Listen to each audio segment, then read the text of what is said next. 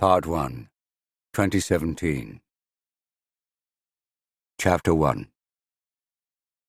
It was a gorgeous, crisp, clear November evening in the valley just outside Dalvík when Disa came home from school to learn that her family would have to sell the farm.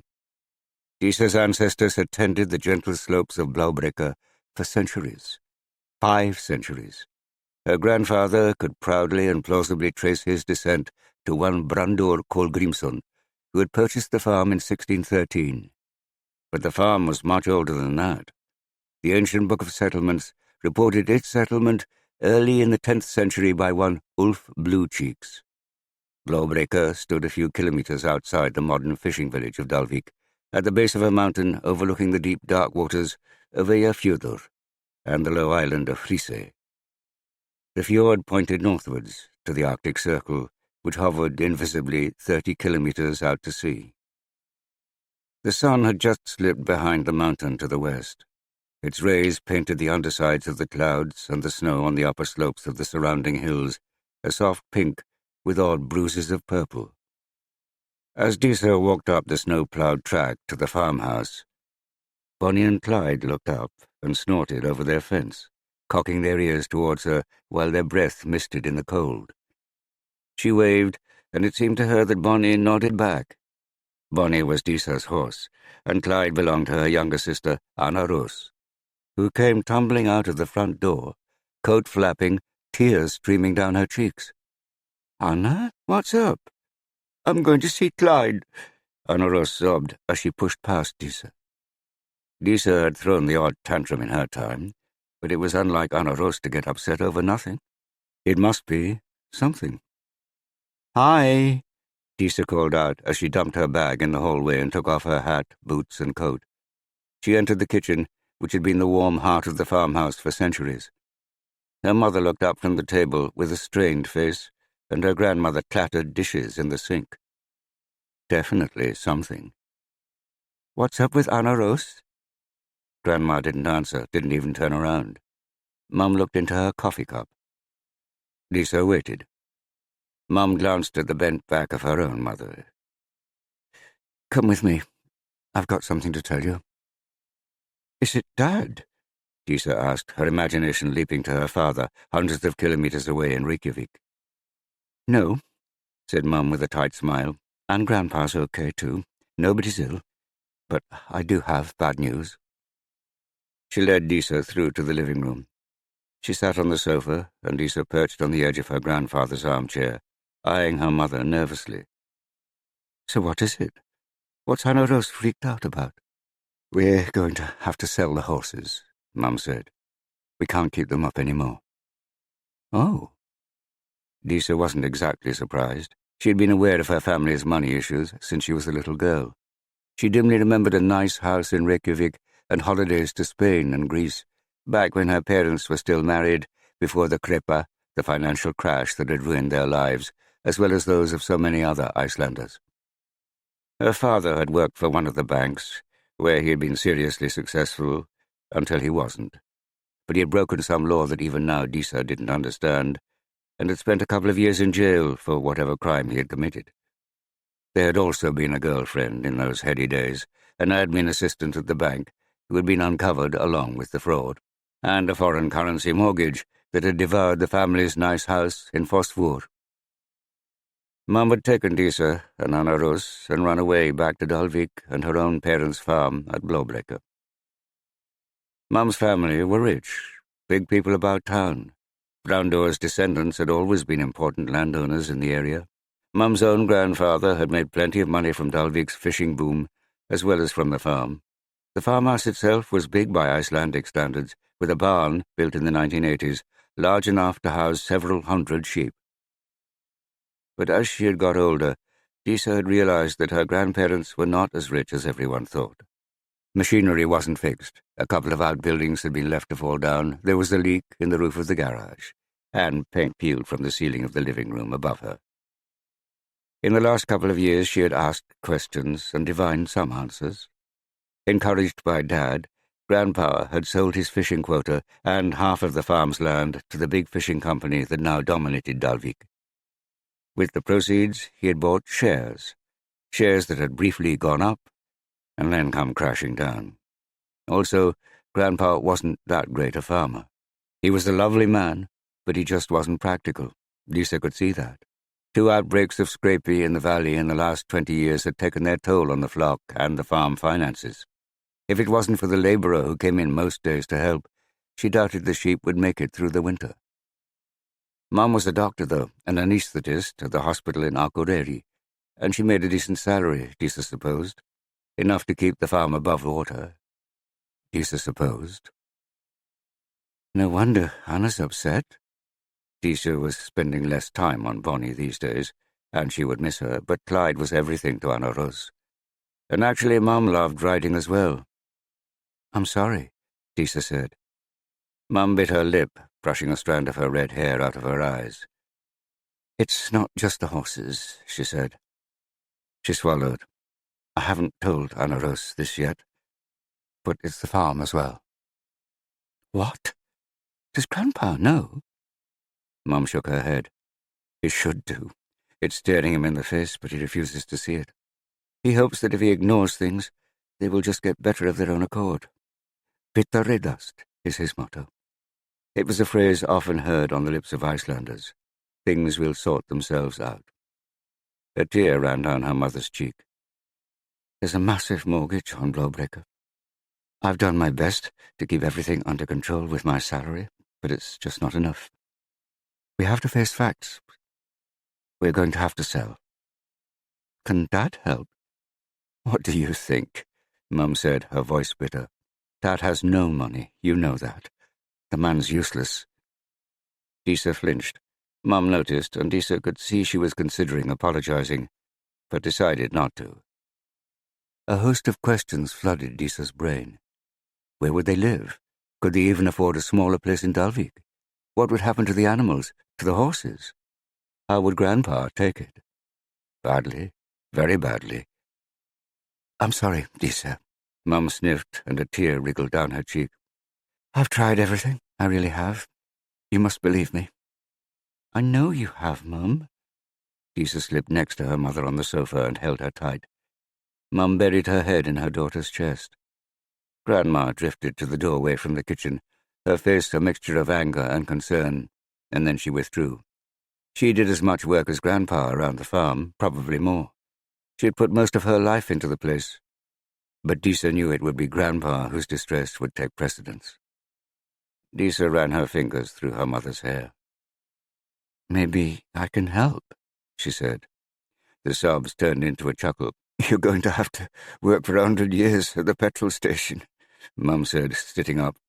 Disa did a few hours behind the counter there to earn some pocket money, in addition to the time she put in helping out on the farm, and her homework. How many 100 years? How much would it take? Mum closed her eyes. She hesitated.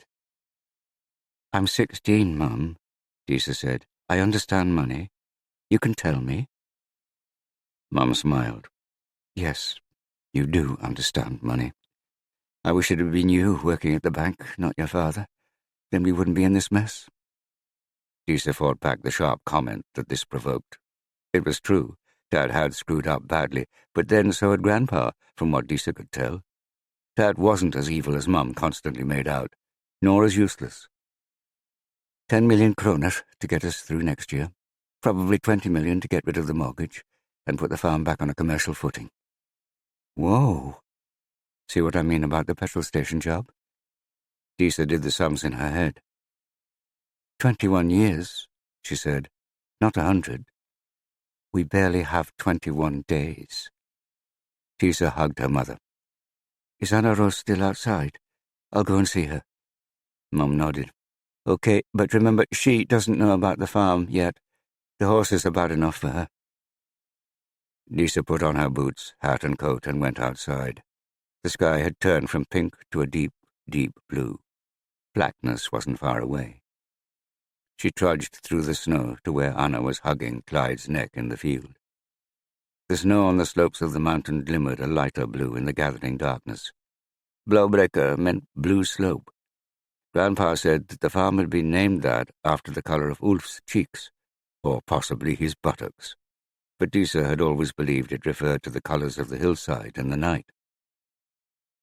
A couple of 100 metres below, on the other side of the road, the river lazily wound its way down towards the sea, pausing in pools of glimmering silver. Disa thought of all the generations who had pulled salmon out of those waters, who had rounded up the sheep every autumn from the great mountain above her, who had looked out at the wall of fells lining the far side of the fjord. The farm wasn't for her, never would have been for her, but it had always been assumed by the family that Anna Rus would eventually take it over. She would do a good job. She loved animals and was willing to work hard at all hours to look after them. Disa opened the gate and approached her sister. "Oh, God, Disa, I can't bear it. I'm going to miss Clyde so much." Disa pulled Anna Rus towards her. Even though she was probably fully grown by now, Anna Rus was 15 centimetres shorter than Disa's 1 metre 90. The two sisters were very different, but despite that, or perhaps because of it, they got on well. There was no rivalry. Anna Rus was pert and blonde and loved to laugh. She had plenty of friends and, increasingly, male admirers. Disa thought of herself as mousy, albeit a very tall mouse. She was quiet, academic. Nobody disliked her, but she was not exactly popular. She was sensible, pretty good at volleyball, very good at maths. "Don't worry, Anna," said Disa. "I'll sort it." "How?" said Anna Rus, her large, moist eyes appealing with hope. She never underestimated her big sister. "How, Disa?" Disa smiled. "I've got an idea." Disa slipped upstairs to her room and flipped up the lid of her computer. She opened up the graph she checked at least once a day. Along the x-axis lay a series of dates starting at 1st Jan 2017 and continuing along to 28th Nov, that day's date. Along the y-axis were a range of dollar numbers, rising from $1,000 to $10,000. A yellow, jagged line sloped inexorably upwards from the lower number towards the higher. Bitcoin. The price of one Bitcoin at that instant was $9,815. She switched to a simple spreadsheet. She owned 31.931 Bitcoin, which, at the current price, was worth $313,403, or, and here she had to type in the current Icelandic exchange rate, 33 million kronur. That was up over $12,000 on the previous day. Disa smiled. It looked like she wouldn't have to work in the petrol station for 21 years after all. Chapter 2. Disa had received her original 5 Bitcoin only 11 months before, back in January, when the price was still about $1,000. It had been a gift from Dad. He had summoned her to meet him in Akureyri for lunch, a secret lunch. Disa had argued, but Dad had insisted. Disa seriously hated keeping secrets from her mum. It was a Saturday, and she had had to lie that she was going shopping with her friend Kata, adding a hint that there might be boys involved. That was pure manipulation of her mother.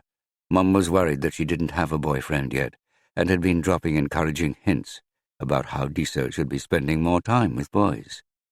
Mum liked Matti, Kata's new boyfriend, and wanted her daughter to find one like him. It was a foul January day. The remains of week-old snow slopped around the pavements. A low, heavy grey cloud squashed the fjord and obliterated the mountains around the town, even stooping to threaten the twin spires of Akureyri's dramatic church. Despite its northern location, Akureyri was supposed to be one of the sunniest places in Iceland. Not that day. As Disa walked from the bus stop to the restaurant on Skupagata, where she was supposed to meet Dad, she wondered what his agenda was. Could it be that he had a plan for some kind of reconciliation? Like so many kids of divorced parents, it was what Disa wanted most in the world. She loved her dad. She loved Mum. Memories of her early childhood, of security and comfort, warmed and nourished her. She knew it was pointless to dream that dream. Although she suspected Dad would have had a go, there was no way Mum was up for it. Mum was unforgiving, and there was plenty that would need to be forgiven. Disa firmly believed that there had been a time when Mum loved Dad, and that she could remember it. But that time was long gone. Yet, even though she knew it would never happen, Disa consciously decided not to give up hope. It sustained her. It allowed her not to take sides, not to nod in agreement when her mother slagged off her father for the 100th time, not to agree with her father about her mother's hard heart. What else might it be? Some news he wanted Disa to break to the family in her role as family mediator? Bad news? Was he ill? Cancer? Good news? Did he want to announce a girlfriend? A marriage? A baby? Disa's blood ran cold. That might be good news for him, but it would screw the chances of a reconciliation with Mum. So it was with a touch of anxiety that she checked the restaurant for her father. He was sitting at a table by the window, which overlooked the cloud-shrouded harbour and the fjord reaching into the murk beyond. He waved to her and scrambled to his feet so he could give her a kiss. A couple of years before, he had given himself a complete makeover. He had been a slim, sleek banker with longish dark hair, brushed back and gelled. Even in the 2 years he spent in the Kviabrygge minimum security prison, he continued to look sleek. But on his release, he fell apart. The hair became longer and lanker, the chin unshaved, and a little belly appeared above his jeans. He had found it difficult to get work during that time. The new, staid, boring banks didn't want the old flashy bankers. Disa knew there had been drink, and guessed there had been drugs. But tourism was booming, and eventually Dad had reinvented himself from Omar Baldvinsson, the smooth bankster, to the hip, if slightly paunchy, tour guide, who could drive you into Iceland's rugged interior, through gushing rivers and over treacherous glaciers. So he shaved his head, a tiny goatee dripped from his chin, an earring of one Viking rune dangled from his left ear, and a tattoo of another snaked up his neck. But he was still Dad. "Hi," said Disa, returning his grin despite her nervousness. She was always pleased to see him. He had picked a nice restaurant, more expensive than the cheap cafes they occasionally met in. But they both ordered burgers. She and Dad always ordered burgers. And she got a milkshake. He asked her about school and her plans for the high school in Ólafsfjörður, the next fishing village down the fjord, that she would be attending the following academic year. "You know they call the kids from Dalvík potatoes," he chuckled. "That's not very nice. What do you call them?" Disa blushed. "Something much ruder, I'm afraid. But it will be good to get to know a whole new set of people." She had made the local volleyball team, and he promised he would come and watch her next time he was in the north. Dad was good at asking questions. His interest in her and her life was always genuine. But Disa interrupted him, her curiosity demanding satisfaction. "So what do you want, Dad?" Dad took a deep breath and smiled. It wasn't bad news, at least as far as he was concerned. A girlfriend, then? Or a wedding? "Have you heard of Bitcoin?" That took her by surprise. "Bitcoin? No." "It's a new kind of currency, a digital currency." "Okay. Whose digital currency?" "Nobody's, or rather everybody's." "What do you mean?" "It's not like the krona or the dollar, which is issued by central banks and controlled by central banks. If the government runs out of dollars, they can just print more of them, or they can make them worthless. The American government will never do that," Disa said. "Not now," said Dad. "But have you ever seen a Confederate dollar? Or those old marks they had in Germany before the war, when people were wheeling bundles of cash around in wheelbarrows? Just last year, the Indian government scrapped all their large denomination banknotes overnight, and our own krona only just survived the Kripa." "All right," said Disa, intrigued by the idea. "But money must be backed up by somebody, surely. Some government promise, or a vault full of gold, or something." "Not necessarily," said Dad, grinning. "Bitcoin doesn't have any government or big corporation backing it." "Then how come it's worth anything?" "It's worth something because of that. No government can mess with it. If you own a Bitcoin, it's yours to keep. No one can change it. No one can take it away from you." "But what exactly is it?" "It's an entry in a database called a blockchain, which cannot be manipulated by anybody. New bitcoins are produced every year, but the amount is strictly limited by the original code. So no one is going to create loads more. Dad took a bite of his burger. It was invented by a guy called Satoshi Nakamoto in 2008. No one knows who he is, or even if that's his real name, but we do know he's a genius. And can you buy anything with his bitcoin?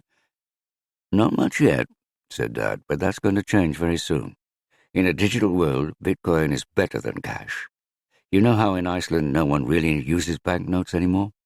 We use these. He pulled out his wallet and held up a debit card. Or nowadays even a phone. We're way ahead of most other countries, but they will catch up. But even with these digital payments, the big banks take a cut on every transaction. With Bitcoin, there will be no banks. So where is your money if it's not in the bank? It's in the blockchain. You have a wallet address that's linked to your Bitcoin in the blockchain database. To access your wallet, all you need is a private key. A key? Not like a metal key. It's a string of characters like a really long password that gives you access to your blockchain. Mine's on this. He fished what looked like a stubby USB stick out of his trouser pocket. It's called a cold wallet. With this, I can access all my Bitcoin. Disa took a bite of her burger. So you have some of these Bitcoin? I do, said Dad, his eyes twinkling. Rather a lot of Bitcoin. He gave her a long, slow wink, just like he used to do when she was a little girl. How did you manage that? Disa said. Dad was clearly pleased with her interest. Sharp gave me some a couple of years ago. Technically, you're not allowed to buy Bitcoin in this country, and you've heard of the exchange controls, which mean Icelanders can't own assets overseas. Sharp is your banking friend, isn't he? The one who didn't go to jail. That's right. He lives in London. So he set up a Bitcoin wallet for me from over there. A suspicion occurred to Disa. Why did Sharp give you the Bitcoin? A birthday present? Not exactly. Dad put on his shifty face. He owed you something? For something you did for him? More shifty face? Maybe. To keep him out of jail. Dad cleared his throat. Sharp is a good friend of mine and very smart. He helped me out. And since he gave me the Bitcoin, the price has doubled. And I think it's going to double again. Suddenly the world is going to realize that Bitcoin is the currency of the future and everyone is going to want some. Disa nodded. She still wasn't sure why he was telling her all this. Maybe he wanted recognition that he wasn't as useless as his wife was always saying. There was no way Mum would ever admit to that. But his daughter might. Fair enough. Well done, Dad, Disa said. That was smart. Dad popped a chip in his mouth, sat back in his seat and grinned at his daughter. She was right. He was pleased with her compliment. The thing is, Disa, he leaned forward. Yes? I'd like to give you some. Some Bitcoin? Yes, 5 Bitcoin. Well, thanks, Dad. 5 Bitcoin didn't sound like much, and they seemed to be very fiddly to look after, but Disa did appreciate the thought. The price is about $1,000 each today. Oh. Then Disa did the sums. Oh, but that's $5,000, Dad. Dad smiled. I know. What do you expect me to do with it? Nothing. Just sit on it, invest it, watch it turn into 10,000. Wow. Disa swallowed. Thanks, Dad. Thanks a lot. Then she frowned. What about Anna Rose? Are you going to give her any? She's too young. She wouldn't understand. But I knew you would. You're good with numbers, and you get money, don't you? I suppose I do, said Disa. She had had a semi-serious reputation within the family since the age of 7, when she had earnestly announced that she was going to save 10% of her pocket money, and had actually done so. And Yoey? Yoey was Disa's half-brother, Dad's son from a previous brief marriage. He was 7 years older than her. He used to stay with them at weekends when they lived in Reykjavik, and he had always been a loyal older brother to her, even after the divorce. Yoey doesn't need the money, Dad said. He's getting a good salary now with that games developer. Dad could see her doubts. Please take it, Disa, he said. You know how badly I feel. How badly I will always feel about letting down you and Anna Rose and, yes, Helga. Mum, this is a small way, a tiny way I can do something for you. It's really important to me. If this works as well as I think it will, if Bitcoin doubles this year and maybe doubles again next year, then you'll have enough money for a start in life. Dad sighed. And at least I will have given you that. Lisa wasn't sure that she completely understood this Bitcoin, or that it was completely legal, but she knew her father. She could see how much this meant to him, how important it was to his pride, which had taken such a battering over the last few years. To reject the Bitcoin would be to reject him, and that was something Lisa was determined not to do. All right, Dad, I'll take it. Thank you, she said. It means a lot to me that you would do this for me. Dad beamed. He took out another USB stick, this one pink. Lisa flinched at the color. He must have got one specially for his little girl, but she decided not to make a fuss. This is your cold wallet. It's called a cold wallet because it's offline. A hot wallet is online. Your wallet address and your private key are on here. I'll email you instructions for how to get access to your Bitcoin. Okay. Be very careful with that. Your wallet address doesn't matter so much. It's like your address on the blockchain or your bank account details. You give it to people to tell them where to pay you. But if you lose the private key, you lose the Bitcoin. Can't I ask for another one? No. Remember, no one is in charge of Bitcoin. It's all down to you. Without the private key, no one can access your coin. Ever. So I suggest you make a paper copy of the key and hide that somewhere in case you lose the wallet. It's like a super cold wallet. I've hidden mine at the summer house. He chuckled. The hidden people can look after it. The summer house was a tiny cabin on the shore of Apavatn, a lake an hour and a half to the east of Reykjavik, which Dad had bought in the good days before the crash. Figure out a hiding place for the wallet and the paper backup. You can password protect the wallet. Just hide the paper copy well. I will. And lastly, don't tell Helga. But, Dad, I hate keeping stuff from her, just like I hate keeping stuff from you. I know, my love, but I simply don't trust her. Seriously? Don't trust her? With what? The Bitcoin?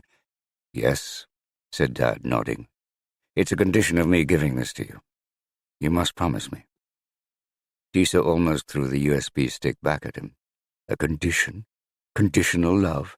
Family distrust? God, she was sick of it.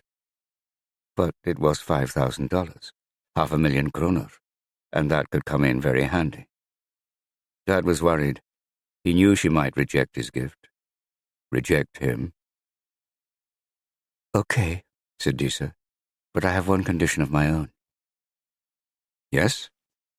She held up the pink USB stick, the cold wallet, as Dad called it. Next time we meet, you get me one of these in silver. Or gold. That evening, Disa spent several hours on her computer getting to grips with Bitcoin. There were a number of websites on which you could trade Bitcoin, known as exchanges, and its price seemed to jump up and down wildly, mostly up. There were other coins, too, known as cryptocurrencies. These were even more volatile than Bitcoin and went up in price even faster. And there was a community of Bitcoin enthusiasts all over the internet. More than enthusiasts, Bitcoin lovers. According to their posts, they loved the cryptocurrency for one of two reasons, either because it was making them a lot of money, or because it demonstrated that individuals could now use a currency completely free of government interference. Disa was fascinated. She watched the price of her Bitcoin spike up and then down every evening after school, mostly up. She read up on trading strategies, moving averages, trends, Fibonacci numbers, relative strength indices. All these indicators suggested that Bitcoin was going up, up, up, and would continue to do so. But there were other cryptocurrencies that were moving up in price even faster. There was one called Ethereum, which people said was going to become just as important as Bitcoin. It might even take over from it. In February, she sold her Bitcoin on an exchange and bought Ethereum for a price of about $13 per Ethereum coin. Within a month, the price had doubled, and it kept shooting up. Lisa checked her phone several times a day, watching the price, cheering it on. By late spring, the price of one Ethereum coin had risen to almost $200. That was literally 15 times the price she had paid for it, not even 4 months before. 15 times. Her Ethereum was now worth over $80,000. Lisa was transfixed. She watched the Ethereum price on her phone at school and then on her laptop in the evening when she got home. Some mornings she would wake up and the price had gone up 10% overnight, and the whole day was good, until in the evening the price plummeted 5%. She could easily make or lose $1,000 between mathematics first lesson in the morning and English last lesson in the afternoon. The school year ended at the end of May. Her mother was disappointed with her report card, and so was she. Her mother and grandparents commented on how much time she spent on her phone, but, like most parents, they had no idea what she was doing on it.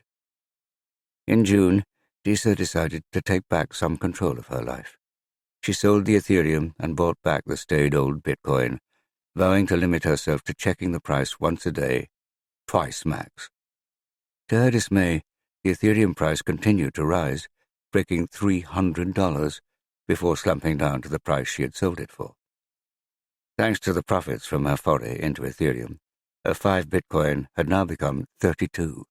The notional value of the digital code stored on her little patch of blockchain was now approaching $100,000, which was a massive amount of money for a 16-year-old girl. She was rich. But although she had enjoyed watching the value of her Bitcoin grow, become obsessed with it, she didn't really believe in it. Despite what the enthusiasts proclaimed, it wasn't like it was real money. You couldn't buy anything with it.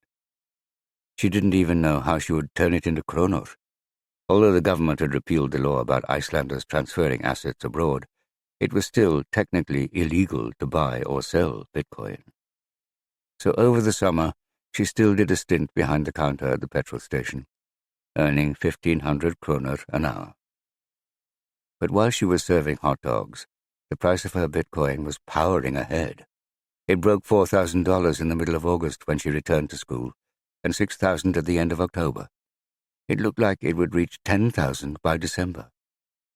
So yes, Lisa could save the family farm, if only she could figure out how to turn the Bitcoin into real money.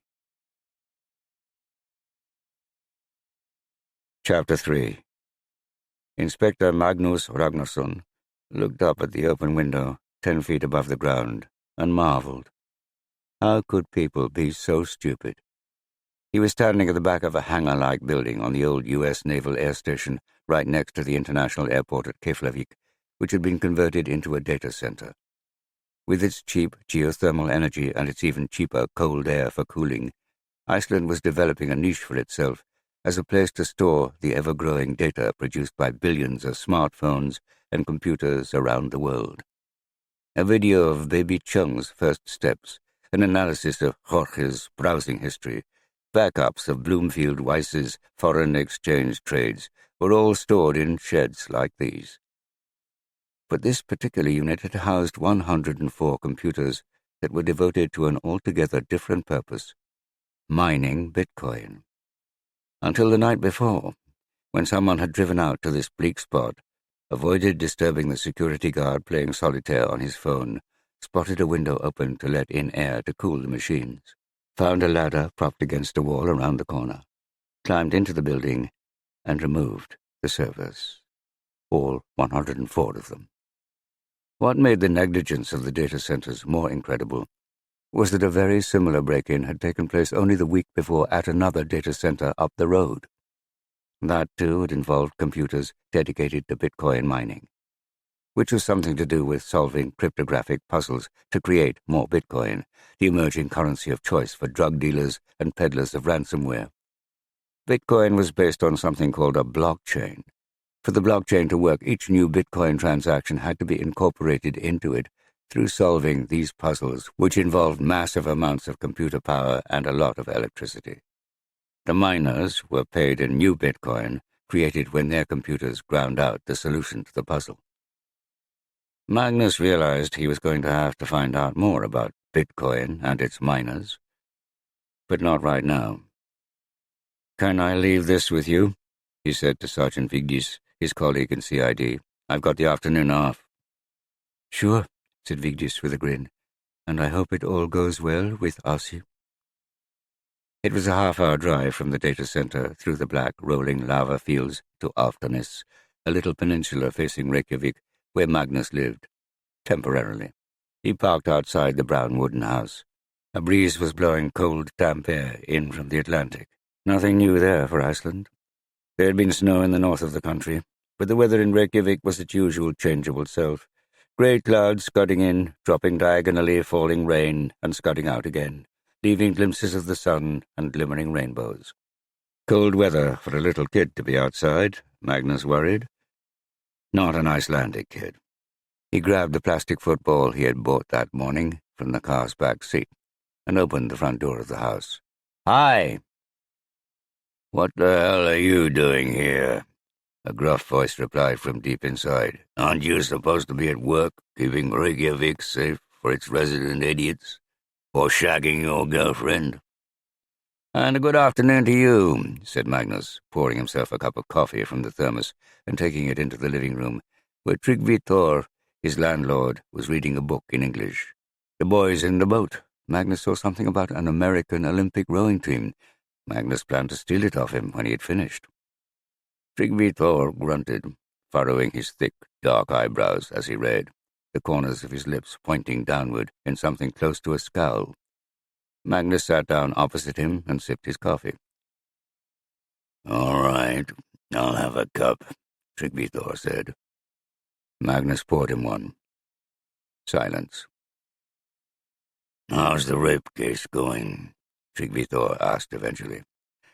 "Not good," said Magnus. That was another frustrating case, which he had been working on with Vigdis for most of the week. "They're always tricky." "Yeah, it's the damn phones." "What do you mean?" "It's a he said, she said. He says she gave consent. She says she didn't. He says she's been sending him texts begging to see him. She says she did want to see him, but she didn't want to have sex with him." "Sounds familiar." Magnus sighed. "His lawyer says she wants to see the victim's phone." "And the victim says no?" "She says her phone is private and there are things on there she doesn't want anyone to see. Things that have nothing to do with the case. So she wants to back out of the prosecution. She says she doesn't see why, just because someone raped her, she has to lay out her entire personal life before a court of strangers." "Do you believe her, that the messages have nothing to do with the case?" "I think so. I can't be sure. But I'm damn sure she's telling the truth. She said no, and then the bastard raped her anyway. She scratched him on the neck. We've got the evidence for that. But unless we can persuade her to turn over her phone, the bastard will walk free. And that really pisses me off. We never used to have this problem, but now it's happening all the time." Tryggvi Thor shook his head. "I always hated rape cases." Tryggvi Thor had been a policeman, a detective, like Magnus, in the Reykjavik CID. He had been kicked out of the force under a cloud in the 1990s and had escaped to Uganda to run a school. But after the death of his African wife, he had returned to his late parents' home in Alftanes. Magnus had returned to Iceland himself earlier that summer for a second stint with the Reykjavik Metropolitan Police. He had been away from Iceland for 5 years, back in his old job in homicide for the Boston Police Department. Given the tourist boom and the season, it had been a nightmare trying to find accommodation in Reykjavik. Magnus had been investigating a robbery with violence at Tryggvi Thor's house when the retired cop had offered him a room. Magnus had accepted. 3 months into it, and the arrangement suited them both well. Tryggvi Thor was a grumpy bastard, and Magnus liked to be left alone. They respected each other's desire not to be bothered. Yet more and more, they found themselves talking. Magnus was coming to realize he actually liked the grumpy bastard. The doorbell rang. "Who's that?" "A friend. said Magnus, leaping to his feet. He corrected himself. 2 friends. He opened the front door. A blonde woman wearing a cream-coloured woolly hat was standing there with a small boy clutching her leg. They both looked nervous. "Hi, Ingeleif," said Magnus. "Hi." Ingeleif hesitated, and then reached up to kiss him on the cheek. Magnus squatted down on his haunches. "Hi, Housie," he said to the small boy, whose bright blue eyes stared at Magnus from beneath a thatch of red hair. "Do you remember, Magnus?" Ingeleif asked encouragingly. The boy shook his head and clung more tightly to his mother's leg. A wave of disappointment washed over Magnus. It was 2 months since Magnus had met the little boy for the first and only time, by chance on a Reykjavik street with his mother. Magnus knew that the encounter would have meant much less to the boy than it would to Magnus. But it hadn't occurred to Magnus that Asi wouldn't even remember him. But then, why should he? "I thought we could go for a walk," said Magnus. "It's not too cold, is it?" The breeze was whipping Ingeleif's blonde hair around her cheeks, which were blossoming pink in the chill. Magnus couldn't help staring at her. Those cheeks were so familiar, the lips, her grey eyes, and that little nick on her eyebrow. She stared back for a moment that was just about to become awkward when she answered his question. "No, we're dressed for it." "Great. Look, come in from the cold, and just wait a sec while I get something for Housie." He ducked back into the living room to pick up the bright orange plastic football he had bought earlier. Tryggvi Thor was on his feet to greet Magnus's guests. "Good afternoon," he said to both of them. "I'm Tryggvi Thor. Magnus is my lodger." "That's very brave of you," said Ingeleif. "I'm a brave man," said Tryggvi Thor. "I take it you and he are old friends." "Old friends," Ingeleif confirmed. "You don't look like the kind of girl who would be stupid enough to go out with a policeman." "Sadly, I was," said Ingeleif, "until I came to my senses." Tryggvi Thor looked at the little boy. "My guess is until about 5 years ago." Asi was 4.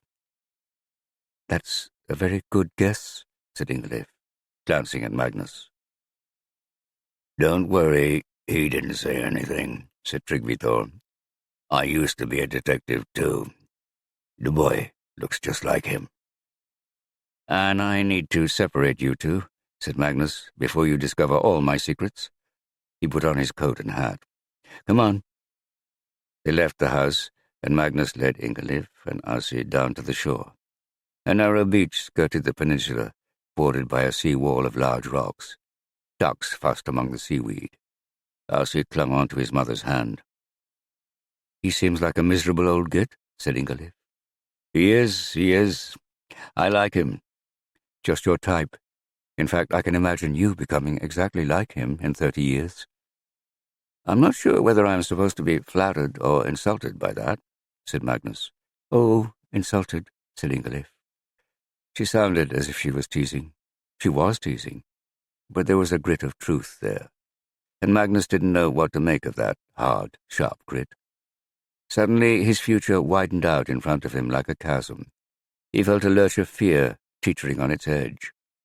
Would his old age be spent in Iceland or America? Who would it be with? Would it be with anyone at all? Would Asi be a part of it? Or, when he was 70, would he still not know who he was, where he was from, whom he was to live his life with? A bit like Tryggvi Thor, then.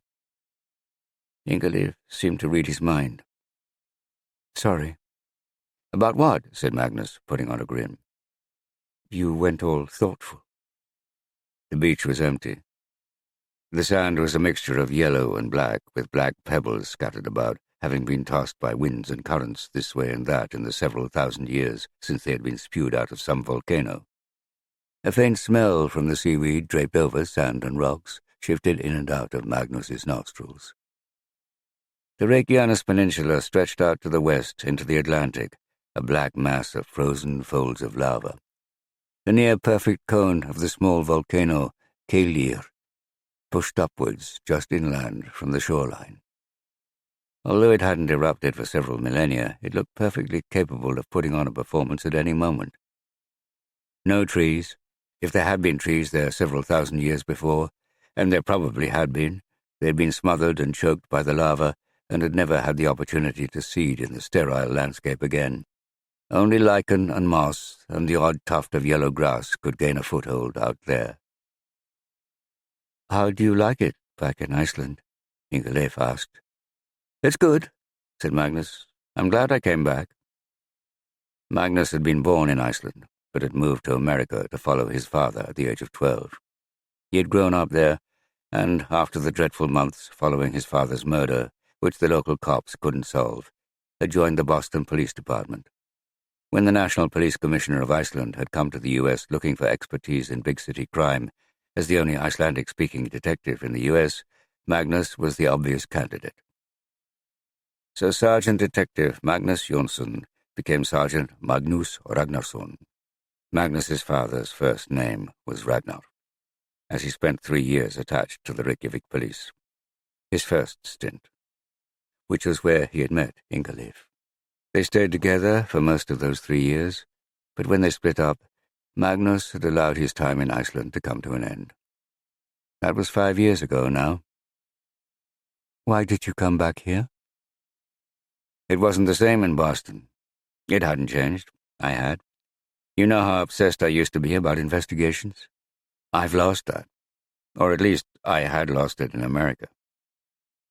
"Because you had solved your father's murder?" "That's right," said Magnus. Ingeleif had always understood him, almost as well as he understood himself. Probably better. He had discovered the key to his father's murder had been in Iceland all along. Until that point, he had been driven to solve every homicide he came across in an ever-fruitless attempt to solve his father's murder, or if not to solve it, then resolve it. Which, of course, he never managed to do. But after he had dealt with his father's death, he found the homicide investigations just depressing, and they produced ever-increasing quantities of information that had to be typed into computers. "Are you happy now?" Magnus glanced at Ingeleif. Never afraid to ask direct questions. "Yes," his smile broadened. Ingeleif laughed. "That was quick. You've only been back a few months. What's her name?" "Eglo. She's an archaeologist." "She wasn't a witness on that murder case you were involved in, was she? The one that was in the papers?" "Maybe." "Magnus, you must stop doing that. You know it's unprofessional." That was how Magnus had met Ingeleif. I know. "Tell me about her." Magnus hesitated. His instinct was not to tell his former girlfriend about how wonderful his current girlfriend was. But on the other hand, if he was going to establish a successful long-term relationship with the mother of his son, he was going to have to get over the former girlfriend bit. So he did, describing how Eglo had her own 11-year-old son, about her background as an archaeologist, and how she had stumbled into the role of successful presenter of TV documentaries. He tried to avoid sounding too enthusiastic, but didn't entirely succeed. "She sounds perfect for you. You really like her, don't you?" "I do," Magnus admitted. "I'm glad," said Ingeleif. She sounded as if she really meant it. Yet somehow she sounded sad as well. Or was Magnus imagining that? It was his turn to pry. "Last time we met, you mentioned something about a guy called Hermes?" They had only spoken twice since Magnus had been back in Iceland, and not at all when he had been in America. The first time, when they had bumped into each other on Borgartún, and Magnus had learned of Arcee's existence, Ingeleif had mentioned her husband. The second time, over lunch, she had said the husband had gone off with another woman. "Hannes wants to come back. Turns out I'm more interesting than his skinny model. Who'd have thought it?" "Are you going to take him?" "Don't know. Not sure." Magnus looked across at her. She was walking, head down. Was she avoiding his glance? They continued on in silence for a bit. The wind whipped in from the ruffled sea, shuffling the layers of white and grey cloud into streaks of blue. Magnus switched to English for the little boy's benefit, or rather to exclude the little boy. There was a question he needed to know the answer to. "Does he know that Hannes isn't his father?" "Oh, yes. He calls him Hannes, not Dad, but I have to say that Hannes is very good to him. Does he know about me? Who? Hannes or Asi? Both? I've told Hannes all about you. At the moment, Asi thinks he hasn't got a dad, and I'd like to keep it that way. She took a couple of steps, for now, at least. Asi had heard his name and looked up at his mother and Magnus. You're 41.5, he said. Magnus grinned. Asi did remember him after all. They'd swapped ages last time they had met. And you are 4.5. And a half. Ingeleif smiled at Magnus. What are you doing with that football? Are you taking it for a walk? Aren't you supposed to kick it? Magnus dropped the ball to his feet and dribbled it lackadaisically on the sand in front of him, small waves swishing against the shoreline a few meters away. Asi watched closely, still touching his mother's hand. When the ball drifted near Asi's toes, Asi gave it a poke and sent it skimming across the beach. Magnus scampered after it and passed the ball back to Asi, who let go of his mother's hand and ran after it. An hour later, exhausted by all the running, kicking, falling down and laughing, Magnus hauled Asi up on his shoulders and carried him back to Ingeleif's car. On the other side of Altenes, the large white farmhouse, Bessestadir, that served as the president's residence, stood alone with its church and its flagpole, from which Iceland's flag proudly fluttered. Magnus had come to appreciate being in a country where the president lived on a farm. That was fun, he said to her. Thank you for bringing him. He enjoyed it, and it was good to see you playing, Magnus. Magnus lowered the boy off his shoulders, and Ingeleif strapped him into his car seat. Asi's eyelids were dropping. Can we do it again? Ingeleif nodded. Sure, he'd like that. I'll text you. Chapter 4. Disa didn't get a chance to speak to her mother until the following evening, when Mum got back from her shift at the hospital, and she had to endure a tense supper where everyone seemed unhappy with everyone else. Even Anna Rus, who could usually be relied upon for some bubbly chatter. Grandpa tossed some comments about politics onto the empty table. There had recently been an election, and although Grandpa's party, the Independence Party, had the most seats, it looked as if the leader of the left Greens would become Prime Minister. A couple of days before, the conversation would have turned into a good-humoured skirmish of the generations, with Disa taking on her grandfather. But that evening she didn't have the heart for it. She was bursting to tell them all about the Bitcoin, but she knew she had to start with Mum.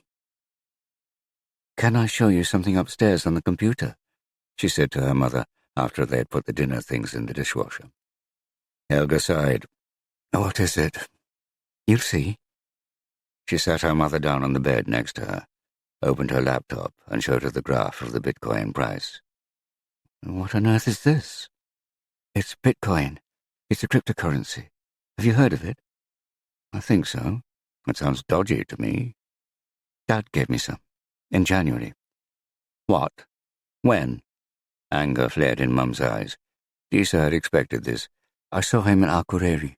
He made a trip up just to see me, to give me the Bitcoin. And you didn't tell me? No. Disa, why on earth not? Disa tried to fight the impatience rising within her. Because you'd have gone apeshit? Damn right I would have gone apeshit. In fact, I can feel myself going apeshit now. Okay, said Disa, realizing she had gone about this wrong. Just hear me out first, and then you can get as angry as you want. Disa watched her mother struggle to control her temper. She didn't usually lose it, but Disa could feel the pressure of the money worries, see it in the tightness around her mother's eyes and lips. All right, Helga said. So how many Bitcoin did he give you? 5. 5? What's that worth? $5? 50? That's not going to make much difference. Then a thought struck her. Don't tell me they're worth nothing. Your father really is useless. They were worth 5,000 when he gave them to me. Really? Helga raised her eyebrows. And now? And now, thanks to a bit of trading I did in another cryptocurrency, The 5 Bitcoin have become 32. That sounds good. Mum was nodding her head. Take another look at this graph. Disa pushed her laptop in front of her mother. Mum took another look. Is that $9,000? It is. Helga was an anaesthetist. She could do arithmetic perfectly well. Her mouth dropped open. But that's about $300,000. Disa grinned. 313. Anger was replaced by a flash of hope in her mother's eyes. Almost greed. But that's ridiculous, Disa. That can't be right. And it's all yours? It is, said Disa, thanks to Dad. The point had to be made. He was just lucky, said Helga. Where did he hear about this Bitcoin? He's got a friend called Sharp from his banking days who lives in London. Sharp told him about it and fixed it up for him. I remember Sharp, said Mum. He was always smarter than Omar. Managed to keep himself out of jail for a start. Why didn't you tell me about this? I wanted to, but Dad made me promise not to. He made you promise? The anger was back. You know you don't have to keep your promises to your father. He never kept any of his promises. Mum, I've got $300,000. 30 million kroner. Enough to keep the farm. If I can only get it out of Bitcoin and into real money. I'm not sure how you do that. Disa, that's your money. You don't have to give it to us. Disa smiled. Us? You said us? Who do you mean by us? Helga looked confused. Well, me, Grandpa. You mean our family. Me, you, Anaros, Grandpa, Grandma? Yes, I suppose I do. Well, as far as I am concerned, it is ours. Dad gave it to me because he felt guilty about how he had let us all down, and he thought I could look after a good investment. But this is a way for him to help us when we really need it.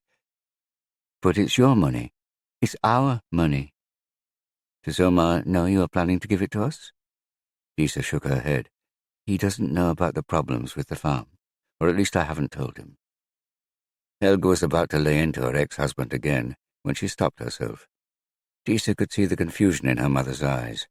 She knew her well enough to understand what she was feeling.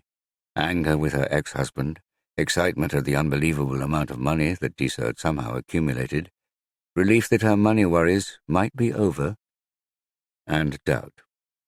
Doubt that it was all too good to be true, too unreal.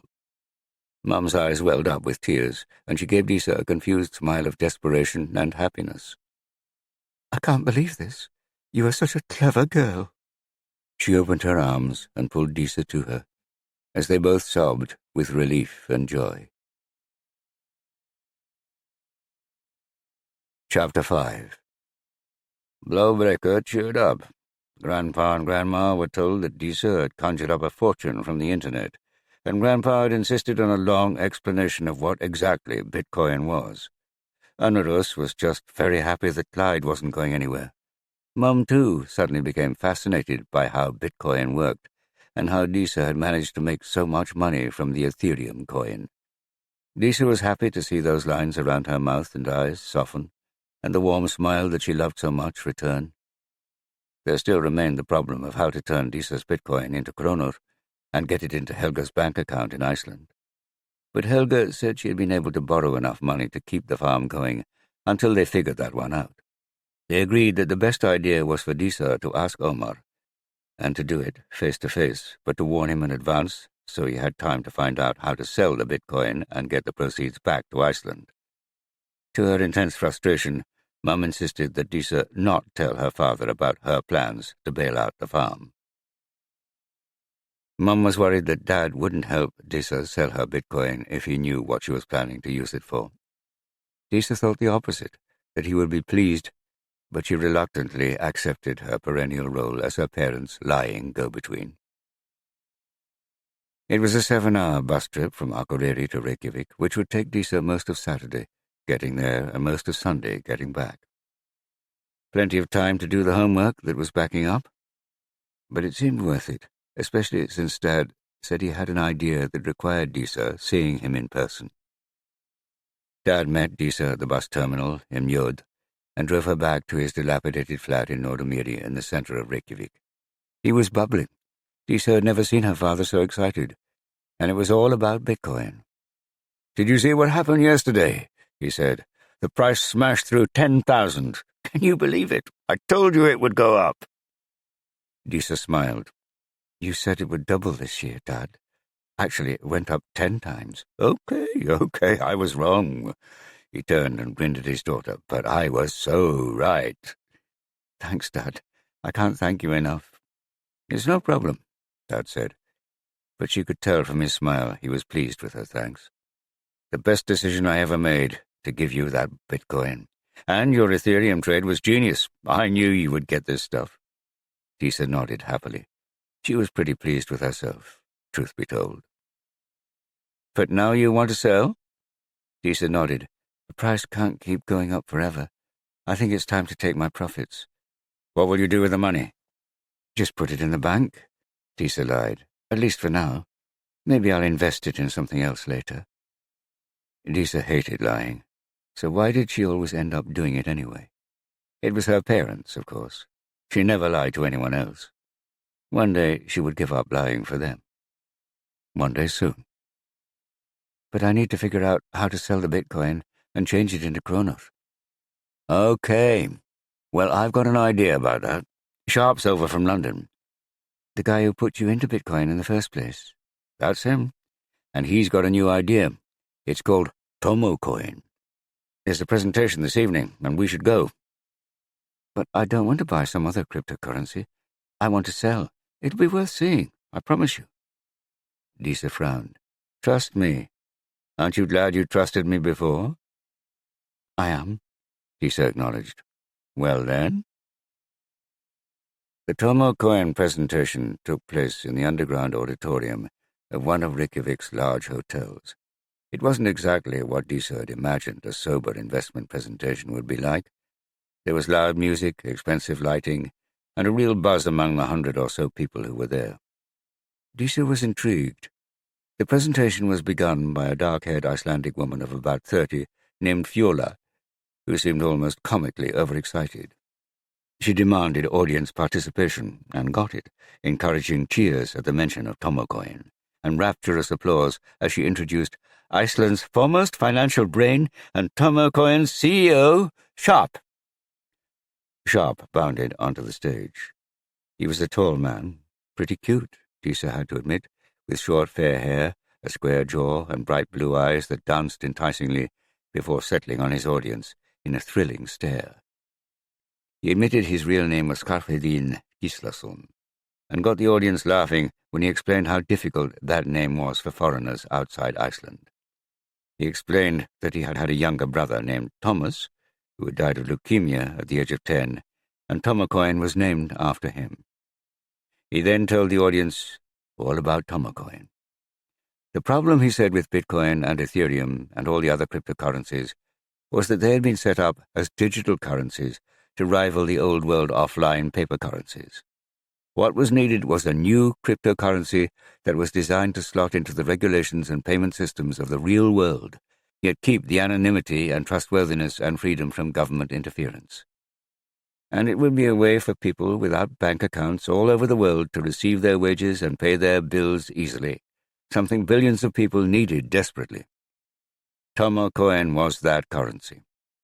He cut to a video of an old Swiss guy with a pointy grey beard who talked about regulation, then a smooth Ugandan with a pointy black beard who talked about how Tomocoin would revolutionize village life all over Africa, and then a Chinese woman with no beard whatsoever who talked about how 1 billion Chinese were itching to buy Tomocoin. Finally, Sharp asked the question that had been bothering Disa. Why, with all those billions of people demanding to buy Tomocoin all over the world, had Sharp bothered with Iceland? The answer he gave was that Iceland was the most advanced country in the world in digital payments, and, he said, Icelanders were the smartest people. The crowd loved that. They knew he was being ironic, yet they believed he secretly meant it at the same time. Tomocoin was going to be launched in 2 weeks, in time for Christmas. They had decided to launch it to the smartest early investors before they had an exchange set up, ready to convert it into hard currency, and before they had the regulatory approvals, because that would give a chance for the guys who got in early to make a fortune. All they would need was a bit of patience and a bit of belief. It all sounded pretty good to Disa. Afterwards, Disa and Dad went up to the hotel bar to meet Sharp, who was there with Fjola, a couple of young guys in T-shirts, and a few Icelandic admirers. Sharp seemed genuinely pleased to see Dad and gave him a warm embrace. "This is my daughter, Disa," Omar said.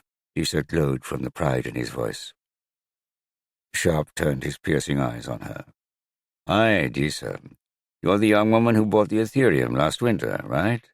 Your dad told me about you." "That's right," Disa said. "It's all back in Bitcoin now." "And now you want to take your profits? You know Bitcoin is shooting up even faster now." "I know," said Disa, "but from what I've read, that means the price is getting near the top. I don't know where the top is, but I've made enough for now." Sharp grinned. "Smart girl. Take a look at Tomo Coin. Do your research. Check out the white paper on our website. It will tell you all you need to know. If you like what you see, use your Bitcoin to buy Tomo Coin when it comes out in a couple of weeks. Then wait until we set up the exchanges and get the regulatory approvals, and sell it. If you want, my guess is Tomo Coin will prove to be just as good an investment as your Ethereum." "When will the exchange be ready?" "Hard to say. It takes time, and we want to do it properly. 6 months? A year, max. In the meantime, talk to Fjola.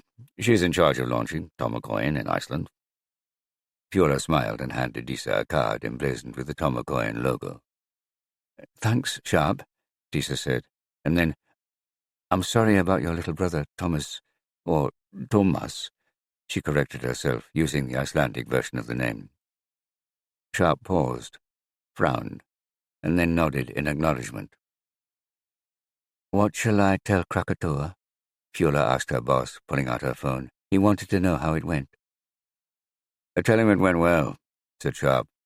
"Don't you think, Disa?" "Who's Krakatoa?" she asked. "My partner," said Sharp. "He's the brains behind the operation." "Is he an Icelander too?" "I think he's from Canada," said Fjola. "Isn't he?" "Vancouver," said Sharp. "But after this, we may make him an honorary Icelander." Disa thought Tomo Coin sounded good. It sounded very good. She'd check it out online, but it looked like it might be a good option for her Bitcoin. "Yeah," she said. "Tell him it went well." But one thing she had heard didn't quite ring true. Disa wasn't totally convinced that Thomas, or Thomas, was real. Not that it mattered. Or did it? Chapter 6. Magnus looked down at the spiky blonde head on his lap, or what he could see of it behind the covers of a book. Something about trolls in the medieval north. The setup was both uncomfortable and very comfortable. It turned out Eglo liked to read, and so did he. And they liked to read together. Work was busy. To Magnus and Vigdis's frustration, the rape victim had withdrawn from her case, unwilling to give up her mobile phone's secrets. But the data server heist had exploded. There had been 2 more break-ins. The value of the equipment stolen was now counted in the hundreds of millions of kroner. Magnus had been investigating the sales channel the thieves had used to offload the servers and trying to track down any Bitcoin transactions with which they could have been paid. More promising was the CCTV image of a suspicious blue van taken near one of the break-ins. Some progress, but not enough. The pressure was on. The news websites were all over the story. They were in Eglo's small flat in Kopavur. Bjarki, Eglo's 11-year-old son, was playing football manager in his bedroom as usual. He had explained at great length to Magnus how he was managing Macclesfield Town, some tiny place in England, and powering it up to the English Premier League. Magnus didn't know much about English soccer, although he was trying to keep up with Bjarki's passion for Liverpool. Frankly, Magnus couldn't give a damn about Macclesfield Town. He was trying to get Bjarke interested in the Red Sox. He reckoned he'd snare him in the end with the statistics. But so far Bjarke was only showing polite interest in baseball. Eglo looked on with wry amusement. Soccer wasn't a bad game. Magnus had been pretty good at it when he was a little kid, playing at the Snæfell Club in Stikisholmur in the west of Iceland. Although they played it a bit at his middle school in Cambridge in Massachusetts, he had taken up real football, American football. As he had shown some early talent on the beach, would he play for his own club team eventually? Icelanders were pretty good at soccer. It was 3 weeks since Magnus had kicked the ball around on the beach with his son, and he couldn't help thinking about it. He didn't really understand why.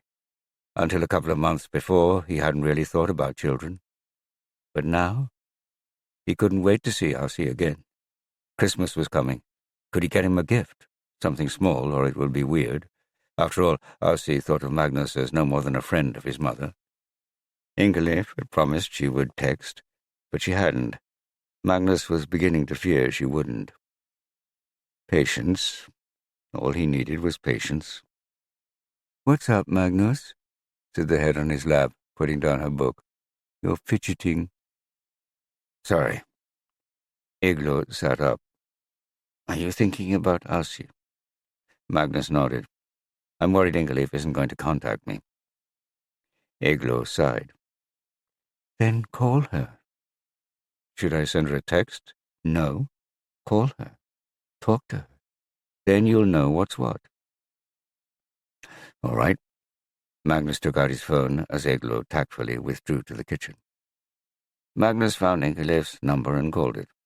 It rang and then went to voicemail. He put the phone down, disappointed.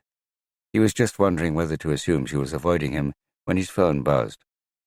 It was her. "Hi, Ingalill," he said. "Hi. I was just calling to see how you were. And Aussie." There was silence on the other end of the phone. Uh-oh. "Magnus, I know I said I would bring Aussie to see you again, but now I don't think it's such a good idea." Magnus's blood went cold. "Why not?" "Hannes came back." "So what?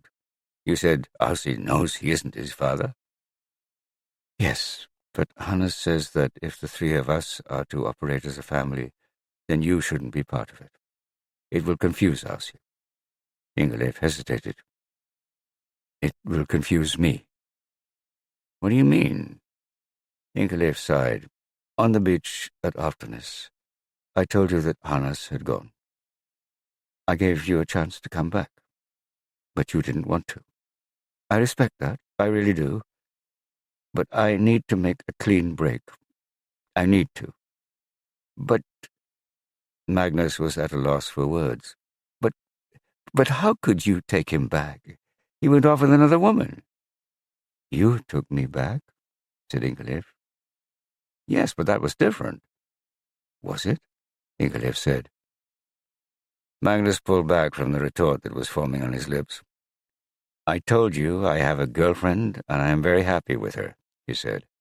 "Can't you tell Hannes there is no chance of anything between us? I want to see Aussie. I need to see Aussie." Magnus was surprised by the strength of feeling as he uttered these last words. But he meant them. "I'm very sorry, Magnus. The answer is no. I owe it to you to be crystal clear on that." "No." "But I have a right to see him, and your sleazy husband doesn't have any right to stop me." Now anger flared in Ingalif's voice. "You have no right, Magnus. You didn't know Aussie even existed until 3 months ago. Even then I didn't want to tell you. He's my son, and I want to bring him up in a stable family, with the man I love, who, by the way, isn't you." "But, Ingalill, you have to let me see him. You have to." "No, I don't, Magnus. And don't even think of trying to force it." The line went dead. Magnus stared at his phone. He fought to control tears welling up in his eyes. Where the hell did they come from? 2 hands rested on his shoulders, and he felt lips kiss the back of his head. "I'm sorry, Magnus," I couldn't help hearing that. She said no. I heard. I don't know why it bothers me so much, said Magnus, turning to Eglo. But it does. You need a family, said Eglo. We all do. Magnus reached up to kiss her. I'm very glad I've got you. Part 2, 2020. Chapter 7. He lay on his stomach at the brow of the hill, looking down the valley towards the fjord. A low, flat island floated close to the near shore. The cluster of white buildings that was the village of Dalvík squeezed itself between its mountain and the water, where a large blue trawler edged its way into the harbour. It was a chilly September morning, but he was dressed for it. Rays of sunshine sprinkled the waters of the fjord, and the river winding down towards it. A tight black ball of moisture was rolling along the valley to the southwest in his direction. A bit of rain would be good. A lot of rain would be better. Enough to wash away evidence that he had been here. Then he saw it. A lone figure on a horse, picking its way up the hillside towards him, at least a kilometre away. He edged backwards until he was out of sight, and then hurried down the reverse slope along the path. The spot he had picked was in a kind of hollow created by a stream tumbling down the hillside, invisible from anywhere but above, high on the summit. And there was no one up there, just a pair of ravens circling, their loud croaks echoing off the rocky walls across the valley. He sat, removed his glasses, they were expensive and he didn't want to damage them, and grabbed his ankle, allowing himself to slump crookedly against a stone, a small day pack by his side. He waited. The horse appeared over the brow of the hill, a short, tough-looking animal with a reddish coat and a thick, pale mane. The rider was preoccupied and took a moment to spot him, even though he was only 50 meters away. He waved and cried out, "Hello!" The rider saw him and set her horse down the gentle slope at a fast trot, or rather a weird kind of smooth run he had never seen before. He winced. The rider pulled the horse up next to him and said something to him in rapid Icelandic. "I've hurt my ankle," he replied in English. "I think I might have broken it." The rider jumped off her horse. "I'm a doctor," she said. "Let me take a look." "Thank you." He smiled, moved his leg, and then let out a short cry of pain. The woman crouched down next to him. She was in her 40s, with thick red hair and a warm, comforting smile. Quite attractive, he thought. "Let me take off your boot," she said. As she bent over his foot, he shifted his right hand out from beneath the day pack by his side and swung the knife hard into her stomach. A moment later, he was hurrying along a path back up the side of the mountain, her riderless horse whinnying as it dashed in the opposite direction towards home. Chapter 8. "Want some coffee, Petra?" Disa asked. "I've just made some." The girl blinked, pushing back her thick, dark hair. She was wearing pajamas and had just emerged from Yui's room. It was nearly 11, but it was a Saturday. Yui was a night owl anyway. He usually worked late into the small hours of the morning, and his girlfriend was happy to do things his way. Petra was happy pretty much all the time. Disa envied her. She was Australian, of Greek heritage, about Disa's age, and had met Yui the year before when she had been a student at the university. She had decided to drop out of Australian uni, stay in Reykjavik, and start a career as a barista. This suited her. She didn't seem to Disa to do anything when she wasn't working, except lie around next to Yui, fiddling with her phone. Yui seemed just as happy with that arrangement. Petra was attractive in an exotic way for Iceland. Large and soft, with olive skin, sleepy black eyes, and dark hair. Disa was in her first year at the university. She was studying economics and had planned to share a place with Kata, her friend from Dalvík, who had signed up for English literature. But then Kata's boyfriend, Matti, had suggested that he and Kata live together in Reykjavik. He was starting at the same time, and Disa had released Kata from her obligation to share a flat with her. Which meant Disa was stuffed. Yui allowed her to stay with him and Petra in his flat in Garabaya until she sorted herself out. At least 6 months of the coronavirus pandemic had kept the tourists away from Reykjavik, removing some of the pressure on housing. "You won't have to put up with me much longer," said Disa. "I think I've found somewhere." "No worries," said Petra. "You're good here." Disa smiled, knowing Petra meant it. It was a lovely modern flat, built just before the crash. Large, triple-glazed windows looked out over the bay towards the president's residence on Alftanes. Nice, but not very big. Disa was occupying Yui's study, and since he was working from home in the pandemic, fiddling about on his computer with whatever he did for the games company, that was a bit tight all around. Disa tried to spend as much time as she could at the university. Yui seemed to do most of his work at night in the living room while she was asleep. "Thanks, Petra." "Did you say you'd found somewhere?" Yui said, emerging from his bedroom, yawning. "I hope so. I saw a girl last night. She's offered me a place in her flat. I need to see it first, but it sounds okay. She's on my course, but I don't know her very well. She seems nice." "Great," said Yui. He gave her his habitual vacant smile. His fair hair coiled in tight curls around his brow, and his round cheeks were so pale they were almost translucent. He was 27, but he had a look of mild innocence about him that made him seem much younger. Disa sometimes thought he looked like an angel. An angel after a rough night, perhaps. "Thanks for letting me crash here," she said. "No, it's been good," said Yui. "Yeah." And it had. Disa had always liked Yui, and had resented the way their parents' domestic arrangements had kept her away from her brother. She hoped the month they had spent together would forge a bond they could keep as adults. She wasn't certain how Yui felt about it. Her intuition was he felt the same. Her phone buzzed. She checked it. "Hi, Anna Rose," she said. For a moment there was silence, then the sound of a sob. Disa darted a look of panic towards her brother, who was pouring himself a bowl of cereal. "Anna? It's Mum. She's dead." "What?" "Someone's murdered her. Stabbed her. I found her out here on the mountain. The police are on their way. It's horrible. You've got to come home, Disa. You've got to come quick." Chapter 9.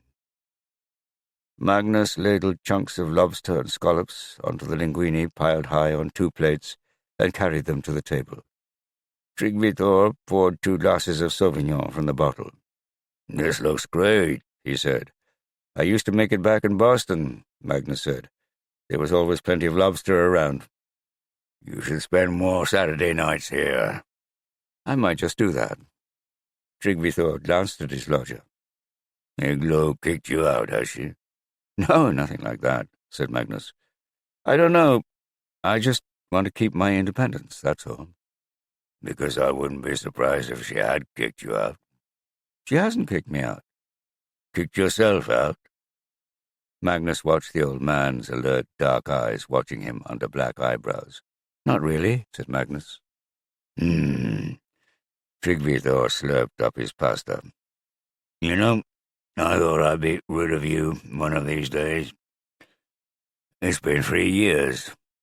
I know, said Magnus. For most of that time he had spent the majority of his evenings and weekends at Eglo's place, keeping his stuff in his room at Tryggvi house, paying rent, and occasionally showing up, especially when Eglo was travelling for her work. Everyone seemed content with that relationship. Magnus, Eglo, Tryggvi, and even Bjarki, who had stayed with him on Alftanes sometimes when Eglo was away. Or at least he had thought everyone was content. Now he wasn't so sure. That morning, Magnus had sent Ingaliv a text. "Hi, I hope you're all okay. Any chance I could see Aussie sometime?" He hadn't received an answer yet. His phone rang. He checked it. Detective Superintendent Thelma, head of Reykjavik CID, and Magnus's boss. "Hi, he said, putting down his fork. The linguine was good. He hoped he would get to finish it. I want you on the first plane to Akureyri tomorrow morning, Thelma said. What is it? A murder in Dalvík. Female, 47, doctor at the hospital in Akureyri. Stabbed while out riding this morning. Isn't Oliver the senior investigating officer? Oliver was the inspector in charge of the small CID in Akureyri. Murders were rare in Iceland, and it wasn't surprising that reinforcements would be sent up from Reykjavik. But Magnus and Oliver were the same rank, and Magnus knew Oliver would object to Magnus showing up. Apparently there is a cryptocurrency angle. Financial crimes are not interested, so I decided that you are our cryptocurrency expert and I'm sending you. I don't care what Oliver thinks. I'd like you to keep an eye on things. Thelma didn't trust Oliver any more than Magnus did. But I know virtually nothing about cryptocurrencies, said Magnus. You know more than any of the rest of us. Magnus had eventually arrested the gang behind the Bitcoin mining thefts, and it was true that during the investigation he had learned a bit about the cryptocurrency, although he would hardly call himself an expert.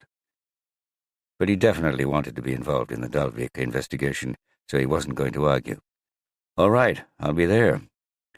He hung up and turned back to his linguine. Was that your boss? Tryggvi Thor asked. Superintendent Thelma, yes. Your old buddy. Tryggvi Thor glared at him under his thick eyebrows. Tryggvi Thor and Thelma pretended not to know each other, although Magnus had once spotted them together. Every now and then Magnus wound him up about it, although he had no idea what their relationship, if any, was. Tryggvi Thor certainly wasn't going to tell him.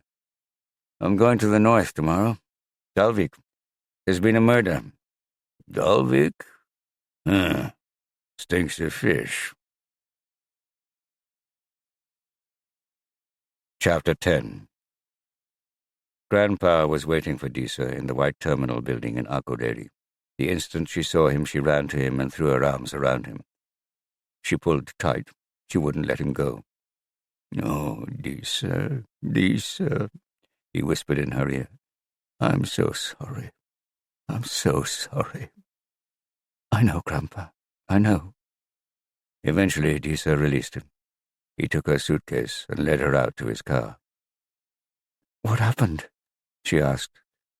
Your mother was riding out on Taki on her usual route along the mountainside. She was alone. Grandpa sighed. It looks like someone attacked her. Stabbed her with a knife. He stared at the road ahead, a tremor running along his jawline. Disa waited for him to continue. Taki came back to the farm in a right state without her, so Anna Rose rode out to look for her with Gunni. Gunni was a neighbor who kept a horse at Blaubreka. They found her, just lying there. Oh, my God. Poor Anna. Do they know who did it? Not yet. The place is crawling with police. The inspector in charge is confident they will find the murderer. Do they think it's someone local? They don't know. They've been asking about Tomo Cohen. Tomo Cohen? I'd like to talk to you about your mum's Tomo Cohen later. Oh, sure, said Disa. Her phone rang. Hi, Dad. I heard what happened to Mum, said her father's voice. Yoi told me. I can't believe it. I know. Yoi said you were going straight up to Dalvík. I'm in Akureyri now. Grandpa's just picked me up from the airport. That's good. Tell him I'm very sorry for him. And you. And everyone. Disa glanced at her grandfather. Dad says he's sorry about Mum. Tell him thanks. Grandpa had no time for Dad after the way he had treated Helga, but Disa knew he would put that behind him, at least for a few days. And how are you? Said Dad. I don't know. My brain has just been whirling since I heard. Yui was great, but I don't think it's sunk in yet. It's good you're there, Dad said. Give Anna Rose a hug for me, and look after her, and yourself. I will. I'd better stay away, but let me know when the funeral is. I'll come to that. Okay, Dad. I love you. She didn't often say that to her father, but God, she meant it. I love you too, Disa. It felt good to be back in the kitchen at Blaubreke with her family. They had had their supper, but they gathered around Disa as she ate her grandmother's lamb soup. Grandpa, Grandma, Disa, and Uncle Eggert, Helga's brother, who worked in the town hall in Akureyri. Grief had struck them hard. Disa, her grandparents, and her uncle were stunned by it. Anarus was shattered. Sadness was alien to her, so it was disturbing for the others to see her face racked with such grief. Grandma fussed with the soup, with the dishes, with Disa's suitcase. Many more times than necessary, she asked the question on everyone's mind. Who could possibly have done this? Grandpa said little, but patted Anaros's hand, and then Disa's, and then reached for his wife's, but she withdrew it, eager to keep moving. Uncle Eggert was full of ideas about what the police might or might not do. Unsurprisingly, they had spent the day at the farm and were due to return tomorrow morning. He had watched way too many British crime dramas on TV. Disa liked her uncle. While most adults naturally gravitated towards her prettier, bubblier younger sister, Uncle Eggert had always seemed to be more interested in what she was up to. He had played volleyball himself when he was younger, and occasionally he would come and watch her matches, which was more than her mother ever did. He was a couple of years younger than Helga. He had never liked the farm work he had had to do as a boy, and had escaped to Reykjavik with a spell in California before returning to Akureyri. There he had married, started a career in local government, bought a house, and produced 3 children, Disa's cousins, the oldest of which was 8. There was long-standing tension between him and Grandpa about the farm and Eggert's lack of interest in it. Disa's theory was that neither one of them was a natural farmer, but at least Eggert realized it.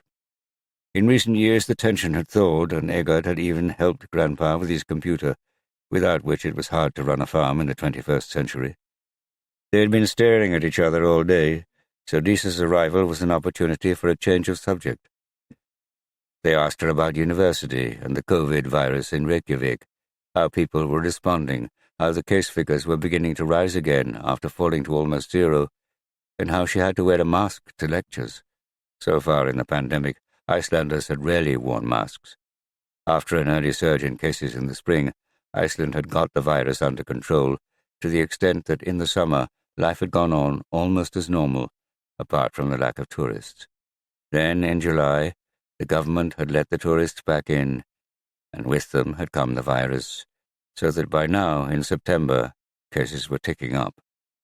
It gave them all something to do, something to talk about. At about 10 o'clock, Eggert said he should be going home. Grandma and Anarus went up to bed, leaving Disa with her grandfather. "Disa," he said, "do you think you could get into Helga's Tomo Cohen account? I don't know how to do it." Disa smiled weakly. "Yeah, I set it up for Mum. I know where she keeps her wallet, and I set up her password." "Will you be able to give them instructions to sell the Tomo coin?" "I guess so," said Disa. "Is the exchange running yet?" Disa transferred all her Bitcoin to Mum 3 years before. With Fiola's help, she had set up a Tomo coin wallet for her mother and used the Bitcoin to invest in it, which had worked out well. The end of 2017 had been a wild ride for Bitcoin.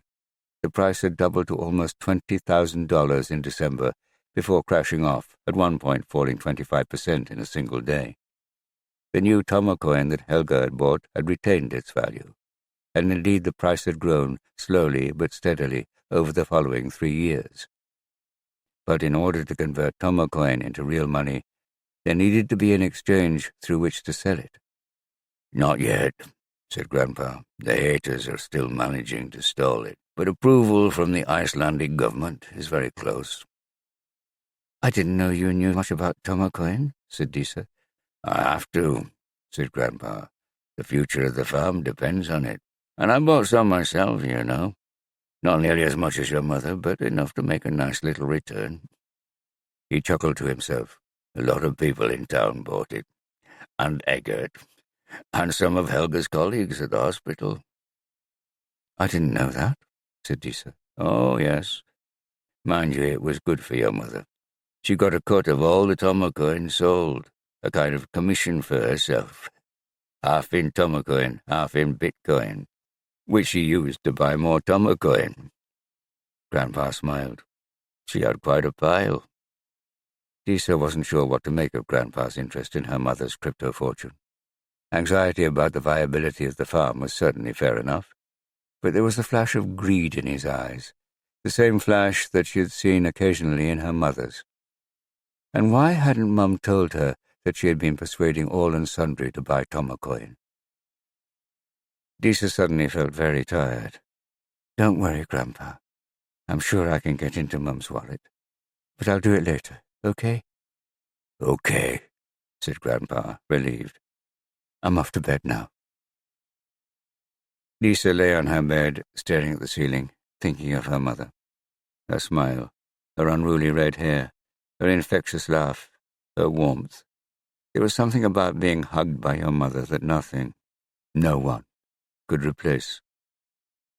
She tried to think of her first ever memory of her.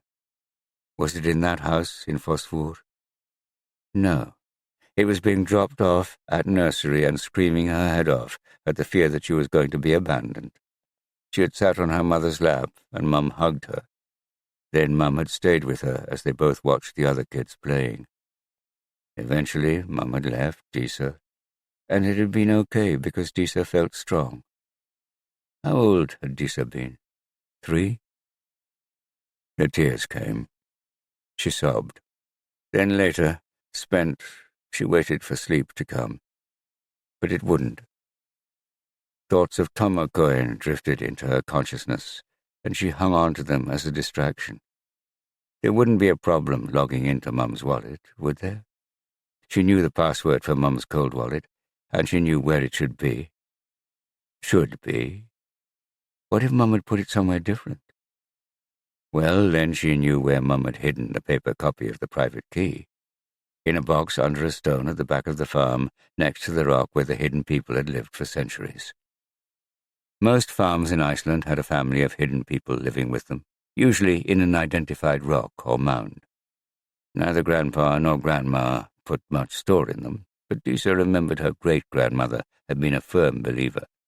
In fact, just after Mum had been born, a hidden woman had come to her great-grandmother in the night to tell her the new baby should be named Helga. Helga it was. You didn't argue with the hidden people, and you certainly didn't argue with great-grandma. Disa had suggested the hiding place, remembering what Dad had told her about how he had stashed his private key at his summer house, which was supposed to be inhabited by the local hidden people. She and Mum had selected a stone by the rock where the Blaubreka hidden people lived, and dug a little hole underneath it together. Sleep didn't come. Disa got up and went down the landing to her mother's room, switching on the light. She stood there, silent, her gaze drifting over the bed, the bedside table, the wardrobe. Mum had made the bed that morning, but there was underwear strewn on a chair. And there were photographs of Anna Rus, of Grandpa and Grandma, even of great-grandma, and one of Disa, aged about 5, laughing in her mother's lap. The cold wallet USB stick should be at the back of the bottom drawer, under her mother's sweaters. Disa opened it and felt around. Nothing. What now? Should she search the whole room? Maybe it would be in the desk by the window. She couldn't face it. The sensible thing to do would be to wait until it turned up somewhere, as it probably would, once they started going through Mum's things.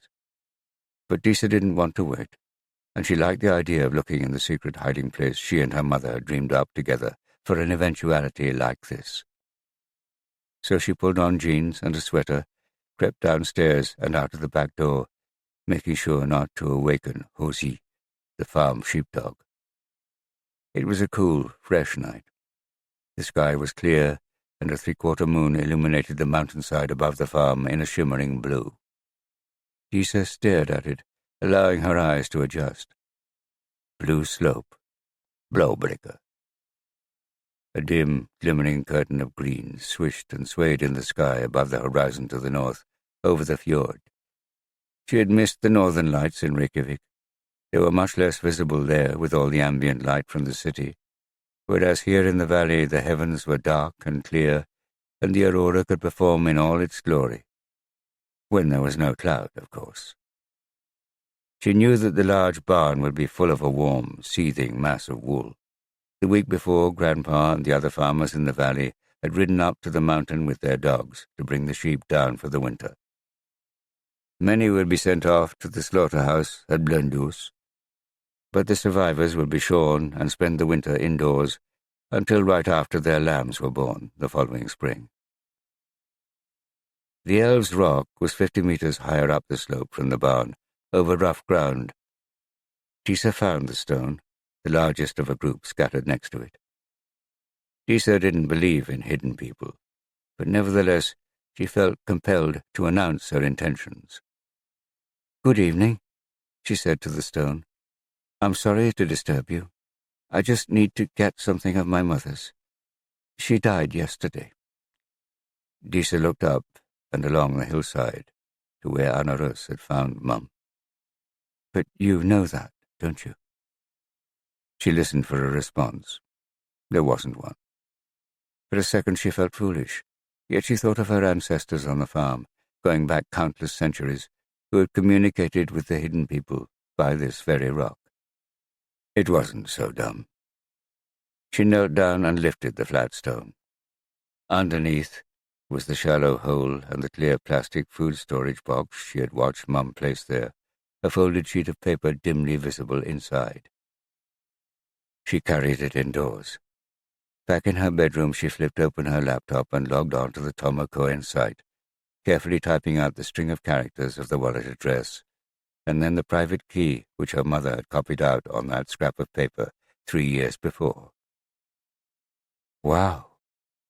At the current Tomokoen price of $338, Mum's total holdings were worth $2.6 million. Wow! Disa scrolled over the transaction history. Mum's initial purchase was there at the Tomokoen launch price of $100, so the price had more than tripled over 3 years. Not a bad result, since during that time prices of all the other cryptocurrencies had fallen sharply and had only recently recouped their losses. As Grandpa had said, more Tomokoen had been added to the wallet over the years with the label commission, and Mum had made a steady series of top-up payments, presumably with the Bitcoin she had also received for selling Tomokoen to all her friends. But a small town, Dalvík contained quite a few wealthy people, Disa knew. Throughout the 20th century, it had been a big fishing port, its harbour crammed full of small fishing boats, which meant that when in the 1980s fishing quotas had been granted to every fisherman based on his catch in the year 1983, it had been a bonanza for many of the town's inhabitants. Over the years, almost all the fishermen had sold their quotas on to the large fishing company which now dominated the town and its harbour. The bright little fishing boats had disappeared, to be replaced by large trawlers fishing the consolidated quotas with brutal efficiency. As a result, Dalvík's former fishermen had serious money to invest, as did their heirs. Mum had known them all. For the first time, Disa wondered what would happen to all her mother's money. She didn't know if Mum had made a will, but she knew that under Icelandic law the children inherited most of it anyway, which meant her and Anarus. With $2.6 million, they should be able to secure the future of Blåbreakka. Yet another tear ran down Disa's cheek. Mum would like that. The back streets of Dalvík were dead, which was just how they should be at 1 a.m. in the middle of a pandemic. They had probably been just as dead at 10 p.m., but he wanted to be safe. He always wanted to be safe. He was walking uphill out of town towards the ski lift, which was dimly discernible in the moonlight. Behind him the horizon shimmered green, the northern lights. He paused for a moment to admire them, then left the road to skirt the village along the lower slopes of the mountain. As he approached the church, silhouetted against the fjord, He counted back to figure out which was the house he wanted. It was large by Icelandic standards, a simple rectangular structure made of concrete with a corrugated metal roof, a double garage, and a shed. He had decided to try the shed first, around the side of the house. It was unlocked. He couldn't see anything inside, but he avoided risking the flashlight on his phone until he had shut the door behind him. The shed was full but well organized. A snowmobile took pride of place in the center, and 2 sea kayaks leaned against one wall. Shelves stacked with tools, tarpaulins, and fishing equipment lined the back wall. Bags of salt, shovels, and spades crowded the front wall near the door. He stood and thought. He needed a good hiding place, but not one that was too good. His eyes alighted on the kayaks. Perfect. He unslung the day pack from his shoulder and took out a plastic bag. He extracted the item with his gloved hands and dropped it into the kayak out of sight a little way down from the seat, at about the place where your feet would go. Then he turned off the flashlight on his phone and slipped out of the shed into the Dalvík night. Chapter 11. The aeroplane descended as it approached Akureyri, following a broad valley with mountains pressing in on either side, until it passed over a small airport and banked 180 degrees above the town to head back towards the runway at the head of a fjord. Although Akureyri was the largest town in Iceland outside the Reykjavik area, it was tiny by American standards. Fewer than 20,000 souls clustered around a twin-pronged church on a hill at the head of a long, thin fjord that pointed due north towards the Arctic Ocean.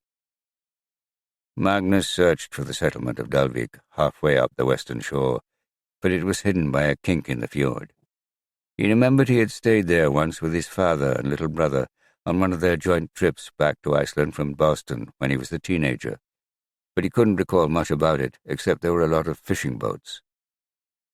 As the plane landed, he checked his phone. One missed call. Igloo. He considered skipping it, but if he was going to call her back, now was the time to do it, before he became fully embroiled in the investigation. "Hi, Magnus," she said as she picked up. "Hi. I got your text that you won't be here tonight. When are you expecting to get back?" "Hard to say. You know what it's like. If we crack the case today, then maybe tomorrow night.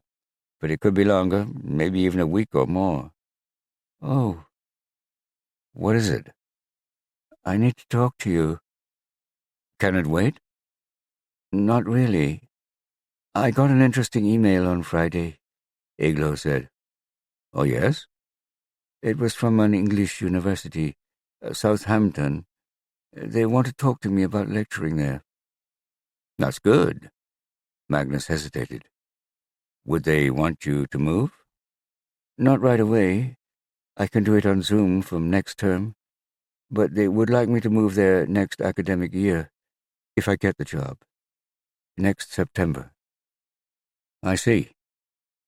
"I think I'm going to say no, but I wanted to speak to you first." "Would it be good for your career?" "Yes, it's a good university, and it will make the TV documentaries easier to do if I'm living close to London." "What about Bjarki?" "A couple of years in British schools would be good for him." "Sounds to me like you should at least go for the interview," Magnus said. "Or talk to them on Zoom or something." Silence. Although she was hundreds of kilometers away, Magnus could feel Igloo's expression. Not good. "Igloo, what is it?" "Don't you know what it is?" Magnus knew, but he didn't know what to say. "Bye, Magnus." And she was gone. Magnus stared out of the aircraft window as it taxied towards the terminal. On the surface, all was well with his relationship with Igloo, but for almost a year now she had been signaling she wanted more. She wanted more permanence. She wanted Magnus to actually live with them. She wanted to get married. She wanted to have a child with him. And he didn't.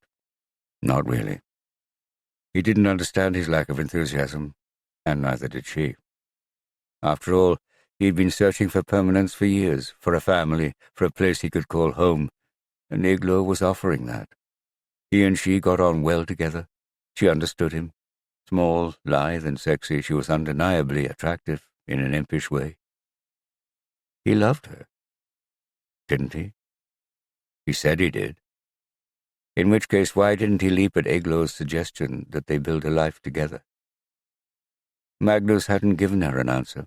He hadn't even really acknowledged the question.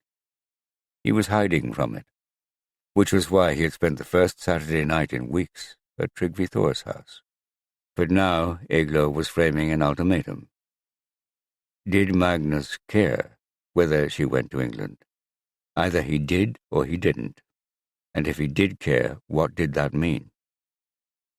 The plane came to a halt and the passengers scrambled to their feet, eager to be released. At some point, very soon, Magnus would have to answer that question. But not now. Now he had a murder to solve. Arne's police car roared into Dalvík, lights flashing. Magnus tried not to shut his eyes as curbs flew by and pedestrians stared. When he had picked Magnus up from the airport, Arne had said it was important to get to Oliver's morning briefing in time. But Magnus knew Arne just liked to drive police cars fast. The journey along the flat, straight road running along the side of the fjord from Akureyri to Dalvík had been exhilarating. It had been good to see Arne's goofy grin again. He wasn't the world's greatest detective, but he and Magnus had worked together in Reykjavik for 3 years, and Arne had once taken a bullet for Magnus, literally, ending up in hospital. He had married, got promoted to sergeant, and moved up to Akureyri, his wife's town. Magnus didn't see much of him now, although they'd worked successfully together 3 years before on a murder at Longbyre, a little further west along the north coast, the case on which Magnus had met Igloo. Arne screeched to a halt outside the police station, a low, scruffy white building, little more than a shed, with a green metal roof just back from the harbour. Between car and station, Magnus caught a whiff of fish, just as Tryggvi Thor had predicted. They were late, but only by a couple of minutes. Inspector Olafur was taking the briefing. He had been in charge of CID in Akureyri since Magnus had first arrived in Iceland. Now in his late 40s, tall and lean, he was one of the old-school Icelandic policemen and had been suspicious of Magnus and his foreign methods when they had worked together in the past. Magnus doubted he had changed. Olafur interrupted himself when he saw Magnus and Arne enter the crowded room. "Magnus, I'm surprised to see you here. I was expecting someone from financial crimes." "I'm afraid you've got me," said Magnus. "We asked for someone to look into the cryptocurrency angle." "I can do that." Olafur allowed his furrowed brow to rise a couple of millimeters. "Good. I was just running through what we've got so far." Magnus recognized 2 of the detectives whom he'd worked with on the Longbyre case 3 years before. There were also a number of uniformed officers, presumably from Akureyri, as well as the locals from Dalvík and nearby Siglufjörður, and Edda, head of the forensics team in Reykjavik. She would have been called up right away. Olafur described how Helga had been found by the victim's daughter, Anna Rose, and Gunnar Snæjar Sigmundsson, a neighbor who stabled a horse at Blåbrekka. It appeared that the victim had been stabbed once in the stomach with a large hunting or fishing knife. No sign of clothing removal or sexual assault. Nothing stolen. The only relevant forensic evidence so far was a partial footprint a few feet away from the body. They might learn more that afternoon after the autopsy had been done. No obvious suspects as yet. Helga seemed to get on well with her parents at Blåbrekka. She had a daughter at home and another at university in Reykjavik. There was an ex-husband in Reykjavik and a stepson. No current relationship, at least none that had emerged yet, an angle which had to be looked into further. Olafur assigned a detective to interview her colleagues at the hospital. Only one sighting of anyone on the mountain so far. Gunnar, the neighbor who had found the body, said he had seen someone walking alone down from the mountain towards the road when he had taken his dog for a walk before driving to Blåbrekka. He had never got close, so Gunnar couldn't give much of a description, apart from the fact that the walker was wearing glasses and a blue woolly hat and carrying a small backpack. They needed to find that man. Door-to-door interviews at the scattered houses and farms between Blaubrücke and Dalvík. Oliver would talk to the press. The police would put an appeal up on the local Dalvík Facebook group, which was already buzzing with gossip. Helga didn't have enemies, as far as they knew so far. She had, however, sold a cryptocurrency, as Oliver called it, to a number of locals, a Tomo coin. It had done very well, and a lot of people had made good money out of it, but the police needed to find out more, which is why Oliver had asked for help from Financial Crimes. That with a pointed look at Arne and Magnus. They didn't want to know, said Magnus. That's why Superintendent Thelma sent me. Why didn't they want to know? Oliver asked. That's a very good question, said Magnus. I'll find out. And I'll find out more about this Tomo coin. Can Arne help me? I could use some local knowledge. Oliver nodded and doled out tasks for the day. As the team broke up, Oliver approached Magnus. Good to have you on board, he said with a stiff smile. We can always use help here. I'll do what I can, said Magnus. Oliver nodded. Just remember that I am the senior investigating officer. Don't do anything without clearing it with me first. Understood? Of course, said Magnus. Arne and I will talk to Helga's family to get a better idea about her involvement in this Tomo coin, and I'll see what I can get out of Financial Crimes. Go do it. Chapter 12. Dalvík was a prosperous little town of well-maintained white houses, schools, playgrounds, and kids on bicycles. Its harbour hosted an impressive array of sheds, concrete wharves, trucks, and shipping containers. There were few actual fishing boats in port. Most of the smaller boats had sold their quotas to the big trawlers long ago. A large white church with blue trim overlooked the village, and above the church rose a steep boulder of a mountain, the summit of which was bizarrely emblazoned with the number 17 in last year's snow. Blaubrücke stood a few kilometres outside Dalvík, on the slopes of a broad, green, rather beautiful valley. Magnus was reminded of the famous phrase in Njol's saga, one of his favourites, where the great warrior Gunnar decides not to follow Njol's advice to run away from his farm, despite the danger from his enemies. How fair the slopes are. It didn't end well for Gunnar. The farm had the usual accoutrements: a green home meadow, half a dozen horses in an adjacent field, a large barn for the sheep to spend the winter in, huge white plastic bales of hay, and bits of machinery scattered around. From a distance, Blaubrücke looked prosperous, but at close quarters it was clear there was a lot of work to be done. Paint peeling, broken doors and fences, old harrows rusting, a 1970s Land Rover that wasn't going anywhere. Interesting. They parked next to Eda's forensics van and a couple of police cars. A woman of about 70 answered the door, small, anxious eyes, lines pointing down a mottled red face, her dark hair hanging wildly around her cheeks. She was wearing a traditional patterned Lopi jersey with buttons at the top. She introduced herself as Iris and led them through to the kitchen, where they were greeted by a sheepdog and a tall, bald man, also in his 70s, with a stoop and a matching sweater. Hafstein, he said. Hafstein Eggertsson. I'm Helga's father. His wife fussed about getting Magnus and Arne coffee and some cinnamon rolls, which Arne grabbed unnecessarily quickly. I'm sure you have spoken at length to my colleagues yesterday, Magnus began. I've come to ask you about Helga's dealings in Tomo coin. I understand that Helga had invested in it herself and that she sold it to a number of friends and neighbors. She did, said Hafstein, including me and her brother. But if you want to talk about that kind of stuff, Disa is the expert. My granddaughter. I'll get her, said Iris, leaving the room, and a minute later returning with a very tall, nervous-looking girl with light brown hair. Hafstein and Iris seemed proud of their granddaughter, and with good reason. She gave a clear explanation of what Tomo coin was, and how she had introduced it to her mother. Then she fetched her laptop, logged into her mother's wallet, and showed Magnus her holdings. Am I reading this right? Said Magnus. $2.6 million? Not kroner? Dollars, said Disa. Jesus, said Magnus. He turned to Arne.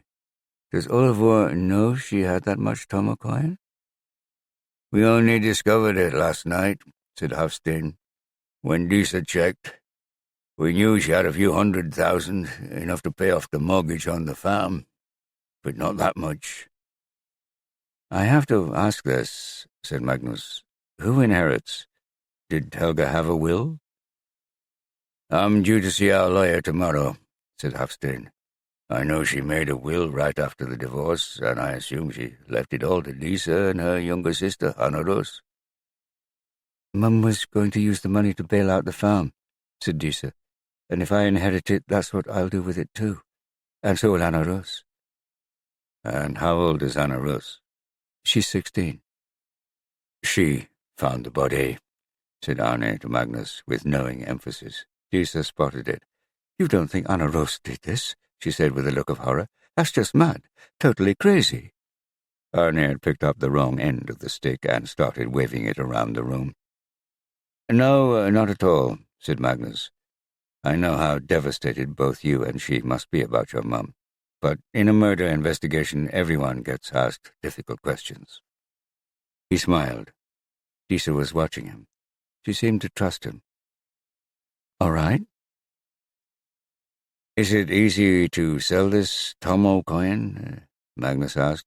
Is it quoted on one of the cryptocurrency exchanges? Coinbase or Binance, for example? He had checked his notes on the Bitcoin mining heist on the plane to refresh his memory about cryptocurrency. That's a very good question, said Disa. The answer is no, or at least not yet. Any day now, said Hafstein. Disa ignored her grandfather. Tomocoin was launched almost 3 years ago, in December 2017.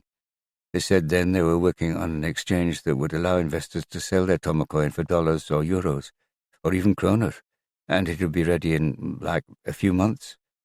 But it still hasn't been set up. Why not? Asked Magnus. They say that the regulators are taking their time. It's the haters, growled Hafstein. Haters? Yes, the big banks, the central banks, the governments. They all need to keep control of money. Tomocoin scares the crap out of them. If we all use Tomocoin, then who will need dollars? Who will need banks? So they've launched a global PR campaign to discredit cryptocurrencies, especially Tomocoin. What do you think? Magnus said, turning to Disa. She glanced at her grandfather, who was glaring at her. Maybe, she said diplomatically. I know Mum was worried about it. She called me last week to ask me what I thought. To be honest, I haven't been following Tomocoin that closely. I gave Mum all my Bitcoin 3 years ago, but it is a bit odd that it's taken so long. Hafstein snorted. Magnus wondered where Disa had got her Bitcoin from. Drugs? Very unlikely, looking at her. Bitcoin mining? A relative? The thing is, Disa went on, if there is a problem, it wouldn't just be for her. I didn't realize it until Grandpa told me last night, but Mum persuaded all kinds of people in Dalvík to buy Tomocoin. And at the hospital, Hafstein added.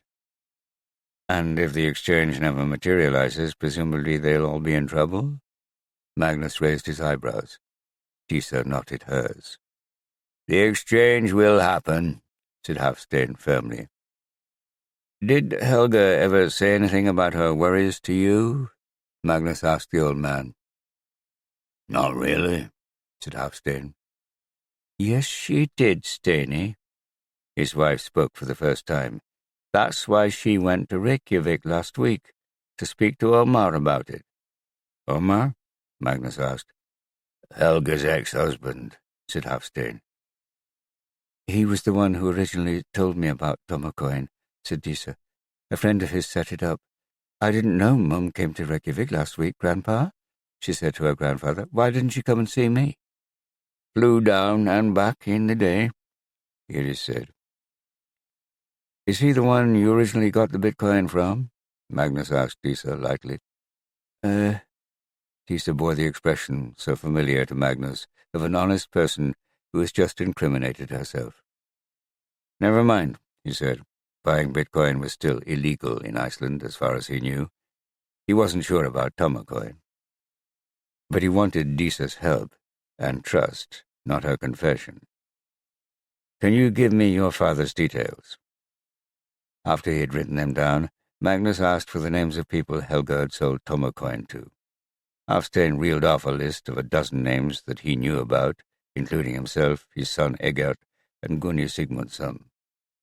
Disa explained that Helga had received a commission from every sale, and that she had, in turn, bought the Tomacoin from a woman called Fjóla Runarsdóttir. Multi-level marketing, said Magnus. What's that? Hafstein asked. More commonly known as a pyramid scheme. You get a commission on every product you sell to your friends. It could be vitamin supplements, or cleaning products, or a new cryptocurrency. Then when your friends sell the product to their friends, you get a cut of their commission on that. So the higher up the chain you are, or the closer to the top of the pyramid you are, the more money you make. Yes, I think that's the way it worked, said Hafstein. Sounds clever to me. Until eventually someone ends up with lots of cleaning products and no one to sell it to. Or lots of cryptocurrency. Disa was watching Magnus closely. Maybe Mum was right to be worried. Did Helga keep a complete list of those names? Magnus asked. I don't know, said Hafstein. She will have done, knowing Mum, said Disa. It'll be on her computer. You took that yesterday. Magnus turned to Arnie, who nodded. What about the password to your mother's Tomacoin account? Can you give us that, please? It's called a private key. Disa looked at her laptop, open to her mother's wallet on the Tomacoin website. Don't you need a warrant for that? We've got a warrant for her computer, said Arnie. We can easily extend that to her passwords. Then do that, Disa said. The thing is, if you've got the private key, then you can take all her money. Just like that. Don't you trust the police? Said Arnie, bristling. I think it would be smart to have a judge, or someone like that involved, said Disa nervously. Magnus smiled. You're quite right. We'll get a warrant, and we'll ensure that a judge is around when the private key is first used. Chapter 13. Magnus and Arne headed back to Akureyri to interview Egert, Helga's brother. What was all that about the warrant for the private key, or whatever it's called? Said Arne as he was driving along the shore of the fjord, only slightly more slowly than he had been going earlier that morning. There's a good chance our existing warrant will cover it. Disa's right. We need to be careful about that. With the private key, anyone can just transfer the money to their own wallet. But we're the police. There was a big case in the States a few years ago. They took down Silk Road, a kind of eBay for drugs on the dark web. 2 separate law enforcement officers stole Bitcoin from Silk Road during the investigation once they got their hands on the private keys. But that's America, said Arnie. This is Iceland. No one here is going to steal anything. Probably not, said Magnus, although he wasn't convinced. In his experience, Icelanders could become a little complacent about their honesty and probity until the next scandal came along. Disa is a very smart girl, and she can be useful to us. The thing is to win her trust, and accusing her little sister of murdering her mother isn't the best way of going about it. You always say we should think outside of the box, said Arnie. Anna Rus found the body. She had the motive. Disa herself said the farm needed saving. She also said her mother intended to use the Tomacoin to do it. Magnus had indeed once told Arnie he should think outside the box. He regretted it. Arnie mostly needed to do more thinking inside the box. From the car, Magnus called Vigdis back in Reykjavik and asked her to interview Omar, Helga's ex-husband. Then he called Sigurjun, a sergeant in financial crimes with whom he had worked a couple of times, on Sigurjun's mobile. Hello? Hi, Sigurjun. It's Magnus Ragnarsson. Sorry to ring you on a Sunday. I'm in Dalvík working on the murder. Thelma asked me to take a look at the Tomokoin angle. Oh, yes, Seo-yun sounded hesitant. She said you guys didn't want to know. That's true. Why? I can give you the official version. What's that? Tomocoin is an unregulated cryptocurrency. As such, it is not the Icelandic authorities' responsibility. If Icelandic citizens invest in it, it's entirely their own decision. They can't expect any help from us if it goes wrong. Once we start investigating, we're saying we accept responsibility for regulating it. And that's something we definitely don't want to do. Orders from the minister. Which minister? That's a good question. It's not entirely clear. Finance? Justice? The Prime Minister? Is it going to go wrong? Maybe. Has it already gone wrong? Silence for a moment. Maybe. All right. What's the unofficial version? Magnus was glad Seo-yun wasn't in the office. It would be easier for him to speak out of turn at home. It's a political hot potato. Some politicians want Iceland to embrace cryptocurrency as tomorrow's financial technology. Others want to have nothing to do with it. There are certain politicians who are lobbying for Tomocoin to be recognized as an official currency. Other politicians, and my bosses, think we shouldn't touch it, especially after the MLATs we've received from the FBI. MLATs were mutual legal assistance treaty requests for information. What are they investigating? Tomocoin, an Icelandic national, Schapadin Gislason, who lives in London. Investigating for what? The usual. Conspiracy to commit securities fraud and money laundering. That doesn't sound good for Tomocoin, said Magnus, or its investors. No, or anyone who is supposed to be regulating it, which is why my bosses don't want to get involved. How many Icelanders have bought it? Don't know. We've heard of a few, but we're not counting. Shouldn't you be, if it's fraud? That's what the Americans say, not us. Some of our politicians still think it's the future of money. It's a minefield, Magnus. Okay, I get it, said Magnus. But I'm investigating a murder. I need answers. And I get that. Have you got the names of the FBI agents who sent the MLAT? Yeah, but I need to log on to the system at the station. They'll be closed today anyway. I can send you the details first thing in the morning. Thanks, Seo-yun. That would be great. Investing in Tomocoin isn't illegal then? No. That's precisely what the fuss is about. But Bitcoin is. Magnus remembered Disa had mentioned she used to own some. It's a gray area. You can own it, but you can't buy it or sell it under the Foreign Exchange Act. Although I wouldn't be surprised if they changed that. Mining it always has been legal, of course. All the programs chugging away on those servers out by the airport. But you know all about them. Indeed I do. Thanks to you. Disa's ownership of Bitcoin might be a useful stick to prod her, or possibly her father, with at some point in the future. No problem. I'm sorry we can't do more. And Magnus? Yeah? Let me know what you turn up, unofficially. I have a feeling our policy is going to change on this all of a sudden, and when it does, it would be useful to have a jump on it. Chapter 14. Egert Hafsteinsson lived in a house of green concrete up the hill from the police station in Akureyri, with a wife, 3 kids, a cat, and a view through trees to the fjord. He had just taken one of his kids to basketball practice when Arne and Magnus showed up outside his house.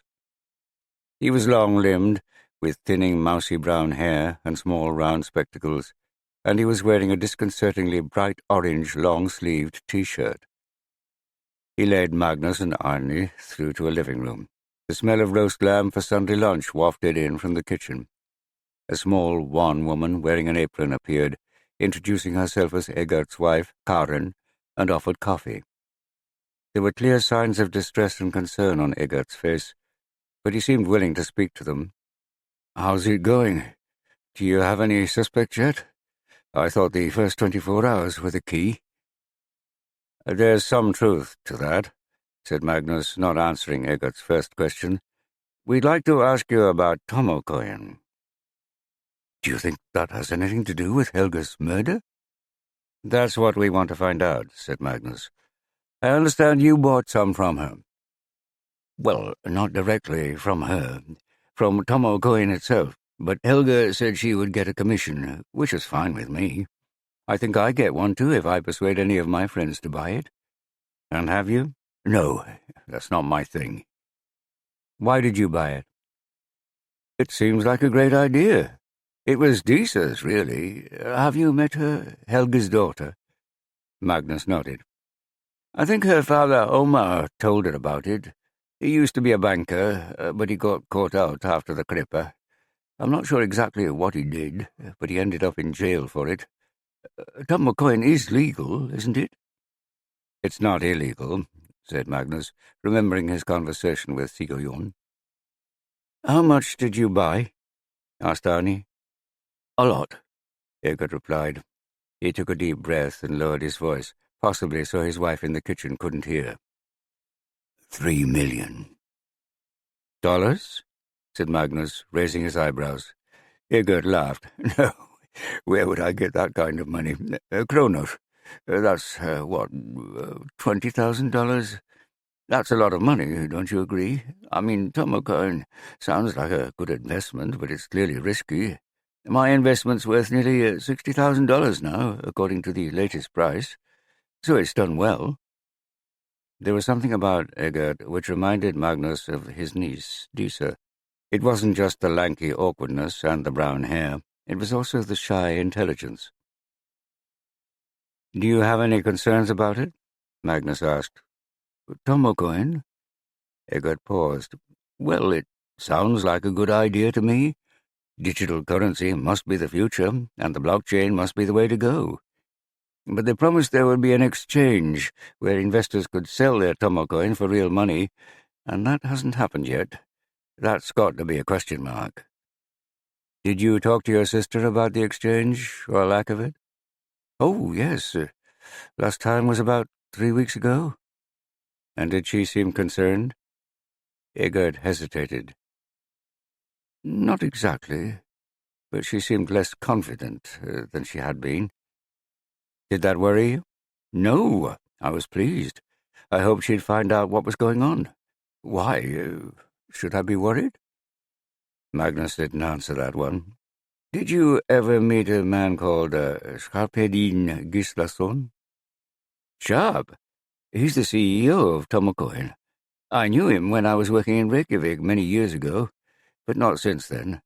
I've seen him on Tomocoin videos. Impressive guy. He used to work with Helga's ex-husband, Omar, at a bank. Do you know Omar? I did, back when they were married. I went to their wedding, of course, and I used to go and see him and Helga sometimes when I lived in Reykjavik.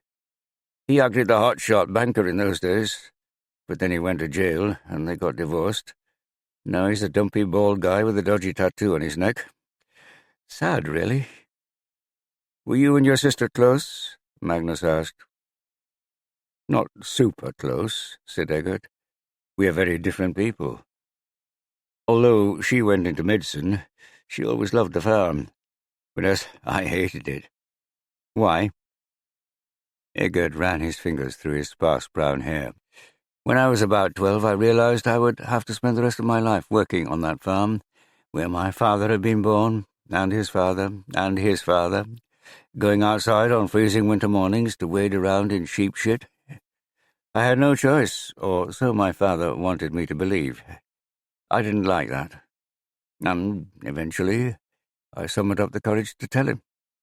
He wasn't happy. He talked about centuries of inheritance coming to an end.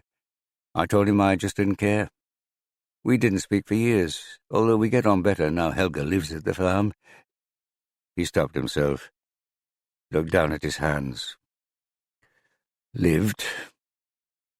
He looked up and laughed ruefully. I wanted to see the world and make my fortune. I went to university in Reykjavik and spent a year at college in California studying engineering, so that was something, I suppose. Then I got involved in the whole .com thing and tried a start-up in Reykjavik. That's where I met Sharp. Omar introduced him to me.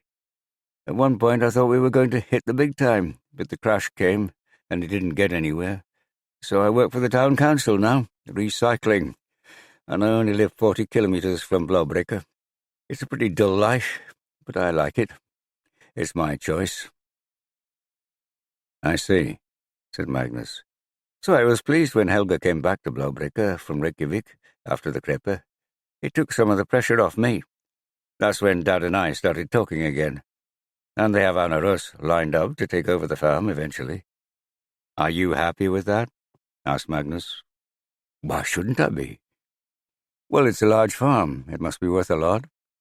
From what I understand, it has an even larger mortgage. Blåbrekke is a liability, not an asset." "Did Helga say anything to you about bailing it out?" "Yes, she did. She asked me to help out a few years ago, but I said sorry. I mean, the idea of me bailing out Blåbrekke is ludicrous." "Was she upset when you refused?" "She said she was, but I didn't believe her. She always knew there was no chance.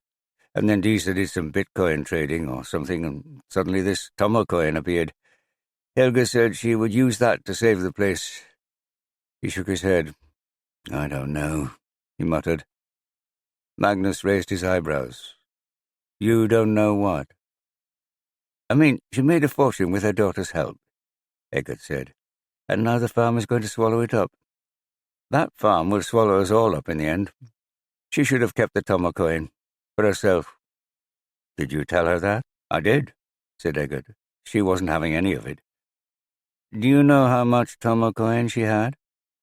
"No idea, but it must have been a lot if she was going to pay off the bank. She always acted like it was a lot, but I never asked her."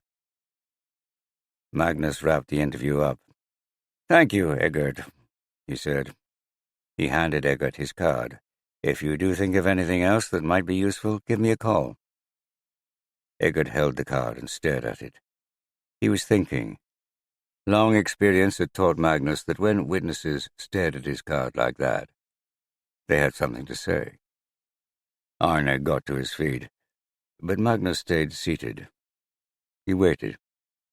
Eggert glanced up from the card, indecision written all over his face. Magnus smiled gently. Eggert looked up at the ceiling. "My sister told me something once. In confidence. I've never told anyone," he said. "Not even Karen." He nodded towards the kitchen, where a fan was whirring in a vain attempt to keep the smell of the lamb under control. "If I tell you, can you keep it to yourselves?" "Probably not, Eggert," said Magnus softly. "At least not if it's relevant. But if it is relevant, if it helps us solve your sister's murder, then you should definitely tell us. Shouldn't you?" Eggert took a deep breath and nodded. "It was a few years ago," he said in a low voice. "Maybe 2015 or 2016. Helga came to see me. She was really upset. It turned out she was having an affair with a married man who lived in Dalvík. She had given the man an ultimatum to leave his wife or Helga would finish things between them. The man had called her bluff. She wanted to know whether she should call it off or just accept the situation." "And what did you say?" "I didn't know what to say," said Eggert. "I more or less said it was her choice." "Did she leave him?" "She said she did when I saw her later. Or at least she said it was over. I don't know which one of them ended it. I suppose it may have been him." "Was it usual for her to discuss that kind of thing with you?" Magnus asked. "No. I'd asked her about boyfriends once or twice since she split up with Omar, and she hadn't volunteered anything. But it was clear she needed to talk to someone, and I think she may have thought I had guessed they were up to something." "Why was that?" "I'd seen them together many years before, when she was still living in Reykjavik, holding hands." "That was a bit of a giveaway, wasn't it?" "Oh, yes, I suppose so. I didn't say anything to her then. I just acted like I hadn't seen anything." "So the affair started in Reykjavik?" "I guess so. The guy was an MP back then, and spent a lot of time down there." "Who is this man?" Magnus asked. Gunni.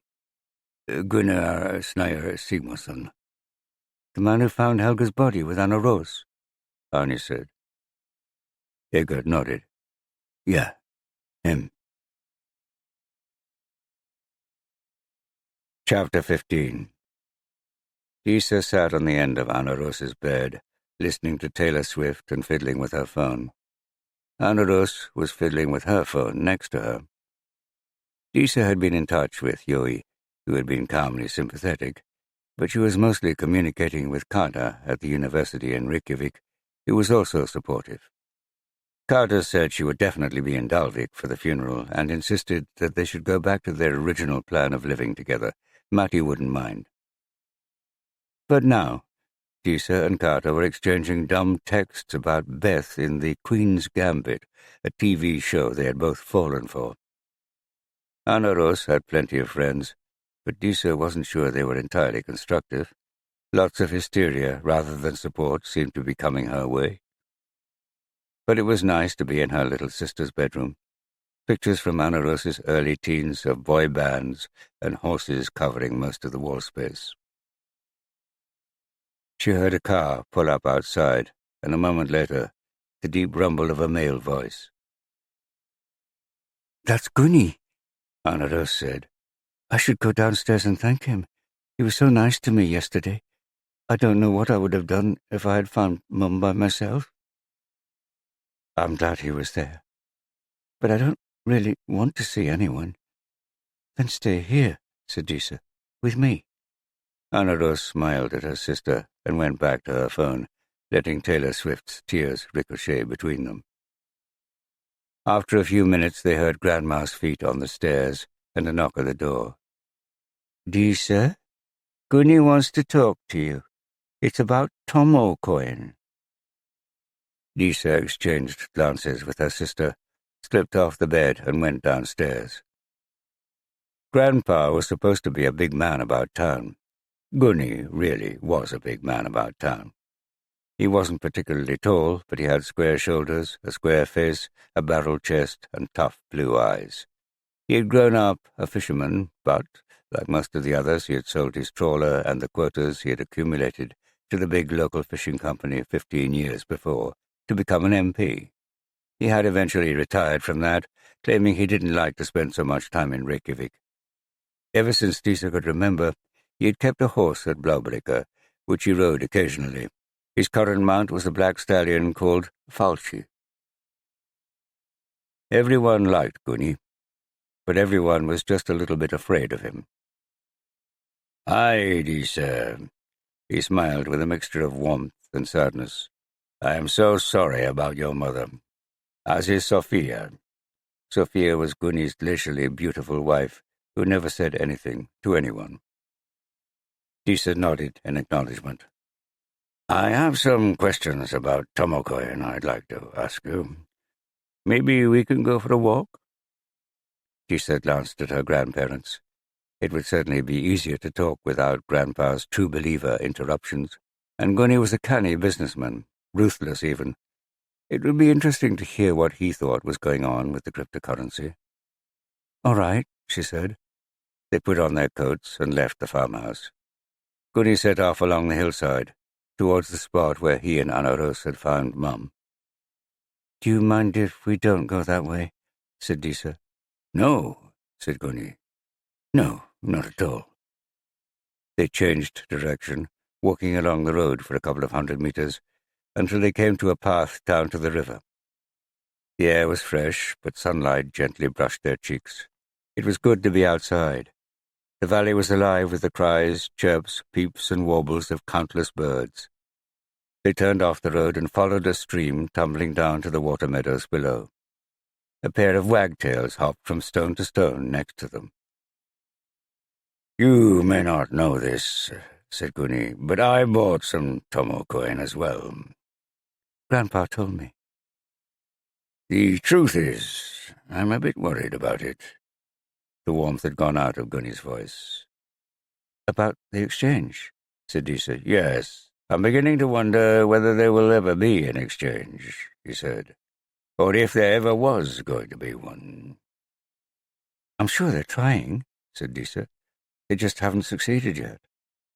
"Are you really sure?" "Yeah. I saw Sharp give a presentation at the launch 3 years ago."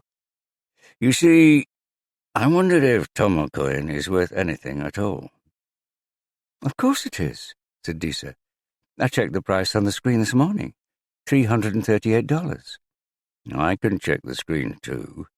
But is that a real price? Maybe it's just a number some guy in Tomocoin makes up." "That can't be right," said Disa. She thought about it a moment. "It must be a real price. It's the price that investors pay to buy more Tomocoin. If you logged on and bought some today, you would pay $338. "Sure, if I bought some. But not if I tried to sell some." "But that's only because there isn't an exchange yet." "Precisely." A pair of snipes shot up into the air from tufts of grass in front of them, chirping angrily and zigzagging on sharp, pointed wings. A group of horses trotted across the field on the other side of the stream to check them out. There were as many horse farms as sheep farms in the valley. They walked on. Gunny was leaving time for Disa to think. And she was thinking hard. "You're a smart girl, Disa. You know what I'm saying. If there never is an exchange, if you can never actually sell any Tomocoin, then it isn't worth anything." Disa wanted to argue, but she did see what Gunny was talking about. She wasn't sure he was right, but she feared he might be. "Did you speak to Mum about this?" she asked eventually. "Yes, I did, a couple of weeks ago. She said she'd go down to Reykjavik to ask your dad about it." "She went, apparently," Disa said, "although she never told me. Did Dad have any answers?" "I don't know. I called her a couple of times, but she didn't answer. I was planning to speak to her about it yesterday morning when I came up here to ride." He took a deep breath. "But I never got the chance." Disa glanced at Gunny. He looked worried. He also looked angry. She felt a surge of panic. What if he was right and Tomocoin was a complete con from start to finish? And Disa had then made her mother buy it. And her mother had encouraged people in the village to buy it too. "I believed, Helga," said Gunny. "You don't think she knew it was a fraud?" The moment she spoke the words, she regretted them, admitting, as they did, that there was something rotten about Tomocoin. "No, your mum really did believe in it," Gunny said, "which is why I lent her so much money to keep the farm going, and why I invested so much myself." "I knew she borrowed money," Disa said, surprised, "but I assumed it was from the bank, not you." "No, it was me. No bank would lend against Tomocoin. But I did. 20 million kroner. I've got notes from her to prove it. And then, when I saw the price going up, I bought some Tomocoin myself." "Not a lot, I hope," said Disa. "A lot," said Gunny. $3 million worth. Which is supposed to be worth 5 million now. But maybe worth nothing." Disa could feel herself blushing. It was ridiculous. It wasn't her fault at all.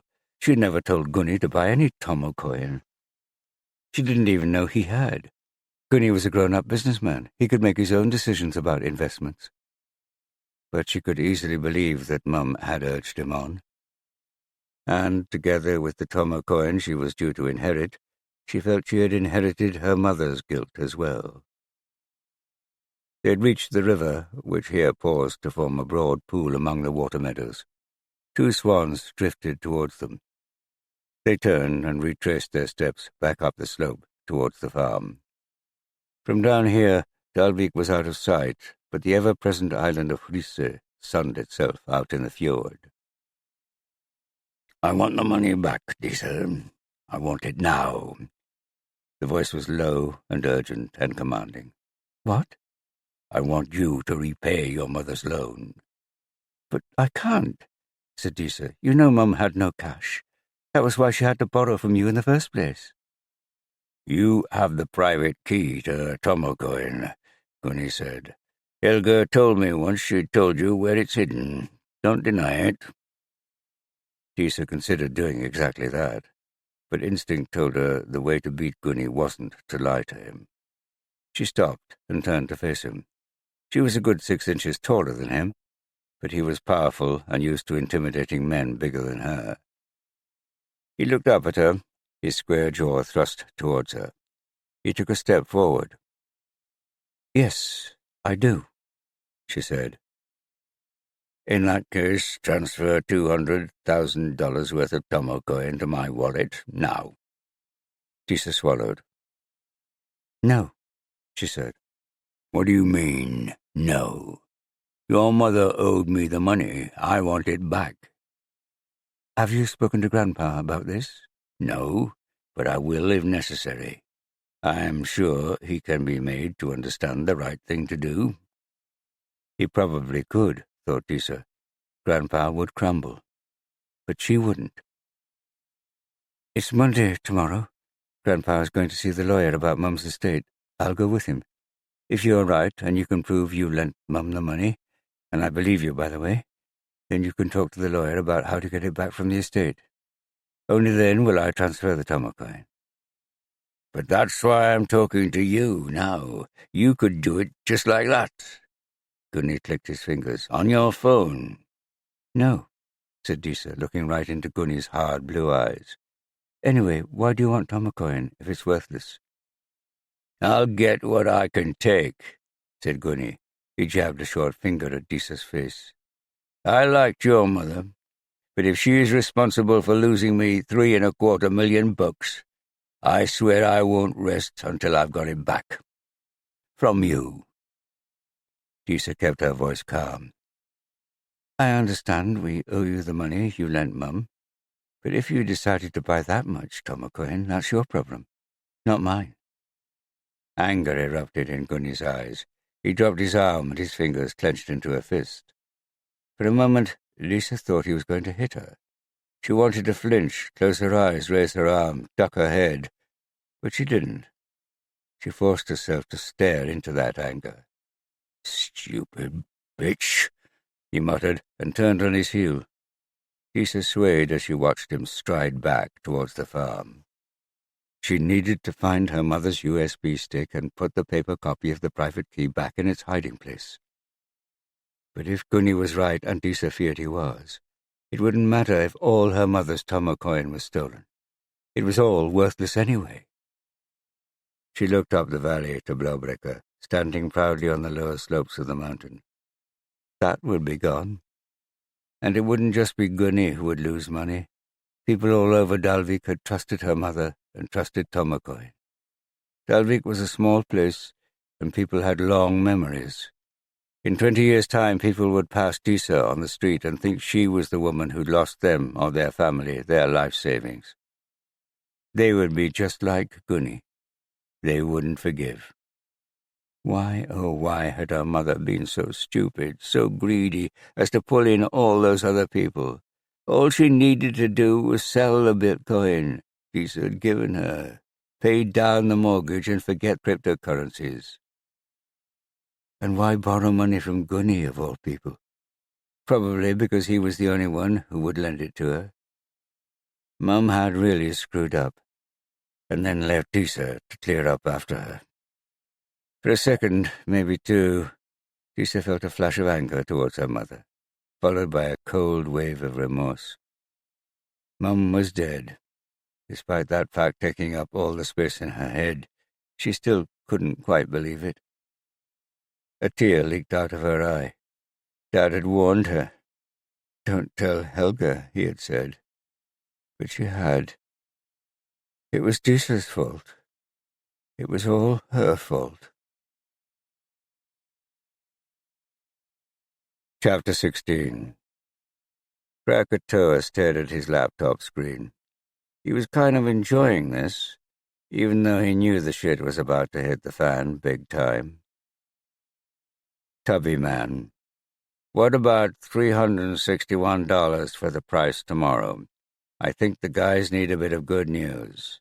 And Bitcoin's going gangbusters. Krakatoa. Okay, Tubbs, go for it. But give them a hiccup in a couple of days. Don't want to make it too easy for them. How are sales? Tubbyman, Uganda's going crazy. We sold $1 million yesterday. Krakatoa, nothing from the States? Tubbyman, nothing for a week. Krakatoa, that's good. We need to shut down in the States. Tubbyman, the Netherlands is still going strong, and Poland. Krakatoa, good to hear. Thanks, Tubbs. She was good, Tubbyman. She had a real feel for market psychology. She should have been a trader in some bank somewhere. She would have made a fortune. She knew just when to give the Tomo coin investors a little encouragement and when to give them those down days that added the element of danger that kept them playing. She was the one who set the Tomo coin price every day. Although she went by Tubbyman, she was actually an extremely thin 34-year-old American woman called Jessica who lived in Berlin. Tomo coin was the ultimate working-from-home organization.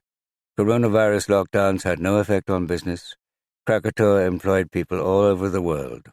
He paid them well, in Bitcoin usually, or Tomo coin if they preferred. He insisted on knowing who they really were. He also insisted that they should never know who he was, just that he lived in British Columbia and worked odd hours. And that they should never cross him. Tecumseh.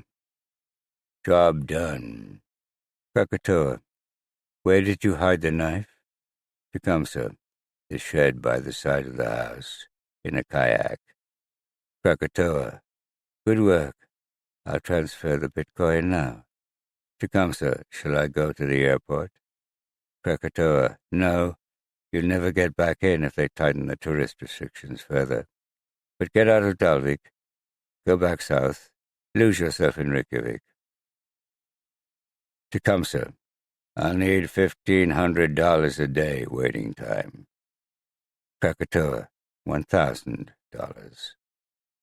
Tecumseh. Those are my rates.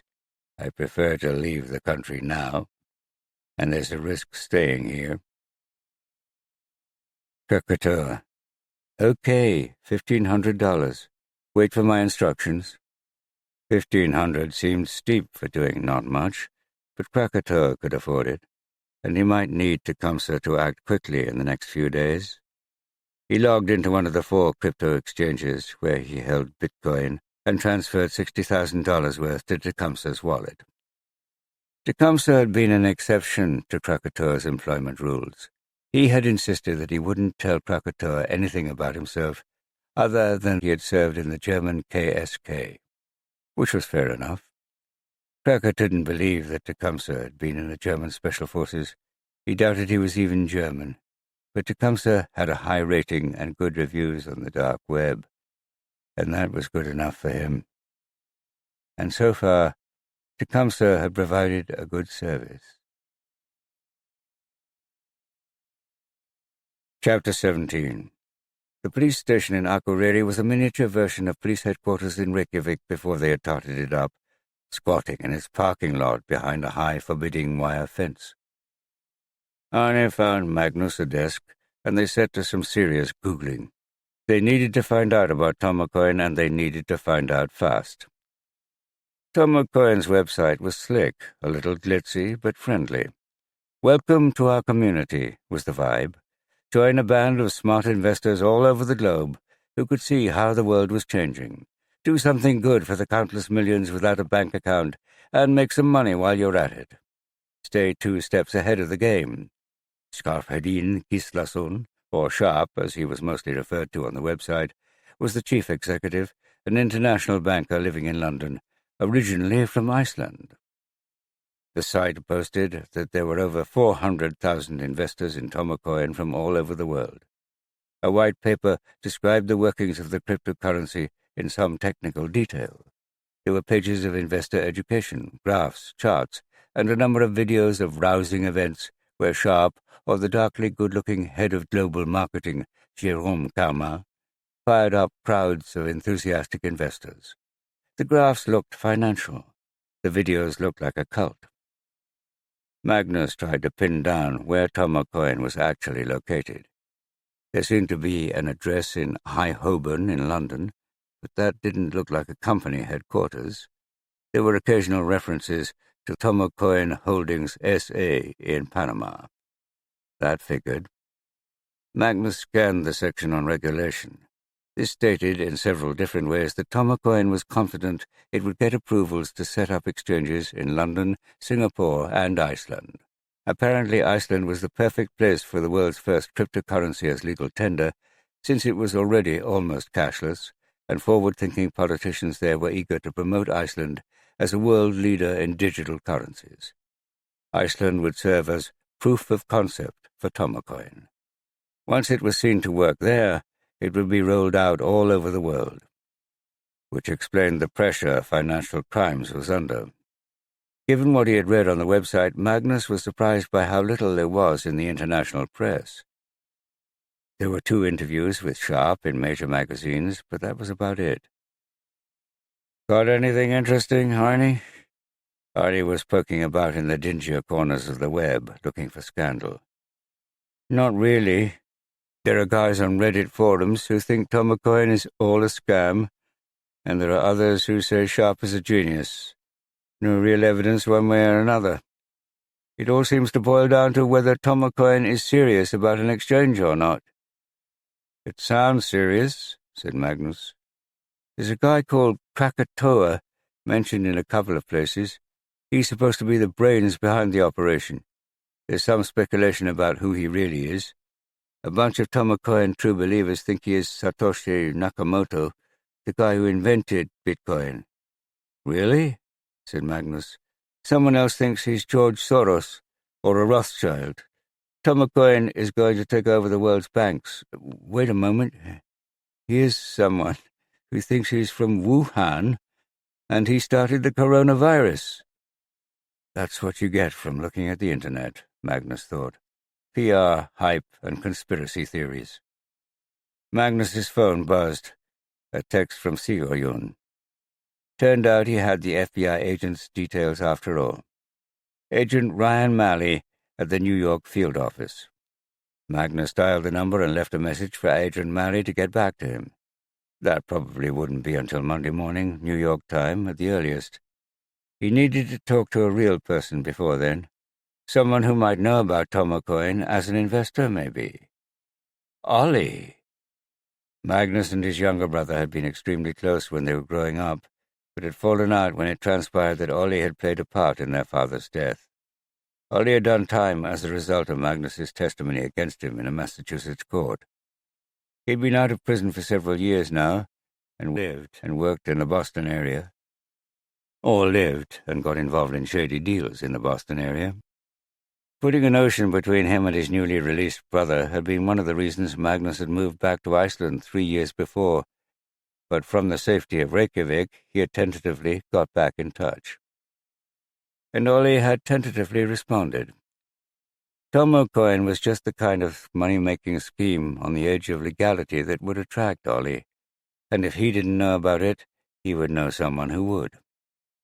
So Magnus called him. "Magnus?" Ollie's voice was groggy. "Do you know what time it is?" Magnus checked his watch. 8:30? "On a Sunday. It's Sunday morning, Magnus." Magnus winced. He should have waited another couple of hours. "Yeah, sorry, Ollie. How are you doing?" "You woke me up to ask me how I'm doing? I'm sleepy, Magnus, and just a little bit pissed off. How are you?" "I'm working on a murder investigation." That might impress some people, but not Ollie. "Course you are." Magnus decided to cut the small talk. "And there's something called Tomocoin involved, a cryptocurrency. Have you heard of it?" "Yeah, I heard of Tomocoin. I even looked into it last year." And it's a piece of shit." "Why's that?" "Classic crypto Ponzi. They get new investors in to pay off the old investors, or in this case, give them the cash to pay commissions. They make up a price every day on some website. They talk about the coin becoming tradable on an exchange, but it never happens. Like I said, a piece of shit. So how much do you think a Tomocoin is really worth?" "Nothing. Zero." "Nothing at all?" "Nothing at all. Now, if you'll excuse me, Magnus, I've got someone to see to. Magnus heard a female giggle, and then Ollie was gone. At least that was clear. And not good news for Disa, or her family, or the people of Dalvík who had bought Tomakoin through Helga. His phone rang. Vigdis. Did you see Omar? Magnus asked her. Just finished with him. And? He has an alibi for yesterday morning. Spent Friday night with a woman. Bumped into a neighbor on his way home in the morning. He is certain the neighbor will remember. Girlfriend? Occasional friend, Omar called her.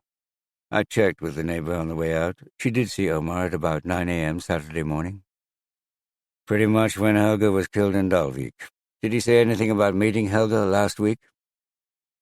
Yes, they met at the cafeteria in Bogartun. She wanted to talk to him about Tomakoin. She was worried that the currency would never be approved to trade on an exchange. He said he thought it would, but she wanted him to check with a guy called Sharp, a banker friend of his in London. Did he do that? He did, after Helga left. Sharp said that there would definitely be at least one exchange approved by the end of the year, and Omar called Helga the next day and told her that. Did she believe him? Omar thinks she didn't. He says she was pretty upset. Does Omar believe this Sharp? He says he does. Has he invested in Tomakoin himself? I don't know. I didn't ask him, said Vigdis. That's okay. Did he have any idea who might have killed Helga? No. He seemed genuinely upset about it, though, for what that's worth. Magnus knew what Vigdis meant. In murder cases, most people seemed upset, even the perpetrators.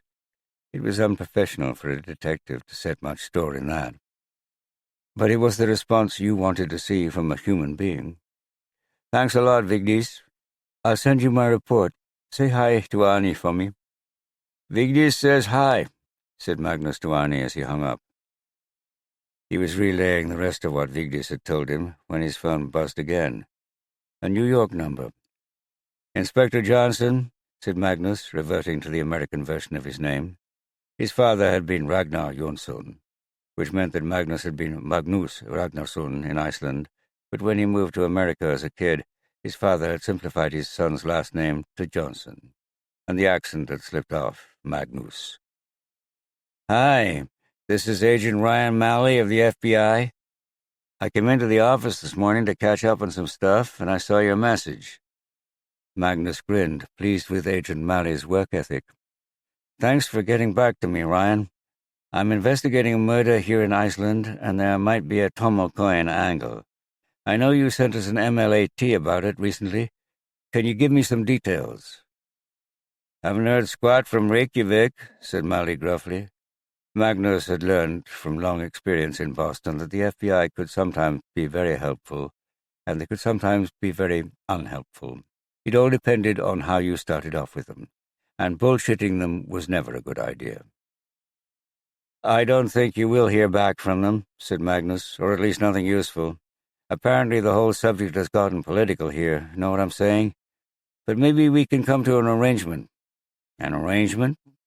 I tell you things, you tell me things.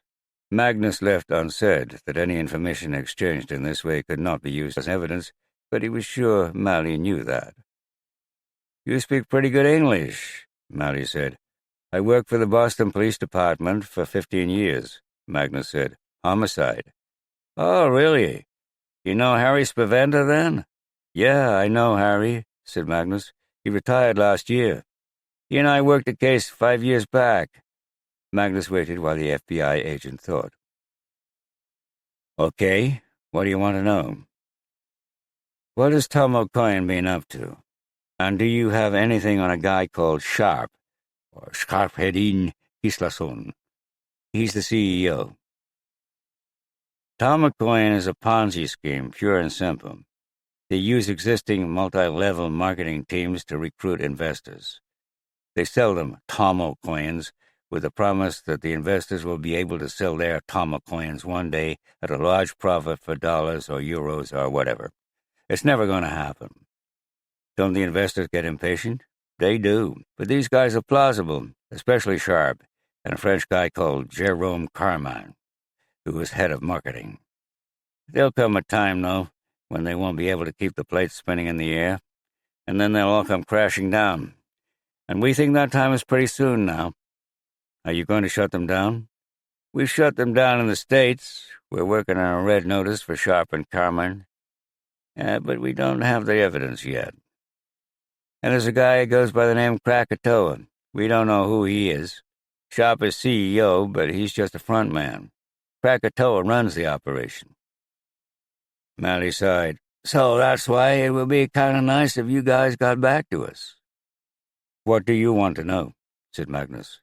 Where Sharp is at? Is he in Iceland? I don't think so, said Magnus. Not that we know of, anyway. I've heard he lives in London. I'll probably need to question him myself. Can you hold off until we've gotten the arrest warrant? Magnus could see this getting messy. An Interpol red notice would call for Sharp's arrest with a view to extradition to the United States. If Sharp was a genuine suspect for Helga's murder, Magnus might want access to him first, before the FBI had grabbed him. But Sharp wasn't a suspect yet. The best way of getting the cooperation of the FBI for an interview, if they did succeed in arresting him, was to get his cooperation in first. I'll do what I can. I'll ask if anyone knows where Sharp is and let you know. And if we need to interview him, I'll talk to you first. Can you tell me when you've got him? Sure, said Mally. What's your murder investigation? How's Tom O'Coin involved? Chapter 18. I've got some bad news, Magnus said. He and Arne were sitting opposite Disa, Hofstein, and Iris at the kitchen table at Braubrecker. The family waited, faces strained. It looks as if Tom O'Coin is a scam. There will never be an exchange. Oh, my God, said Disa. How do you know? Hofstein asked. I can't say. Magnus was reluctant to let them know that the FBI was suspicious in case Sharp was somehow tipped off. But I have heard it from at least two sources. So Mum's Tom O'Coin is worthless, Disa said. Looks like it, said Magnus. It's the haters, said Hofstein. The Tom O'Coin haters. They've got to our police now. He grabbed his daughter's hand. Don't worry, Disa. Have faith. It's just a sign that Tom O'Coin has got them scared. Disa withdrew her hand. But that means all those people Mum sold Tom O'Coin to will have lost their money too? Magnus nodded. We found Helga's list on her computer. Arne produced 2 sheets of paper with a list of 22 names. Do you know these people? Arne shoved the list over to the other side of the table. Hofstein picked it up and scanned the list. He nodded. I know at least half of them. Some of them will be her colleagues at the hospital, Iris said. We won't necessarily know them, but I recognize the Dalvík names. Are these the amounts they bought? Disa said, leaning over her grandfather's elbow to look. Magnus nodded. Gunnar Snæja Sigmundsson bought 14,000, Disa asked. That's right. So that's worth about $5 million now? Yes. Gunnar was by far the biggest investor. Most of the other investments were for 100 or 2 Tom O'Coin. Although there were 2 purchases of 1,000 Tom O'Coin each. Gunny? Said Hofstein. He's a smart guy, that Gunny. Grandpa, said Disa, don't you see? He's not smart at all. He's going to lose all that money. No, he's not, Disa, dear, said her grandfather. Do you have any reason to think any of these people knew that their investment was worthless? Magnus asked. It's not worthless, said Hofstein. You may say it is, but I want proof, and you haven't given me any. All right, said Magnus. The old man was correct. Magnus hadn't offered any proof, and neither really had the FBI. But did any of these people have any suspicion that Tom O'Coin might be worthless? Hofstein folded his arms and shook his head. No. Disa looked down at her thumbs and bit a nail. Disa? Magnus said gently. Gunny came round here this morning, after you left," said Disa. "He said he wanted to talk about Tomacoin. We went for a walk." Magnus waited. Half-stained glared at his granddaughter. "He told me he was afraid there would never be an exchange. He said he had told Mum this, and that was why she went to Reykjavik to see Dad, to ask him about Tomacoin." "Was Gunny angry?" "He is now," said Disa. "Very angry." Magnus and Arne returned to the police station in Akureyri, where they briefed Olafur. Olafur decided to bring Gunny in for questioning the following morning and search his house and computer. Afterwards, Arne brought Magnus back home for supper. Arne's family was chaotic. He had 2 extremely naughty little daughters who ran him and his wife ragged. Neither seemed to mind. His wife, a small, round woman named Greta, with a long, dark fringe, seemed, if anything, to egg them on. Supper was feeding time at the zoo, pasta flying and tomato sauce splattered everywhere. But the pasta was delicious, and they were all having fun. Once Magnus had overcome the temptation to arrest the lot of them for insurrection and riot, he enjoyed himself too. Eventually, Greta took the kids upstairs for a noisy bath time and stories. Arne and Magnus stuffed plates into the dishwasher. "They'll be at least an hour," said Arne. "Would you like a scotch?" Arne had a decent Macallan and poured them both a glass. "A good day's work," said Arne. "It was," Magnus agreed. "We'll see what Gunny has to say for himself tomorrow." Magnus's phone buzzed in his pocket. "Excuse me," he said as he examined the screen. He smiled. "Who is it?" said Arne. Magnus glanced at him. "Ingalif." "Ingalif? I didn't know you were still seeing her." "Haven't seen her for 3 years. But I asked her if I could meet Asi again, and she said yes. Haven't seen him for 3 years, either. He'll be 7 now." "Why wouldn't she let you see him?" "She has her own family now. She thought me seeing him would disrupt it. I guess she has a point. I don't know. I'm just glad I'm getting to see him. I don't know why it's so important to me." "Oh, I do," said Arne. "I don't know what I'd do if I couldn't see my girls." "You've done well, Arne. I like Greta. And she likes you, Magnus, despite all I've told her about you." Magnus grinned as he sipped his whiskey. It was a shame Arne had moved to Akureyri. "I take it you are still with Eglo, then?" Magnus hesitated. "Yes." He wasn't sure whether Arne picked up on the hesitation.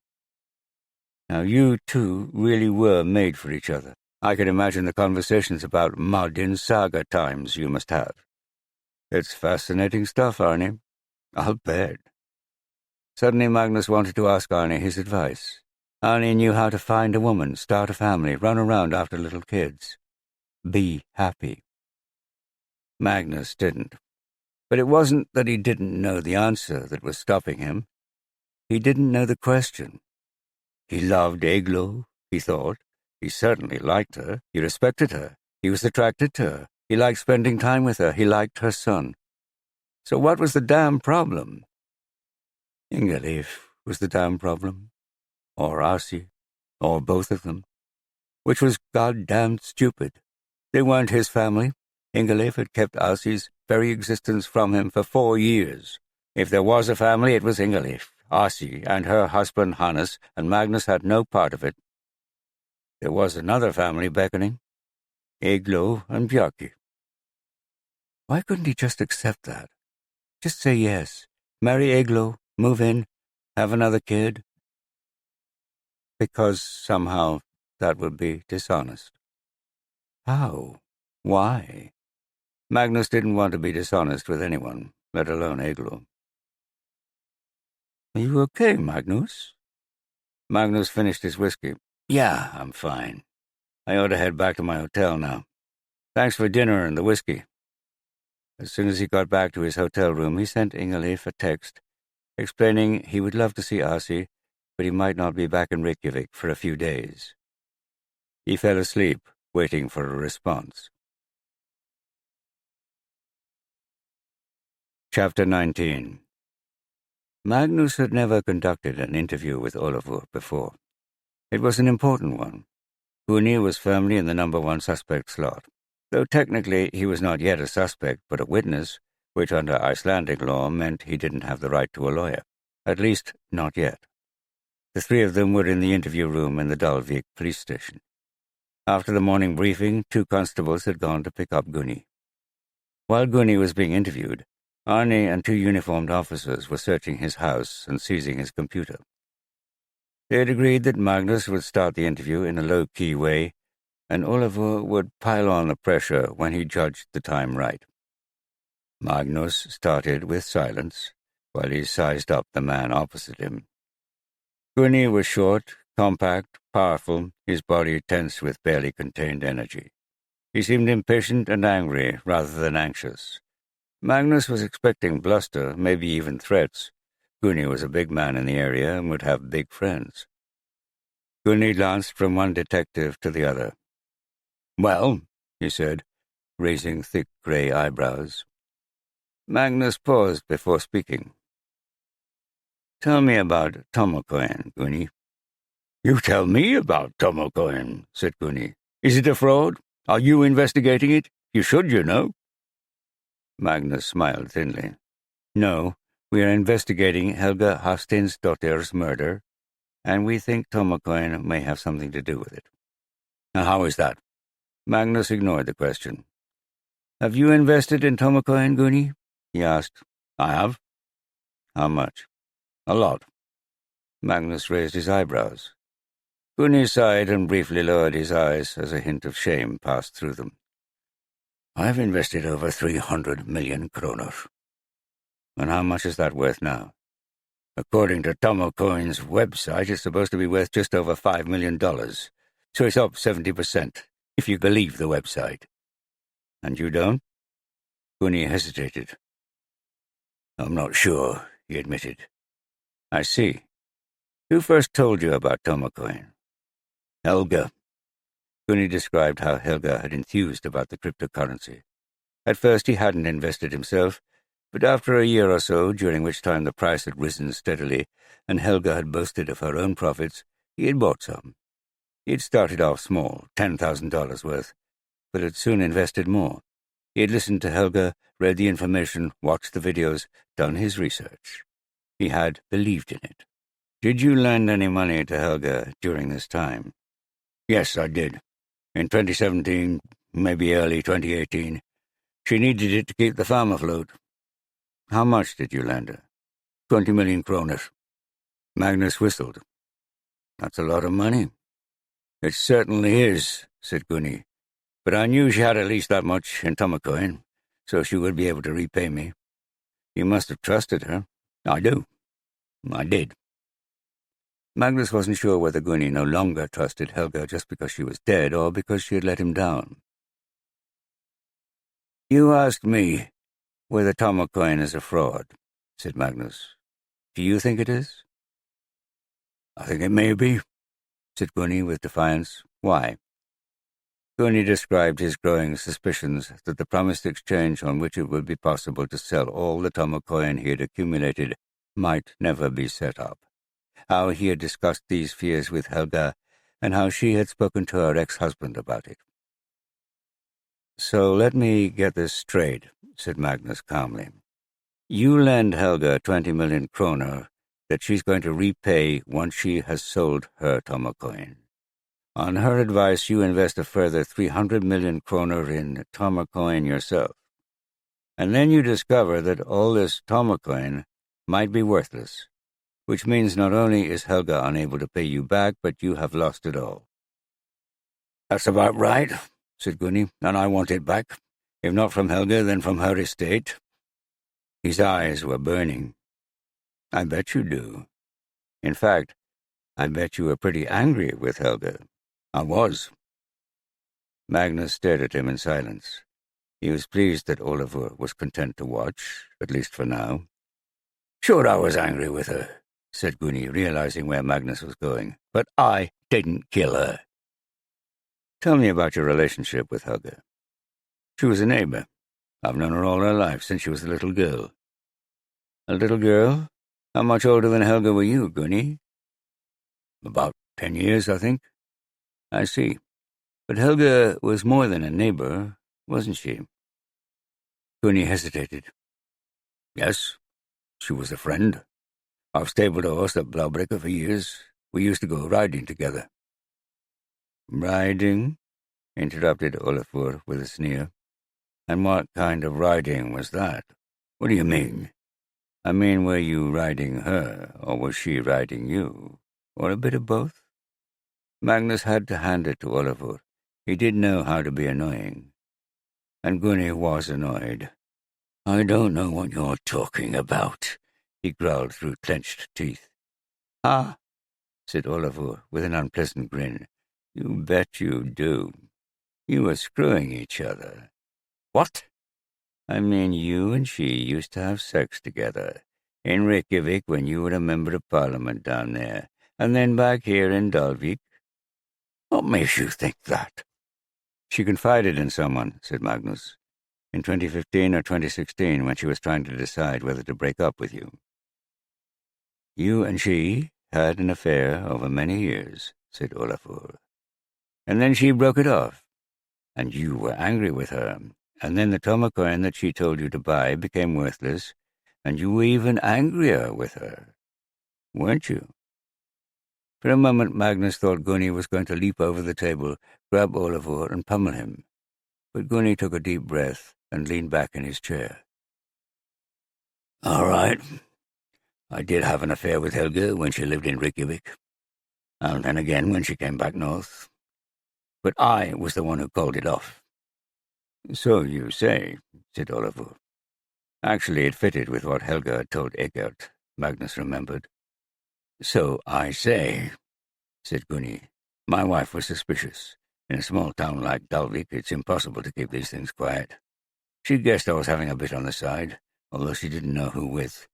She told me I had to stop or she would leave. So I promised I'd end it, and I did. You promised you would end it, said Olafur in disbelief. Yes, said Gunny, meeting the detective's eyes. Helga didn't like that. She was angry with me, rather than the other way around. But after a frosty few months, we managed to treat each other as friends again. He paused. I admit I did feel guilty about it, and that may have been why I lent her the money. I liked her. I like her parents. I like Blaubricke. I didn't want them to lose it. When was the last time you had sex with Helga? Olafur barked. Gunny looked at Olafur steadily. 4 years ago, he replied. Not since then. I don't believe you, said Olafur, slamming his palm down on the table. Gunny wasn't intimidated. He shrugged, his blue eyes firm. It's true. He shook his head. I am angry I lost money because of her, but I'm devastated she died. Devastated. Her poor daughters. He looked from Magnus to Olafur, doubt in his eyes now.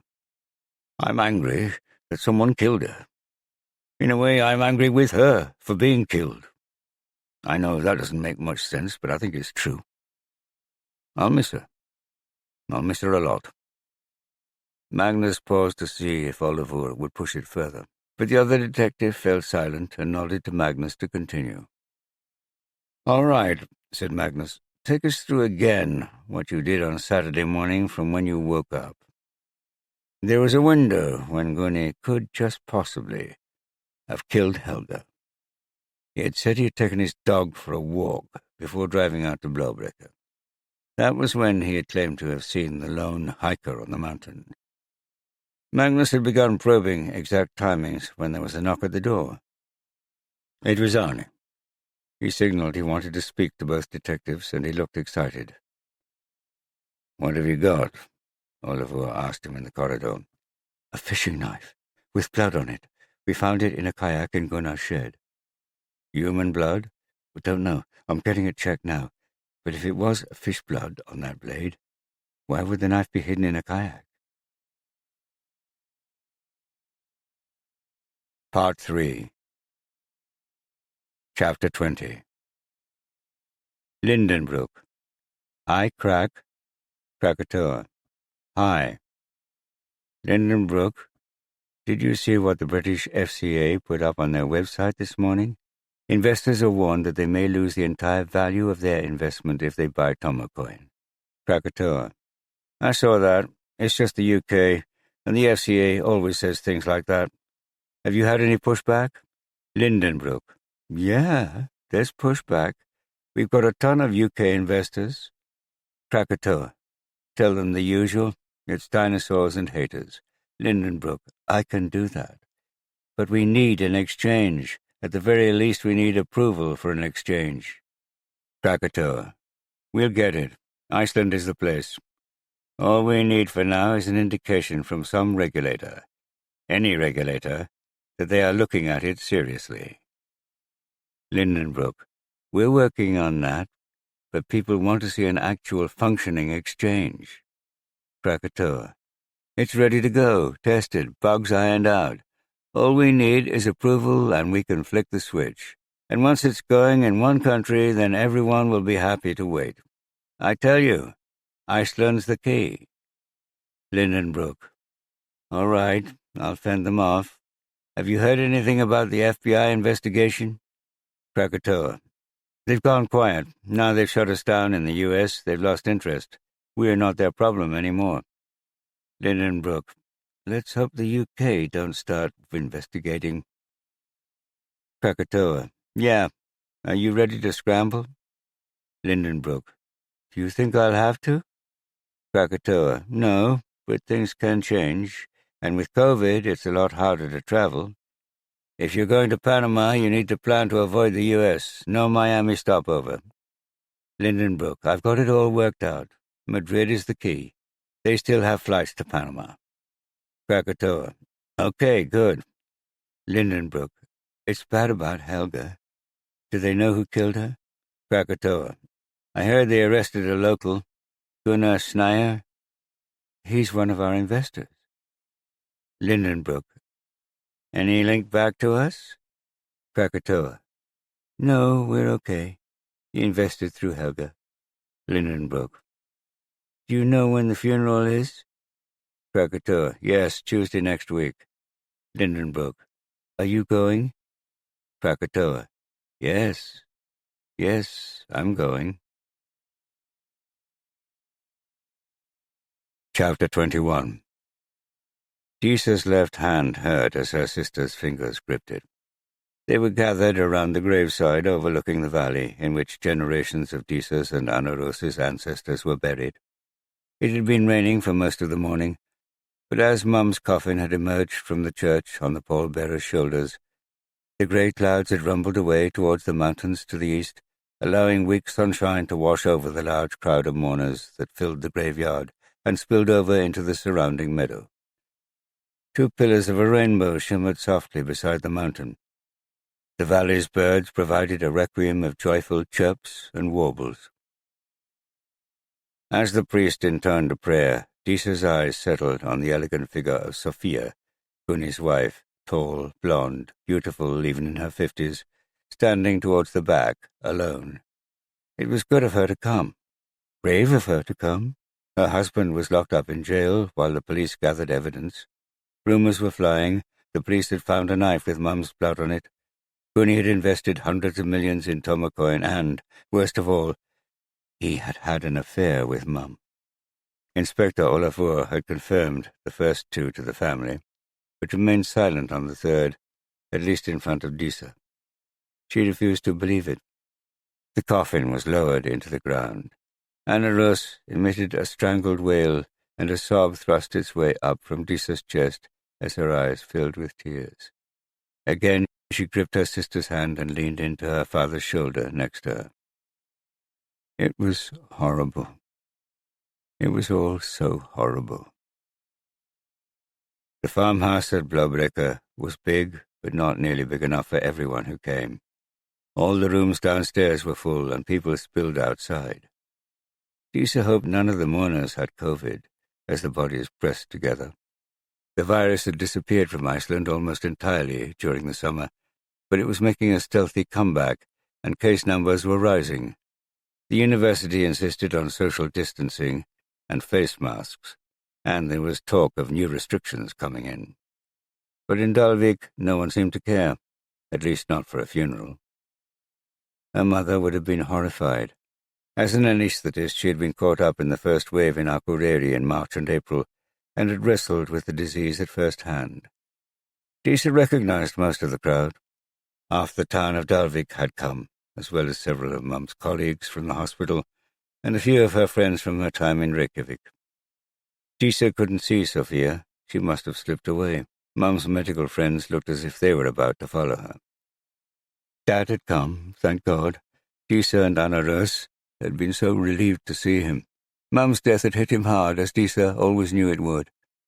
Grandpa and Grandma seemed to understand and were polite, even warm to their former son-in-law. Dísa had done her best to support them through their grief over the last 10 days, but she needed her one remaining parent. "Hey, Dísa, how are you doing?" It was Kata, who had arrived from Reykjavik in time for the closing of the coffin the day before. It was good to have an old friend around. "I'm okay," she said, although she clearly wasn't. "That must have been tough, the burial." "It was," said Dísa, "but it's good at the same time." "There are so many people here," said Kata. "She had a lot of friends, your mum. A lot of respect." "I know." Kata smiled up at Dísa. She was a good 6 inches shorter, dark-haired, slightly plump, with a bright smile that lit up a crowd, especially of men. And at that moment it warmed Dísa. Jói elbowed his way through the pack, his blue eyes clouded with sadness and sympathy. Dísa grabbed her brother and clung on hard. He wrapped his arms around her. "I am so sorry, Dísa," he said. She stood back as Jói hugged his father and Anna Rós. "You remember Kata, Jói?" "Of course, but I haven't seen you for years." Kata turned her smile on him. "Yeah, not a great way to meet up again." "Kata says I can stay with her when I get back to Reykjavik, Jói," Dísa said. "That's good," said Jói. "I don't mean I want to get rid of you, but at least you'll be with someone you know." "I'll look after her," said Kata, putting an arm around Dísa and squeezing. Dísa smiled back gratefully. "They've got the guy that did it, I hear," said Jói. "Yes, Gunni. Did you ever meet him?" "Yeah, I remember him. He kept a horse here, didn't he?" Mum had invited Jói to stay at Blåbrekka a few times, even after the divorce. She knew that he and Dísa were close, and she had always liked him herself. Dísa lowered her voice so in the hubbub only Jói could hear what she was saying. "There's a rumor going around town that Mum had an affair with him." "With Gunni?" "That's what they say." "That can't be right, can it?" "No, it can't be," said Jói with a reassuring smile.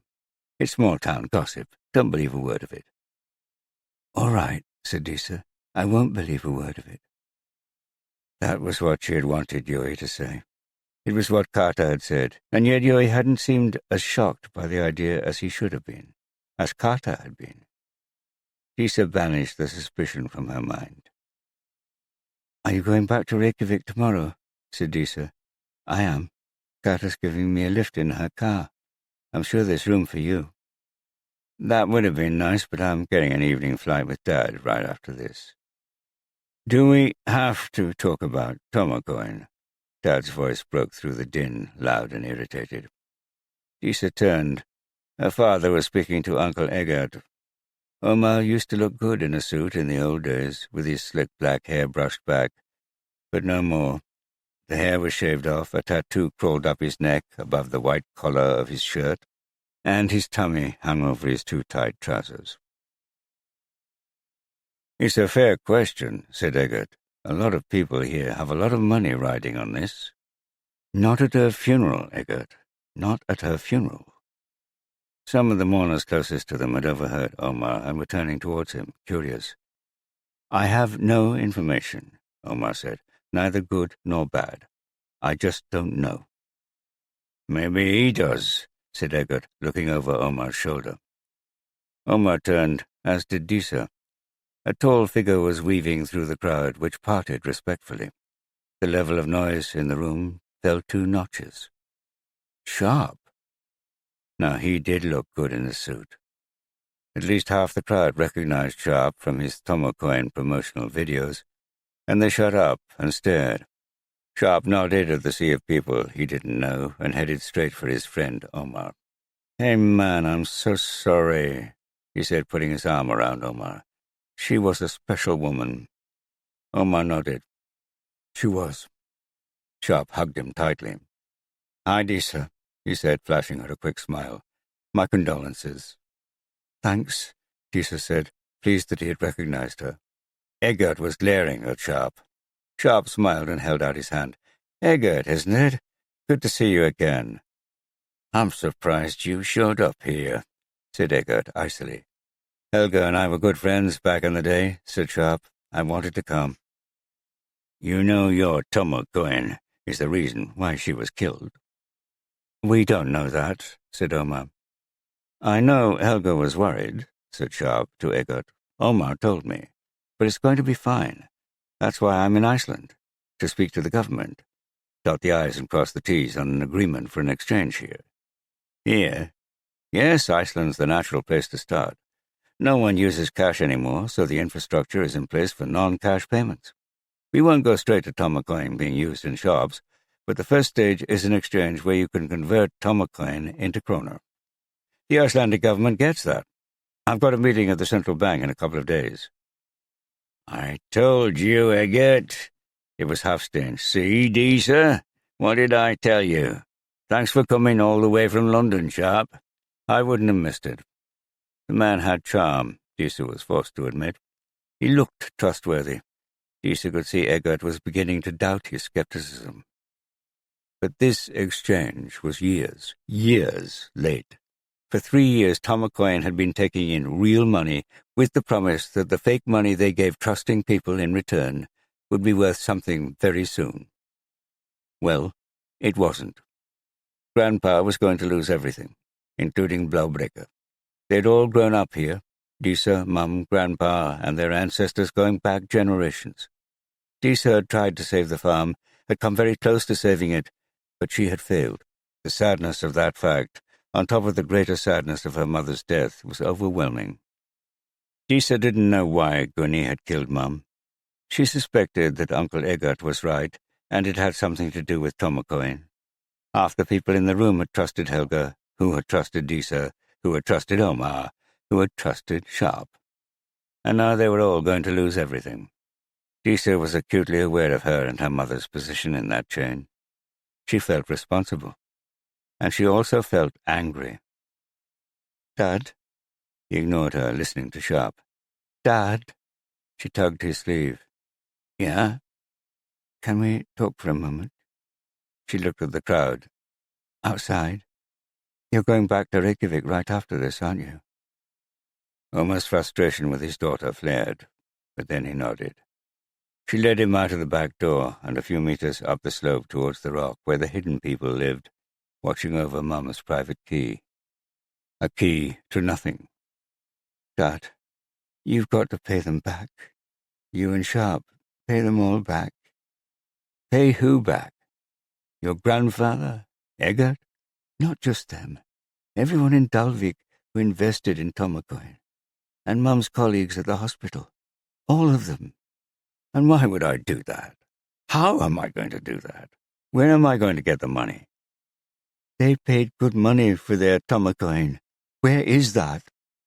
"Okay, maybe you don't have it, but Sharp does, and he needs to pay it back." "You heard him. He says there's going to be an exchange in Iceland soon." "He's always said that, and it's never happened. He sounds good, but I don't believe him. Do you? Do you believe him?"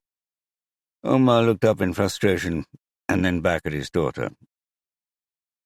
"I don't know." "Right," said Disa. "Listen, it's our responsibility that all these people are going to lose so much. You, me, and Mum. Grandpa's going to have to sell Blaubreke. You know that, don't you? It will break him, and Grandma. And you know how Mum would have felt about that, how much the farm meant to her." We need to do this for Mum." Anger flared in Omar's eyes. "I warned you not to get your mother involved in this, didn't I, Disa? Don't you remember? When I first told you about the Bitcoin in the restaurant in Akureyri?" Disa nodded. Omar's frustration spilled over. "I loved your mother, but she was greedy, you know that? When stuff was going on at the bank that shouldn't have been back before the crash, I decided to blow the whistle. I spoke to Helga about it, and she talked me out of it. She said I should trust Sharp. Sharp knew what he was doing. She said we needed the salary. We needed the bonuses." He shook his head. "We didn't need the bonuses. We didn't need a Discovery and a Mercedes. But your mum wanted them."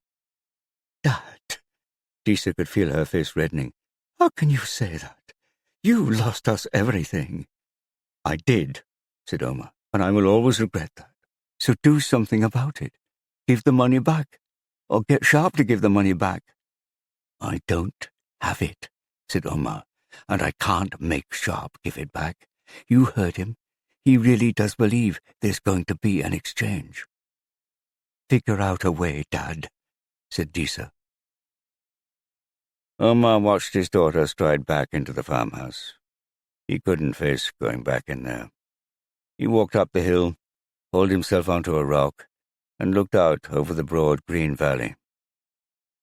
It really was a beautiful place, his wife's childhood home. The fjord stretched northwards, its mountain walls eventually coming to an abrupt halt as its waters opened out to the broad horizon of the Arctic Ocean. The flat island of Frise floated just a few kilometers offshore, a smattering of white buildings at its southern tip. He smiled as he remembered how he and Helga had spent a July day out there, the first time he came to Blaubreka to meet her family. They had wandered through the summer houses and found a field of bright purple lupins.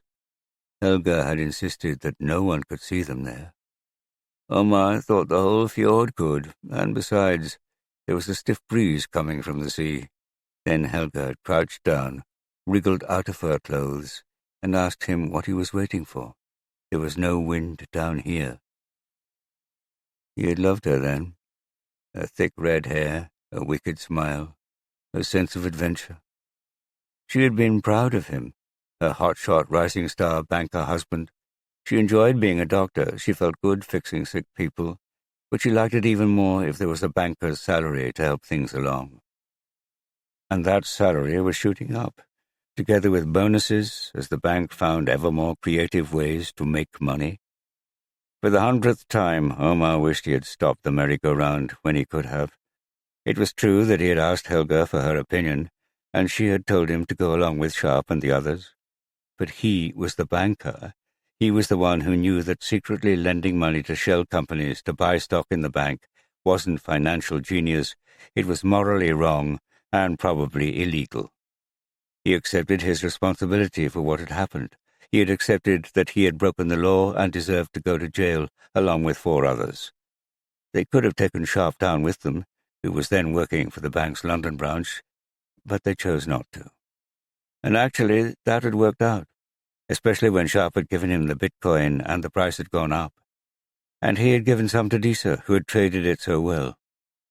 Then another poor decision, trusting Sharp on Tomo coin. Omar still hung on to the hope that he hadn't misjudged his friend, but he knew in his heart he was kidding himself. Disa saw it. Disa was smart about these things. He wasn't going to lose much. Unlike Disa and Helga, Omar had sold most of his Bitcoin through Sharp. He needed the money to spend. Sure, he'd invested some in Tomo coin, but not everything. Nothing like Helga's investments. He knew she'd screw up. That's why he had given the Bitcoin to Disa. Even at 15, she was a better bet than Helga. Helga. He had loved her passionately. Even when he had gone to jail and she had ditched him, he'd loved her. Even just before the crash, when everything was going so well and he had started that stupid affair with Brindis at the bank, he had loved her. Brindis was another mistake. Helga had stopped loving him. He knew that. And that had been his fault. He knew that too. Disa wanted him to atone for all those mistakes. And he'd like to, if he could. But he had very little money himself, and he had no chance of persuading Sharp to cough up. His best bet, Disa's best bet, was to hope that Sharp could conjure something out of nothing with the Icelandic government. He felt alone. He wanted Helga. The old Helga he had fallen in love with, not the more recent one who demeaned and dismissed him, who knew him for what he really was, a loser. Sitting on the rock looking out over the valley she had grown up in, he felt a tear run down his cheek, and then another. For 3 minutes he sobbed. It felt good. Then he slid off the rock and headed back to the farmhouse to fetch Jói and take him back to Reykjavik. Chapter 22. Magnus's expenses from his trip up north didn't add up. No matter how hard he stared at the damn screen, 4,500 kronor were missing. He knew from bitter experience that he had to make the numbers add up eventually. Budging expenses was a major crime in CID. His phone rang. He picked it up. Magnus? It's Jon from the front desk. I've got a young lady here who wants to see you. Disa Ómarsdóttir. Now come down. Disa looked tired and washed out, and angry. Magnus led her up to CID via the coffee machine and sat her down next to his desk.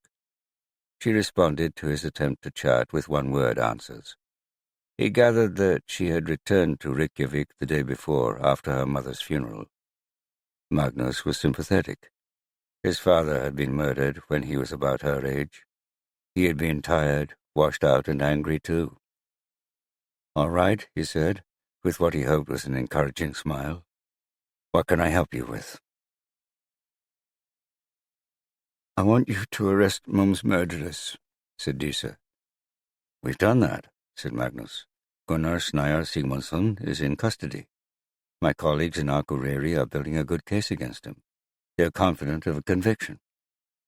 The DNA analysis of the blood on the knife found in Gunni's shed had come back with a match for Helga. There was a window of about an hour when Gunni was supposedly walking his dog, when he just about had time to get up the mountainside and kill her. Motive wasn't completely clear yet, but Ólafur's strategy was to let the suspect stew in solitary confinement in prison at Hólmsheiði until they'd gathered overwhelming evidence against him, and then use that to get him to confess. "I don't mean Gunni. I mean the people who really killed Mum. The people behind Tomokoin." Magnus nodded. He noticed Disa's northern accent was more obvious here in Reykjavik than it had been when he had seen her in Dalvík. "I see. But we're not even sure that Tomokoin is the reason Gunni killed your mother." "Of course it is. What other motive might there be?" Disa was staring hard at Magnus, daring him to answer. Magnus paused. This was one of the things he hated most about murder investigations, revealing victims' secrets to their families. He didn't have to tell Disa. He could wait until she found out at the trial. But it was inevitable she would find out eventually. Magnus had been in her shoes. Nearly 25 years before, his father had been murdered in the house in which they were staying in a small town on the shore south of Boston. The police had got nowhere. Magnus, a college student at the time, had demanded answers. There were none.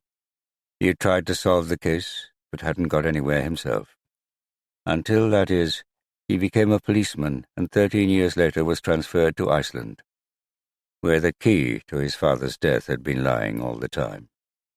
He remembered the kindly local detective, Jim Fearon was his name, who had patiently answered Magnus's questions, and eventually, over a decade later, had helped him find the answers. So he decided to answer Disa's. "You probably don't know this," said Magnus, "but it looks like your mother had an affair with Gunni in the past." "I don't believe you," said Disa. She looked angry rather than surprised. She must have heard gossip. Despite her protest, she was really asking Magnus for confirmation. "Your mother confided in someone a few years ago, and when we confronted Gunni with it, he admitted it. I still don't believe you. Well, that's your choice, said Magnus, but it is another possible motive. Disa breathed in. Was this so-called affair still going on when she died? We don't know, said Magnus. Gunni says it finished in 2016, and at the moment we have no reason to doubt him. We're still working on it. So why would that make him kill her? The truth is we don't know the motive. Yet. Yes, you do, said Disa. It's staring you in the face. Tomocoin. Gunni bought millions of dollars of Tomocoin from Mum, and it's all worthless. So he was pissed off and he killed her. It's obvious, isn't it? That may turn out to be the motive, said Magnus patiently, but for the moment, we don't know. Have you shut down Tomocoin yet? Have you arrested the people behind it? Sharp, Jerome, the Swiss guy with the pointy beard? No, we haven't. Why not? It's a massive fraud. My family and Gunni aren't the only people to lose money from Tomocoin. Half of Dalvík has. And there will be loads of people in Reykjavik who've lost money too. What are you doing about it? Tomocoin hasn't gone bankrupt yet. Yet? Why wait until it does? Magnus decided to give Disa an honest answer. It's political, Disa. There are people in Iceland who want Tomocoin to succeed.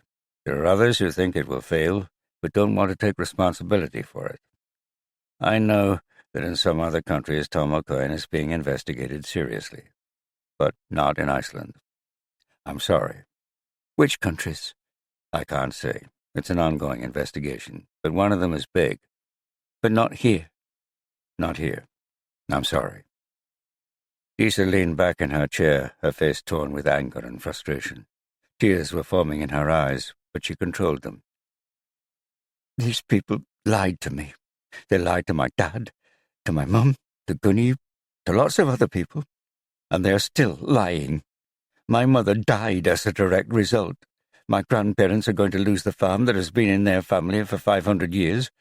And you're not going to do anything? Magnus could see her point.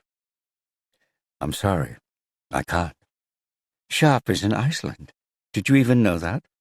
Magnus shook his head. He had the nerve to show up at Mum's funeral. He says he's seeing the central bank in Reykjavik today. You could go and arrest him. I can't arrest him. I have nothing to arrest him for. You do. He's stolen millions of kroner from tons of people, and he killed my mum. I'm sorry, Disa. The contempt on Disa's face struck Magnus. She just shook her head, stood up and left. She has a point, said Vigdis from the desk opposite where she had been listening to the whole thing. She does, said Magnus. She does. Thelma hung up the phone and smiled broadly as Magnus entered her office. You look happy, he said. Just got our head count raised, she said. It's only by one, but that's the result these days. Congratulations, said Magnus. Thelma was a few years older than Magnus, with short blonde hair, a pugnacious jaw, hard blue eyes that knew how to twinkle, and a false leg. The result of a car chase gone wrong. She was not universally liked in the department. She was a bit of a hard-ass, and Vigdis in particular thought Thelma had a problem with women. But she and Magnus respected each other. Magnus got the results, and Thelma took the credit. Win-win. What have you got for me? Tomocoin, said Magnus. Thelma sat back in her chair and examined Magnus over her reading glasses. It was an intimidating stare, but Magnus was used to it. Oh, yes. I just got a visit from Disa Omarsdottir. It was her mother who was murdered in Dalvík. She holds Tomocoin responsible. Half the community up there has invested, including her mother and her grandparents. It's probably what motivated Gunnar Snær to kill Helga, and no one here in Reykjavik is doing anything about it. So I thought I would ask around, quietly. Disa believes Tomocoin is on the verge of bankruptcy. Was anyone from Tomocoin directly involved in the killing? I don't think so, but I'd like to find out. Let me put this another way. Is there any evidence that anyone from Tomocoin was involved? Not yet. Yet? No, Magnus admitted. And has Olafur asked you for more evidence about Tomocoin? No, said Magnus. "He doesn't think it's necessary. But if Tomokoen goes bust, then a lot of people are on the line for a lot of money." "And who told you it's going bust? A 19-year-old student?" "The FBI," Magnus replied. Thelma paused, thinking through the angles. "Let's say it does go bust. Then the shit really will hit the fan. And two things will happen. They will look around for who to blame, and they will look around for bodies to help them with the investigation. But they won't look to us on either count, because this has got nothing whatsoever to do with CID. It's not our job. It's not your job. It should stay that way." "Not even a couple of interviews?" said Magnus. "I can write them up for Olafur." "No." "All right," said Magnus. "Do you understand me, Magnus?" "Of course." "Good." Magnus got up to leave. "Oh, Magnus." "Yes?" "How's that old guy you live with, Tryggvi Thor?" "He's fine. He avoided the virus in the spring?" "Yes, he was pretty careful. The numbers are ticking up again. We may get another wave. He should still be careful." "I'll tell him." "No, don't tell him," said Thelma. "He's a grumpy old git. Just keep an eye out for him, will you?" "I will," said Magnus. He left unsaid the question in his mind, "Why do you care?"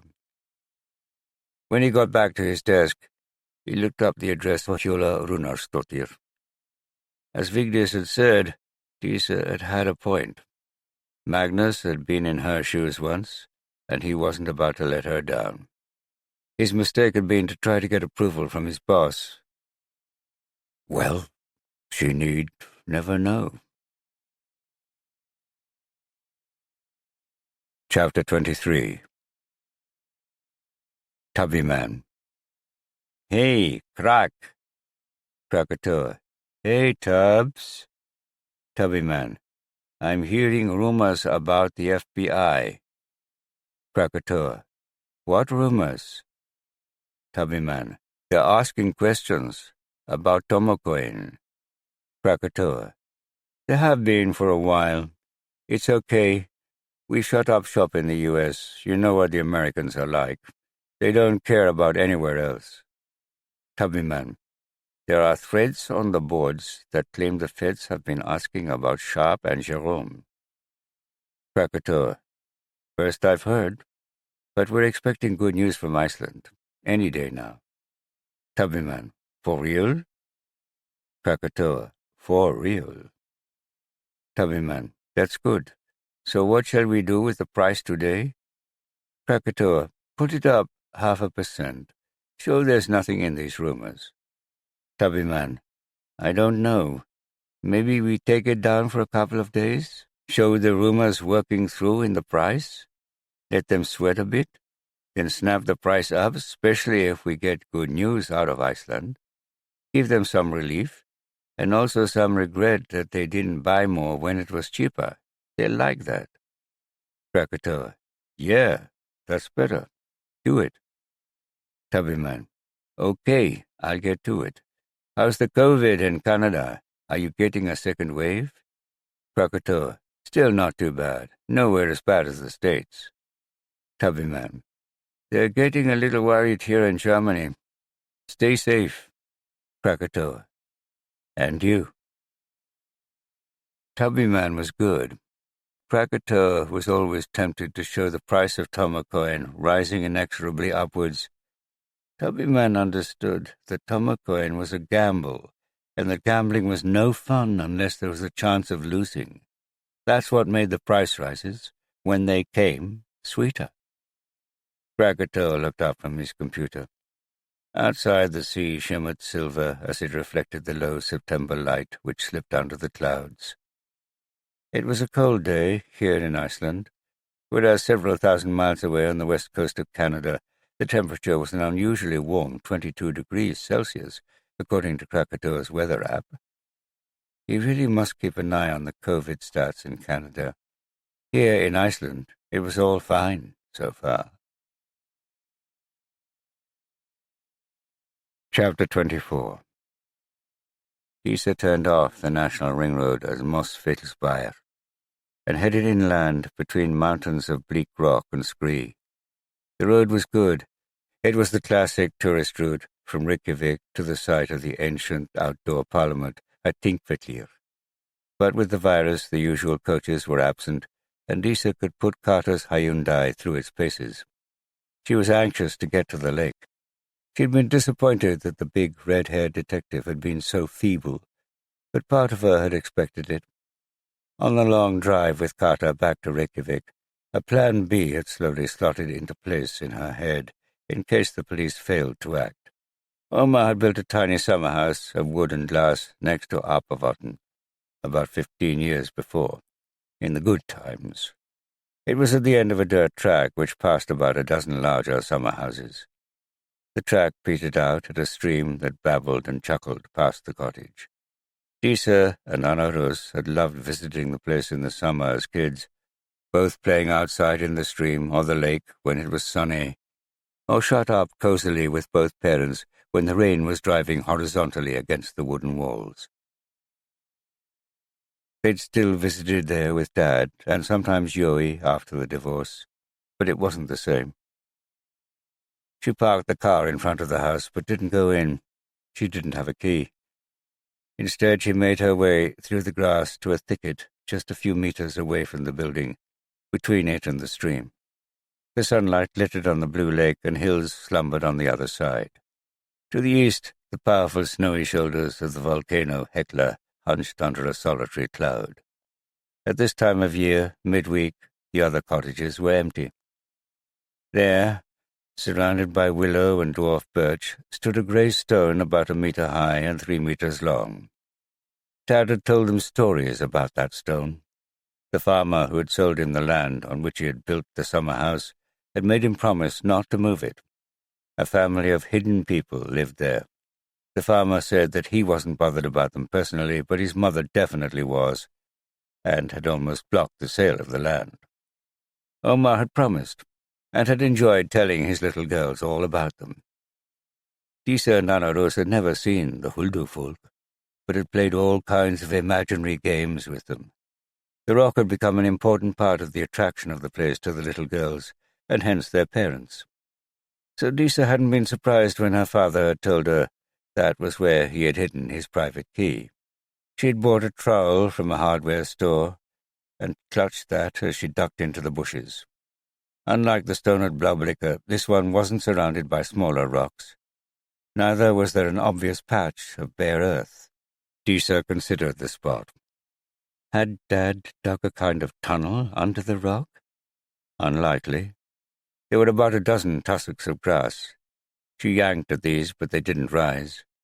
But as she was bending down to tug at the last one, she saw a slit in the rock underneath it. She went down on her knees.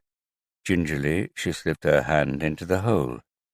She felt dead leaves and moss and something else.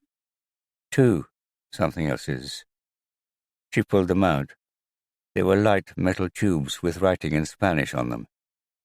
It took her a moment to figure out what they were. Cigar tubes. She opened the first one and drew out a rolled-up scrap of torn paper. She laid it out on the stone. A large letter O was written in blue biro, and underneath 2 long strings of letters and numbers that looked as if they had been produced by an inkjet printer. Above the first string were written in English the words, "Private Key." Above the second, "Wallet Address." Dad's cold wallet. Disa had considered taking a picture on her phone, but she didn't want the image floating around in the cloud where a hacker might find it. So she carefully copied out the characters from both keys on a card she had brought with her, and read them out loud backwards and forwards to double and triple check she had not made any errors. If just one character was wrong, then the whole key would be useless. She opened the second cigar tube and extracted a similar scrap of paper, this one headed with the letter K. Once again she copied out the string of characters and read them back aloud to make sure she had got them down correctly.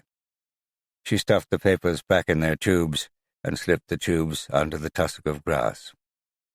2 wallet addresses, 2 private keys, 2 Bitcoin wallets, One of them was clearly her father's. Whose was the other? And how much Bitcoin was in them?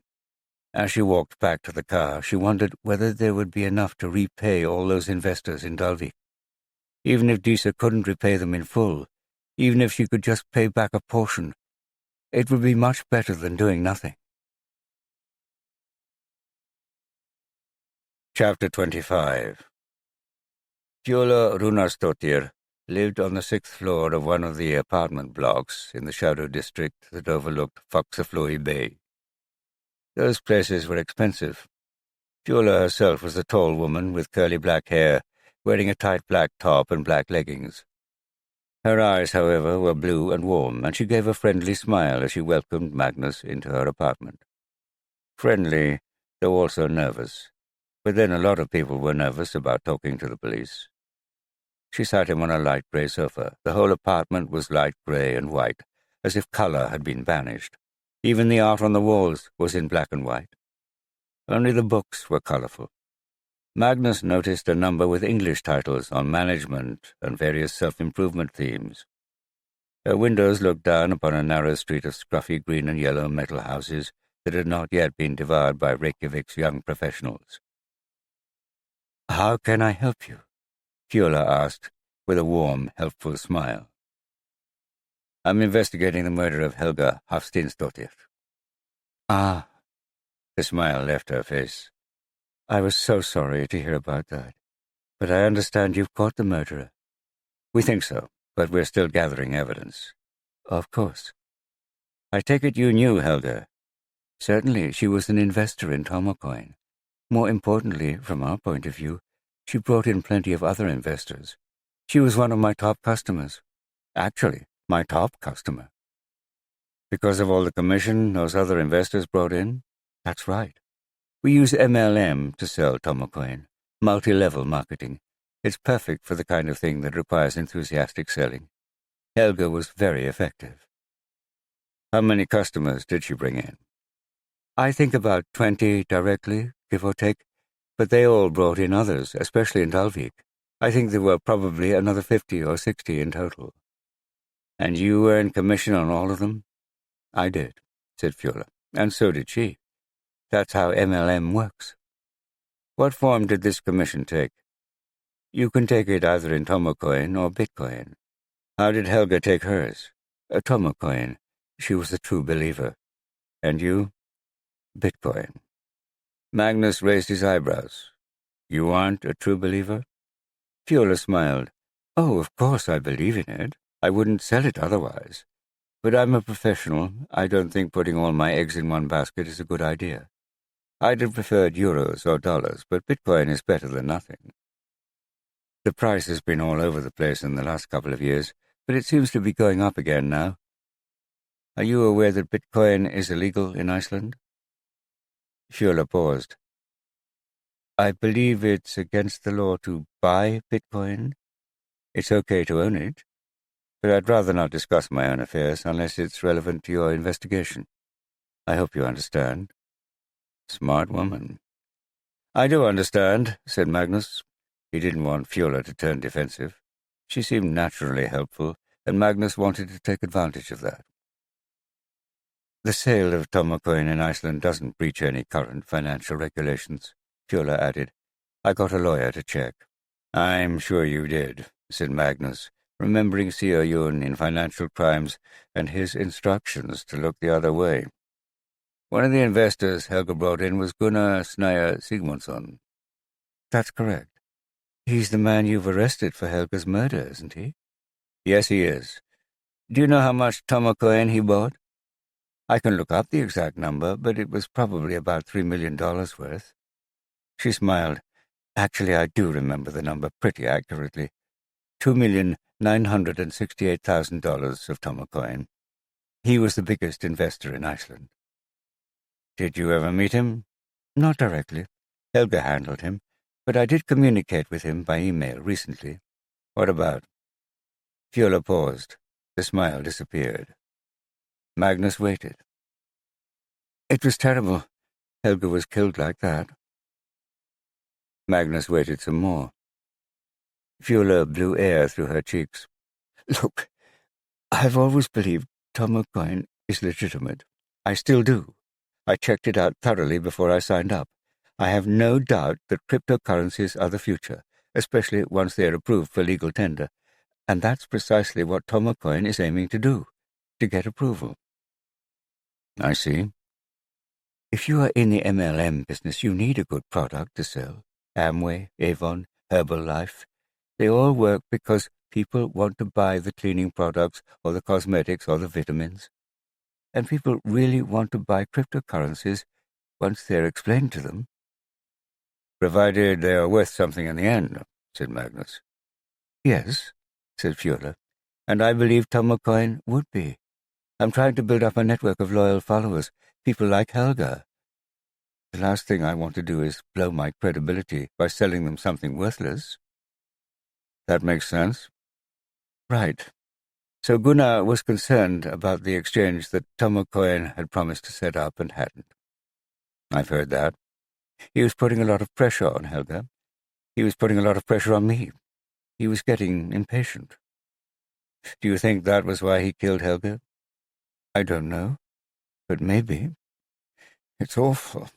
If only he had waited. Waited? Why? Well, there's still a good chance that the Icelandic government will approve an exchange for Tom Coin. Do you really believe that? Yes, said Fjola. Tom Coin is in talks with the government now. That would be Skarpedin Gislason, otherwise known as Sharp? That's right. He's in Iceland now. Have you seen him? I met with him yesterday. He had just flown back from Helga's funeral in Dalvík. They were old friends.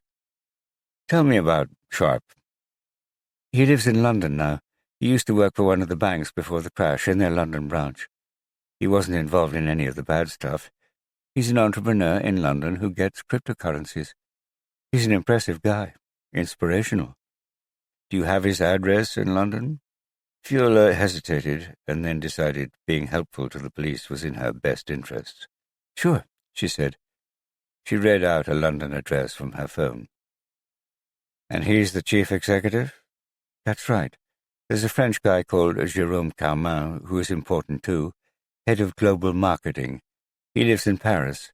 I've got his address too. She read it out. What about Krakatoa? Who is he? Fjola smiled. Ah, Krakatoa. He's the brains behind the operation, supposedly. He lives in Canada, supposedly. British Columbia. Have you met him? No, nobody has met him. He's a genius holed up in some secret lair in the mountains or something. You sound skeptical. I am. You could imagine that something like Tomocoin takes place online. It's the ultimate virtual company. And this guy, Krakatoa, runs it. Everyone is in awe of Krakatoa. Except you. I don't think Krakatoa is in Canada at all. You don't? I think Krakatoa is an Icelander. Really? Why do you think that? I don't know. It started off as just a feeling. His English is excellent, but I thought occasionally he sounded like an Icelander writing in English. And there's the name, Krakatoa. That's in Indonesia. Yes, but it's a volcano. Volcanoes are really Icelandic. I bet he really wanted to call himself Hekla, but couldn't, so he chose a foreign one instead. And Krakatoa sounds better than Vesuvius. It's a bit thin, said Magnus. Plus, he puts an accent on the I in Reykjavik. No foreigner would do that, unless maybe they had lived in Iceland. Said Magnus. It's not exactly conclusive proof, but I see what you mean. So in that case, who do you think Krakatoa is? Sharp. It's got to be Sharp. Have you asked him? No, I was nervous to. And if you see him, please don't tell him I told you he's Krakatoa. It's just a guess. Why are you scared of Sharp, Fjola? I'm not scared of Sharp, or at least the Sharp I know. But I am scared of Krakatoa.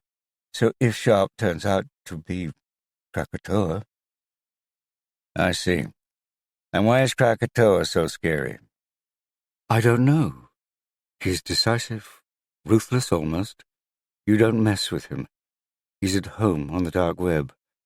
All those drugs sites. And Sharp isn't? I think they're like Jekyll and Hyde. Sharp is the inspirational entrepreneur when he's in the real world, and Krakatoa is the enforcer on the dark web. Fiola raised her hands. Don't get me wrong. I don't think either Sharp or Krakatoa has broken the law. They're too smart for that. I just wouldn't mess with Krakatoa, that's all.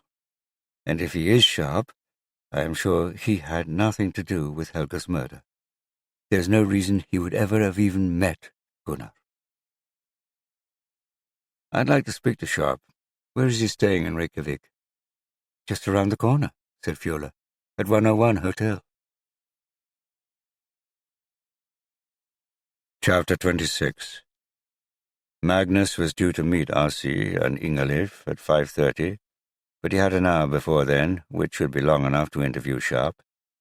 He called Agent Malley in New York first. Malley was insistent that Magnus avoid tipping off Sharp that the FBI were on to him.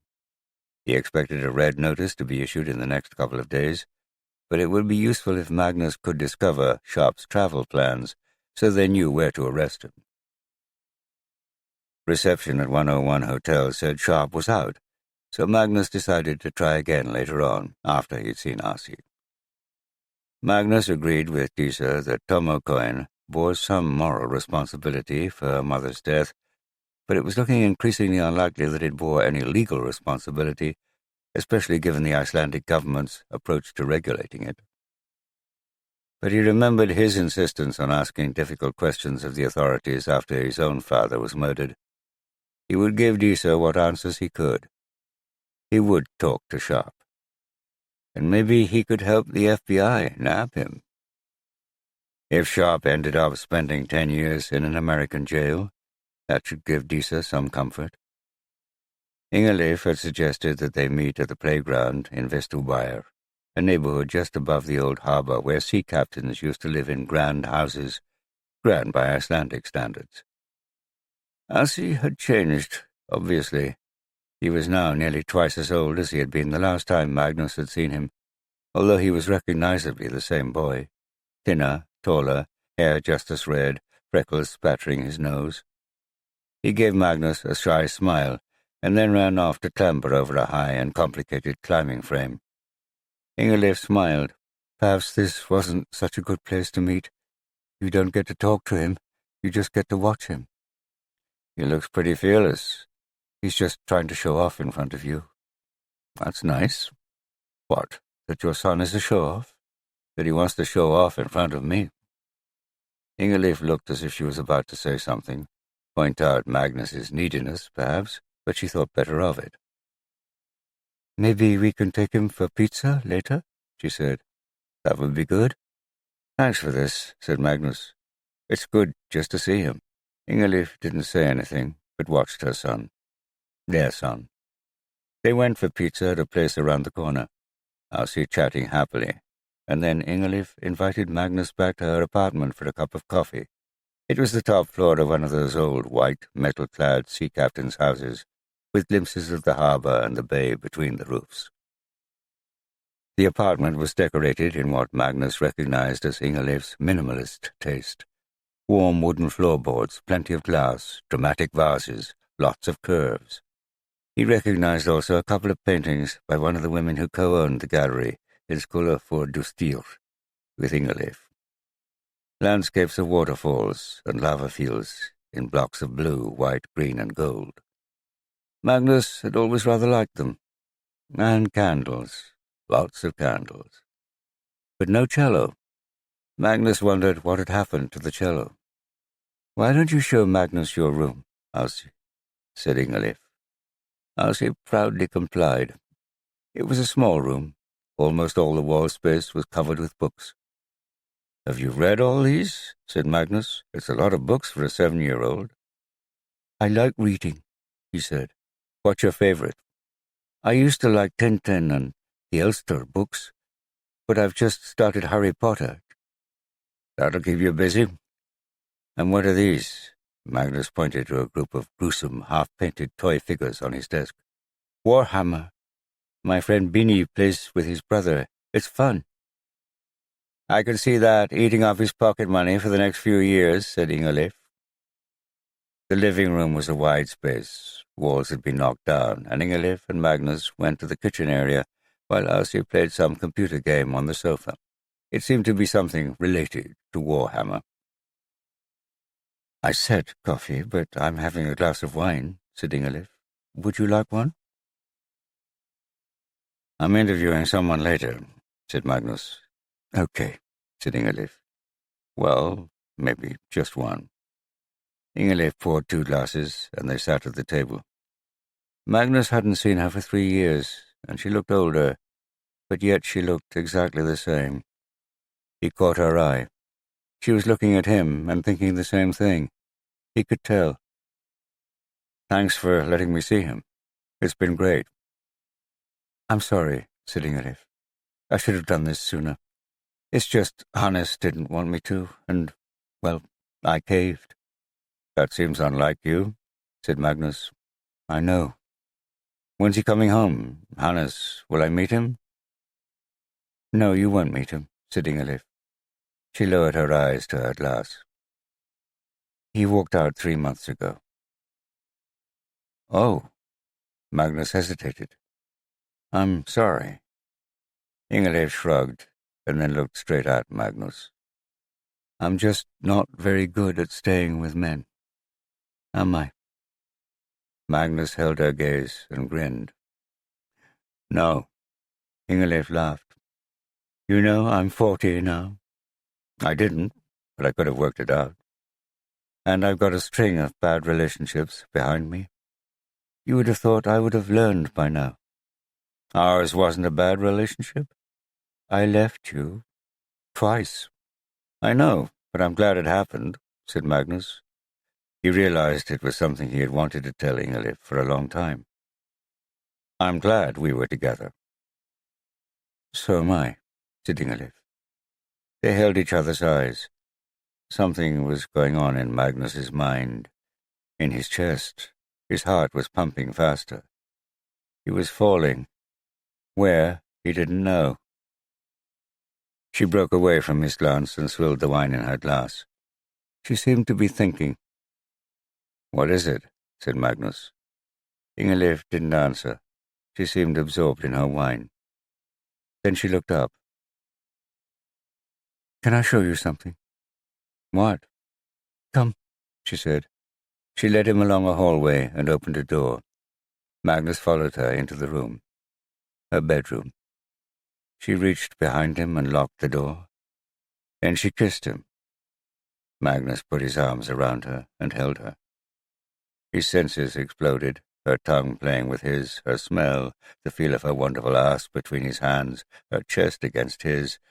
So familiar, so exciting, so right. He was falling. But then he clung to a branch on the cliff edge. He pushed himself away from her. I'm sorry, Ingolf. No." "Come on, Magnus," said Ingolf with a smile. "You want to." "I don't know whether I want to or not, but I know I can't. I'm with Eglo." "Do you want to be with her?" Ingolf gazed at him with hope tinged with doubt. "I don't know, but I am with her, so I can't do this." Ingolf's confidence crumbled before his eyes. "What am I doing?" she said. "I told myself not to do this, to leave you alone, to let you get to know Arsie again. But just now in the kitchen, I thought... "I didn't mean to lead you on," said Magnus. "I know you didn't. And you didn't. It was me. Screwing up again. I know you. I know you wouldn't do anything with Eglo around. I knew that. And yet I jump on you. I'm so stupid." "You're not stupid," said Magnus. Tears appeared in Ingolf's eyes. She wiped them and looked away, biting her lip. Magnus wanted to grab her, hold her, comfort her. She turned back to him and sniffed. I think you'd better say goodbye to Arsi and go. Can I see him again? Yes. Ingaliv nodded her head. Send me a text in a couple of weeks. No, a month. Leave it a month, please. But we'll fix something up.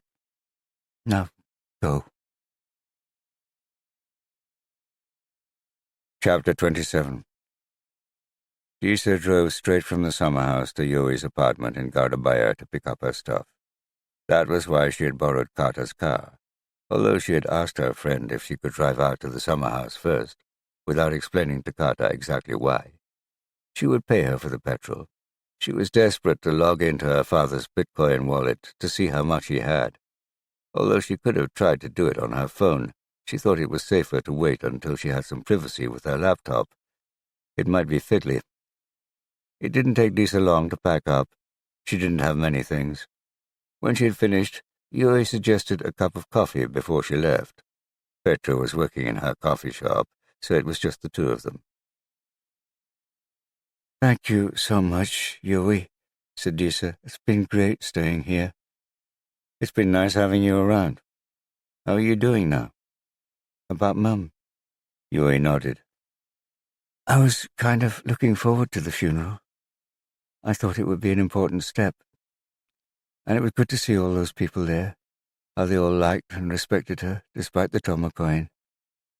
But it doesn't really make much difference. I still miss her every second of the day. Of course you do, said Yuri. Yeah. Disa sipped her coffee. They talk about the stages of grief, don't they? I'm not sure what they are or what order they come in. I think denial is one of them. But I'm in the anger phase. With Gunny? Yes, with Gunny. But more with Tomocoin and the people behind it. Dad, Sharp, Mum even. It's stupid, but I'm angry with Mum. I'm angry with myself for telling her about it. Don't get worked up about that, Disa. It'll just make things worse. Maybe. Did you buy any? Dad tried to get me to, but that stuff isn't my thing. You can make money, but you can lose it too. Disa was tempted to tell Yui about her trip to the summer house. He knew it as well as she did, and about the private keys she had copied down, but she held back. Although Yui had slotted into her family well, Mum had made sure of that, Disa always got the impression that his loyalty was with his father, which was fair enough, and with his own mother, Dad's first wife, a teacher in Bredhult, whom Disa had never met, which was even fairer. I asked the police about Tomocoin today, she said. You know they're not even investigating it. Why not? Politics, apparently. Sharp has got to important people in the government. It makes me furious. But do you even know that's why Gunny killed Helga? That's just what the detective asked me. Disa hesitated. He said there might be another reason. Oh? You know, don't you, Yui, about Gunny and Mum? When I told you about the rumor, I could see you weren't surprised. Yui winced. I wasn't. No, it was his turn to hesitate. I caught them at it, you know. What? It was a couple of years before the divorce. I was about 14. I came home from school in the middle of the day. I forget why. I heard noises from her bedroom. I was old enough to know what that meant. I ran out of the house and spent 2 hours hiding behind a wall, watching the front door to see who came out. And it was Gunny? Yui nodded. And you didn't tell me? Certainly not, Yui protested. I didn't tell anyone, except you just now. Wow. Disa was about to tell Yui she didn't believe him, to stick up for Mum, but she did believe him. So that means Dad wasn't the only one to cheat, she said. She cheated on him first. Do you think he knew? No idea. But that's what happened with him and my Mum. She cheated on him first, too. Disa frowned. You're just sticking up for him. Maybe, a little bit. He did wrong, too. He did have an affair with that woman, Brindis, and he broke the law and went to jail. But he's paid for his sins. Whereas Mum hadn't? Yui winced. She has now. Disa shuddered. She was tough on Dad. Look, said Yuri, truth is they both screwed up. But let's not take sides. You're my sister, Disa, aren't you? Disa smiled. Yes, Yuri, I am. Disa's room in Carter's apartment was tiny. There was barely enough space for a single bed and a small table to act as a desk. But after all that had happened, it was good to be with an old friend. As soon as Disa decently could, she shut herself in there and opened up her laptop. She knew her way around Bitcoin, so with her father's wallet address and private key, it didn't take her long to get into his wallet to see how many actual Bitcoin he owned. 3, or 3.116 to be precise. Disa checked the price, $10,526. So that was over $30,000. A reasonable amount of money, but not as much as she had hoped. Not nearly enough to save the farm, or repay all those investors in Tomokoin Mum had suckered in. But it was something. Disa hesitated. Was she really sure she wanted to do what she was about to do? Steal from her father? It wasn't theft. She wasn't going to take any of the Bitcoin for herself. It was reversing a theft. Restitution. Carefully, precisely, she gave instructions to transfer the entire 3.116 Bitcoin from her father's wallet to hers. Omar probably owned some Tomo coin as well, but Disa had no way of getting access to that. Not that there was any point. By this stage, Disa was convinced Tomo coin was worthless. Now what about this other wallet, the one headed K? She carefully copied out the wallet address and then the private key she had retrieved from the summer house. It worked. She blinked. That couldn't be right. She scribbled down a quick calculation on a piece of paper and counted up the zeros. It was right. K, whoever he was, owned 1,962 Bitcoin in the blockchain, which, at a bit over $10,000 each, worked out at about $20 million. Chapter 28. Magnus's head was spinning as he left Ingelef's apartment in Vesterbyr, and his heart was churning. It was late to interview Sharp. On the other hand, Magnus really didn't want to return directly to Iglo's flat, so he drove over to 101 Hotel, where Sharp was staying. It was one of the hippest hotels in Reykjavik, but on a weekday evening in the middle of a pandemic, it was quiet. Fortunately, Sharp was in, although he said he had to leave for an appointment at 9. They met in a corner of the empty bar, Sharp drinking one of the new Icelandic microbrews and Magnus a Coke. Everything in the hotel was black, white, and cool. Except Magnus. Sharp stood up and gave Magnus a friendly smile, but in those COVID times, no handshake. Magnus knew the type, well-dressed in a studied, casual way, tall, good-looking, a smattering of stubble. The bankers had won a terrible reputation for themselves in Iceland after the crash. In many ways this was justified. The country had almost gone bust after all. But compared to some of the seriously sleazy financial types Magnus had come across in Boston, the Icelandic banksters struck him as misguided optimists who had overreached themselves and paid the price. Sharp seemed genuinely upset by Helga's death. He explained that they had become good friends in Reykjavik before the crash, and Omar and Helga had stayed with Sharp and his wife Egla a couple of times after they had moved to London. Was your relationship with Helga more than just friendship? Magnus asked. Oh, come on, said Sharp, wrinkling his nose in disgust. What kind of question is that? It's a question a detective should ask in a murder inquiry, Magnus replied, deadpan. All right. No, she was my best friend's wife. That's all. It's a long way to come for a funeral. From Reykjavik? From London. I was in Iceland anyway. I've got some business with the government. I saw the central bank this afternoon, and I've been to see my parents in Hafnarfjordur. My mother isn't very well, so I took a day to go up to Dalvík for Helga's funeral. I bet they weren't pleased to see you. What do you mean? I mean, half of Dalvík has invested in Tomocoin, and it's worthless. It's not worthless. It was worth $368 yesterday. But if you can't sell it on an exchange, is it worth anything? People can buy it. We're still selling Tomocoin every day, at $368. Still, you sound surprised. Admit it, Sharp. Tomocoin is in trouble. But Sharp wasn't about to show any loss of confidence in Tomocoin. The rollout of the exchange is taking longer than we anticipated, that's all. The idea is still a good one. Cryptocurrencies are moving up in price again. All those guys in Dalvík will be fine. Better than fine. They'll make a good profit. How did it go with the central bank today? For a moment the former banker's guard was penetrated. He blinked the fatigue from his eyes. Not as well as we'd hoped, but Iceland is still the perfect place to launch Tomocoin. Because of the gullible investors? Sharp betrayed a flash of irritation. Because it's almost a cashless society already.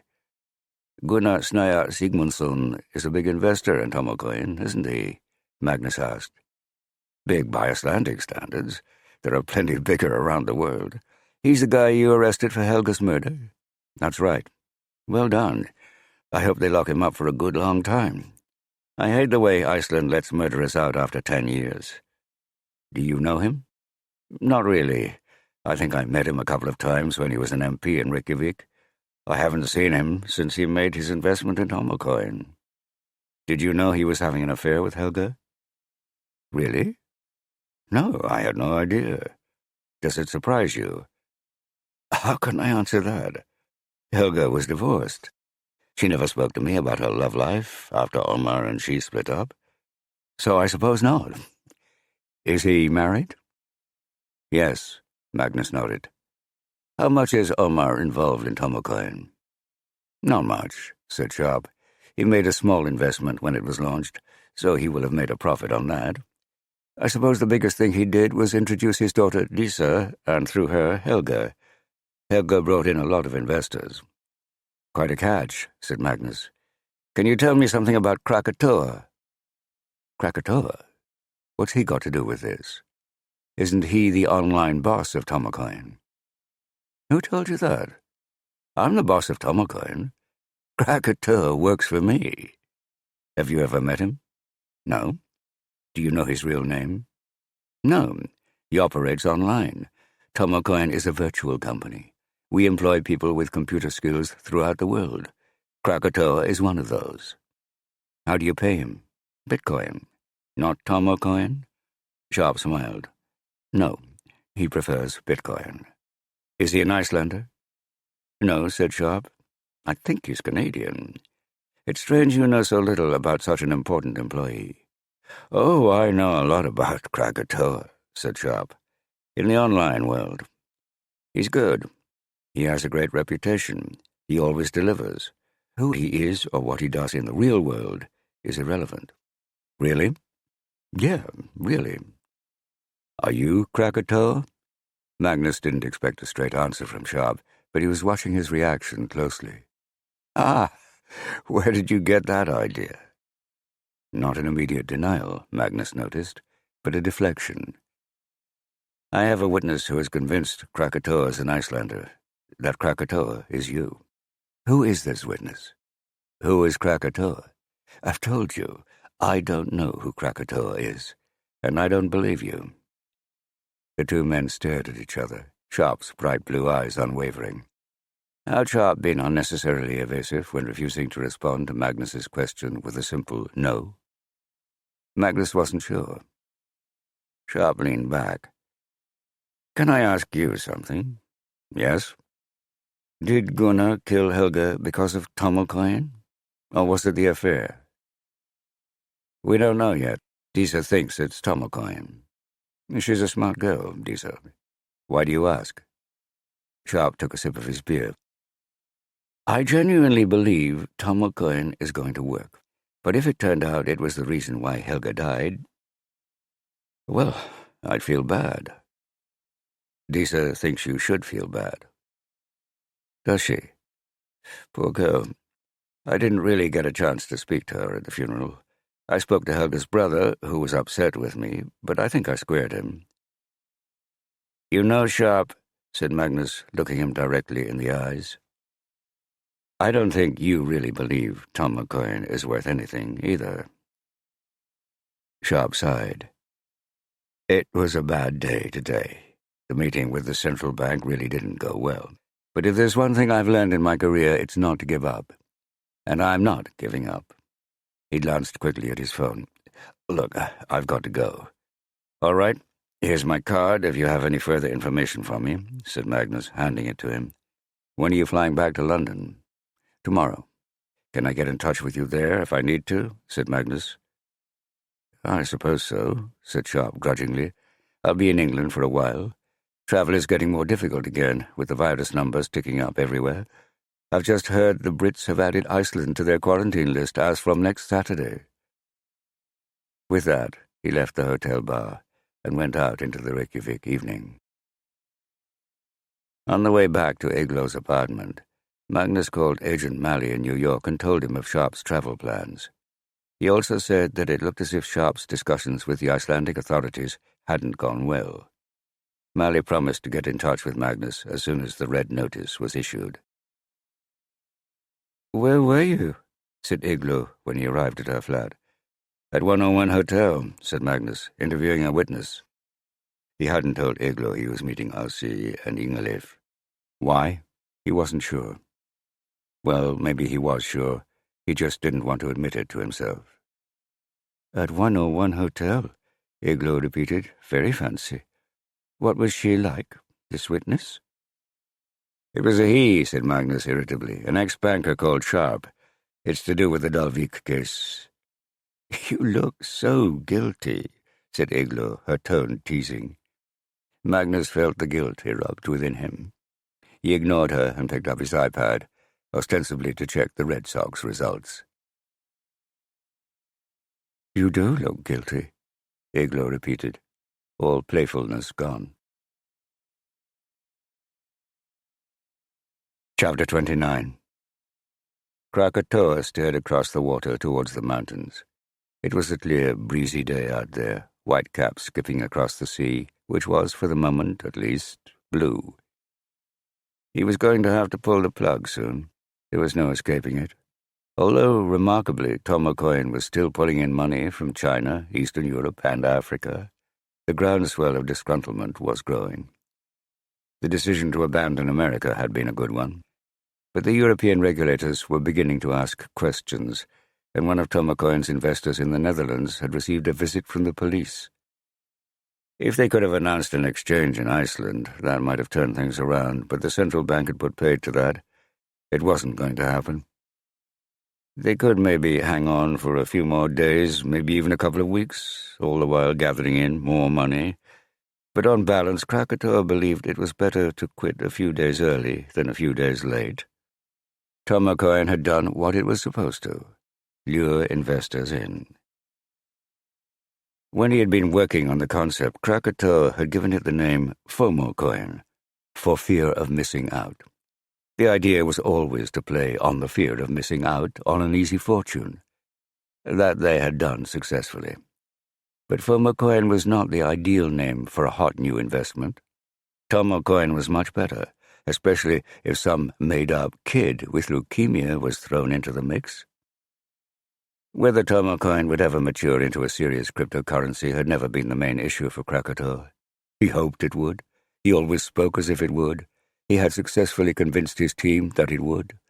But if it fizzled out in a digital puff of crypto smoke, that was fine too. He had a plan. Goodman Hunting had just warned him that the FBI hadn't dropped their investigation after all. Krakatoa had hoped that the agency would lose interest once Tom O'Coin stopped selling in the USA. Clearly not. Krakatoa decided it was time to secure his Bitcoin. He had balances in hot wallets with 4 exchanges. Time to transfer them to his cold wallet. This was held on a specialized USB stick with a paper backup tucked away in a remote part of Iceland where no one would ever think of looking. There should be no reason why he would ever need to go there, either. But it wasn't necessary in Schillen's policy. There were too many stories of idiots who had lost access to millions in Bitcoin because they had mislaid or forgotten their private key and hadn't made a paper backup. It was estimated that 20% of all the Bitcoin outstanding had been lost forever in that way. He plugged his cold wallet into his computer to check his Bitcoin balance before transferring in some Bitcoin from one of the exchanges. He blinked. That couldn't be right. 0. A big fat 0. The wallet should have had nearly 2,000 Bitcoin in it. His fingers flew over the keyboard as he checked recent transactions. 1,962 Bitcoin had been transferred out of his wallet the previous day. He sat and stared. The blood seemed to be seeping out of his body. He couldn't breathe. He had lost $20 million. 20 million. Fuck! He shouted. Fuck, fuck, fuck! Who could have broken into his Bitcoin wallet? There was only one person. Krakatoa, where are my Bitcoin? Krakatoa waited. What if Lawrence wasn't online? Even though there was no point, Krakatoa repeated his question. Krakatoa, get back to me. This is urgent. I don't know what's going on. Where are my Bitcoin? Still no reply. Krakatoa paced around his desk, swearing under his breath. What was he going to do now? Lawrence, what do you mean? Where are your Bitcoin? Krakatoa, they've gone. They've all gone from my cold wallet. Lawrence, have you been hacked? Krakatoa, I can't have been. You are the only person who knows where my cold wallet paper backup is. Unless you took them? Lawrence, of course I didn't take them. Krakatoa was about to repeat his question with a threat attached to it when he forced himself to calm down. Krakatoa. Okay. Can you check your wallet? Lawrence. All right. BRB. Krakatoa waited. It was only 3 minutes, but it seemed to be an hour. Lawrence. They've gone. My Bitcoin have gone. Krakatoa. All of them? Lawrence. Yeah. I had 3.1. Have all yours gone too? Krakatoa. Yes. All of them. Lawrence. How much did you have? Krakatoa. A lot. Everything. Almost everything. Lawrence. Someone must have hacked it. How could they have done that? I thought these private keys were secure.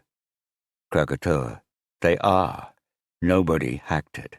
If we have both been cleaned out, it means that someone got hold of both our private keys. And there's only one way they could have done that. Find our cold wallets. Lawrence. At the summer house? Krakatoa. That's right. Lawrence. But that's impossible. Krakatoa. Is it? Have you told anyone where you hid the cold wallets? Lawrence. Of course not. Krakatoa. Are you sure? No reply. There was only one explanation. Lawrence had told someone.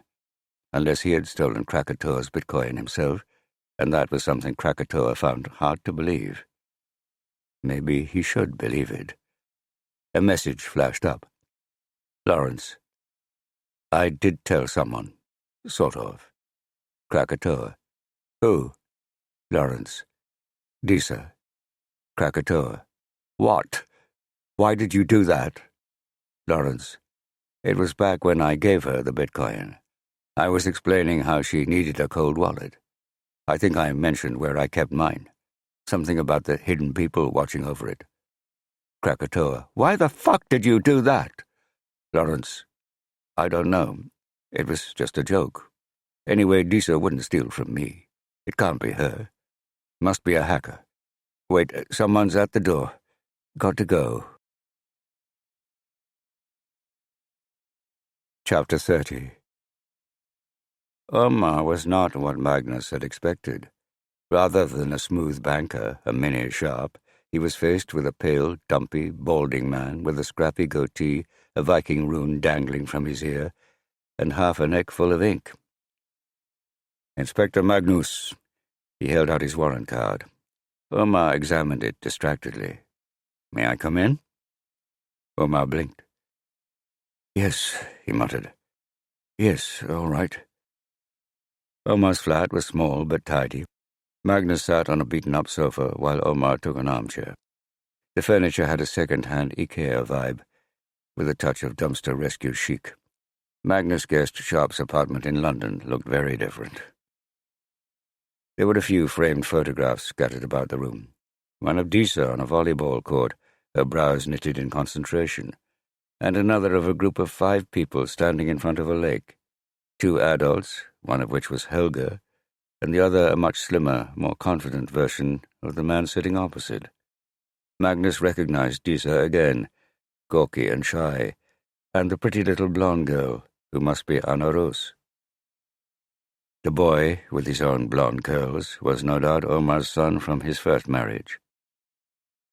Omar followed Magnus's eyes and scowled. "What do you want?" "I'm investigating your ex-wife's murder," said Magnus. "Oh, all right. First, please accept my condolences. Thank you." Omar looked exhausted, worried. "I'd like to ask you about Tomocoin," Magnus went on. "And I'm not going to tell you." That surprised Magnus. "This is a murder investigation, Omar. You have to help me." "I thought you'd caught the murderer," said Omar. "Look, I've been in jail. I know how you guys operate. I don't say anything about my financial circumstances without a lawyer present. And my financial circumstances include Tomocoin. And if you want to throw me in building number 1 at Little Hraun again, I'm fine with that. I could use the peace and quiet." Building number 1 at Little Hraun was where suspects used to be held in solitary confinement pending trial.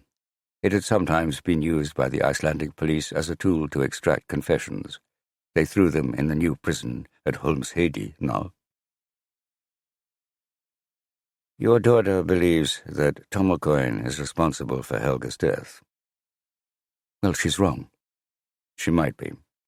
But I have no way of knowing that unless I find out more about Tomocoin myself." "Do you think Sharp killed her?" said Omar. "Because that's crazy. It was this guy, Gunni." "Do you know him?" Magnus asked. "Gunni? No, never met him. But Disa told me a little bit about him." "Did she tell you he was a big investor in Tomocoin, and that he believed that his Tomocoin was worthless?" "Yes, she did. And I think he was the one who got Helga worried. I told your colleague, the black woman, that Helga came down to Reykjavik to ask me about the exchange. Until then I had no idea she was involved in Tomocoin at all." "What did you tell her?" "That it was all going to be fine, as far as I knew. Sharp had it all under control." "And does he?"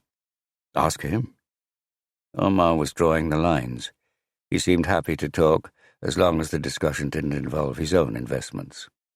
Magnus had gathered from Disa that Omar had invested in Bitcoin several years ago, probably offshore, which was probably illegal, hence his reluctance to discuss it. "Did you know Gunni had an affair with Helga?" "No. Am I supposed to care? We were divorced nearly 10 years. Before the divorce, when you lived in Reykjavik, and he was an MP. That caught Omar's attention." "I don't believe you."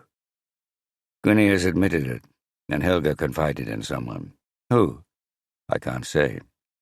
This was clearly new information to Omar."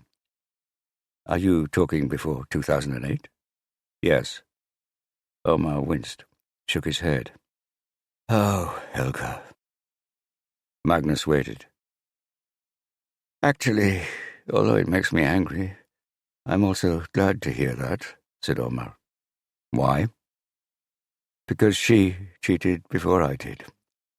I had an affair with a woman from work starting in 2008. It was stupid. It was one of the reasons Helga left me and went back to Dalvík.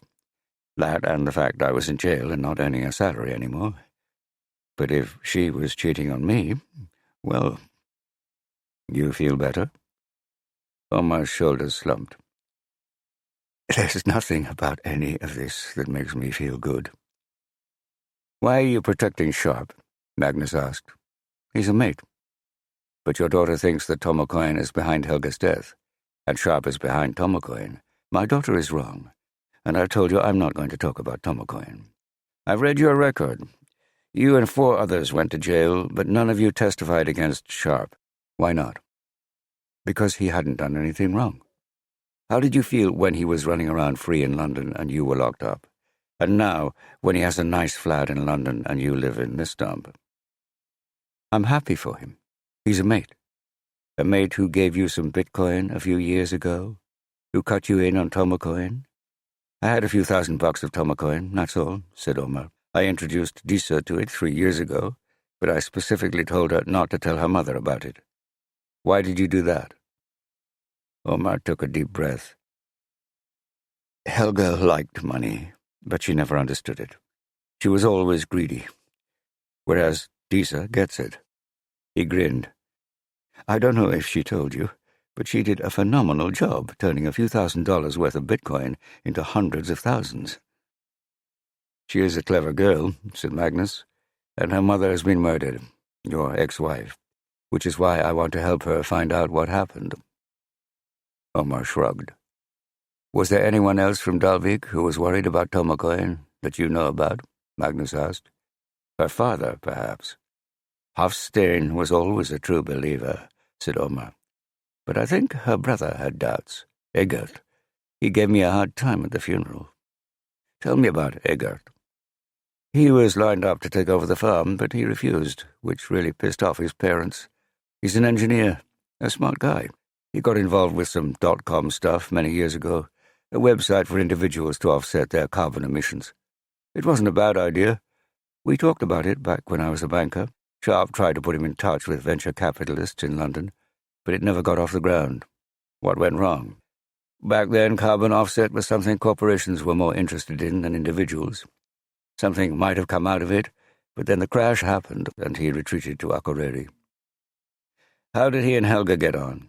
Magnus asked. Pretty well. They're very different. I get the impression he was happy to leave the farm and the parents for her to deal with. Did he understand Tomocoin? I'd say yes. And actually his questions about the exchange were good ones. He'd obviously read up a lot on crypto. Helga said he had made an investment in a Bitcoin miner. Do you know what those are? Magnus remembered the shed near the airport with the open window and the ladder against the wall. Indeed I do. That's not very environmentally friendly for someone who set up a carbon offset website, is it? Those things use a load of electricity. Omar shrugged. Do you believe Tomocoin is going to work, Omar? Magnus asked. Omar sat back in his armchair and didn't answer. Who's Krakatoa? Magnus asked. It's a volcano in Indonesia, said Omar. It's also the name of the guy who runs Tomocoin. I didn't know that. Is he an Icelander? Is he sharp? I have no idea. And that really is all I'm going to tell you about Tomocoin.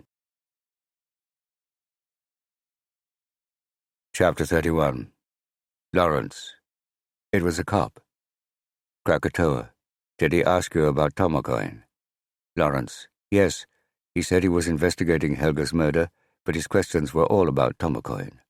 Krakatoa. Did you tell him anything? Lawrence. Of course not. I've been through this before. I told him nothing. Krakatoa. Did he mention the FBI? Lawrence. Why would he mention the FBI? Krakatoa. Did he mention the FBI? Lawrence. No. Krakatoa. You know how to operate the kill switch on your laptop?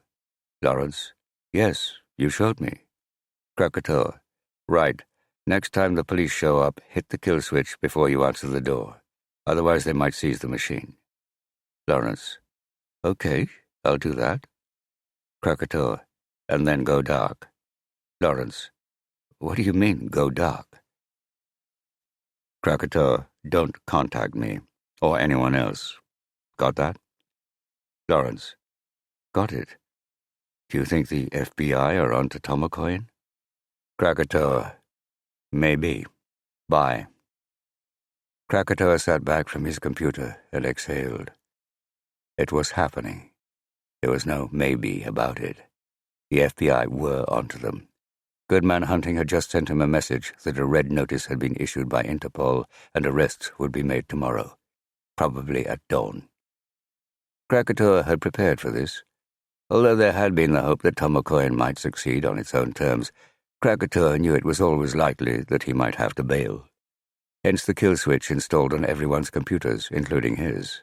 It was activated by the simultaneous hitting of 3 keys, which would cause their computers to lock out all access to their hard drives forever.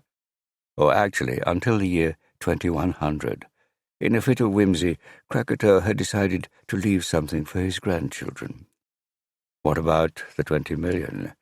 What about the 20 million fucking dollars Disa had stolen from him? That would have to wait.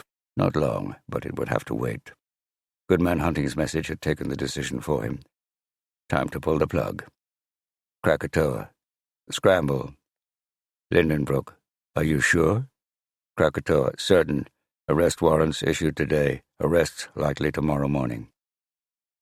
Lindenbrook. Okay. I'll contact you from Panama. Krakatoa. Good luck. Krakatoa. Scramble. 006. Shit. Okay. Can I get a flight tomorrow afternoon? Krakatoa. No, you've got to be out of France this evening. Leave right now if you can. 006. But it's my wife's birthday tomorrow. Krakatoa. And do you want to be arrested on her birthday? Arrest likely tomorrow at dawn. You need to get out before the borders are informed. Are you going via Madrid? 006. Yes. Krakatoa. Then kiss your wife goodbye and go. 006. When will I see her again? The kids. Krakatoa. It may be a while. I'm sorry, but it was always a possibility. 006. I didn't think it would really happen. Krakatoa. Well, it's really happening. And unless you leave now, you will spend the rest of the decade in jail. Comprends? 006. Je comprends. Okay, I'll scramble.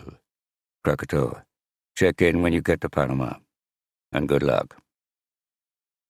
Krakatoa hadn't expected 006 to flake. They'd been over the scramble scenario countless times. If either 006 or Lindenbrook were arrested, it would be bad. They might talk, eventually. Tell the FBI who he was. There were a lot of people who worked for Tomokoyan all over the world. The cops would have a very hard time tracking any of them down. And even if they did, none of them knew who Krakatoa was beyond the fact that he was Canadian, which he wasn't. But there were 1 or 2 of his most loyal employees that Krakatoa wanted to give a heads-up to. Krakatoa. Hey, Tubbs. Tubbyman. Hey, Krak. Krakatoa. You know you asked me about the FBI yesterday. Tubbyman. Yeah? And you said it was just a rumor. Krakatoa. Turns out it was more than a rumor. They are planning to make some arrests tomorrow. Tubbyman. Are they arresting you? Krakatoa. They'll never find me.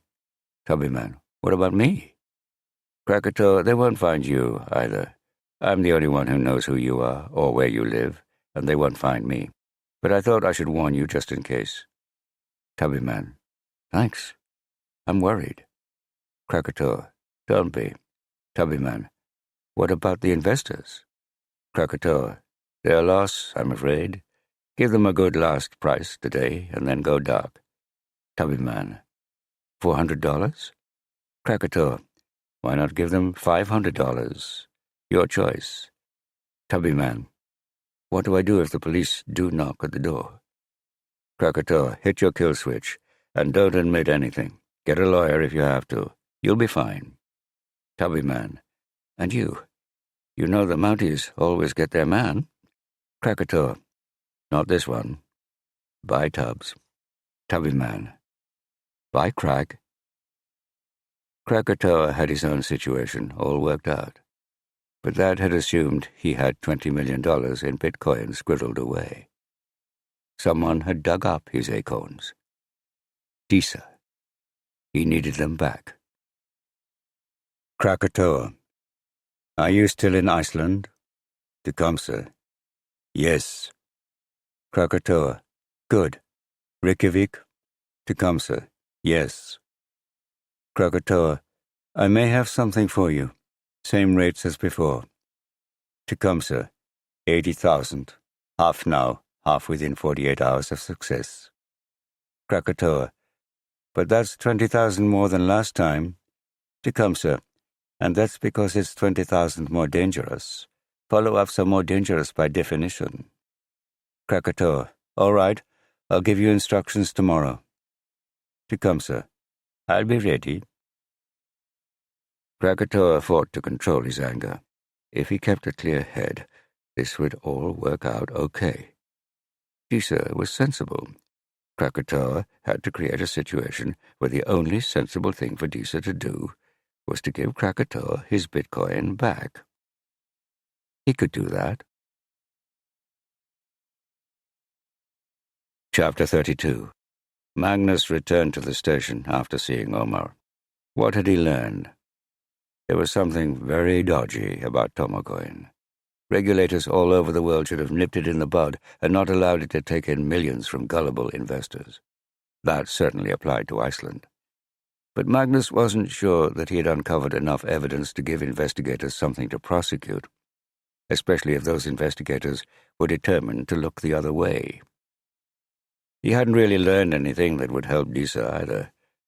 It was likely that Gunni's doubts about Tomocoin had played a big part in his decision to murder Helga. To put it another way, if Tomocoin hadn't existed, Helga would almost certainly still be alive today. But there was no sign that Sharp or Fjola or anyone else at Tomocoin had assisted in any way in the murder, or that they bore any legal responsibility. Gunni had decided to kill Helga of his own free will. That wasn't Tomocoin's fault. Omar was undoubtedly an investor in Tomocoin and had a relationship with Sharp going back years. But Magnus doubted he was involved directly in his ex-wife's murder. Omar had mentioned that Eggert had had dealings with Sharp in the past, but Eggert was hardly a major investor in Tomocoin. Enough to be upset, not enough to kill. Sharp had put on a brave face, but from what Magnus could tell, Tomocoin's days were numbered, and with it the savings of dozens, probably hundreds of Icelanders. There might be some vengeance for Disa in that, but as far as Magnus was concerned, the loss of all those people's savings was bad news. It meant a scandal was brewing. If Tomocoin did blow up, the regulators would have to turn around and look at the mess on their own doorstep. Thelma had anticipated all this. Magnus realized that his interviews with Fjola, Omar, and Sharp would come to light. Magnus decided to prepare himself for that. He wrote up his interview notes carefully. He called Seo-Yun in financial crimes to warn him that the shit was likely to hit the fan. He knew Thelma would not be at all happy with any of this when she found out, and she would find out. Tough. Then Magnus called Arne to fill him in on what he had learned, and to find out how the investigation was going in Dalvík. Gunni was still stewing in solitary at Holmshedi. The police were having trouble gathering further evidence against him. Olafur was still confident of a conviction. It was certainly Helga's blood on the knife found in Gunni's shed. There was a motive in all the money Gunni thought Helga had lost him, and Gunni just about had the opportunity. And that was it. Magnus was about to finish the call when Arne dropped his voice to a whisper. Magnus? Yes? I'm not sure Gunni is our man. Magnus prepared himself for one of Arne's half-baked ideas. Why not? It doesn't feel right. And why is that? Gunni strikes me as a smart man, a competent guy who doesn't screw up. I'd agree with that. So why didn't he get rid of the knife? He did. He hid it. Yes, but somewhere we were bound to find it. Only if we were looking for it. Yes, said Arne. But if he did kill Helga, he must have assumed that at some point we would search his property. Arne had a point. Maybe he was hiding it before he got rid of it. Okay. Then why didn't he wipe it clean? Or wash it? It would have been dead easy to wash off that blood. He didn't even try. Maybe he panicked. I've seen plenty of murderers panic and do dumb things in my time in Boston. Yes, but Gunny doesn't seem like a panicker. Magnus was silent. Does he? Said Arne. He spent all those years captaining trawlers in the North Atlantic. Guys like that are good under pressure. Okay. He doesn't seem like a panicker, but if Gunny didn't kill Helga, someone must have planted the knife. Who? The murderer. Maybe it was the guy seen hiking on the mountain with a backpack. Seen by Gunny? Yes, seen by Gunny. Magnus, I don't know what to do. Magnus thought. Did Arne have a point? Maybe. Maybe there was some doubt. Have you spoken to Olafur? He asked. Yes. And? He called me an idiot. He said I was supposed to be helping the prosecution and not the defense.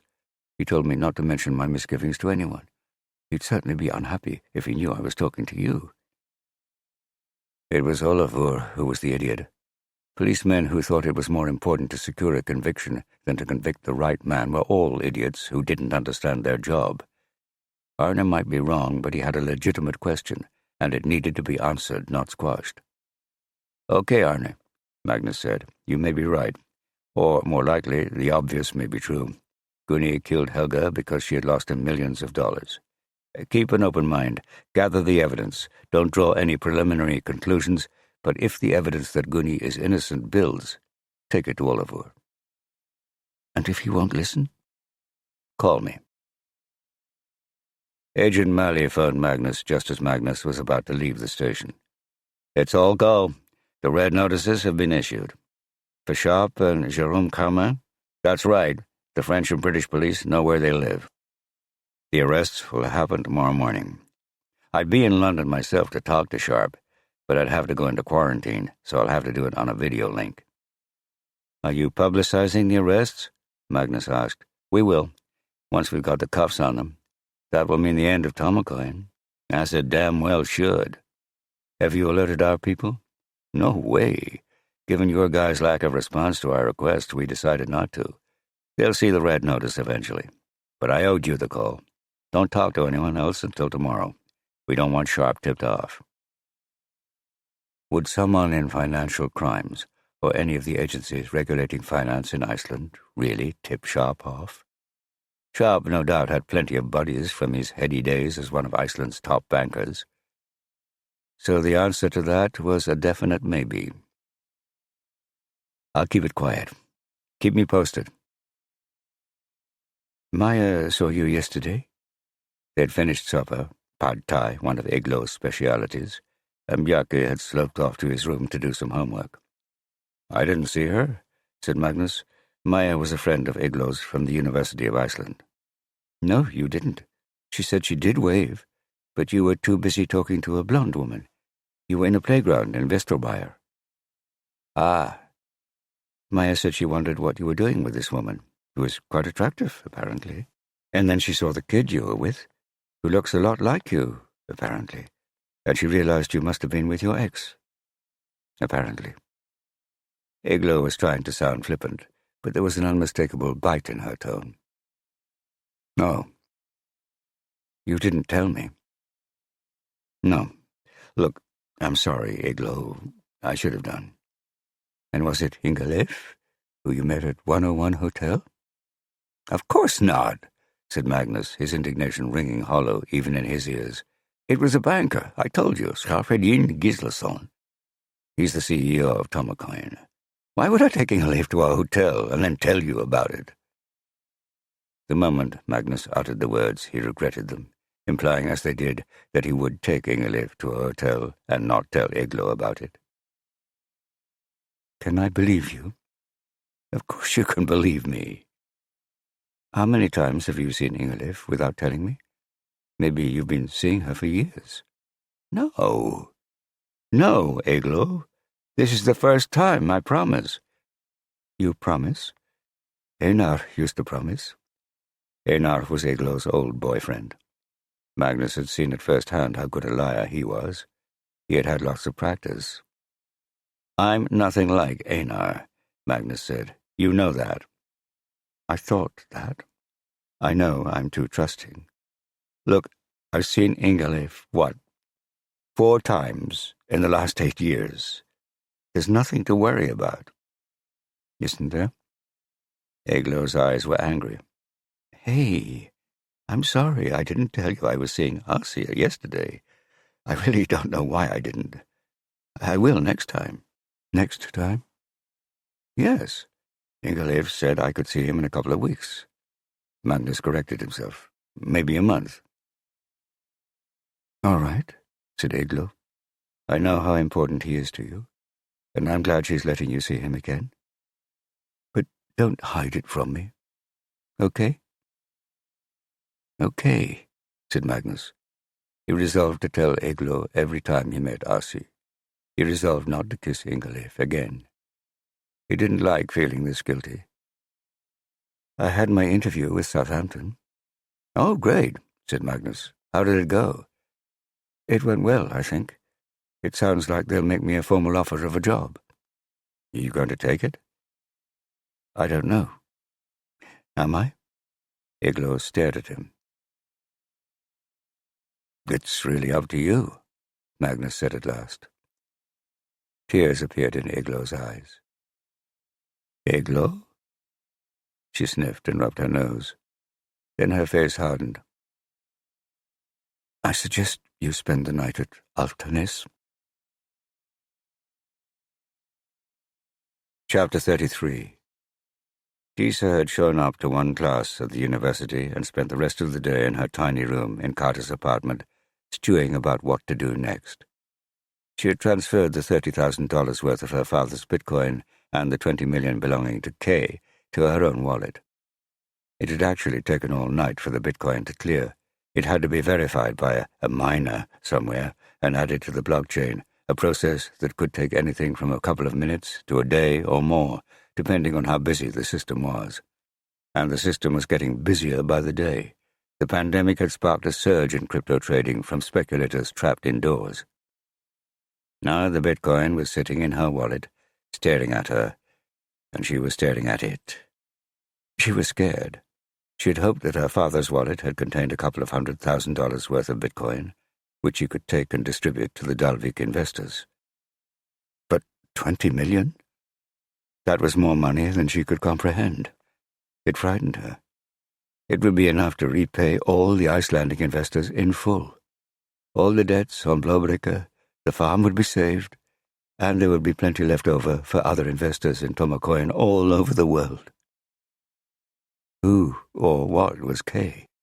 At first she had thought it might be a second wallet owned by her dad, but the more she considered that, the more unlikely it seemed. With all that Bitcoin, Kay was clearly high up in the Tomacoin hierarchy, probably at the very top, and that didn't sound like her father. It did sound like Sharp. Sharp was a good friend of her father's. Although he lived in London, his friend's summer house in Iceland might well have seemed a good remote backup. How long would it take for Sharp to realize what had happened to his Bitcoin? And what would he do once he had? There would be no way for him to figure out who had taken it. Unless he talked to Dad, and Dad remembered telling Disa about the hidden people and the summer house. That was 3 years ago. Maybe Dad would have forgotten. Maybe not. Disa needed to figure out how to pay the Bitcoin over to all the investors in Dalvík and Akureyri. She had downloaded the list of names from Mum's computer onto her own machine, but she didn't have bank account details. All these investors would have had Tomacoin private keys, but not Bitcoin, and there wasn't an exchange for converting one into the other. That was the whole problem. She needed help. The truth was, she needed more than that. She needed an ally, someone with whom to share the massive weight of responsibility of those $20 million. Someone good with computers. Someone who knew about Bitcoin, who was smart enough to figure out Bitcoin. Someone she trusted. Yoi? Trouble was, she wasn't sure she could trust Yoi with what she had done. She had, after all, stolen Bitcoin from their father, and it was clear Yoi trusted Dad more than she did. What about Uncle Egert? Disa didn't know Uncle Egert quite as well as she knew Yoi. But he was good with computers. He was always giving Yoi computer stuff for Christmas back in Reykjavik, she remembered. Although he knew Omar a little, he had no loyalty to him, whereas he was Mum's brother. Disa had heard he had invested in a Bitcoin mining company. Those companies must have figured out a way to sell their Bitcoin legally. Maybe Uncle Eggert would know how, or could find out. Her computer screen beeped.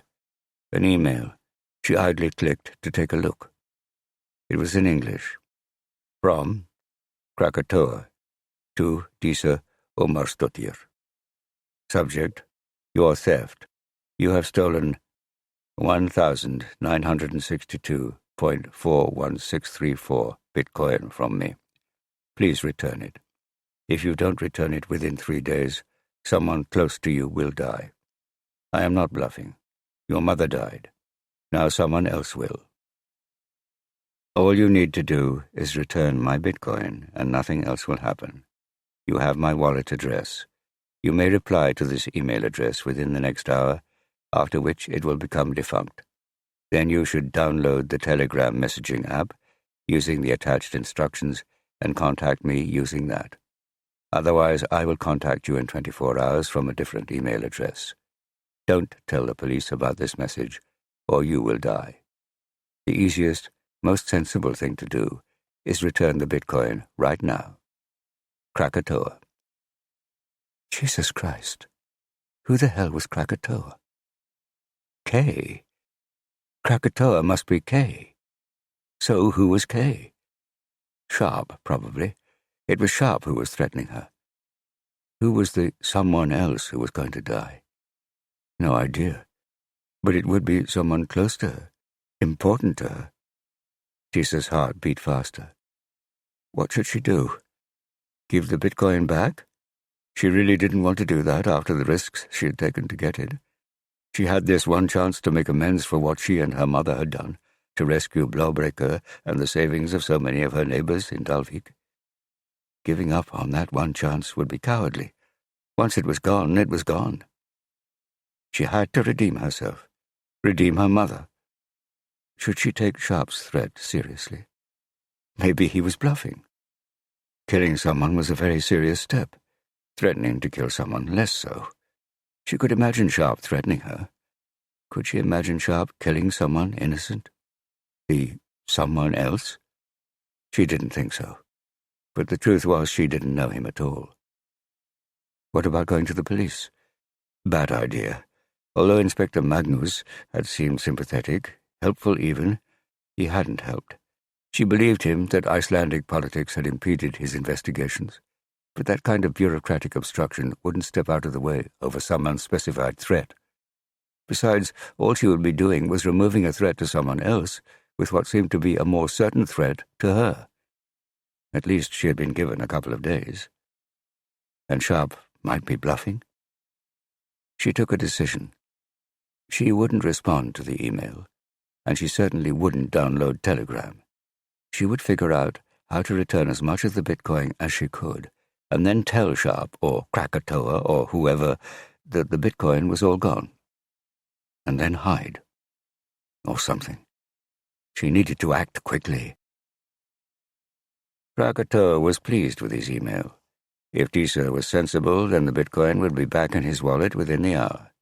Realistically, she would stew over it for a day or two, which was why Krakatoa had given her 3 days.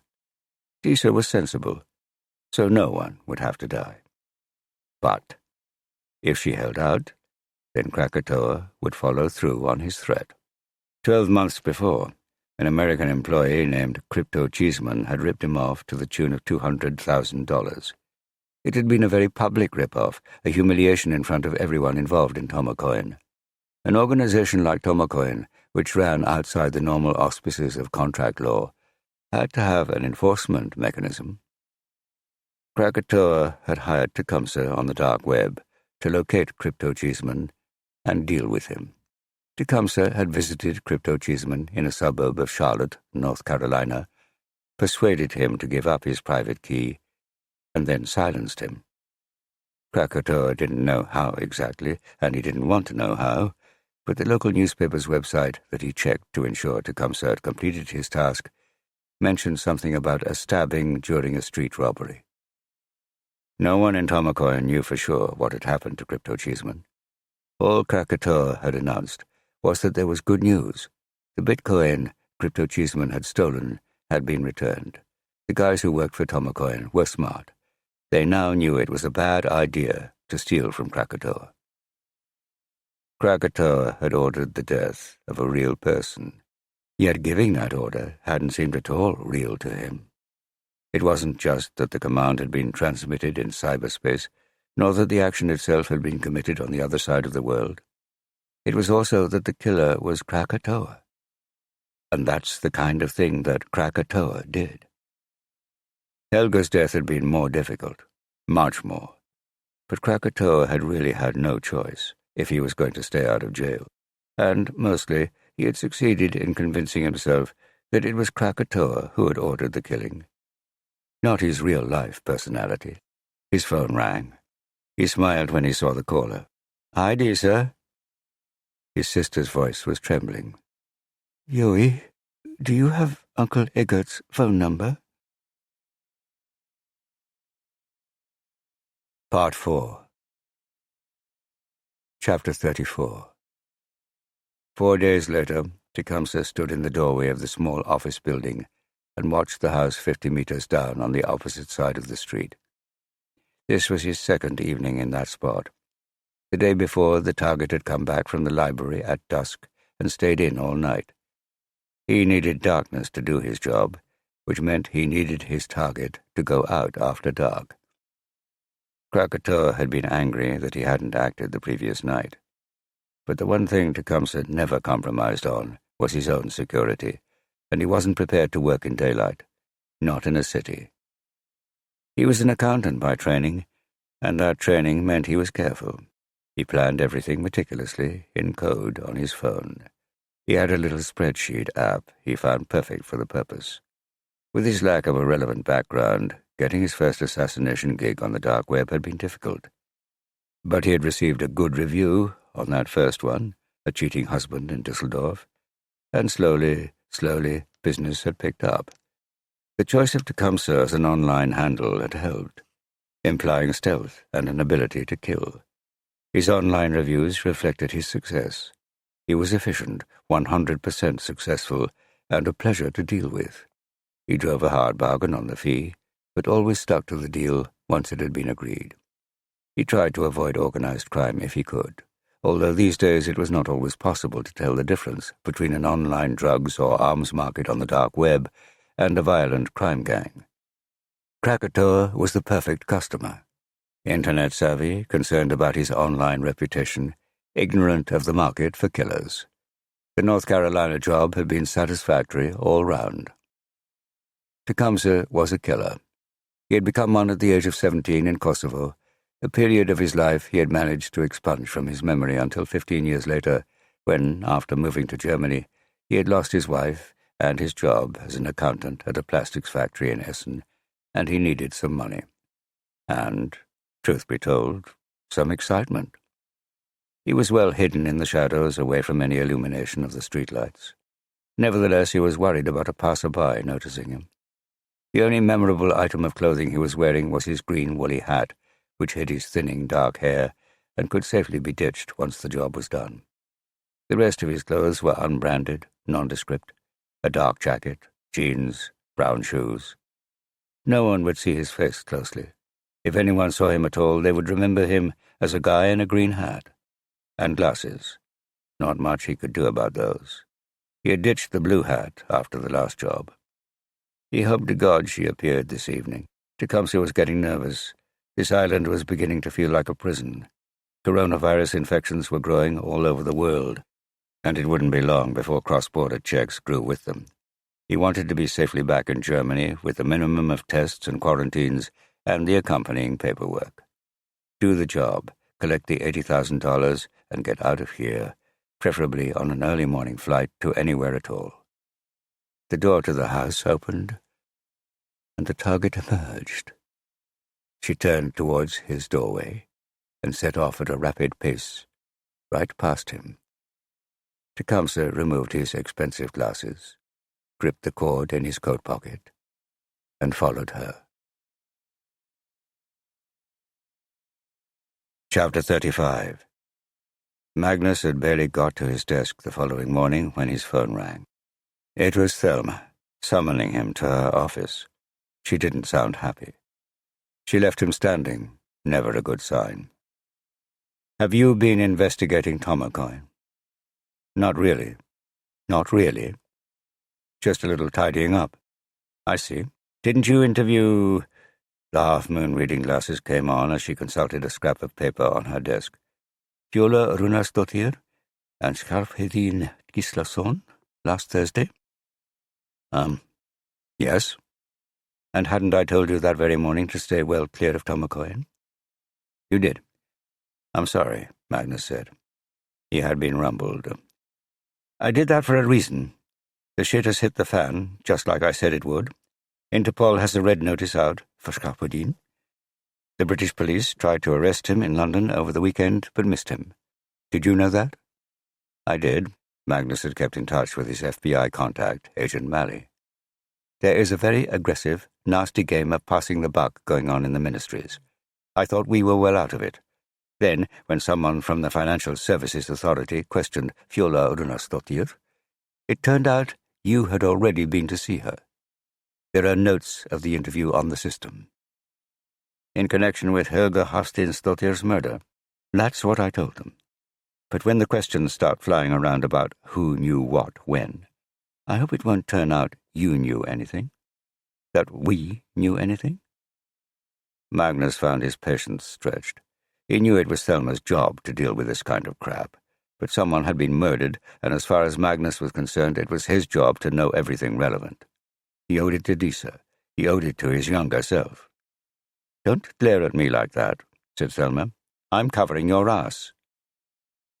"There is something bad about Tomocoin," said Magnus, "and that may have been why Helga died." "May have been. So, tell me, what did you find, apart from that Tomocoin was about to blow up?" "Taking half of Dalvík with it, including Gunnar Snæjar Sigmundsson, who Olafur has arrested for the crime." "That's true." Magnus considered passing on Arne's doubts, but decided against it. Not yet, anyway. He didn't want to harm Arne's already tarnished credibility with Thelma. "So, did you discover any direct involvement by anyone at Tomocoin into Helga's death?" "No," said Magnus. "Any evidence of a conspiracy with Gunnar?" "No.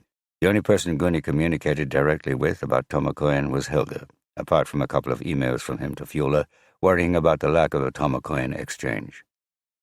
Neither he nor Sharp met him recently, although Sharp met him a couple of times when Gunnar was an MP in Reykjavik years ago. So nothing, then.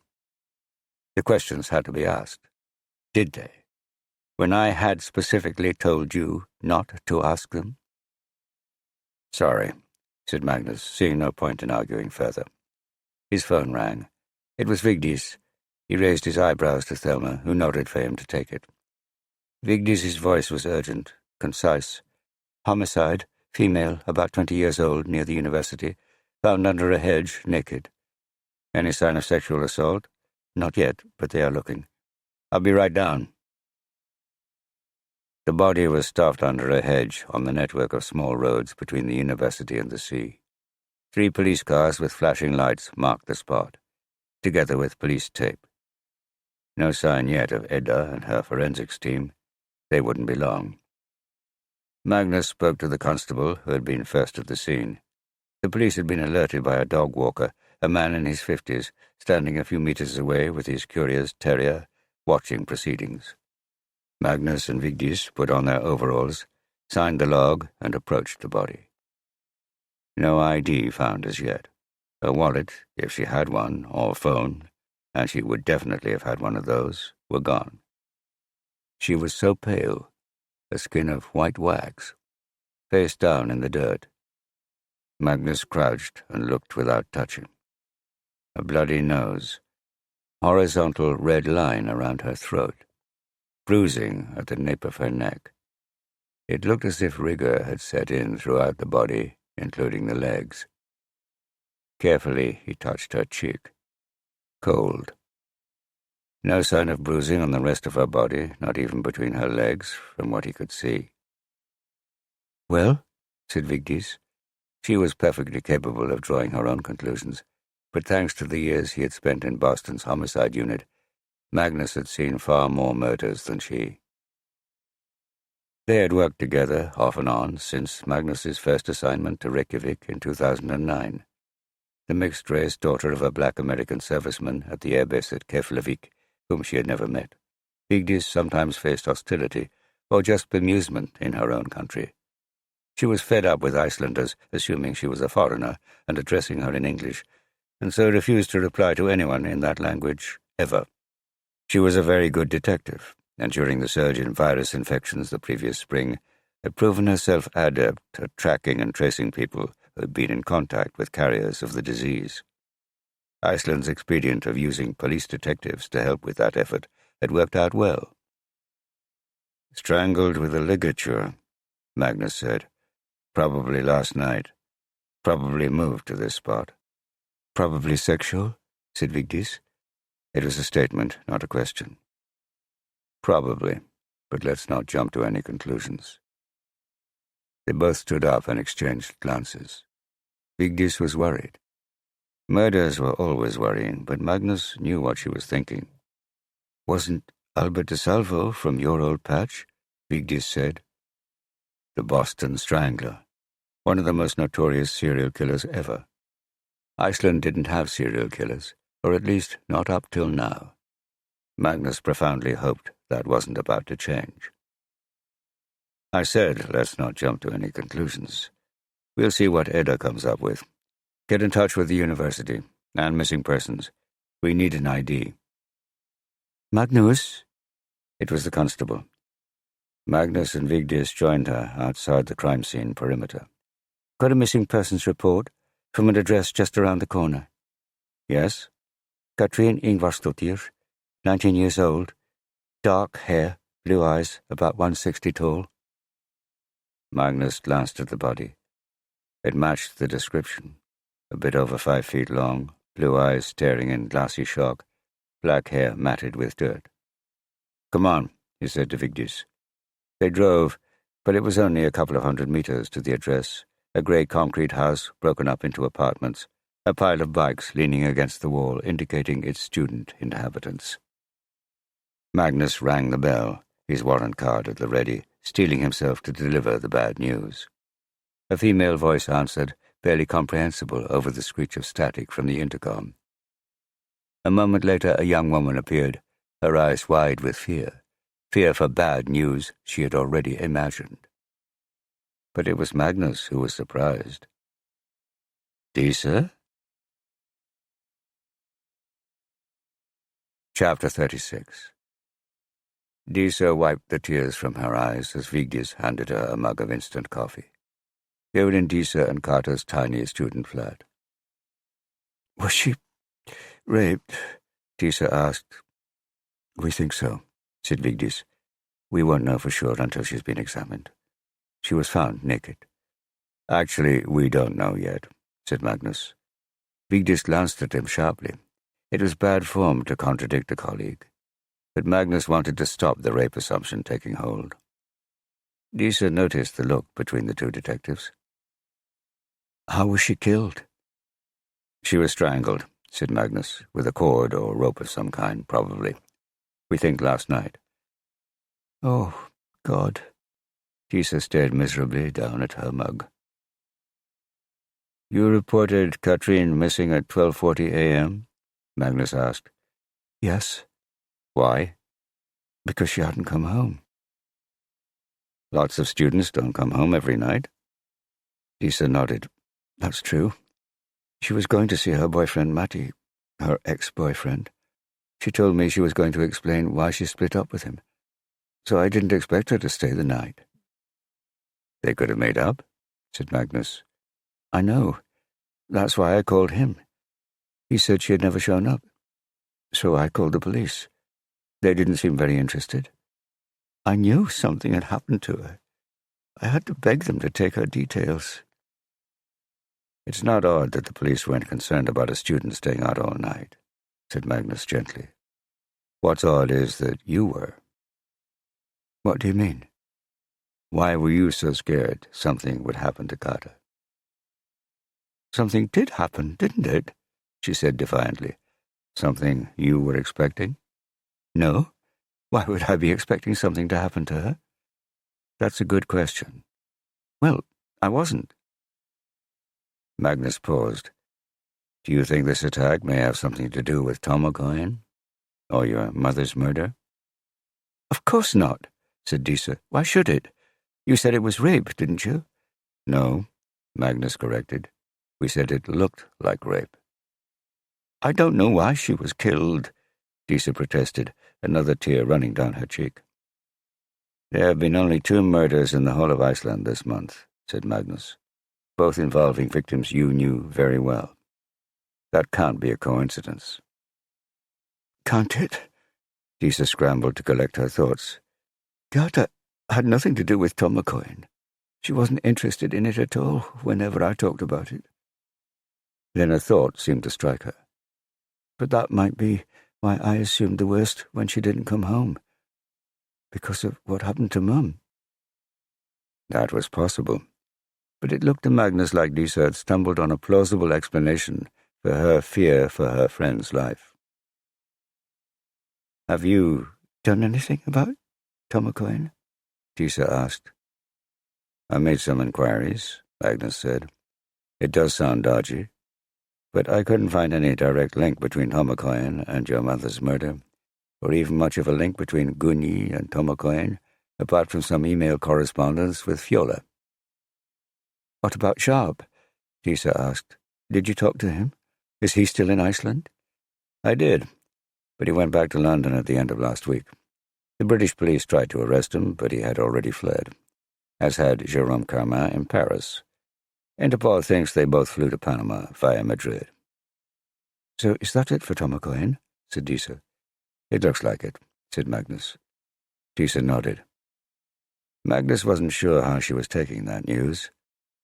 Are you happy that Tom O'Coin has blown up? Disa sighed. They deserve it. But it means that all those investors have definitely lost their money, doesn't it? That my grandparents will lose their farm? Magnus nodded. His own father's death had blown up his family, although that had taken years. His grandparents, his uncle, his little brother, all had been damaged, or caused the damage. Murders were messy and catastrophically destructive to the survivors. Magnus was on the side of the survivors. He was on Disa's side, but he needed her help. And now, Carter's dead, she said. Are you quite sure Tom O'Coin has nothing to do with that? Magnus asked. Not that I know of, said Disa firmly. Magnus let the silence hang. But then he moved on. They needed information from Disa, timings of Carter's movements the day before, details about her boyfriend Matti, her address in Dalvík, her closest friends at university, her professors. And, lastly, they needed Disa to identify the body in situ. The sooner they had a definite ID, the better. If it turned out the victim wasn't Carter after all, they would avoid wasting a lot of time. It was Carter. Magnus's heart went out to Disa as he saw her glance quickly at the body, still uncovered under the bush, and recoil. She had lost her mother. She had lost her best friend. And unless Magnus was very much mistaken, she was scared. Sorry I contradicted you back there, Magnus murmured to Vigdis, about the rape. I see why now, said Vigdis. Do you think she's hiding something about Tom O'Coin? I'm damned sure she is. A major murder investigation swung into action. Magnus called Thelma to warn her to play down the rape angle with the press until it had been confirmed by a physical examination. He didn't mention Tom O'Coin to her, but he did when he called Arne in Dalvík and asked him to check whether Carter or any of her relatives were involved in the cryptocurrency. Matti, the ex-boyfriend, was interviewed, as were his friends, as were Carter's friends. The international airport at Keflavik confirmed that Sharp hadn't slipped back into the country. The police search soon discovered a spot of blood on the pavement 30 meters away from where the body had been found, which indicated where Carter had been murdered. CCTV was examined, neighbors questioned. Although Carter's phone wasn't found, a computer and a tablet were, and by lunchtime, keyword algorithms were swarming all over her online life. Chapter 37. After the police had left her, Disa sat on her bed and cried. She cried for Carter. She cried for her mother. She cried for herself. She knew that she was responsible for Carter's death, but she couldn't bring herself to face that fact. Not now. Not quite yet. She told herself she hadn't received any threats from Krakatoa. She hadn't ignored them. Grandma was an expert at denial. Maybe Disa had inherited some of it. She would try. Instead, she focused on Carter, on how they had become firm friends within weeks of Disa moving up to Dalvík from Reykjavik when they were both 9. They just clicked. On Carter's sweet little puppy, who had grown up and then died, run over on the road outside Carter's house the year before. On the hours spent talking in Carter's bedroom, or her own, about Carter's first boyfriend, Carter's second boyfriend. Disa smiled to herself. There were quite a lot of them, and they all needed lengthy discussion. Until Matti. Carter had been going out with Matti for 3 years. It was serious. Poor Matti. Disa knew why Carter had broken up with him. Carter had spent her whole life within the confines of Dalvík, where everyone knew everyone else. Now she had escaped to the big city. She realized she wanted to turn over a new leaf, reinvent herself at uni. It wasn't his fault, but Matti was part of the Dalvík Carter was trying to escape. Disa and Carter had thrashed it out on the drive back to Reykjavik after Mum's funeral. But Carter had never had a chance to explain it to Matti. That was what she had been planning to do the previous evening. What had seemed to Disa reasonable, sensible even, now appeared callous and cruel. She should see Matti. She knew she had to talk to Carter's parents. She didn't know how long she could bury her own responsibility for Carter's death. Best to ring them now. Get it over with. They had already heard. She spoke to Carter's mum, a woman she knew really well. An assistant to one of the top managers at the fish processing plant, Carter's mum was calm, well-organized, reliable. But not now. Simon, the oldest and kindliest of the 3 local policemen, had just left, leaving a crater of emotional destruction behind him. Carter's mum was the wreckage. She wanted all the details Disa could give her about what had happened. She was absurdly, illogically grateful to Disa for reporting Carter missing so soon, as if it made any difference. A voice was whispering in Disa's ear, telling her that she was responsible for Carter's death, that she should tell Carter's mum, beg for her forgiveness. Disa tried to silence that voice, tried to ignore it. She succeeded, but only barely. She was exhausted when she hung up. She texted Yoi, "Call me. Something terrible has happened. Carter has been murdered." He called a minute later. It was good to talk to him. He promised to come by later that afternoon. The doorbell rang. It was 3 girls from Disa's economics class. They had heard the news. Disa had only known them for a few weeks, but they were kind, they were sympathetic, and they took Disa's mind off that insistent whisper, "You are responsible for Carter's death. You as good as killed your best friend." They went for lunch to a local cafe. On the way back, Disa spoke to a couple of journalists who was talking out her flat. Carter's flat. She mumbled bland, factual responses to their questions. Then she told the girls she wanted to be alone for a bit. The time had come to face up to what she had done, what she would do next. She made herself a mug of mint tea, sat at the kitchen table, and looked around Carter's flat. She was under no illusions that Carter's death was the result of a random, anonymous attack. It was Krakatoa. She had to accept the fact that if she had given Krakatoa his Bitcoin back as he had demanded, Carter would still be alive. For some reason, the idea that Carter would turn out to be the someone else who might be killed hadn't occurred to Disa until she was lying in bed, eyes open at 11:30 the night before, and she hadn't heard Carter return. Maybe she and Marty had made up. Or maybe Carter was the someone else Krakatoa had mentioned. Disa had waited, her fears growing, her imagination running amok. Midnight, 12:15. She had called Marty. When he said Carter hadn't shown up that evening, she called the police. She had been frantic. The police officer who took her call was polite at first, then sympathetic, then irritated. By that stage, it didn't matter how the police responded. Carter was already dead. Krakatoa had killed her, or had had her killed. Disa was pretty sure that Sharp was Krakatoa. If Sharp wasn't in Iceland, he could still have had Carter murdered by an accomplice or a hired killer. An accomplice? Dad? No way. She couldn't believe that. She hadn't been in touch with him since she had taken his Bitcoin, and he hadn't been in touch with her. She'd been expecting a phone call or a visit, a demand that she return his coin, but nothing. At first she had hoped he hadn't realized that it was she who had broken into his trove. But if Krakatoa had figured out it was Disa, then Dad must have too. Did Dad know about Krakatoa's threats? Dad knew Krakatoa really well. They must trust each other completely. Why else would Krakatoa have left the key to his wealth at Dad's summer house? Did that mean Dad knew Krakatoa had killed Carter? The police had asked whether there was a connection between Mum's murder and Carter's. Was Dad that connection? Had he somehow murdered Mum, or got Gunny to do it? The thought was unbearable. It was also ridiculous. Dad would never do something like that. The whole thing was ridiculous. But it was also real. Carter's death was real. So what should Disa do now? She fetched her laptop and opened it up. Her phone had been overloaded with messages of sympathy and curiosity, and she expected a few backed up in her computer too.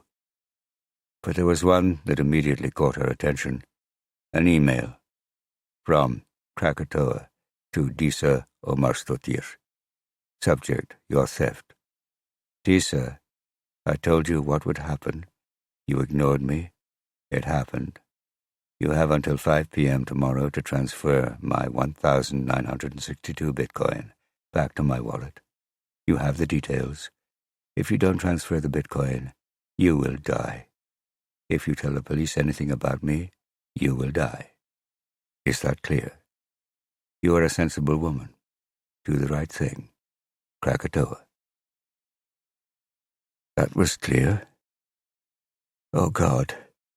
She thought of the $20 million worth of Bitcoin she held in her wallet. $20 million. An unimaginable amount of money.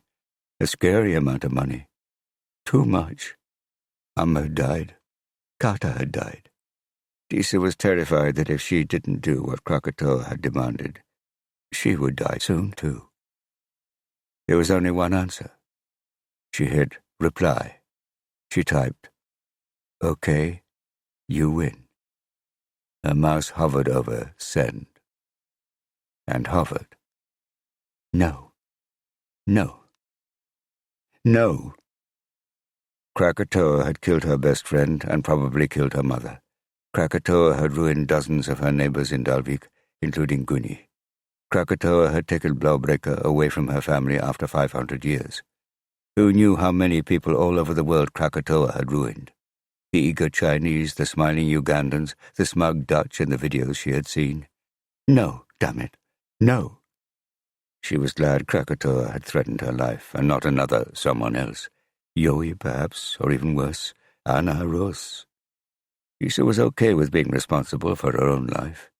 Someone had to stand up to Krakatoa to stop him from sneaking off to Panama with other people's savings, other people's dreams, other people's lives. It was she.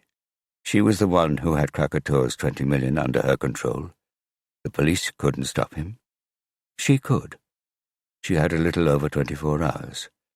She needed to figure out how to pay out that 20 million to as many of the Tomocoin investors as possible, including her own grandparents. For that, She needed Uncle Eggert. She had called him several days before to ask him to help her figure out how to pay out the Bitcoin. She had explained that she had inherited a small amount of Bitcoin from her mother and wanted to repay something to those people Helga had encouraged to invest in Tomacoin, including Uncle Eggert himself. Uncle Eggert had been happy to help, promising to call the management of the Bitcoin miner in which he had invested and to do some internet research. She dialed his mobile. "Hi, Disa. I just saw the news," he said.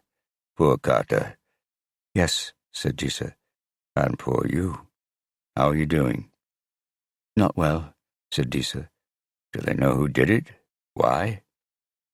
"No," said Disa.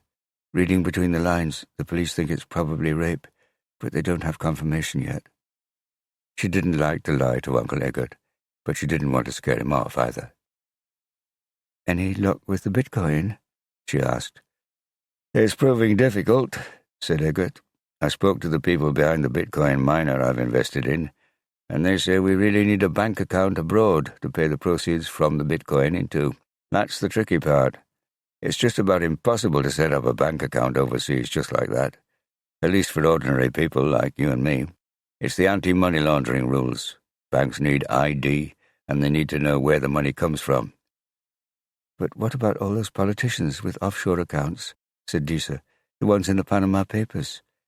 "They have contacts and friends. I don't. Except maybe your dad. But you said you didn't want to go to him." "That's right. We can't go to him." "Because he's involved with Tomacoin?" "Yes," said Disa. "I'm afraid he is." "I see," said Eggert. "Isn't there anything more you can do?" "Short of flying to Luxembourg or Switzerland and trying to open an account directly, no," said Eggert. "Even then, I'm not sure they would let me. Or you. They would be suspicious." "There must be a way." "I was thinking, maybe the easiest thing would be if you could get everyone to open their own Bitcoin wallets, and you could pay each of them individually in Bitcoin. Then it would be up to them to convert it to kroner." "That doesn't sound easy," said Disa. "I've got a Bitcoin wallet," said Eggert. "You could pay me, and you could get your grandparents to open one. We could get the word out through them to the investors in Dalvík. You say you have a list of them?" "I do, but I don't have their email addresses." "Maybe your grandparents have them, or some of them. If they manage to set up wallets to buy Tomacoin, they can figure out how to set up Bitcoin wallets, especially if it's going to get back their life savings." Eggert hesitated. "Are you certain Tomacoin is finished? Is there any chance they will come up with an exchange after all?" "No chance," said Disa. "The police told me they tried to arrest Sharp in London, but he had done a runner. They think he's in Panama. It's all gone, Uncle Eggert. All that Tomacoin is worth nothing." "Shit." "Yeah. Let me think." Disa thought. Uncle Eggert's idea might work, but it would take longer than 24 hours. It would take at least a week to contact all those investors and get them to open Bitcoin wallets. Some of them, the true believers, would still be believing and would need convincing, including Grandpa. She needed to keep the Bitcoin somewhere safe for that week in case anything happened to her. If Krakatoa did catch up with her, her private key would be useless. And if the worst happened, no one would be able to access the Bitcoin, ever. Tomacoin's investors would never be repaid. Blowbreaker would be lost. She had to trust someone. And that someone turned out to be Uncle Eggert. At least he was family. Disa took a deep breath and a leap of faith. "Could I transfer the Bitcoin to you, Uncle Eggert?" she said. "Then you could distribute it when I give you the investors' details." "I don't see why not. How much are we talking about?" "Just under 2,000 Bitcoin." "Okay. Wait a moment." Eggert had done the calculation. "Do you mean 2,000 Bitcoin? Or $2,000 worth?" "I mean 2,000 Bitcoin." "But that's $20 million. "Yes." "That's not Helga's, is it?" "No, it's mine. Or at least it's in my Bitcoin wallet." Where did you get it from? Tomocoin. You stole it? Disa hesitated. She hadn't stolen it. That was the whole point. I took it back. It's not mine, and it's certainly not Tomocoin's. It belongs to all those people who trusted Mum and invested with them. That's why I have to give it back. I see. Do Tomocoin know? Probably. Silence. Is that why Carter was killed? Uncle Eggert wasn't stupid. Maybe. I've got to think about this, he said. Okay, but please let me know. Soon. A plan was emerging. It wasn't a great plan, but it might work. Transfer Disa's Bitcoin to Uncle Eggert's wallet. Get email addresses of the investors in Dalvík and Akureyri. Persuade them to set up Bitcoin wallets. Get their details. Get Uncle Eggert to pay them. That would take longer than 24 hours, but it could take less than a week. Disa had until 5 p.m. the following day. After that time, she would have to disappear for a week, somewhere outside Reykjavik, and away from Dalvík and Akureyri. Iceland was a big, empty country. Carter's car was parked on the street outside, and her car keys were in a bowl right there on the kitchen counter. Disa reached into the bowl and slipped the keys into her pocket. She plugged her cold wallet USB stick into her computer and logged into her Bitcoin wallet. The Bitcoin was all still there. If Eggert agreed, she would need his wallet address to pay him. Could she trust Uncle Eggert with $20 million? Probably. He had always been good to her. Disa and he didn't have a strong relationship, but Mum had always trusted him as far as she knew. She couldn't be certain, but she didn't think he would just grab all the Bitcoin for himself. She didn't really have a choice. More likely, Uncle Eggert would decide to back away from helping her. He might decide it was too dangerous. It was too dangerous. Then what? The doorbell rang. It was Yoey. She gave him a big hug, COVID be damned. He held her tightly. God, I'm so sorry, Disa, he said. It was good to talk to Yoey. Not as good as it would have been to talk to Carter, but he was family. She needed family. You could move back in with me, if you like, Yoey said, looking around the small apartment. I don't know. Maybe you want to stay here? But if you need somewhere else...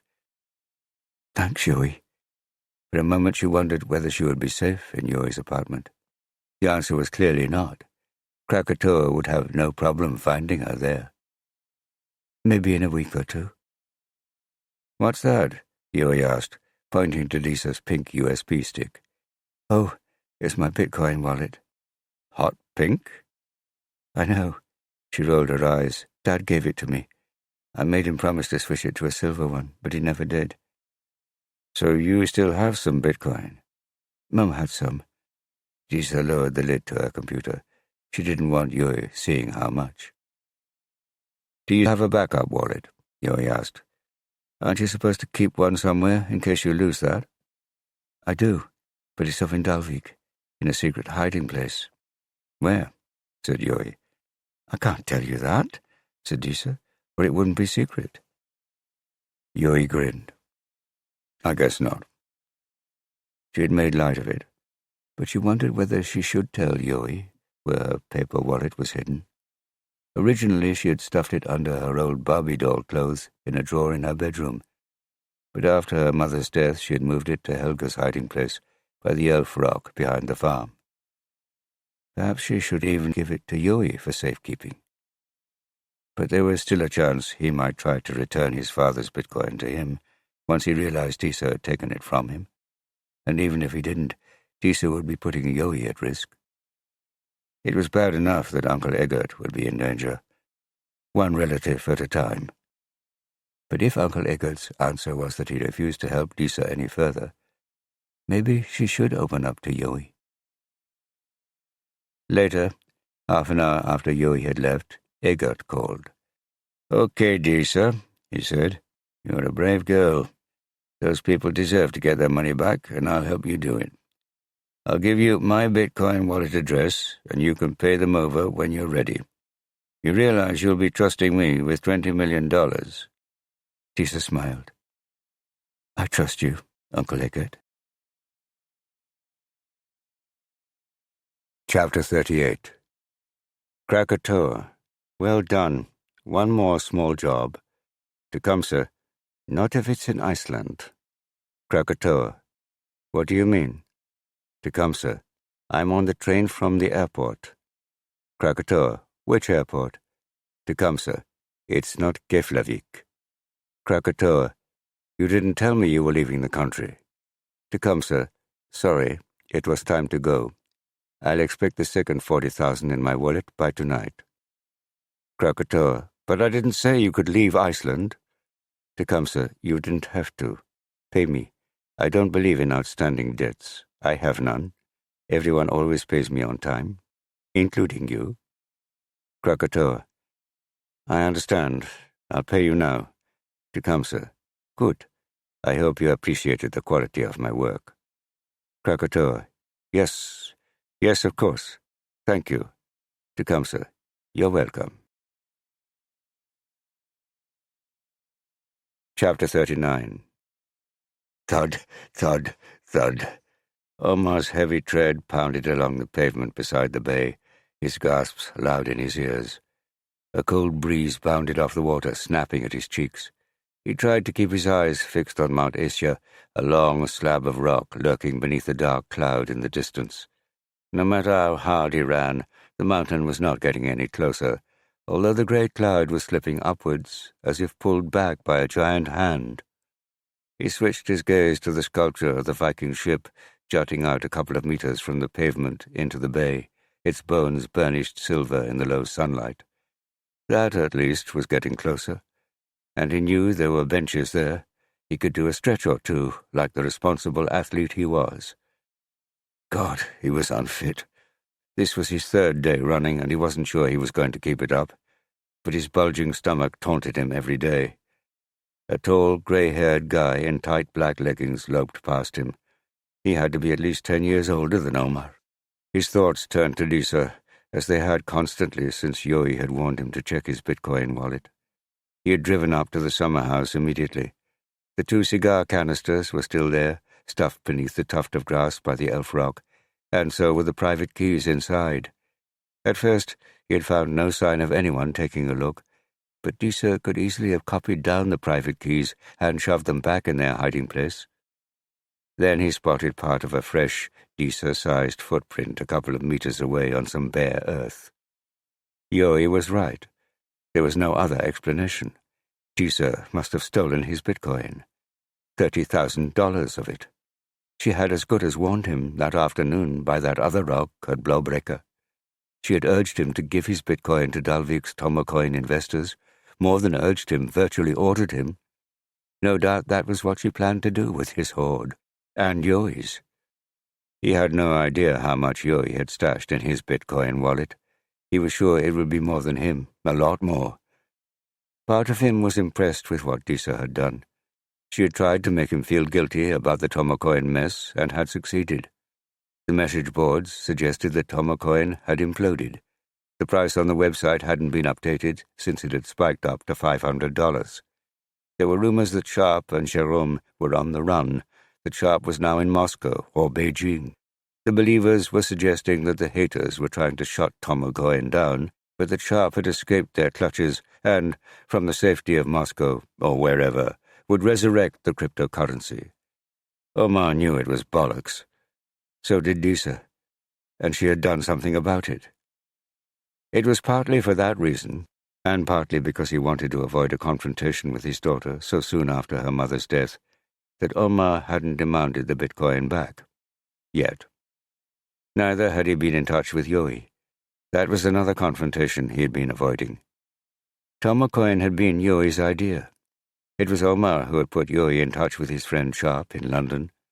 Between the two of them, with some help from Sharp's French friend from business school, Jerome, they had transformed Yoi's original FOMO coin into Tomocoin and turned it into what seemed to be a huge success. Omar had kept out of it. He hadn't the nerve for that kind of thing anymore. But from the periphery, he had been impressed and proud of the way that Joey, in the guise of Krakatoa, had asserted himself as de facto boss of the organization. Now Tom O'Coin was in trouble, and so too was Joey, presumably, unless his Krakatoa alias held. Omar had been skeptical of Joey's insistence that Joey feign indifference towards crypto to people he knew in the real world. But now Omar saw how smart his son had been to preserve his anonymity. Joey could look after himself. He had proved that. Part of Omar admired Disa for what she had done, but a bigger part of him needed the money. The tourist season had been a complete washout that summer. Although Iceland had allowed tourists back in July, there were strict quarantine requirements and not many had come. And those that had come had brought the virus with them. 2 French tourists had just managed to infect more than 90 people after a little bar crawl in downtown Reykjavik. They hadn't understood the quarantine rules.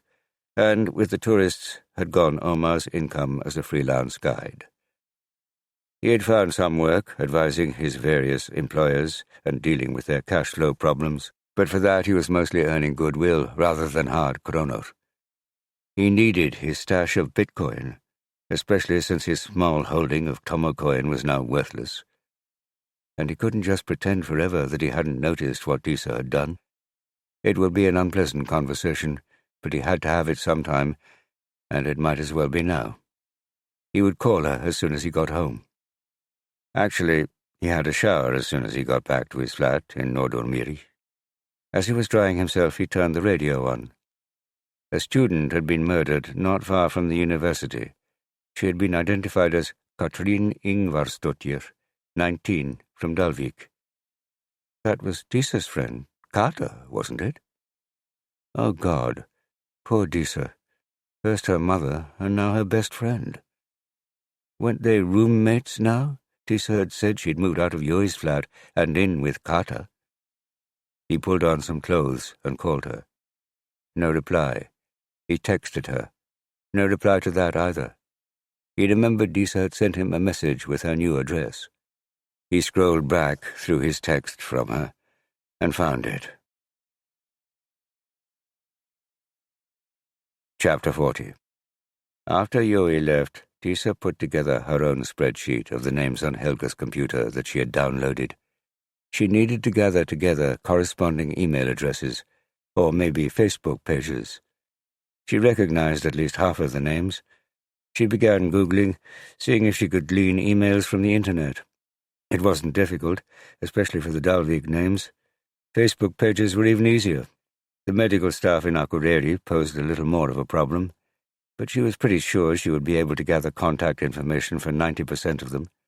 The rest she could contact through the online phone book or through their friends. As she was working, she was composing in her mind the email or Facebook message she would send. She was concerned she would have to persuade some of them that their Tomocoin really was worthless, despite the fact that the website seemed to have gone dead.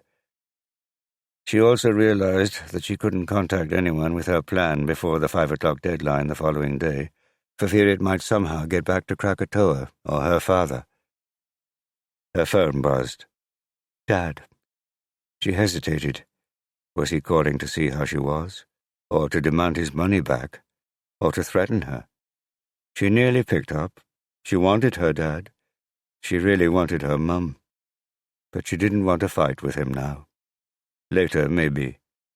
So she ignored it, and she ignored the 3 texts from him that pinged on her phone afterwards. But not the one from Matti. Hey, Disa. Oh, Matti, I can't believe it. Do you want to talk? Yeah. Can I come round to your place? Sure. I'll be there in 10. Matti was sharing with 2 other guys in a place half a kilometre away. Walking distance. For Kata. And now for Disa. She shut up her laptop and hurried downstairs. As she opened the front door, she saw a figure approaching her. Dad. She hesitated. Disa. She made to shut the door. Don't do that, Disa. We need to talk. Disa hesitated. Dad's expression was full of pain and sympathy. He smiled. Can I come in? The smile clenched it. She needed that smile. Okay. Disa went back upstairs, Dad following. I'm so sorry, Disa, he said when they were inside the apartment. He reached out to hug her. She stood back. Then she let him wrap her arms around her. It felt good. They sat at the kitchen table. What happened? Disa told him, the same story she had told many people that day. He listened. He seemed genuinely shocked, as if he had nothing to do with it. As she spoke, Disa felt her anger rising. He sat there, pale, dazed, his straggly goatee seeming to droop with his shoulders. Weak. Mum was right. Her father was weak. Disa didn't know what his exact role in all this was. She was sure he wasn't the leader. He was a follower. Dad was always a follower. Weak. Well, she felt strong. She interrupted herself. Dad, you know I took your Bitcoin.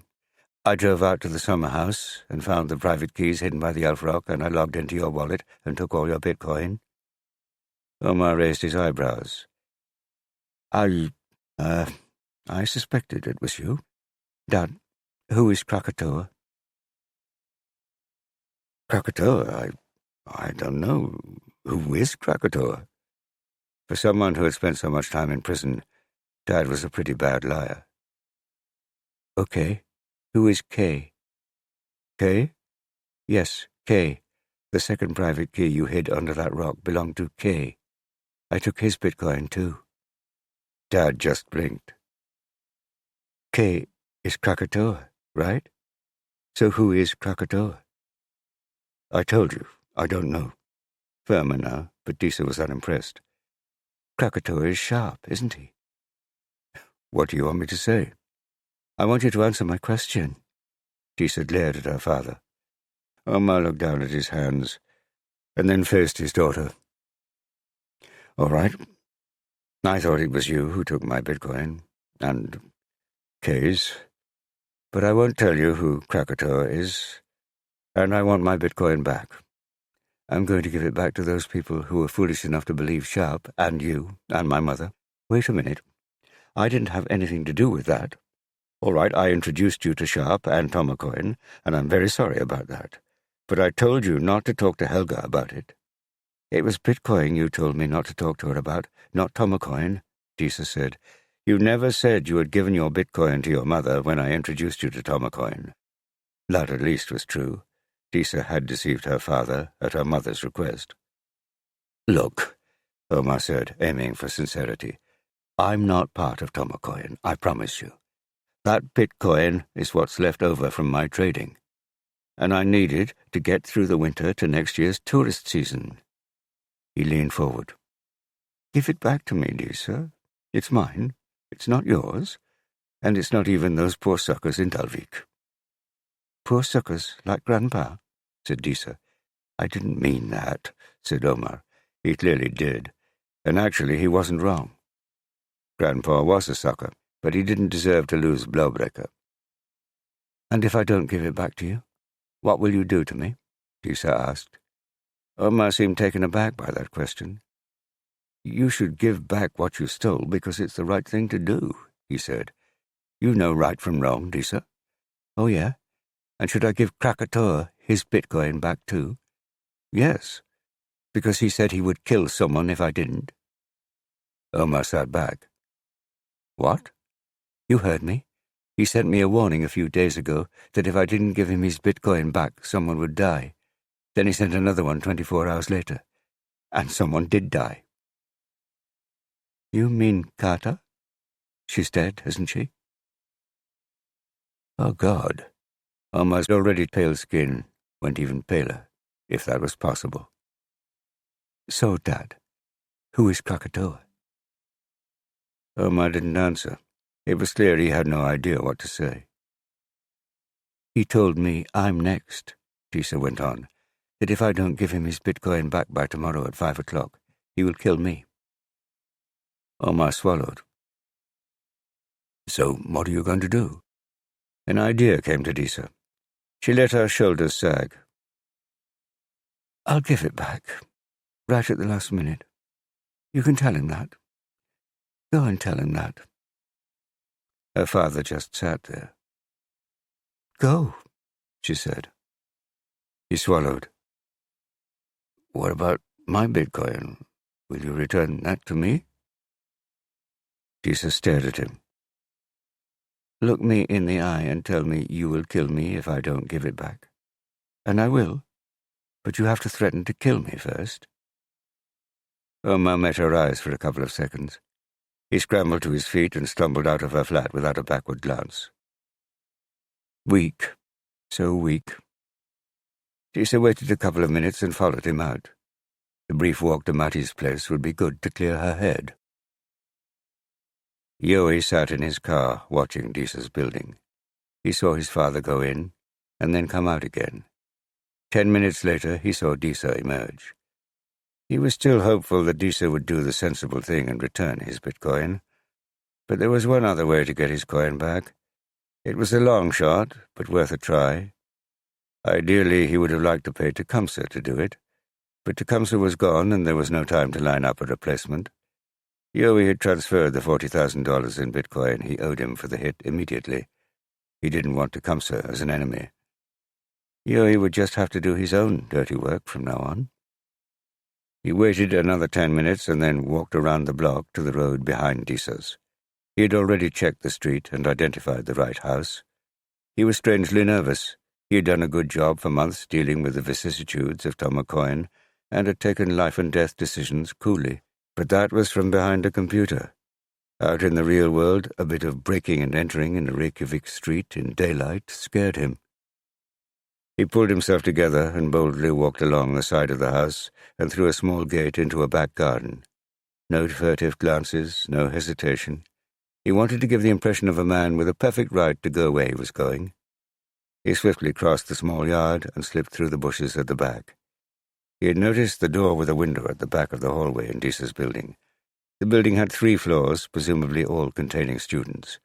Disa's was the top. There were no lights showing on the ground floor, but he could see a yellow glow behind a curtain in the middle story. He slipped on some gloves, both to protect his hands and wrists from broken glass and to avoid fingerprints. He smashed the glass and waited a few seconds. If anyone came to investigate, he would run. No one came. He reached in and opened the door from the inside. Quick. Up the stairs. Disa's door wasn't even locked. He had listed in his head the most likely places she would hide her pink USB wallet, accepting the possibility that she had kept it with her. It turned out it was still stuck in her laptop, which was lying on the counter in the kitchen. He yanked the stick out of the machine, slipped out of the apartment, crept down the stairs, and left the property by the front door. In 15 minutes, he was back in his own flat. He stuck the USB stick into the most powerful of his 3 computers. Password protected. He started with the obvious 1234 password and its Icelandic equivalent, Lykilord. Disa's date of birth in different formats. Dalvík, Bonnie with a Y, Bonnie with an IE. Yoey didn't know how to spell Disa's horse's name. None of them worked, but that was okay. There was no sign that the USB stick had a finite number of tries before it would lock, so he fired up his favorite password cracker and set it to work. He sat and watched it for a few seconds. It would only take that long to crack a simple password, but the password Disa had chosen was clearly not a simple one, so Yoey just let it run, chugging through the combinations of words and numbers. The password cracker was top of the range. There was a good chance he wouldn't have to see his threat through. Chapter 41. Magnus heard the squeak and looked up to see Thelma approaching his desk with her habitual loping gait. Her false leg had started squeaking a few days before. Thelma refused to be embarrassed about it, but it clearly annoyed her. No one dared mention it. Presumably it would take more than a squirt of WD-40 to fix. "How's it going?" she asked. It was late. Everyone else had gone home. Magnus nodded at his computer screen. "Just going through the interviews today." "What's it look like?" "Not sure yet. There are no physical signs of sexual assault, or really much of a struggle. The attacker probably grabbed her from behind and strangled her with a cord, dragged her off, and stripped her. Why did he strip her if there wasn't a sexual motive? Could he have been disturbed? It's possible, Magnus shrugged. Maybe he was trying to put us off the scent. Off the scent from what? I remember a similar case in Boston, said Magnus. It looked like a sexual assault. Turned out it was a professional hit. You think a pro did this? It's something to bear in mind. Why would a professional killer be involved? Was she dealing? There were drug gangs in Iceland, and they had the occasional turf war. No, she didn't even take drugs. Her friends are adamant about that. What about the boyfriend? I understand she had recently dumped him. That's right. He was waiting in his flat all evening for her with his two roommates, so unless they are covering for him, he didn't do it. In theory, he could have hired a professional to do it, but he just doesn't look the type. But you're keeping an open mind. Always. Magnus was thinking. Thelma let him. Yes, she said at last. There's the Dalvík angle. Thelma listened. Okay. Kata came from Dalvík. Helga Hafsteinsdottir was murdered in Dalvík. Helga was Disa's mother. Kata was her best friend. There's a connection. There could be. I've got Arne checking whether any of Kata's relatives were involved in Tomokoin. And were they? So far, no. So at least we know there's no Tomokoin connection. We don't know that, said Magnus. We need to look further.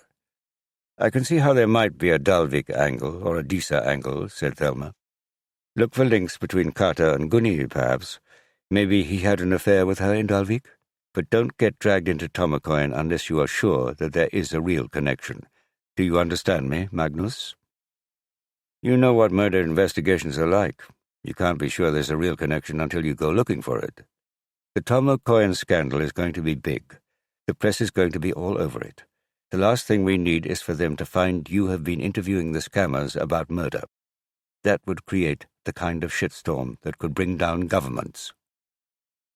But what if it's true, Thelma? Magnus was doing his best to control his temper. If there is a link, and you have proof, fine. But that's not the case, is it?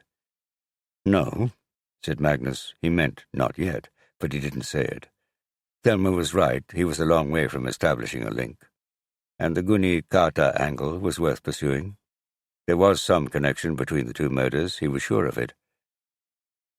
Why did you ask me about Tryggvi Thor the other day? Magnus asked her. Instantly, Thelma's expression changed from aggression to wariness. Oh, I don't know. I was just curious. I remember that when I first lodged with him 3 years ago, you said you didn't know who he was. You said he was bent. You must be confused, Magnus, said Thelma. She turned to stalk off back to her office, her legs squeaking all the way. But Magnus wasn't confused. He recalled that conversation very clearly. Thelma had claimed she didn't know Tryggvi Thor, that he must have left the police before her time. She had also warned Magnus not to stay with him, given his reputation as a bent cop. But soon after that, Magnus had spotted Thelma and Tryggvi Thor leaving a restaurant together. He didn't know what his boss's connection with his landlord was, but he did know she wanted to keep it concealed. Not a big believer in openness was Superintendent Thelma. His phone rang. Magnus? Good afternoon. This is Mark Grayson from the DA's office in Mecklenburg County, North Carolina. The voice had a warm southern tang. Agent Malley of the FBI in New York gave me your name. He said you spoke good English. I do, said Magnus. How can I help you? We're investigating a homicide from September last year. Victim's name was Corey Hanning, 42. Online name, Crypto Cheeseman. Looked like a mugging. Victim was knifed in the abdomen on a street close to his house. But we found computer evidence that Hanning did work for Tomokoin, which I believe you have been investigating.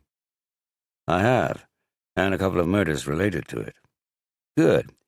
We think that the homicide may have been a professional hit, ordered by a guy named Krakatoa. The FBI in New York have been investigating Krakatoa, and Agent Malley believes he might be an Icelandic national named Scribe Sharp, said Magnus. I know the guy. I interviewed him last week here in Iceland, but he went back to London the following day. Malley put a red notice out on him, but he had skipped town by the time the British police showed up to arrest him, and gone to Panama, from where we have no chance of getting him. How much evidence do you have that Krakatoa ordered the hit? Just a few messages on Hanning's computer, veiled threats. Krakatoa seems to have believed that Hanning stole 200 grand in Bitcoin from him. He was pissed and he wanted it back. We need more. Have you found the Bitcoin? No. Can't find the key? That's right. We need to find Krakatoa and get a look at his computer. But we don't have hard evidence that Krakatoa is this Sharp guy, at least not yet. Do you? Not yet, said Magnus. He's definitely the favorite. What are the murders you're investigating?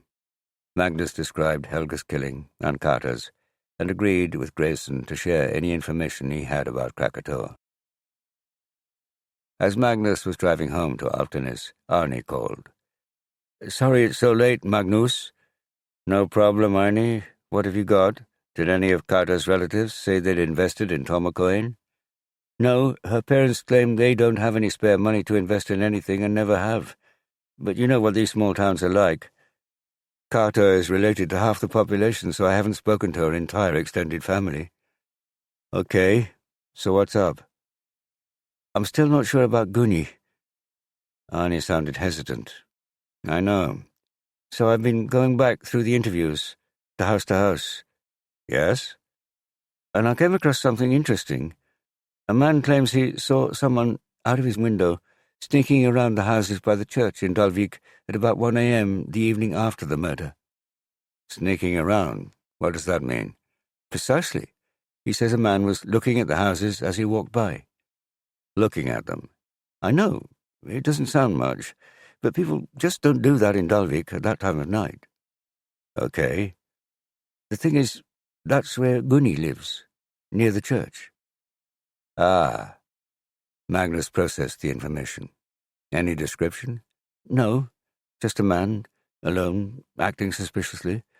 My guess is the constable who spoke to the witness didn't think anything of it at the time.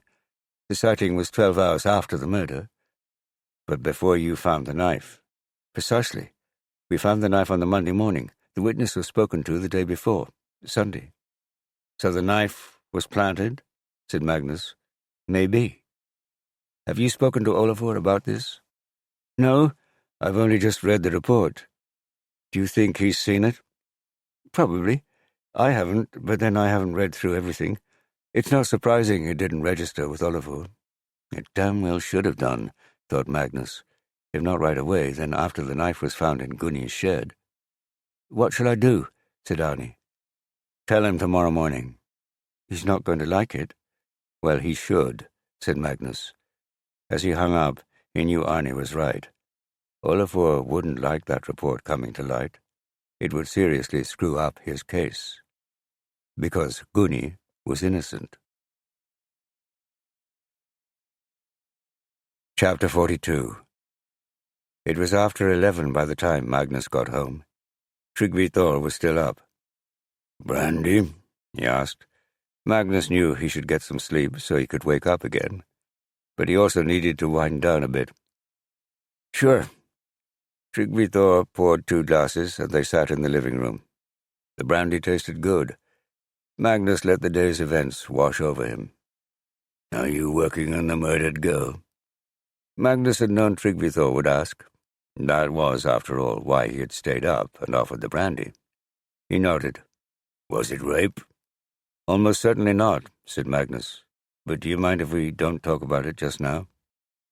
Tryggvi Thor looked disappointed, but Magnus knew he understood. He understood Magnus quite well. They sat in companionable silence, sipping the brandy. For the first time that day, Magnus's thoughts slipped away from poor Carter. To Thelma. Something bothered him about Thelma. My boss asked after you the other day. Thelma. Oh, really? Why did she do that? I've no idea, said Magnus. She asked if you were okay with the virus. She said I should keep an eye on you. Tryggvi Thor bristled at this. Why should she care? I asked her that. She just walked off. Tryggvi Thor grunted. How well do you know her? Not very well. When I first moved in here, she told me she didn't know you at all. In fact, she warned me off you. Said you were a bent cop. Everyone said I was a bent cop, said Tryggvi Thor matter-of-factly. But I saw you two having lunch together. Remember? Although Thelma hadn't seen Magnus watching her and Tryggvi Thor leaving the restaurant 3 years before, Tryggvi Thor had. Tryggvi Thor was silent. You were attacked back then. Twice. Nearly killed both times. Then you had lunch with Thelma. And it all stopped. More silence. Tryggvi Thor's heavy, dark brow was knitted in anger. What's going on, Tryggvi Thor? Tryggvi Thor took a deep breath. I told you back then that I wouldn't answer those questions, and I said it was a condition of living here that you didn't ask them. You did say that, Magnus agreed, and I complied. But I'm worried about Thelma. A woman was killed in Dalvík. Her daughter's best friend has just been murdered in Reykjavik. This cryptocurrency, Tomacoin, links them both. Yet Thelma is telling me not to bring Tomacoin into the investigation. She says it's a political hot potato. Maybe it is. You know it's the job of a superintendent to deal with politics. I'm sure it was like that in Boston. That's what they do. Dealing with is okay, said Magnus. Covering up isn't. Do you think she's covering stuff up? Maybe. And maybe you and she are covering stuff up, too. The anger was growing. Tryggvi Thor clutched his brandy glass tight. Are you saying I'm a bent cop, too? Maybe, said Magnus. As soon as he uttered the word, he regretted it. But he didn't trust Thelma, and he needed to. Tryggvi Thor pursed his lips. He was hurt, and he was angry. I had to leave the country 25 years ago. I came back to clear my name. And you're right, I nearly got killed for it. And you stopped, said Magnus. Right after you had spoken to Thelma, it all stopped. And she claimed she never knew you. He shook his head. I know you told me to trust you and leave it alone, and I've done that. But this stinks. You've got to admit, it stinks. Tryggvi Thor's brown eyes glared at Magnus. I've got 2 women murdered, Magnus said, and my boss is squashing an obvious line of inquiry. I'm going to have to stick my neck out in the next couple of days, and I need to know I can trust her. Of course you can bloody trust her, Tryggvi Thor said. If you trust me, you should know you can trust her. His stare was firm, direct, uncomfortable. Even though she seems to have got you to back away from something important enough for people to try to kill you? Even though, Tryggvi Thor said. Believe me when I tell you whatever case you are working on has nothing to do with her and me. Are you sure? Tryggvi Thor nodded. I'm sure. Magnus shook his head. That's not enough. If she can cover up once, she can cover up again. Tryggvi Thor stared down at the brandy, which he swirled around his glass, his thin lips pursed. Then he looked up. All right, he said. I'll tell you this. There is a cover-up of a crime, but it's decades old. When I came back here from Africa 4 years ago, I intended to lift the lid. Some people clearly didn't like that. Including Thelma? Tryggvi Thor nodded. Including Thelma. And she asked me to stop. And you did? I did. But why would you do that? Said Magnus. Tryggvi Thor hesitated. Because she was the one person with the right to tell me to stop. Tryggvi Thor held Magnus's eyes, willing him to understand. It took him a moment to figure it out. Then he did. Thelma was the victim.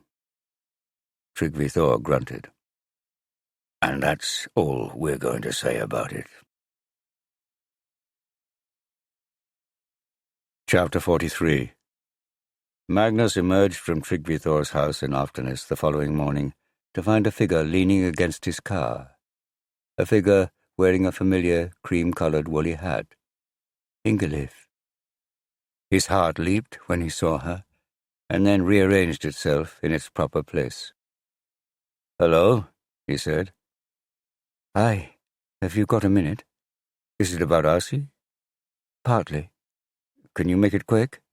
"Sure. Can we walk down to the beach?" "Look, I've got to hold a briefing at headquarters. There's been another murder."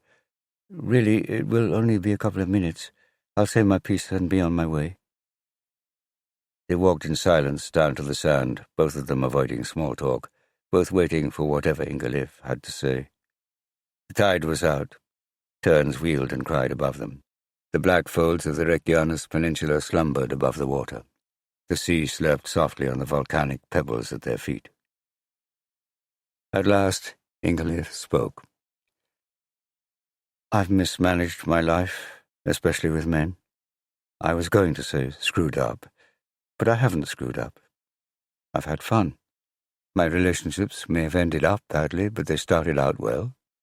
They were good men, most of them. I have Arsi. That's good. That's very good. But I can't go on like this." "Like what?" "Finding a man, having fun, then dumping him." "Uh-huh," said Magnus neutrally. "I feel different with you, Magnus. Safer, secure. I trust you, and you, God help you, you trust me. Maybe it's because both our fathers were murdered. I don't know. But there's something, don't you think?" Magnus was reaching for an answer when Ingolf stopped him. "Don't answer that. I told myself I wouldn't demand an answer from you on anything. I just want you to understand. Understand me." "Okay."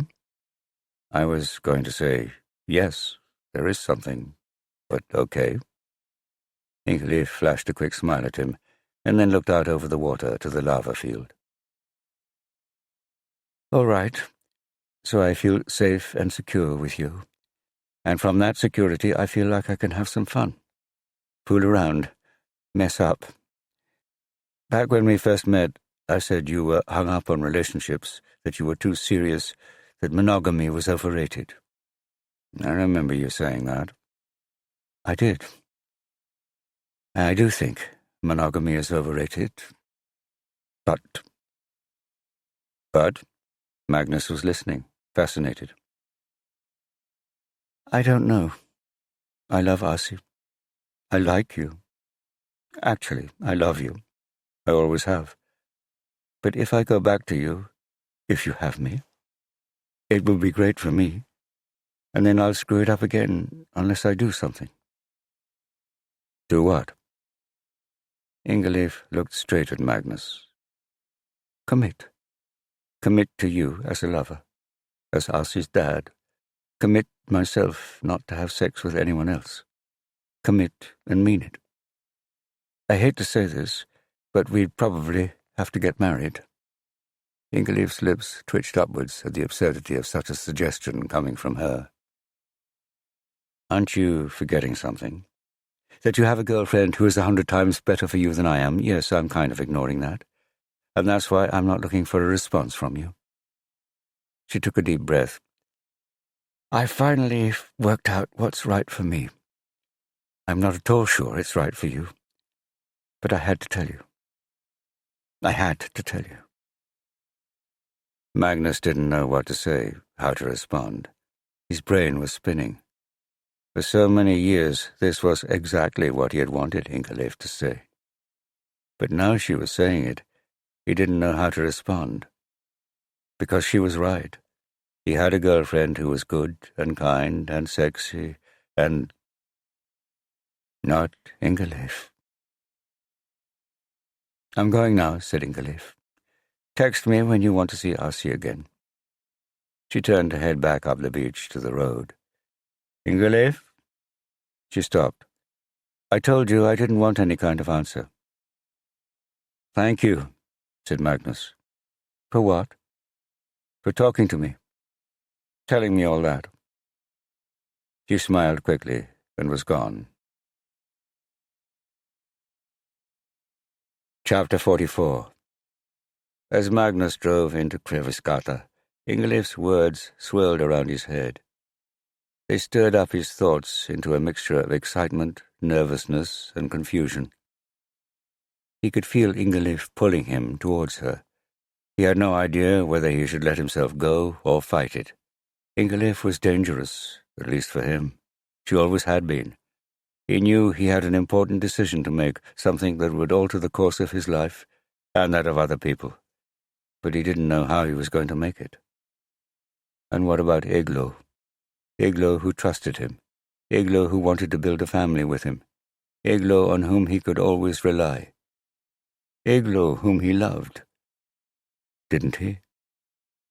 As he entered the conference room full of police officers, he firmly pushed Ingeleif to one side. He had a murder to solve. Probably 2 murders. He stood in front of the crowd and kicked off the briefing. The volume of information had built up in the previous 24 hours, but precious little useful had come out of it. The autopsy showed no sign of semen or injury that could have resulted from rape. Death was by asphyxiation from strangling by a nylon cord. No signs of a struggle apart from the blood on the nose. No DNA from the attacker, nothing under the victim's fingernails. Some fiber that may have come from gloves. Ada's forensics team were working on pinning down the brand. There were no CCTV cameras at the scene or even on the short route from Carter's apartment to where she was killed. But a camera situated a couple of 100 meters towards the center of town from the apartment showed several single men walking that way, 3 of whom returned later in the evening. The police would try to identify these men.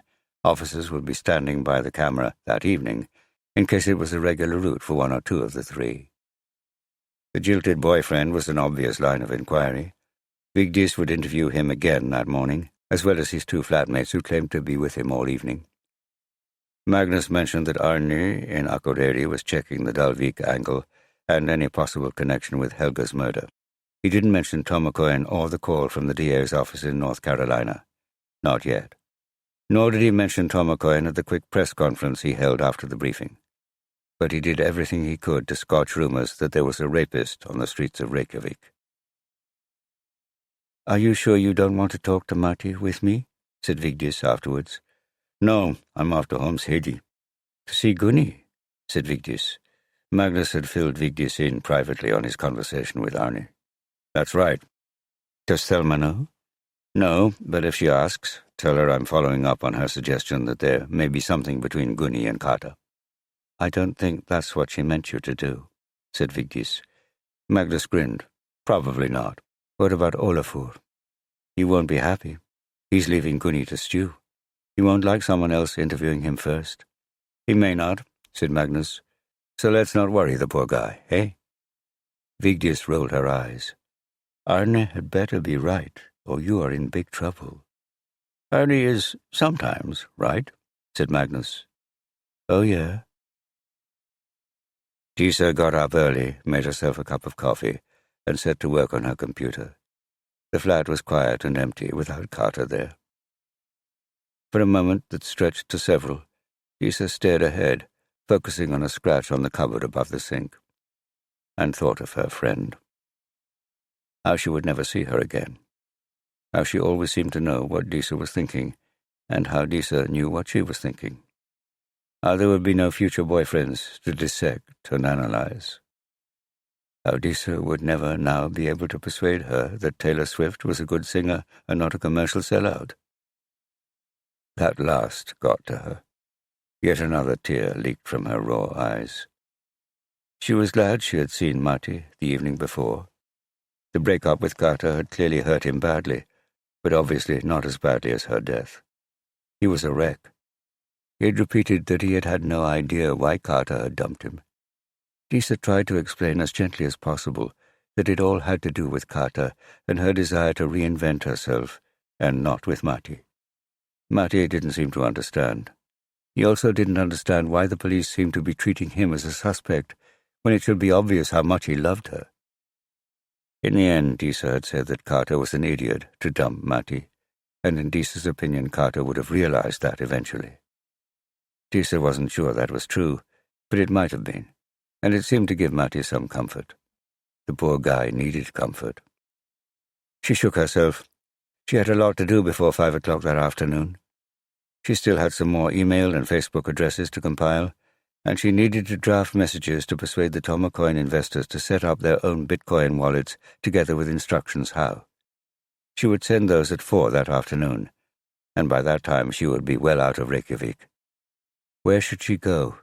Not Akureyri or Dalvík. The West Fjords, maybe? Or east to Höfn, or Seyðisfjörður, or somewhere even smaller. She should put some thought into that.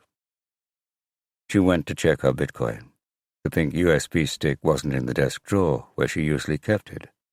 A surge of panic leaped in her chest. Had she taken it with her the previous evening when she had visited Matti? She didn't think so.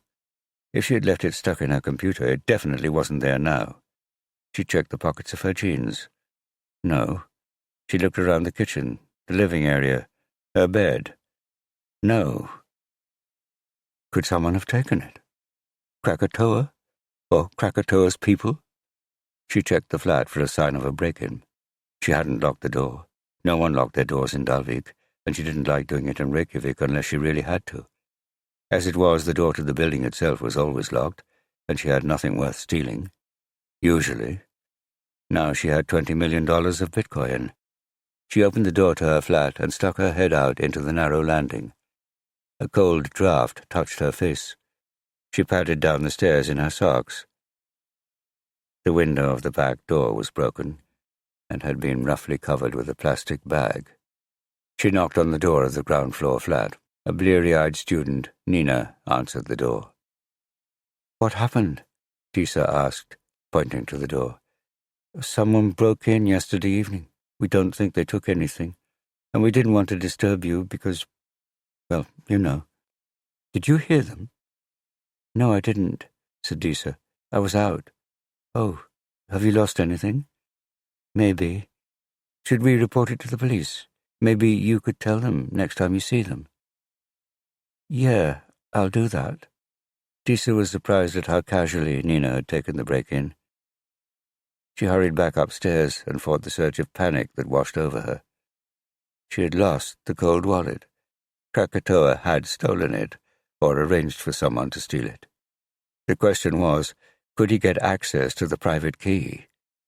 The USB stick was password-protected. Disa had done some research back in 2017 and learned that the best passwords were 4 individual, unrelated words strung together. These created a password of many letters that was nonetheless possible to remember. Disa had chosen horse, dessert, philosopher, and calm. Except she had chosen the Icelandic equivalents, hestur, eftiretur, heimspekingur, and logun. Hestur, eftiretur, heimspekingur, logun. She knew that there were ever more sophisticated password-breaking programs around, but she doubted it would be worth anyone's while to program the Icelandic language into them. Maybe there was a way that Krakatoa could bypass the password protection. Perhaps there was, but there was nothing that Disa could do about that now. Best to assume the password held, and that the $20 million of Bitcoin was still there, untouched. She had her backup, the paper cold wallet that was buried next to her mother's beneath the stone at Blåbrekka. She needed to change her plans. It would take her all day to drive Carter's car to Dalvík if she set off right away. She could grab the cold wallet, send the messages to the Tomocoin investors, and then drive off again, either west to the West Fjords or east, before Krakatoa realized she wasn't going to pay him. It would be difficult to explain to Grandma and Grandpa at Blåbrekka what she was up to, but she would think of something. She packed a small suitcase, grabbed Carter's keys, and left the apartment for the long drive north.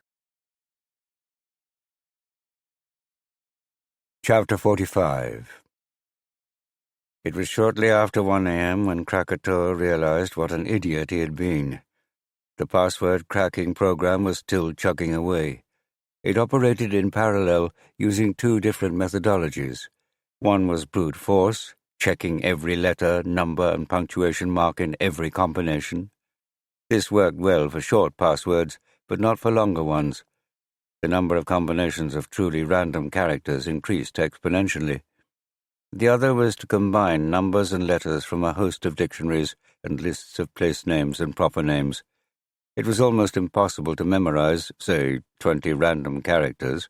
Much easier to recall them if they combined words or dates or places.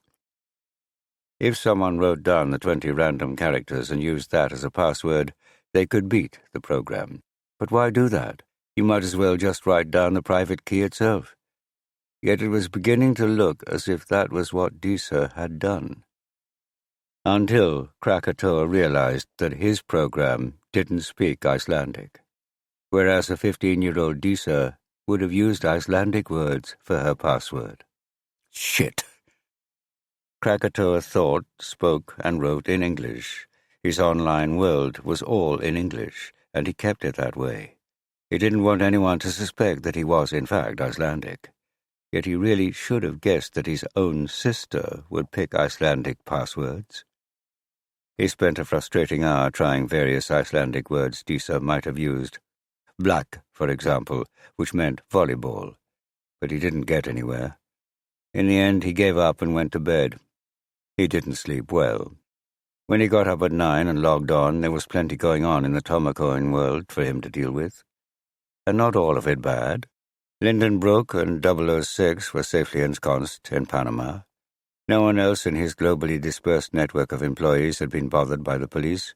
And, most surprisingly, Tomacoin seemed to be living on, at least in the eyes of some of its investors.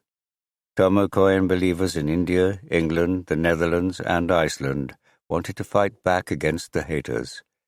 They were pleased to learn that Sharp had evaded the FBI and the CIA, who were trying to catch him and shut him up. The big banks wouldn't win. They would never shut down Tomacoin.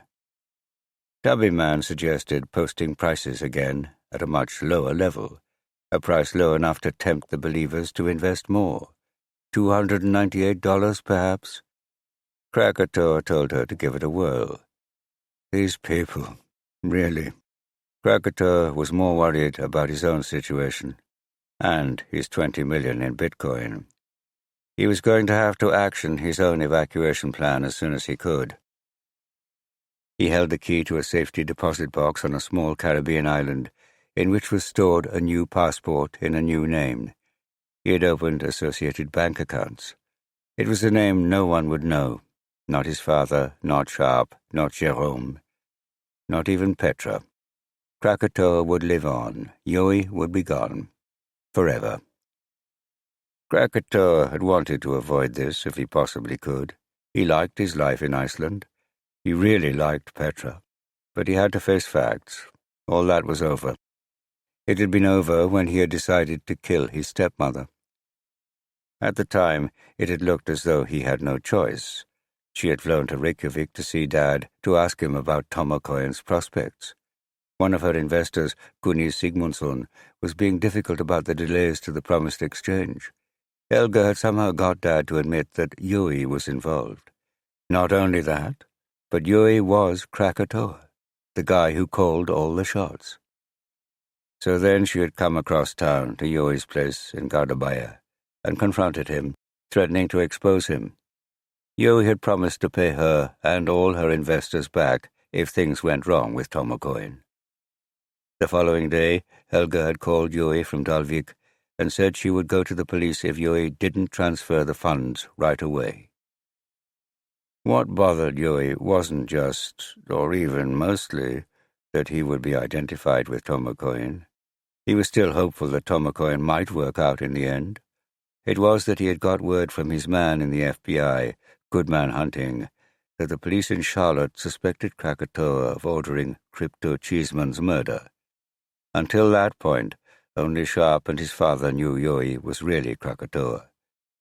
He could trust them to keep quiet. Yui knew he couldn't trust Helga. He would have to ensure she kept quiet himself. So he had pleaded for a few days, enough time to activate Tecumseh and get him to Iceland. Yoi, Krakatoa. They weren't the same people. The only way Krakatoa could operate was by keeping them apart. Yoi was a mild-mannered, laid-back Icelander, a games developer with a girlfriend he liked, a few friends with whom he mostly communicated online, a father he loved, a mother he loved less, and a step-family who accepted him. He wouldn't hurt a fly. People who knew him knew he was clever, but they didn't respect him. People respected Krakatoa. In real life, Yoi was never assertive. He had a low-grade craving for people to like him. He didn't want to offend. Online, Krakatoa was ruthless, aggressive, decisive, effective. He had started messing around on the dark web in his late teens, getting involved as an intermediary in minor drug deals. By watching others, he learned to flex his online muscles, to earn respect, to lead. And he liked it. No, he fucking loved it. He wanted to build up his own online empire. At first, he had thought of drugs, then of hacked personal details, then a cryptocurrency. He had come up with the idea of FOMO coin, and through his father had approached Sharp. He had insisted from the outset on his anonymity as Krakatoa, claiming it was for security reasons, but actually because he knew that Krakatoa could do all sorts of things that Yoi Osmarsson would never have dared.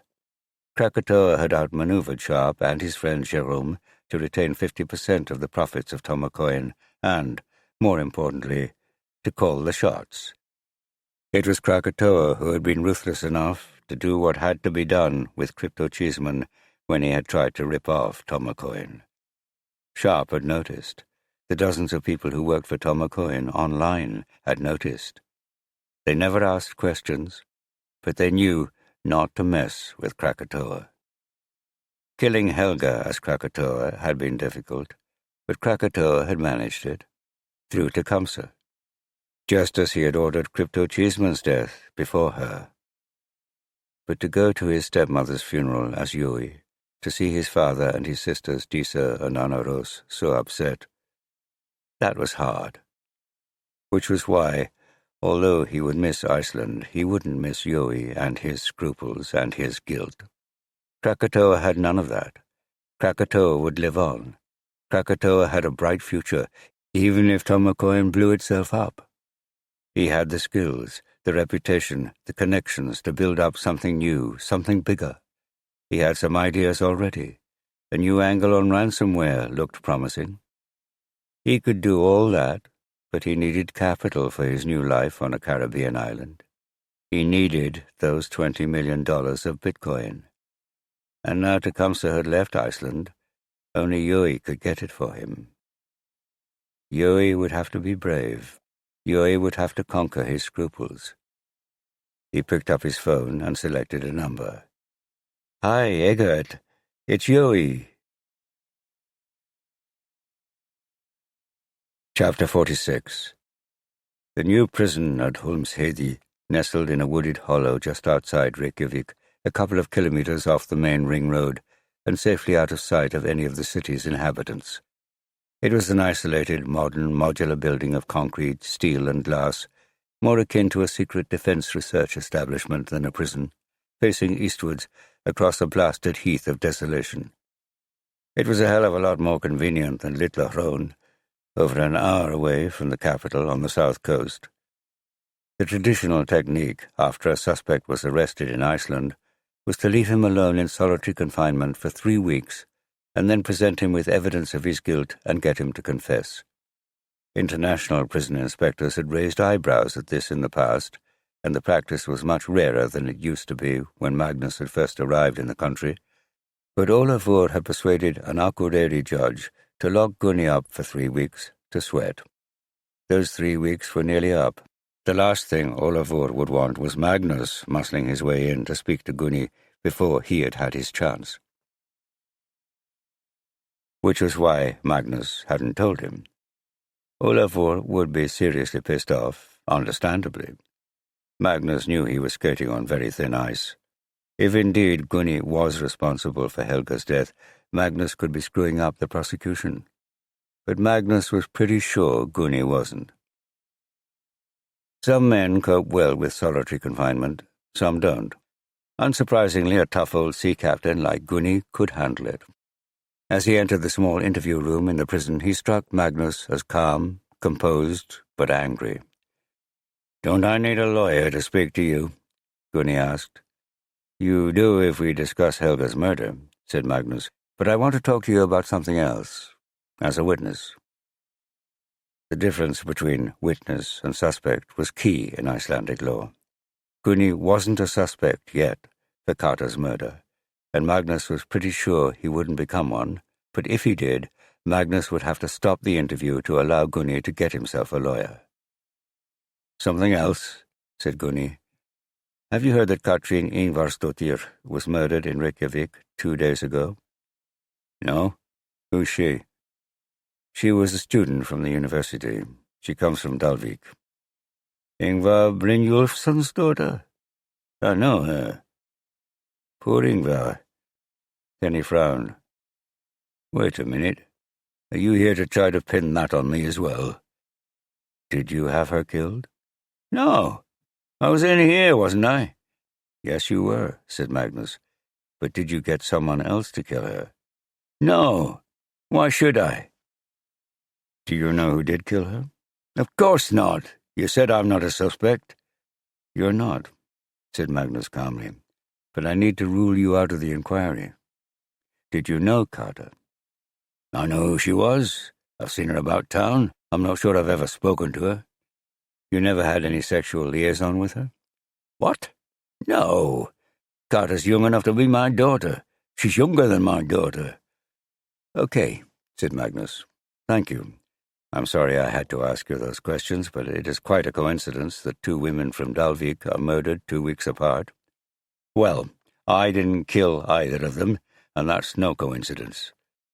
Gunni's fierce stare reminded Magnus a little of Tryggvi Thor. Strong men angry at accusations against them. Magnus let the words hang there. He watched Gunni with half a smile, trying to convey the idea that he believed him without actually saying it. "Okay. Did you know that Carter was a good friend of Disa, Helga's daughter?" Magnus asked. "No, but I'm not surprised. They are about the same age, aren't they?" Magnus nodded.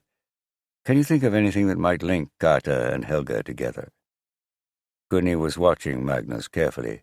Gunni was still suspicious, but he was also curious. "Tomokoin. Was Carter involved with Tomokoin?" "Not as far as we know," said Magnus. "Her parents say they didn't have any spare cash to invest." "Oh, I can believe that," said Gunni. "I never heard Ingvar talk about it, and I doubt he ever had much in savings. But Disa was involved, wasn't she?" "Yes," said Magnus, "through her mother. But yes, she was." Gunni sat back in his chair. He grinned. "You don't think I killed Helga, do you?" Magnus kept his face expressionless. "You think that Carter and Helga's murders are connected," he continued. "You know I didn't kill Carter, which means you think I didn't kill Helga. Your job is to find out who killed Carter. The other guy, Inspector Olafur, his job is to find out who killed Helga, am I right?" Magnus didn't answer. "Unless you are just playing good cop to the other guy's bad cop?" "I like to think I'm a good cop, which is why I can't ask you about Helga's murder without a lawyer present. But I can tell you why I didn't kill her."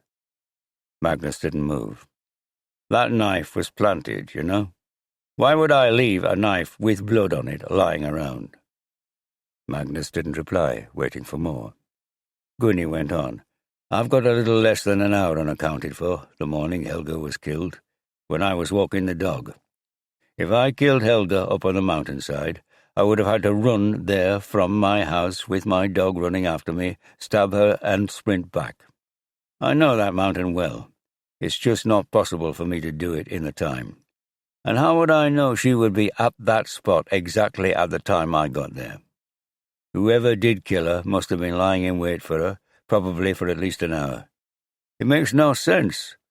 I've been thinking about it a lot over the last couple of weeks. I can't see how a judge can convict me, despite the knife evidence. If you didn't kill Helga, who did? I've got no idea, but I bet it's got something to do with Tomocoin. Some other poor sucker she talked into putting their life savings into it. That's my guess. Someone from Dalvík, or maybe a doctor from Akureyri who worked with her. But not me. And why Carter? I don't know, said Gunny. That's your job. But it seems to me it must have something to do with Tomocoin and something to do with Disa. On the way back to police headquarters, Magnus called Arnie. Did you speak to Olafur? Magnus asked. Just now. And? As we predicted, he's not happy. He says I shouldn't be wasting time trying to do the defense's job for them. I should be looking for evidence to incriminate Gunny. Is he going to pass on the report to the defense? He says it's not relevant. He says someone seeing someone walking along the street looking around is not evidence. Idiot. You think Gunny may be innocent, don't you? Arnie said. I'm damn sure he is, said Magnus. From what Gunny told me, he would have had to run from his house with his dog to the spot where Helga was killed, stab her, and run back immediately. And for that to work, he would have had to know she would be there at precisely that time. Yes, that's right, Arnie said. Well, that didn't happen, did it? No. But wait a minute, Magnus. Have you just been to see Gunny? Yes, in Holmshedi. Does Oliver know? Not yet. Jesus, he's going to go ballistic. I expect so. Don't tell him, will you, Arnie? All right, but he will find out. I know. I'll deal with it. Dealing with it meant talking to Thelma, right away. She looked up at him over her reading glasses as he entered her office. Any progress? She asked. Yes, I think so. Magnus took a seat. Tell me. Best to get it out quickly. Gunnar Snær Sigmundsson didn't kill Helga. Helga and Carter's deaths are connected. The connection is Disa and Tomocoin. Best also, to sound certain, give Thelma any room for doubt and she would grab it and stuff it down his throat. What? I hope you've got evidence for this. I have. 1. The knife was planted in Gunny's garage. There is no reason why he wouldn't have cleaned Helga's blood off it before hiding it there. Arne has uncovered a report of a man prowling around Gunny's house the evening after the murder. 2. Gunny didn't have time to get to the scene of the crime to murder Helga. If he did somehow run there and back quickly enough, he would have had to have known the precise time she would be there. What actually happened was that the killer lay in wait for Helga. 3. I have just spoken to Gunny in Holmshedi. He was very convincing to me. He didn't kill Helga. You went to Holmshedi. You didn't tell me you were going to do that? Just now, this morning. You suggested I check to see if there is a link between Gunny and Carter. There isn't, by the way. What does Olafur say about all this? Olafur is convinced Gunny is guilty. I bet he is. Thelma frowned. Assuming for a moment that Gunny didn't kill Helga, and I haven't heard enough yet to believe he didn't, what has Tomocoin to do with it? There's an obvious link between the death of Helga and the death of Carter, and that's Disa. Tomocoin has dominated Disa and her mother's life in the last month or so. Her family have lost everything, including the farm that has been theirs for generations. We know Helga wasn't killed by a former lover. We know Carter wasn't killed in a random sex attack. Both murders must have been committed by a professional. They were hits. Magnus paused. I got a call last night from a district attorney's office in North Carolina. They are investigating a murder which they believe may have been committed by a professional killer under instructions from someone called Krakatoa, who supposedly runs Tomocoin. He looked Thelma in the eye. The connection is Tomocoin. Thelma's eyes were blazing. Magnus, I told you to leave Tomocoin out of this. I was clear. I was explicit. It's a political nightmare. But more important, much more important, if I tell you not to do something, I have to trust you not to do it. Now get out and don't bother me with these idiotic theories. and if you have screwed up the prosecution of Gunnar, I'll discipline you. It'll be back to Sergeant Magnus." Magnus sat there. "I said go." "I know you did," said Magnus. "I spoke to Tryggvi Thor last night." "What has that got to do with anything?" "I know you and he are covering something up. I don't know what it is, and I've told him I won't ask any more. But I did ask him whether I could trust you. He said I could." Thelma opened her mouth and then closed it. "You've got a choice here, Thelma. If you spend a minute thinking through what I've just said, you'll see I'm right. You know I'm right. 2 women have died, and we need to do all we can to find their killers. That's what we do, isn't it?" The fire in Thelma's eyes had hardened, but she was listening. "Politically, it's a disaster. I get that. All kinds of ministers I don't know will be upset. Olivor will be really upset. I would be if I was him and another cop trampled all over my investigation. But we shouldn't care about that, you and I. We should find the killer and the people who paid him, and we should arrest them. If you don't want me to do that, and you want me to walk out of here, I will. And I'll just keep walking." Thelma swung her artificial leg out from under her desk and paced over to the window. Magnus waited. She turned. She looked grim, but Magnus could tell she had made up her mind. "All right. So what do we do next?" "The link is Disa," said Magnus. "She knows what the connection between Tomakoyen and the murders is, but she's not telling us.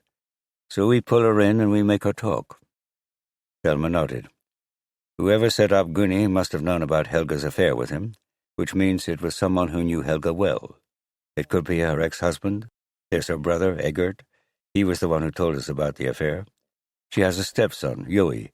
We should talk to him. Ideally, we should talk to Sharp, who is Tomakoyen's boss, but he's supposed to be in Panama. And Gunni? I suggest you go and talk to Gunni. Apologize to him. See if he has any further ideas." "Me?" "Yes. He has been locked up for over 2 weeks for something he didn't do. That shouldn't have happened. He used to be an MP, so he'll have powerful friends. You're the expert on the politics, but I'd have thought we want him on our side. And if you do this quickly, he might be happy. If we continue to pursue him and the judge throws the case out, which he will do, we will look really bad."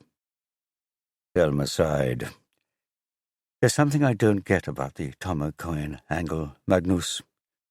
I see why Helga would be a victim, or Disa, but why Kata? What's her link to Tomakoyen?" "Disa, I suppose," said Magnus, feeling secure enough now to allow some doubt into his reply. It was a good question, and one he hadn't answered yet. "Disa was her friend. Was Kata working with Disa on Tomakoyen, helping her?" "Not that we've heard," said Magnus. "Then why would someone want to kill her?" It was the right question, and as Thelma asked it, the answer came to Magnus. "It's a warning. To Disa. Someone has threatened her, to keep quiet or to get her to do something, which is why she's hiding something from us. She's scared." Thelma nodded. "Well, go and find her then. Find out what she's hiding. Now." Chapter 47. Disa drove fast on the empty road north. No tourists. She appreciated the time to think, to force her mind into some kind of order. Helga had died. Kata had died. There was a chance she would die too, no matter how careful she was, and that scared the hell out of her. But she was determined not to panic. Yet, for once, she felt she had gained some kind of control of the situation. She had a plan. She had asserted her will against her father. She had no illusions that Krakatoa wouldn't be after her once the 5 o'clock deadline had passed, and he hadn't received his Bitcoin. Who was Krakatoa, anyway? Perhaps Sharp, or perhaps some nameless evil genius in a bedroom in Moscow or San Francisco or some other far-flung place who had crept into Disa's life through the internet. Whoever Krakatoa was, he had killed before, and he would kill again, if he could find Disa. The West Fjords were the place to go, with their twisty, slow roads and their scattered communities. Grandpa had a tent and some camping gear at Blåbrekke. Disa would borrow that. No hitman would ever find her. Once the Bitcoin had been safely distributed from her wallet to Uncle Eggert's, and from there to all the investors, she could re-emerge into the world, or at least get in touch with the police. Perhaps wait until they had arrested Krakatoa or the hitman, if they could arrest him. While Krakatoa was loose, Disa wouldn't be safe. She might need a longer-term solution to hide. Where could she go? Perhaps she should keep some of the Bitcoin back to help her go on the run. $20 million was surely more than the Icelanders had invested. She would also have to figure out how to return the rest of it to investors abroad. A website or something where people could make claims, but how to verify them? Tomorrow's problem. Maybe Yoi could help. After facing down her father, Disa was a little less worried that Yoi would grab her Bitcoin and return it to him. Yoi would probably be more use than Uncle Eggert in helping her find somewhere to hide. She was placing a lot of trust in Uncle Eggert. Perhaps before going to Dalvík, she should drop in and see him in Akureyri. She would need good Wi-Fi and a bit of peace and quiet to send out the string of emails and Facebook messages she had planned for the Tomocoin investors. It would be good to talk through the details with him. He would no doubt be at work, but maybe he could slip away for an hour. She picked up her phone and called him. Magnus took Vigdis with him to interview Disa. They tried her doorbell with no response. Magnus rang a couple of the other bells in the building. He was just about to give up when the door opened to reveal a tall, dark-haired woman with big, bleary eyes of about Disa's age. "Hi," she said, blinking. "Inspector Magnus Ragnarsson," Magnus said, holding up his ID. "Reykjavik Police. This is Sergeant Vigdis Odadottir. Do you know where Disa Osmarsdottir is?" "Have you come about the break-in?" said the student. "What break-in?"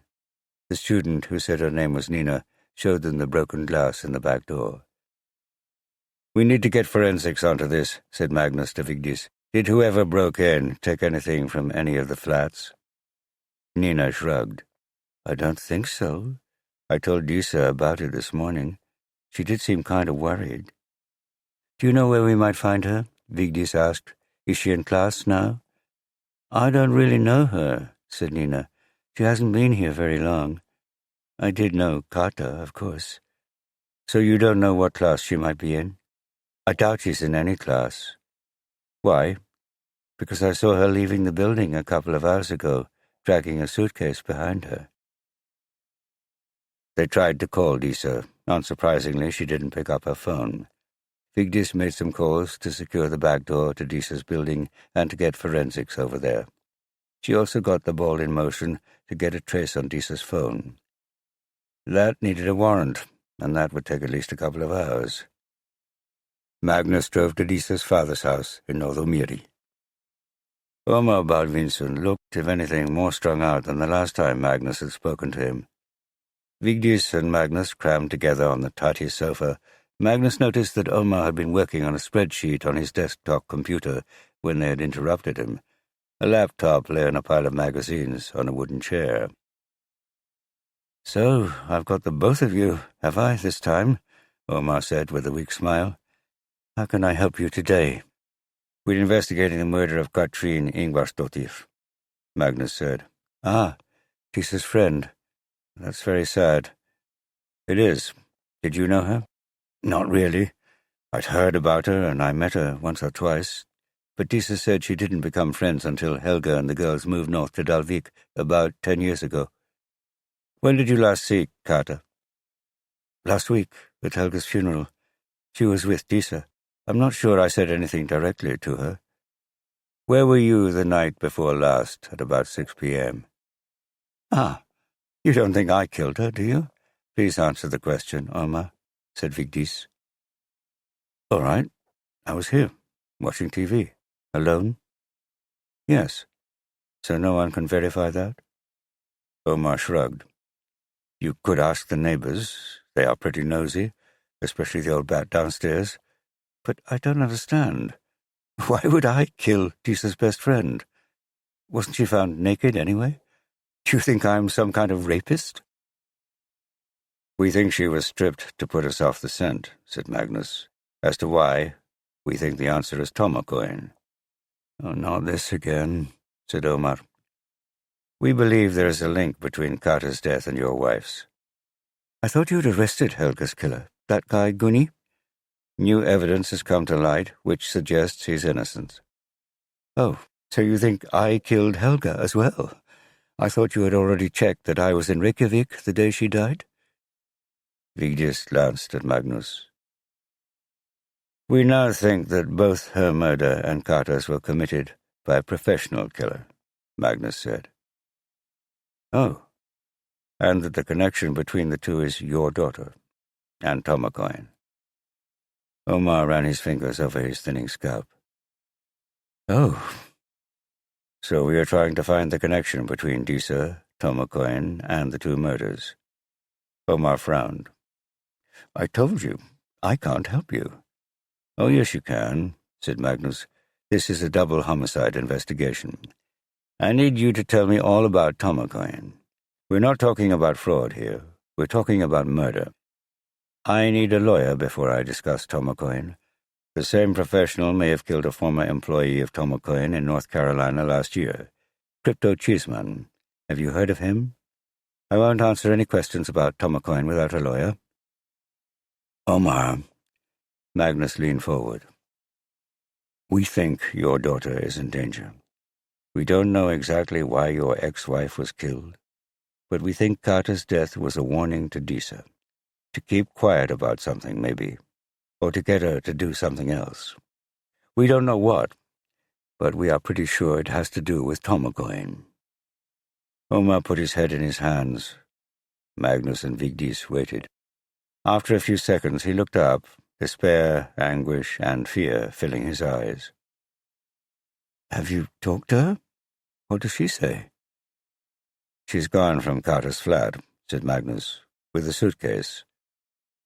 I suppose that's good, said Omar. If she really is in danger. We'll find her, but in the meantime, tell us what you know about Tomocoin. They waited while Omar gathered his thoughts. I really don't know much about it.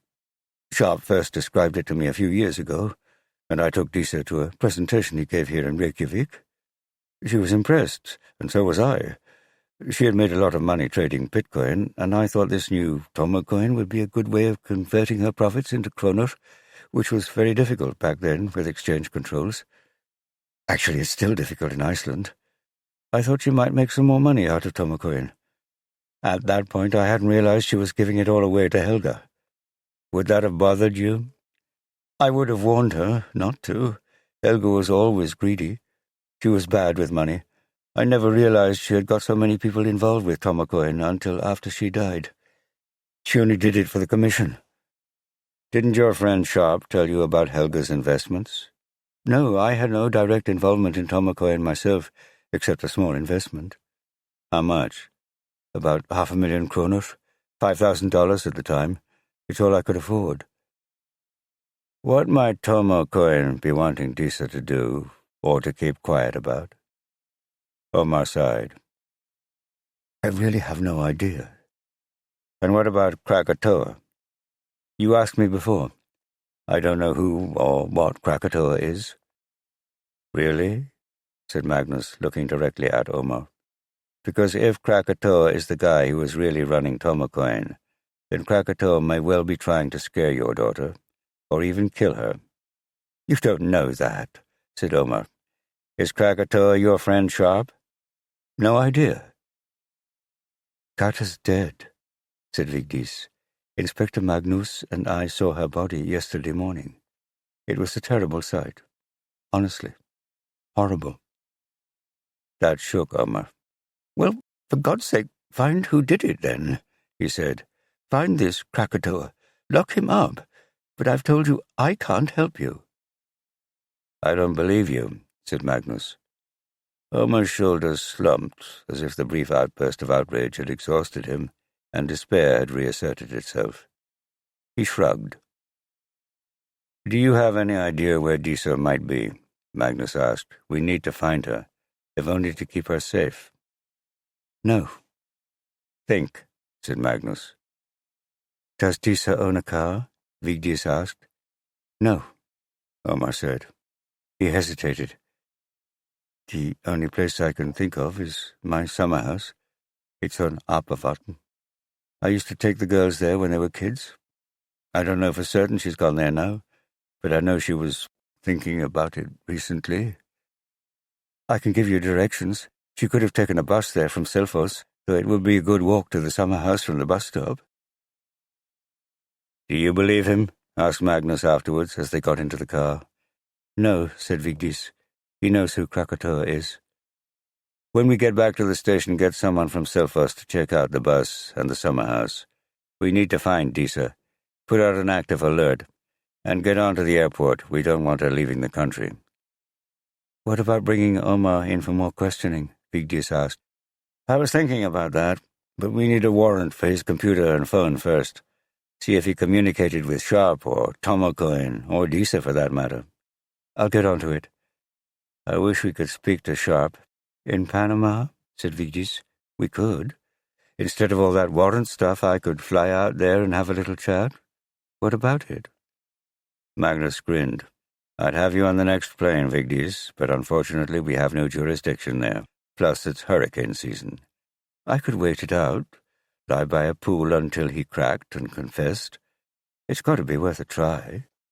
And Panama in a hurricane can't be worse than Reykjavik on a windy Monday." "Actually, I have an idea," said Magnus. "I'll drop you at the station, and then I will go and see Iceland's Miss Tomocoin." "And who is that?" "Fjola." Chapter 48. Omar slumped down into his chair in front of his computer. The numbers on his spreadsheet, a cash flow forecast for a little company that did glacier tours and was in a bit of trouble with its bank, swam in front of his eyes. Of course he knew who Krakatoa was, but he was only now beginning to understand what Krakatoa had done. He had been so proud of Yui when he had come up with his idea for a new cryptocurrency, and proud when he had introduced Yui to Sharp. He had been hurt that the two of them had seemed to freeze him out of Tomocoin, as Yui's FOMO coin was rechristened, but he thought it probably for the best. He had never been privy to the inner workings of the operation, and only recently had he realized that his son had the dominant role. He had been gratified when Yui had asked to stash his cold wallet at the summer house. Omar had been a banker. He understood the potential for Tomocoin, but he also knew there were risks. When they had failed to come up with the exchange they had promised, which would convert Tomocoin into real money, these doubts had grown. He was glad he had only invested $5,000, enough to make a decent profit if it all worked, not enough to wipe him out if he lost it all. His Bitcoin profits had been good, and he had taken most of those and spent them. If he lost all his Tomocoin, well, easy come, easy go. He had become much more worried when Helga had started pressuring him for answers about the exchange, and visited him in Reykjavik, demanding answers and wheedling Yui's role in Tomocoin out of him. It was only then that he realized how she had bet everything on Tomocoin, and suckered in so many other people as well. He didn't care about Helga, she deserved to lose her money, but he did care about Disa and Anaros and their inheritance. For a moment, he had wondered about Helga's death and whether Sharp might be responsible for it, but he couldn't conceive of his friend doing anything like that to Helga, whom Omar knew Sharp and his wife genuinely liked. So he was relieved when it turned out a local had done it, a local who had been his wife's lover before he himself had strayed with Bryndís. Carter was dead, and Disa was convinced that Krakatoa had killed her, or had had her killed, because Krakatoa had said he would. And now Krakatoa was threatening to kill Disa. His son was threatening to kill his daughter. His instinct had been to protect Yui's identity, not to tell Disa, and certainly not the police, who Krakatoa really was. Give himself time to think. All right, now was the time to think. What he thought first was that Yui was incapable of killing Carter, let alone Disa. Omar's son was not a murderer. First and foremost, he needed to have faith in his son. Disa and the police must be mistaken. So if it wasn't Yui who had killed Carter and was threatening Disa, who was it? Sharp? Either it was Sharp, or Sharp would know who it might be. Omar would really have liked to talk to Sharp on the phone, but he decided it was better to use the end-to-end encrypted messaging system that Yui had set up over Telegram on his laptop. He was glad he hadn't had time to hit the kill switch on that machine when the detective showed up, as Yui had instructed him. Lawrence, are you in Panama? Lindenbrook, hey, buddy. Good to hear from you. Yeah, got here last Sunday, just in time. The British police raided my house the morning after I got out of London. I had to leave Ella and the kids there, though. She's not a happy bunny. Lawrence, have you heard what's happening here? Lindenbrook, what do you mean? Lawrence, Disa's best friend was murdered 2 days ago. Lindenbrook, oh no, I'm sorry. Was it the girl who was with her at the funeral? Lawrence, yes, the police think it was Krakatoa. Lindenbrook, oh, ignore the police, they're just guessing. Lawrence, Disa thinks it's Krakatoa too. Lindenbrook, tell her not to worry. Lawrence, no, you don't understand. Krakatoa threatened Disa. Said if she didn't give him his Bitcoin back, someone close to her would die. And someone did. Tata. Lindenbrook, what Bitcoin? Lawrence, Yui's Bitcoin. He and I shared a hiding place for our cold wallets. She found it and took all his Bitcoin. Lindenbrook, I didn't know that. So Disa thinks Krakatoa killed her friend? Lawrence, yes. Did he? Lindenbrook, I don't know. I don't know anything about this. But it doesn't sound right to me. Lawrence, nor to me. Are you sure you don't know anything about it? Lindenbrook, 100%. Lawrence, and is Krakatoa just one person? Lindenbrook, what do you mean? Lawrence, I mean, does anyone else use the Krakatoa handle, apart from Yui? Lindenbrook, no, just Yui. Lawrence, but that means it must be Yui who killed Carter.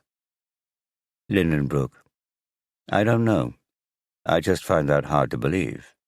Lawrence, so do I. Lindenbrook, by the way, I think Yui can read this, if he wants to. Lawrence, I thought it was super secure encrypted. Lindenbrook, yeah, but Yui set it up. He could have set up an eavesdropping function without either of us knowing. Be careful, Omar. Hi, Dad. Omar pushed past his son into the flat. What's up? Said Yui, his blue eyes wide in alarm at his father's expression. Did you kill Carter? What? Did you kill Carter? Disa's friend, Carter. Omar's voice rose to a shout. Of course not, Dad. Why should I? Look, sit down and calm down. Omar had decided that the only thing to do was to have it out with his son. Face to face, not over the damn internet where Yui could hide behind his Krakatoa personality. He sat down at the kitchen table and Yui sat opposite him. Omar studied his son. Could he really have killed an innocent woman, his sister's best friend? He didn't look as if he could, and yet the evidence was incontrovertible. Disa took all your Bitcoin. You wanted it back, so you threatened her with the death of someone close to her. She didn't give it back, so you killed Carter. Now you're threatening to kill your own sister. Disa told me. The police told me, more or less. The police?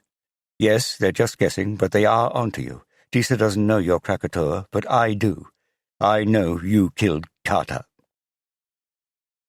Yuri sat, watching his father calmly. I had no choice, Dad, he said eventually. You had no choice? What does that mean? You didn't have to do it? No one made you? Did they? For a second, Omar saw a straw and grabbed at it. But Yuri didn't magic up an evil mastermind from nowhere. If there was an evil mastermind, it was he. Tomo Coin is blowing up, Yui said. I'm going to have to disappear pretty soon. Disa has nearly all my money and I'm going to need it back. But you killed someone, Yui, and the police say you killed Helga too. I didn't kill her myself, and I didn't kill Kata, but I did arrange it. I had to. Omar couldn't believe what he was hearing. His anger evaporated to be replaced by dismay. His son, whom he loved so much, in whom he was so proud, was a murderer. You got a hitman to do it? Yes, Yui said quietly. From the dark web. I've never met him. He looked down at the table. He looked ashamed. And so he bloody well should. Omar's son looked up. His expression was hard to read. He looked like the old Yui, the shy, innocent, clever boy he had always been. But he was a killer. What are you going to do, Dad? Are you going to the police? I don't know. You're not going to kill Disa, are you? Of course not. I'm only trying to scare her. But you killed Carter. Dad, I had to. I truly didn't want to, but I had to. That's crap, Yui. Now Omar was faced with the certainty that his son was a murderer. He didn't know what to do. He should report him to the police, he knew that. But he couldn't bring himself to do it. He just couldn't. And Yui knew it. But Omar had to regain the initiative. He had to assert some kind of authority over his son, stop him killing his daughter. Okay, this is what is going to happen. You are going to disappear now, without your Bitcoin. You'll manage. You were always a smart kid. You are going to leave Disa alone. I'll stay quiet for a day or two, then I will go to the police. If you haven't left the country by then that's your problem. Omar took a deep breath. And I never want to see you again. Yui hung his head. Okay, Dad, I'll go tomorrow. And I'll leave Disa alone, I promise. You'd better, said Omar. He took one last, long, hard look at his son, the killer. Then he left Yui's flat without saying goodbye. Back in his car, Omar called his daughter. She didn't pick up, which wasn't a surprise, so he tapped out a quick text. Spoke to Krakatoa. He will leave you alone now. You can keep his money. Much love, Dad. Chapter 49. Fiola answered the door to her flat in Kriviskata. She worked from home, but then everyone worked from home in these virus days. Oh, it's you. She wasn't pleased to see Magnus. I've got some questions. I'm sure you have. Do I need my lawyer? No, it's not about Tomocoin, said Magnus, or at least not about your part in the fraud, if it is a fraud. I'm sure you have had plenty of questions about that. Just one guy so far, said Fiola. He was from the Financial Services Authority, but I'm expecting more. Has Tomocoin actually folded? I thought it had, said Fiola, but they refreshed the price just now. It's down, but not out. And there are lots of enthusiastic people out there who refuse to let it die. But not you?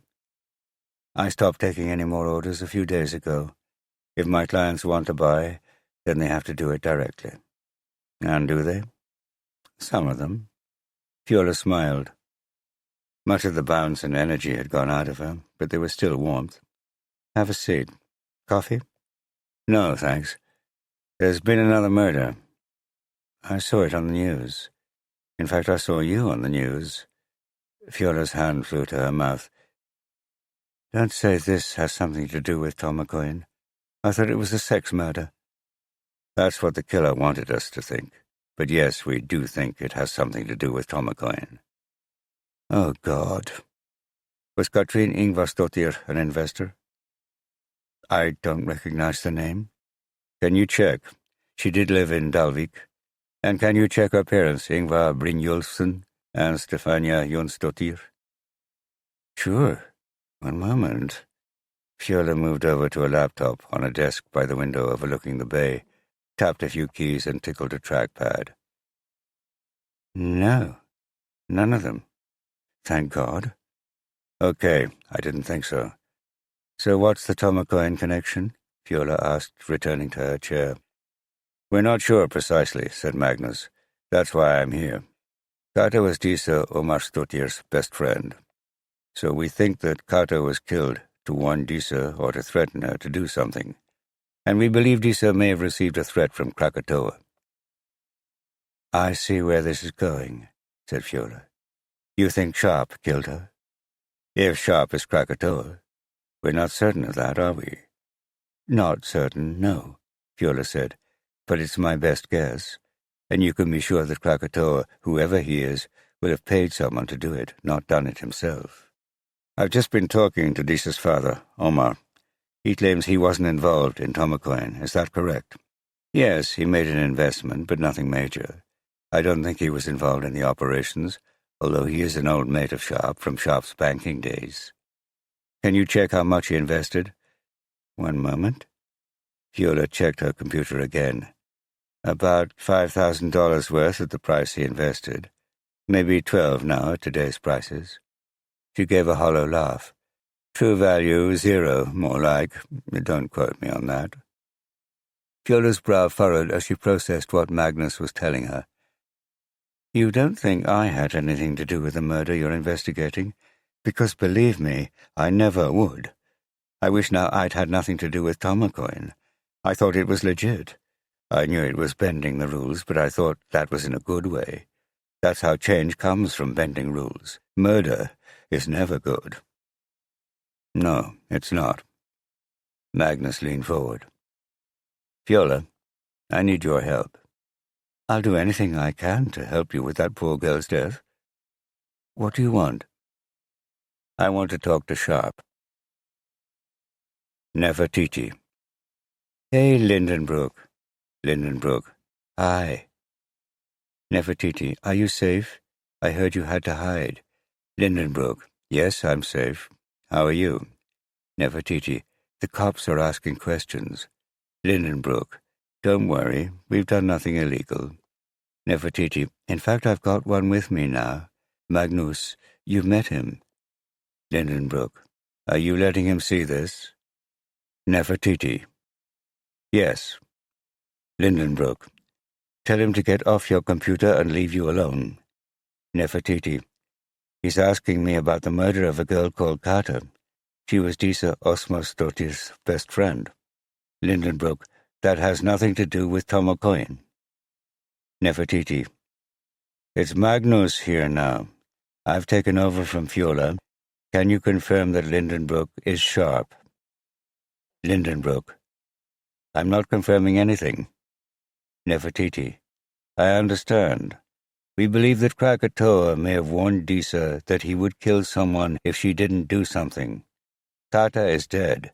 We believe Krakatoa killed her. Lindenbrook.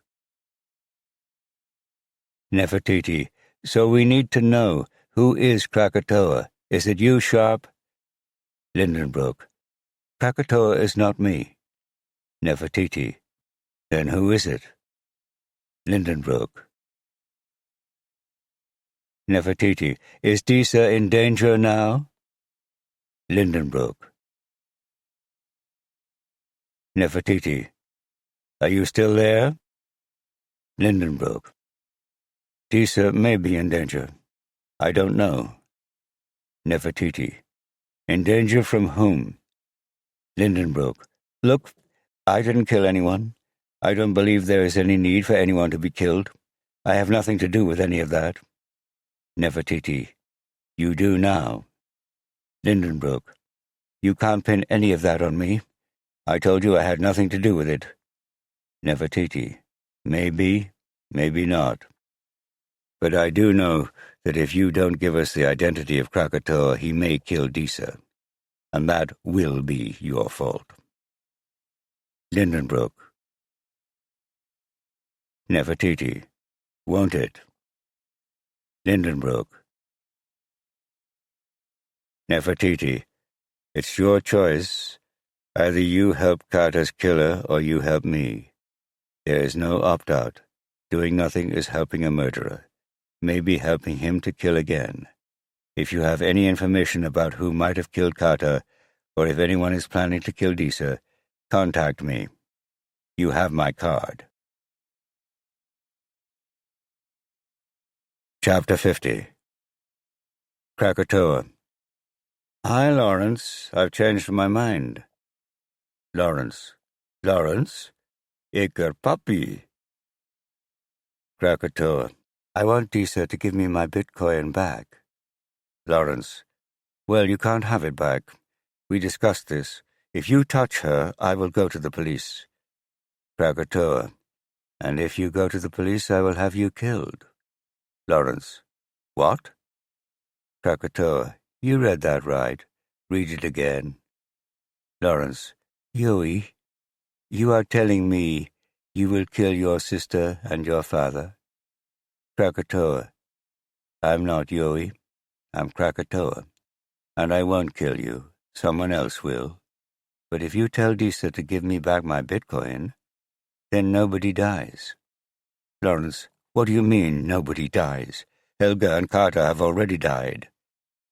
Krakatoa. Nobody else dies. Lawrence. You can't be serious. Krakatoa. I am serious.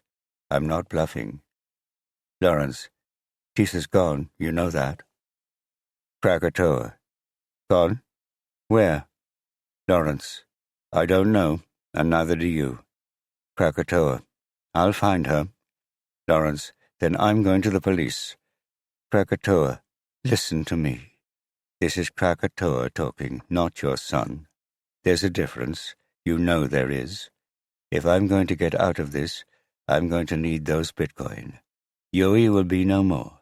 So don't go to the police, and don't tell Disa I'm after her, or you will die. Is that clear? Lawrence. Yui mean. Krakatoa. I'm not your Yui, and you are not my puppy. Lawrence. I won't do it. Krakatoa. Yes, you will. Bye. Krakatoa closed the telegram window. He had crumbled when faced with his father, and actually that had been a good thing, because as Krakatoa he could stand up to him. It had been hard to write those words. I'm not your Yui, you are not my puppy. But it was necessary, and he felt better having written them. Stronger. Much stronger. The essential difference between Krakatoa and Yui wasn't a negotiating tactic for his father. It was, Krakatoa had come to realize, his only hope of living with himself in the future. He had to become a new person in a new country. He had to become Krakatoa. Yui could never kill or even threaten to kill Disa and his father. Yui was racked with guilt at what he had already done. Yui was worried about his girlfriend Petra and would miss her. The remainder of Yui's life would be hell, a mixture of regret and crushing guilt, as well as a long prison sentence. So Yui had to go, and Krakatoa had to do whatever was necessary to make that happen. The passport waiting for him in the safety deposit box in the small Caribbean island bore a Danish name, Anders Madsen, so people in the real world would call him Anders. He spoke Danish, but with a strong Icelandic accent, so that might lead to some awkwardness if he bumped into a real Dane in future, but he would deal with that when the time came. Online he would be Krakatoa. Online he would be powerful and successful and very, very rich. If only Tecumseh had hung around in Iceland, because if any more killing had to be done, it was someone who looked a lot like the real-world Yui that would have to do it. But it would be Krakatoa. To carry out a credible threat, he needed to know where Disa was.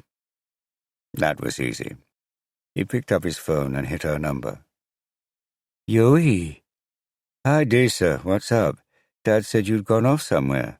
Yeah, I need to go back to Dalvík. I'm on my way there now. His sister's voice sounded strained. It also sounded as if she was in a car. What for? I can't really say, Yui. I'm sorry. Are you in trouble? Does it have something to do with poor Carter's murder? It does, yes. Can I help? Maybe. Maybe you can, Yui, but not quite yet. I may need to call you later. I'm here when you need me. Take care. Thanks. Krakatoa knew why Disa was suddenly driving to Dalvík. He glanced at her pink USB stick jutting out of his computer. Without that, she needed the backup private key to her Bitcoin wallet, and that must be at Blowbreaker. It wasn't necessarily a problem that Disa was on her way to Dalvík. To pay him back, she needed that key, and that was the solution Krakatoa wanted. Then no one else had to die. Whatever choice Disa made about her Bitcoin when she got access to them again, Krakatoa needed to be there too. Krakatoa quickly packed a bag, which included 2 of his 3 computers. He hid the combination of keys that acted as the kill switch on the third, locking the hard drive from outside interference. He was just about to leave the flat when the door opened and Petra walked in. Oh, hi, Yui. I got off work early. She noticed his bag. Where are you off to? For a moment, Yui looked at his girlfriend in something close to panic. She frowned. What's up, Yui? Where are you going? Then Krakatoa barged past her and down the stairs without a backward glance. Omar stared at his computer screen. Here was proof that his son was a murderer, proof that his son was perfectly capable of killing his sister. And his father. Omar realized he was scared of his own son. Yui, the sweet, innocent nerd who would never hurt a fly. He had to warn Disa. He typed a text. I spoke too soon. Krakatoa still wants his money back. Omar hesitated before pressing send. Then he added, maybe you should give it to him. He sent that. No response. Omar realized he could warn Disa that Krakatoa was Yui, that Yui was after her. He could also tell the police. If he did that, Yui had said that the professional hitman who had killed Helga and Disa would kill him too.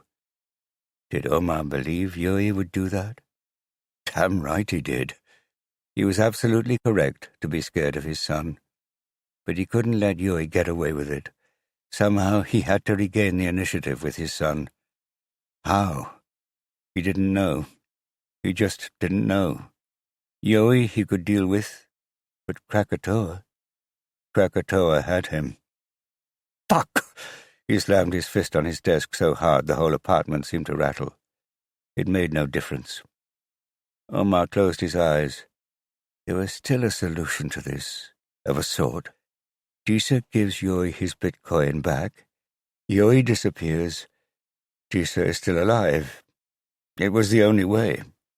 Warning Disa that Yui was after her wouldn't save her. It wasn't Yui whom she had to look out for. It was whatever hitman Yui had dragged out of the dark web, a hitman who had killed at least twice before. Omar sent another text. For God's sake, Disa, please do as he asks. I don't want to lose you. A reply came. Don't worry, Dad. Krakatoa stole that stupid pink wallet you gave me, but it's password protected. Once I've got my paper back up, I'll disappear. No one will find me. I'm going to pay the money back to the people who lost it in the first place. Omar shook his head. This didn't look good. Omar couldn't help but admire his daughter's bravery. Disa thought she could hide from Yui's hitman, and maybe she could, for a week or a month, or perhaps even a year. But not forever. Which was why Omar didn't call the police. He believed his son, or rather he believed Krakatoa. If he told the police about Yui, he would die, and Disa probably would too. But at least he knew where Disa was going. There was only one place that her paper cold wallet would be hidden. Blowbreaker. That was probably where Yui's hitman was going too. Omar checked his computer.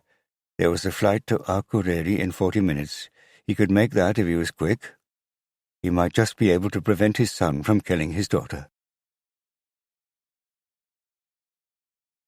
Chapter 51. It was only a couple of minutes' drive from Fjóla's apartment to police headquarters at the bottom of Krefiskata. Magnus had at least been able to get through to Sharp. He wasn't sure whether he had made the most of the opportunity. If Sharp was indeed Krakatoa, then he had no reason to respond to Magnus's questions at all. But if he wasn't, at least Magnus had opened up a line of communication. As Magnus parked his car and walked towards the back entrance of the station, he recalled his conversation with Ingaliff. He had an important decision to make, once he had a moment to think about it. One that could change his life, and Ingaliff's, and Eglo's, and Arcee's. There was only one sensible answer, he knew that. Eglo was loyal, Ingaliff was dangerous. And yet, he felt an unexpected tingle of excitement course through his body.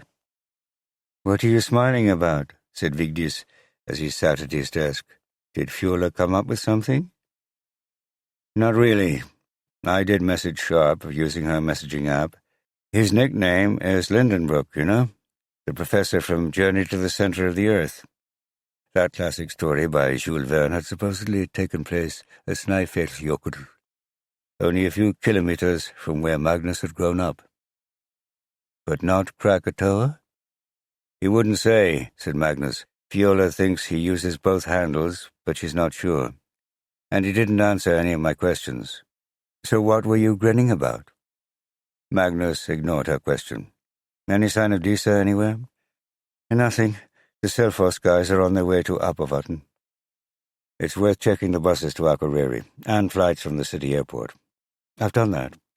She may just have gone to stay with a friend somewhere in Reykjavik. What friend? She hasn't been at the university very long. This is her first semester. Maybe a kid from her school in the north who's now at uni with her. Before she moved in with Kata, she was staying with her brother Yui, said Vigdis. Maybe she's gone back there. That's not exactly a hiding, but we should check it out. We need to question her friends in Reykjavik systematically. Find out who was close to her. Ask if anyone has seen her. We can use that list you put together of Kata's friends. There will probably be an overlap. How are the warrants for tracking her phone on Omar's computer coming? Still waiting. 2 hours later, there was still no sign of Disa, or, to Magnus's frustration, the warrants to locate her phone or to search Omar's devices. They were piecing together a network of Disa's friends in Reykjavik, but none of them had seen her. A detective had interviewed Yuri's girlfriend at his flat. She said Disa hadn't been back since Carter's murder. Magnus's phone beeped. A text, from a country code he didn't recognize. +507. Krakatoa equals Yuri Osmarsson. I am not a murderer. Yuri is. Sharp. Vigdis, come with me. Now. It was 10 minutes to Yuri's apartment in a modern block in Gardabayr, next to the sea, or at least that's how long it took at the speed Magnus was driving. A woman with dark hair and an un-Icelandic olive complexion answered Yuri's door. Her eyes were red. She had been crying. Where's Yuri? Magnus asked in Icelandic, after identifying himself. I don't know, the woman replied in Australian-accented English. Have you seen him today? Yes, I told your colleague who was here earlier. He left a couple of hours ago. Did he say where he was going? Magnus snapped. No. The woman looked as if she was about to burst into tears. Vigdis interrupted. My name's Vigdis, she said in slow, clear Icelandic, avoiding speaking English. Now why don't we sit down and you can tell us what happened? What's your name? The girl seemed to understand. Petra. Vigdis sat on a sofa in the living room, and Petra sat opposite. Despite his impatience, Magnus knew Vigdis was right to take this slowly. Why are you upset?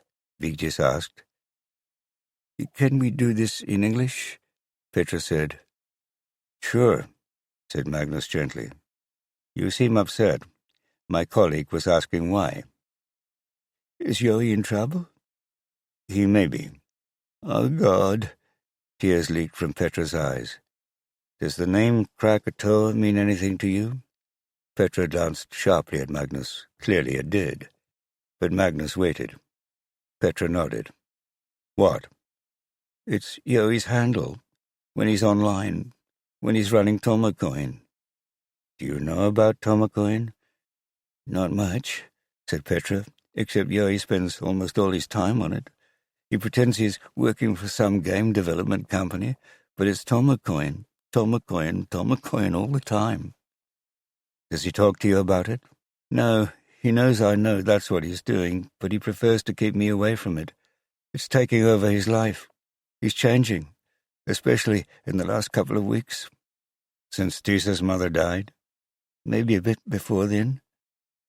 Magnus nodded. Vigdis was taking notes.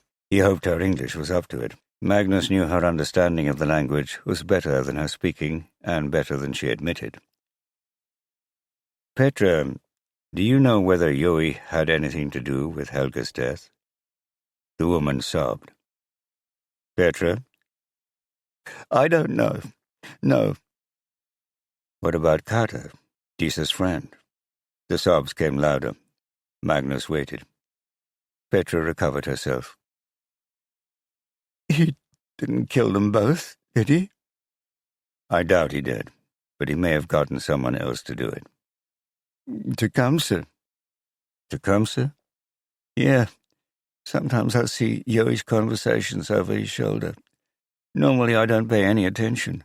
Yoey knows that, so he stopped worrying about it like he used to. But there was this one guy, Tecumseh. He sounded like a genuine bad guy, like a hitman or something. I assumed it was just someone Yoey knew acting tough, some kind of joke. I didn't think about it, but it scared me. What did this Tecumseh say? I don't know. I tried to forget it, tried to put it out of my mind. Okay, I understand that, but try to remember now. It was something about a knife, hiding a knife. It was the day after Helga was stabbed. Did you ask Yoey about it? No.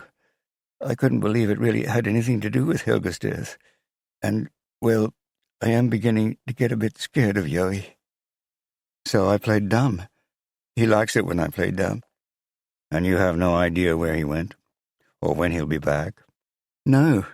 That's what upset me. He had a bag with him, and he didn't talk to me. He just blanked me. She sniffed. I checked his stuff. He's taken his passport with him, 2 of his computers, and his favorite leather jacket. She looked at the 2 detectives. Yoey's gone. Where's his computer? Magnus asked. He's got 3 of them. He left one of them here, but it's dead. Can I take a look? The computer was in the corner of a large bedroom with a view over the sea. The bed was a mess, but the desk was tidy. There were 2 screens, keyboard, mouse, high-end Bose headphones, and a weird-shaped pink USB stick jammed into a tower under the desk. Magnus's finger hovered over the keyboard, but he glanced at Vigdis, who shook her head. He knew she was right. Looking into Yoey's computer without a warrant would be asking for trouble if there was a trial. Magnus might have risked it if there had been a chance of finding information that could save Disa, but if Petra was correct, the computer was dead anyway. A pad of paper lay on the desk, half covered with jotted notes. Some words, mostly numbers. Magnus took a picture with his phone. What do you think that is? He asked Vigdis, pointing to the numerals. 1450. Could it be a time? That's what I thought. A bus or a plane? Does Yoey have a car? Vigdis asked Petra. Yes, it's a Nissan 4-wheel drive. Silver, but it's gone. I checked. He doesn't need a bus if he's taken his car, said Vigdis. A plane, then, said Magnus. He could have parked it at the airport. A plane to Akureyri, I'll bet. Chapter 52. Uncle Eggert met Disa in the lobby of the town hall in Akureyri. She threw herself at him. He wrapped his long arms around her and squeezed. Come up to my office, he said. Fortunately, Eggert rated his own office, albeit a small one. It boasted a tiny meeting table where Disa dumped her backpack containing her computer and half a view over the narrow fjord to the wooded mountain slopes on the other side. You've just driven from Reykjavik, I take it, Eggert said. Yes, I borrowed a friend's car. Does anyone know you're here? Egbert looked concerned. I don't think so. I don't know what people know. Sit down and tell me what's going on. So Disa told Uncle Egbert as briefly and clearly as she could all about Tomocoin, Krakatoa's threats, and Carter's death. Egbert's concern deepened. It became more than concern. It became fear. Does this Krakatoa know anything about me? He asked. Disa shrugged. He'll know you're an investor along with dozens of other Icelanders. He may know you're my uncle, but I don't think he'll guess I've come to see you. At least I hope not. So do I. Who do you think he is? I don't know, said Disa. Sharp, maybe? You remember him from the Tomocoin videos. Maybe it's someone else entirely. But he might be paying someone to do his dirty work. You mean a hired gun? Something like that? I don't know, Uncle Egbert. I'm just trying to keep one step ahead of him. Have you seen anything suspicious? Anyone try to contact you? Egbert paused. No, nothing. Keep your eye out. Yoi called me this morning, asking how you were. He sounded worried about you. Yeah, I saw him yesterday. What did you say to him? Nothing. You asked me not to tell anyone you had been in touch. I didn't know if that included Yoi, so I kept quiet. Thank you, said Disa. She smiled at her uncle. She was extremely grateful to him. I might need his help later, but it's probably best if as few people know what's going on with all this as possible. For a moment she wondered why Yoi had called Egbert. Then she remembered she had asked him for Eggert's number. Yoi had always been much better at keeping track of numbers and addresses than she. She had no doubt her brother was concerned about her. Can I use your table for an hour or so? She asked. Sure. Have you got a list of investors? Yes, I'm going to send out messages to them all, telling them to set up Bitcoin wallets and to pass on to me their wallet addresses so we can pay them. I'll send you the list of names now, and then, as I get the details in, I'll forward them to you so you can make the payments. What about all the Bitcoin in your own wallet? When will you transfer that? My private key is at Blaubrücke. My plan is to go straight there and transfer the Bitcoin to you right away. Can you send me your wallet address? Yeah, I'll send you an email now, said Egbert. You say that's $20 million worth? Disa nodded. Egbert swallowed. He looked nervous, which just proved he wasn't an idiot. Then what will you do? I disappear. Where? Best you don't know. Egbert nodded. Okay. He paused, clearly unsure how to say what he wanted to say. What if I don't hear from you? I'll check in every day. If you don't hear from me, wait 24 hours, and then get in touch with Inspector Magnus Ragnarsson. I've got his details here. She passed Egbert a scrap of paper. I know him, Egbert said. He interviewed me after Helga's murder. But what shall I do with the Bitcoin? Pay as much as you can out to the investors, then get the police to take care of the rest of it. Get it out of your own wallet as quickly as possible. You'll be safer that way. We just have to trust that they can get it back to investors, although God knows what the police will do with it. I'm hoping you'll never find out. I'm hoping our plan will work, and you'll be able to repay everyone. Otherwise it meant Disa was dead. Of course, said Egbert. Thanks for doing this, Uncle Egbert, Disa said. I'm so grateful. She didn't want to specify the risk that her uncle was taking, but she knew he understood it. Okay, he grinned. But the most important thing is that Aunt Karen must never find out. Otherwise, we really will be in trouble. Deal? Deal. Yoi's flight had indeed left Reykjavik City Airport right in front of the university for Akureyri at 14:50. Iceland Air confirmed Yoi Osmarsson had been a passenger, and Vigdis found Yoi's car in the city airport car park. Magnus checked his watch. It was 4:30. Yoi's flight had landed at 15:35. While Vigdis checked with car rental firms at Akureyri Airport, Magnus called Arne and asked him to check buses to Dalvík and send the local Dalvík cops to Blaubrücke. If Yoi was going to Akureyri, it was probably to go on to Blaubrücke. and the most likely reason for Yuri to be going to Dalvík was that he knew Disa was already there, in which case Magnus would go there too. The next flight was at 17:10. Magnus called Arne back and told him to meet him at Akureyri Airport. Yuri was waiting in Hafstein and Iris's bedroom, sitting on their bed, Hafstein's 12-gauge shotgun lying next to him, when he heard a car drive up towards the farmhouse. Crouching, he approached the window. A police car. 2 officers in black uniforms climbed out and walked towards the house. Wait here for them, or hide outside? Outside. He grabbed the shotgun and hurried downstairs as quietly as he could. He let himself out of the back door as he heard the doorbell ring. He scurried across the farmyard to a boulder at its edge and squatted behind it. A couple of minutes later, a grey-haired policeman emerged from the back door. "Hafstein!" he called. "Hafstein!" He glanced at the small blue VW that Yuri had rented from the airport, which was now parked by the side of the house. Yuri hoped there would be nothing about it to suggest that it didn't belong to the farmer or his wife.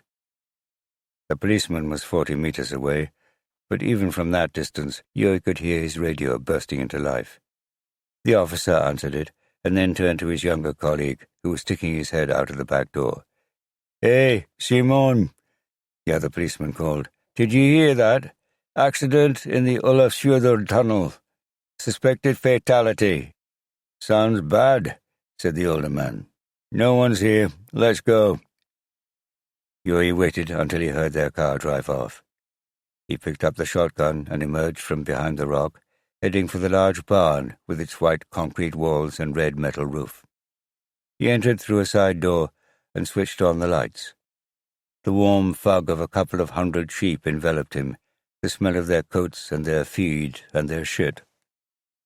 The sea of light grey wool rustled and rippled as they acknowledged his entrance with muted bleating.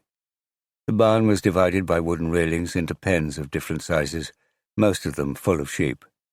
He hurried along one of the raised aisles and then climbed into a pen at the end. He pushed his way through the animals to the far corner, where the farmer and his wife were slumped against railings in their his and hers Lopi sweaters.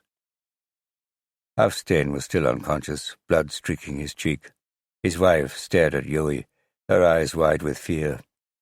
Muffled squeaks and grunts emerged from beneath the plumber's tape over her mouth. Yuri squatted beside her, trying to avoid her eyes as he checked the knots of the cords that secured both of them to a railing. Hers were tight, and so were her husband's. Hafstein was breathing, and the bleeding from his head had stopped. Yuri couldn't help it. As he moved away, he glanced back at the old woman.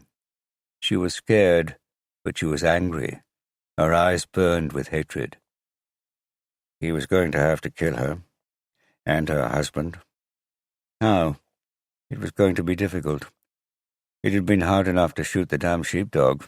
Yuri liked dogs, and this one was only doing its job, but there was nowhere to put it where it couldn't be heard barking. Yuri turned in shame.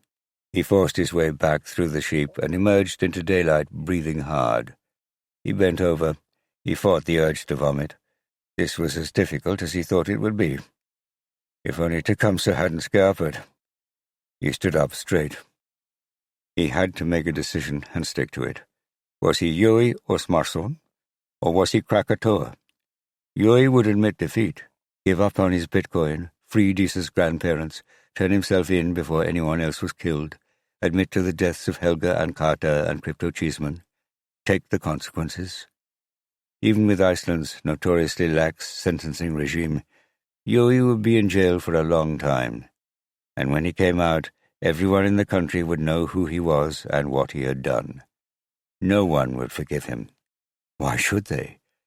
His life would effectively be over. Yuri's life would be over, so he should acknowledge that now.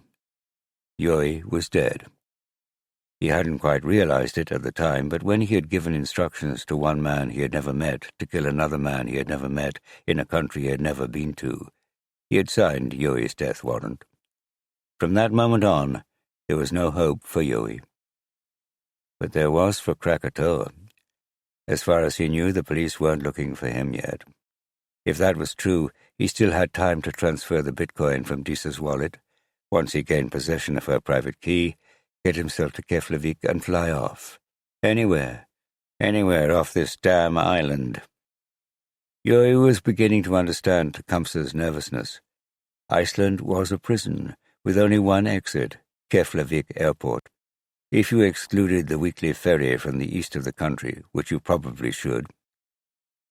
With enough money, he might be able to bribe a fisherman to take him on board and dump him on a foreign coastline. But an international flight was much the best solution, as long as the police weren't looking for him. That meant more people had to die. Disa, for one, after she had been persuaded, one way or another, to give up her private key. Probably the two old people in the barn. And Yoi would have to kill them. He had the farmer's shotgun and a pocket full of cartridges. Gunshots from a farm in Iceland would cause a neighbor's head to rise in curiosity, an ear to be cocked, but nothing more. Was he strong enough to do it? Yoi wasn't. Krakatoa was. Krakatoa entered the farmhouse, took up his position in the owner's bedroom, and waited. Chapter 53. Disa drove quickly along the familiar coast road from Akureyri to Dalvík. She was anxious to get her cold wallet and transfer the Bitcoin to Uncle Eggert. 5 o'clock had passed, Krakatoa's deadline. Her life was now officially in danger. She hoped that Krakatoa wouldn't act instantaneously, that he would take a few hours to instruct whomever he was using to carry out his dirty work. Disa wasn't any use to Krakatoa dead. With her would die his only hope of getting his Bitcoin back. He should have no idea she had transferred it to Eggert. Despite that logic, she was still scared. Maybe she should keep hold of the Bitcoin and trust that Krakatoa wouldn't harm her. Too risky. The Bitcoin was safer with her uncle. She would feel much happier when it was his problem and not hers. Don't think about it. Find the private key, transfer the Bitcoin, and then get the hell out of Dalvík. She was keeping an eye out for lone figures on the roadside who could possibly be hitmen. What did a hitman even look like? Then she saw one, just as she was approaching the turn-off to Blåblecka, a couple of kilometers before Dalvík. But this lone figure was very familiar. He was standing on the bridge by the junction, examining every car arriving from the south. She considered driving on, but curiosity overcame her. She slowed to a halt just past the bridge and opened the passenger window. "Dad?" "Hi, Disa. What are you doing here?" "Waiting for you. Can I get in?" Disa hesitated and then nodded. Her father jumped into the passenger seat. "I'm so glad to see you. For a while there I thought you weren't coming." "How did you know I'd be here?" Disa asked. "I didn't. I just guessed. The police came to see me and said you had left Carter's flat with a suitcase. I thought this was the most likely place." "Did you tell them that?" said Disa. "The police?" Her father smiled. "No. I actually sent them to Apavatn." "So they don't know I'm here?" "I don't think so." "Good. But I still don't know why you came." "To help you, Disa. I'm worried. The police seem to think that Helga and Carter were killed by a professional hitman. If that's true, and if you are determined to ignore Krakatoa's threats, then you're in danger. You need my help." A lorry barreled past them. Disa was happy to wait stationary on the side of the road while she spoke to her father. They were nearly at Blåblecka. She could see the farm on the lower slopes of the mountain from where the car was pulled over, and she wanted to figure out what her father was up to before she dealt with her grandparents. "How are you going to help me?" she asked. "By persuading you to pay Krakatoa his Bitcoin." "It's not his Bitcoin," Disa protested. "That's the whole point. He effectively stole it. I want to give all that money back to the people he conned, like Mum." "All right. I understand why you're doing this, but we have to take his threat seriously. I'm scared he's going to kill you." "I know. I'm scared too, but he killed my mother and my best friend. He deserves to lose his Bitcoin. I will not give it him back. Do you understand me?" Who is Krakatoa, anyway? Omar looked at his daughter and swallowed. Here we go, thought Disa. I don't know, he said. Dad, of course you bloody know. How could you not know? You hid Krakatoa's backup cold wallet for him. How could you do that without knowing who he is? All right, said Omar. I do know, but I'm not going to tell you. Well, get out of the car, then, said Disa. Omar turned to his daughter, his eyes pleading. All right, we'll do it your way. You can pay the Bitcoin to whoever you like, but I can't just let you go off by yourself. I'm scared for you, Disa. I couldn't bear it if anything happened to you.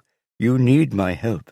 If there is some killer out there looking for you, you need my help. Disa looked at her father with contempt, but the contempt was wavering. She did need his help. He had come all this way to offer it. He was dead right. She was in danger. You know how much I love you, Disa. You know I'd do anything for you.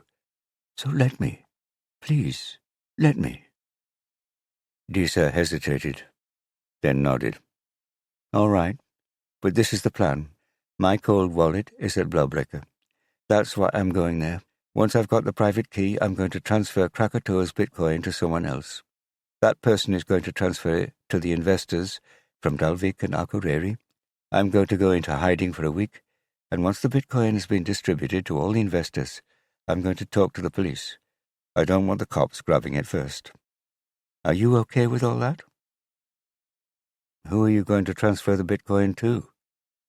Who is Krakatoa? Fair enough, said Omar. As I said, we'll do it your way. Let's go. Grandpa's old Land Cruiser and Grandma's even older Suzuki were parked outside the farm, together with a small blue car that Disa didn't recognize. She hoped her grandparents didn't have visitors. It was going to be difficult enough explaining her arrival, now with her father, without having to go in for chit-chat with a neighbor. She tried the doorbell. No answer, not even from the dog. She glanced over the fields. No sign of her grandfather or any farm machinery on the move. Bonnie had returned Disa's gaze, and despite herself, Disa waved to the horse. Anna Rose should be back from school in Ólafsfjörður by now, but there was no sign of her either. She tried the doorbell again. Nothing. She glanced at her father and pushed the door open. It was unlocked, but that didn't mean anything. Her grandparents never locked the door. Grandpa? Grandma? Anna Rose? Nothing. They're not here, said Disa to her father. Come on. She led him down the hallway, through the kitchen, and out of the back door. Grandpa? Nothing. Perhaps they've gone for a walk together, said Disa, scanning the mountainside. Odd. That wasn't what her grandparents usually did. So where is your cold wallet? Omar asked. Disa grinned. You'll see. I actually stole your idea. She strode across the farmyard, with Omar following, and climbed the slope on the far side.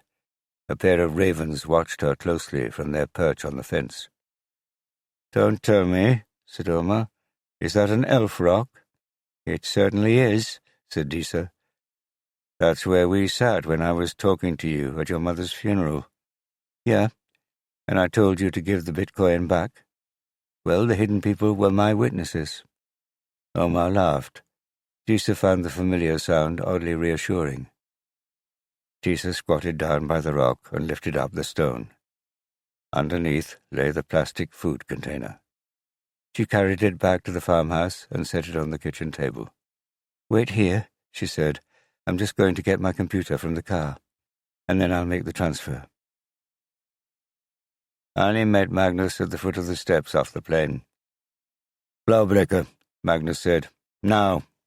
They jogged to Arne's unmarked car, and he set off, lights flashing, blazing through the center of town to the road to Dalvík.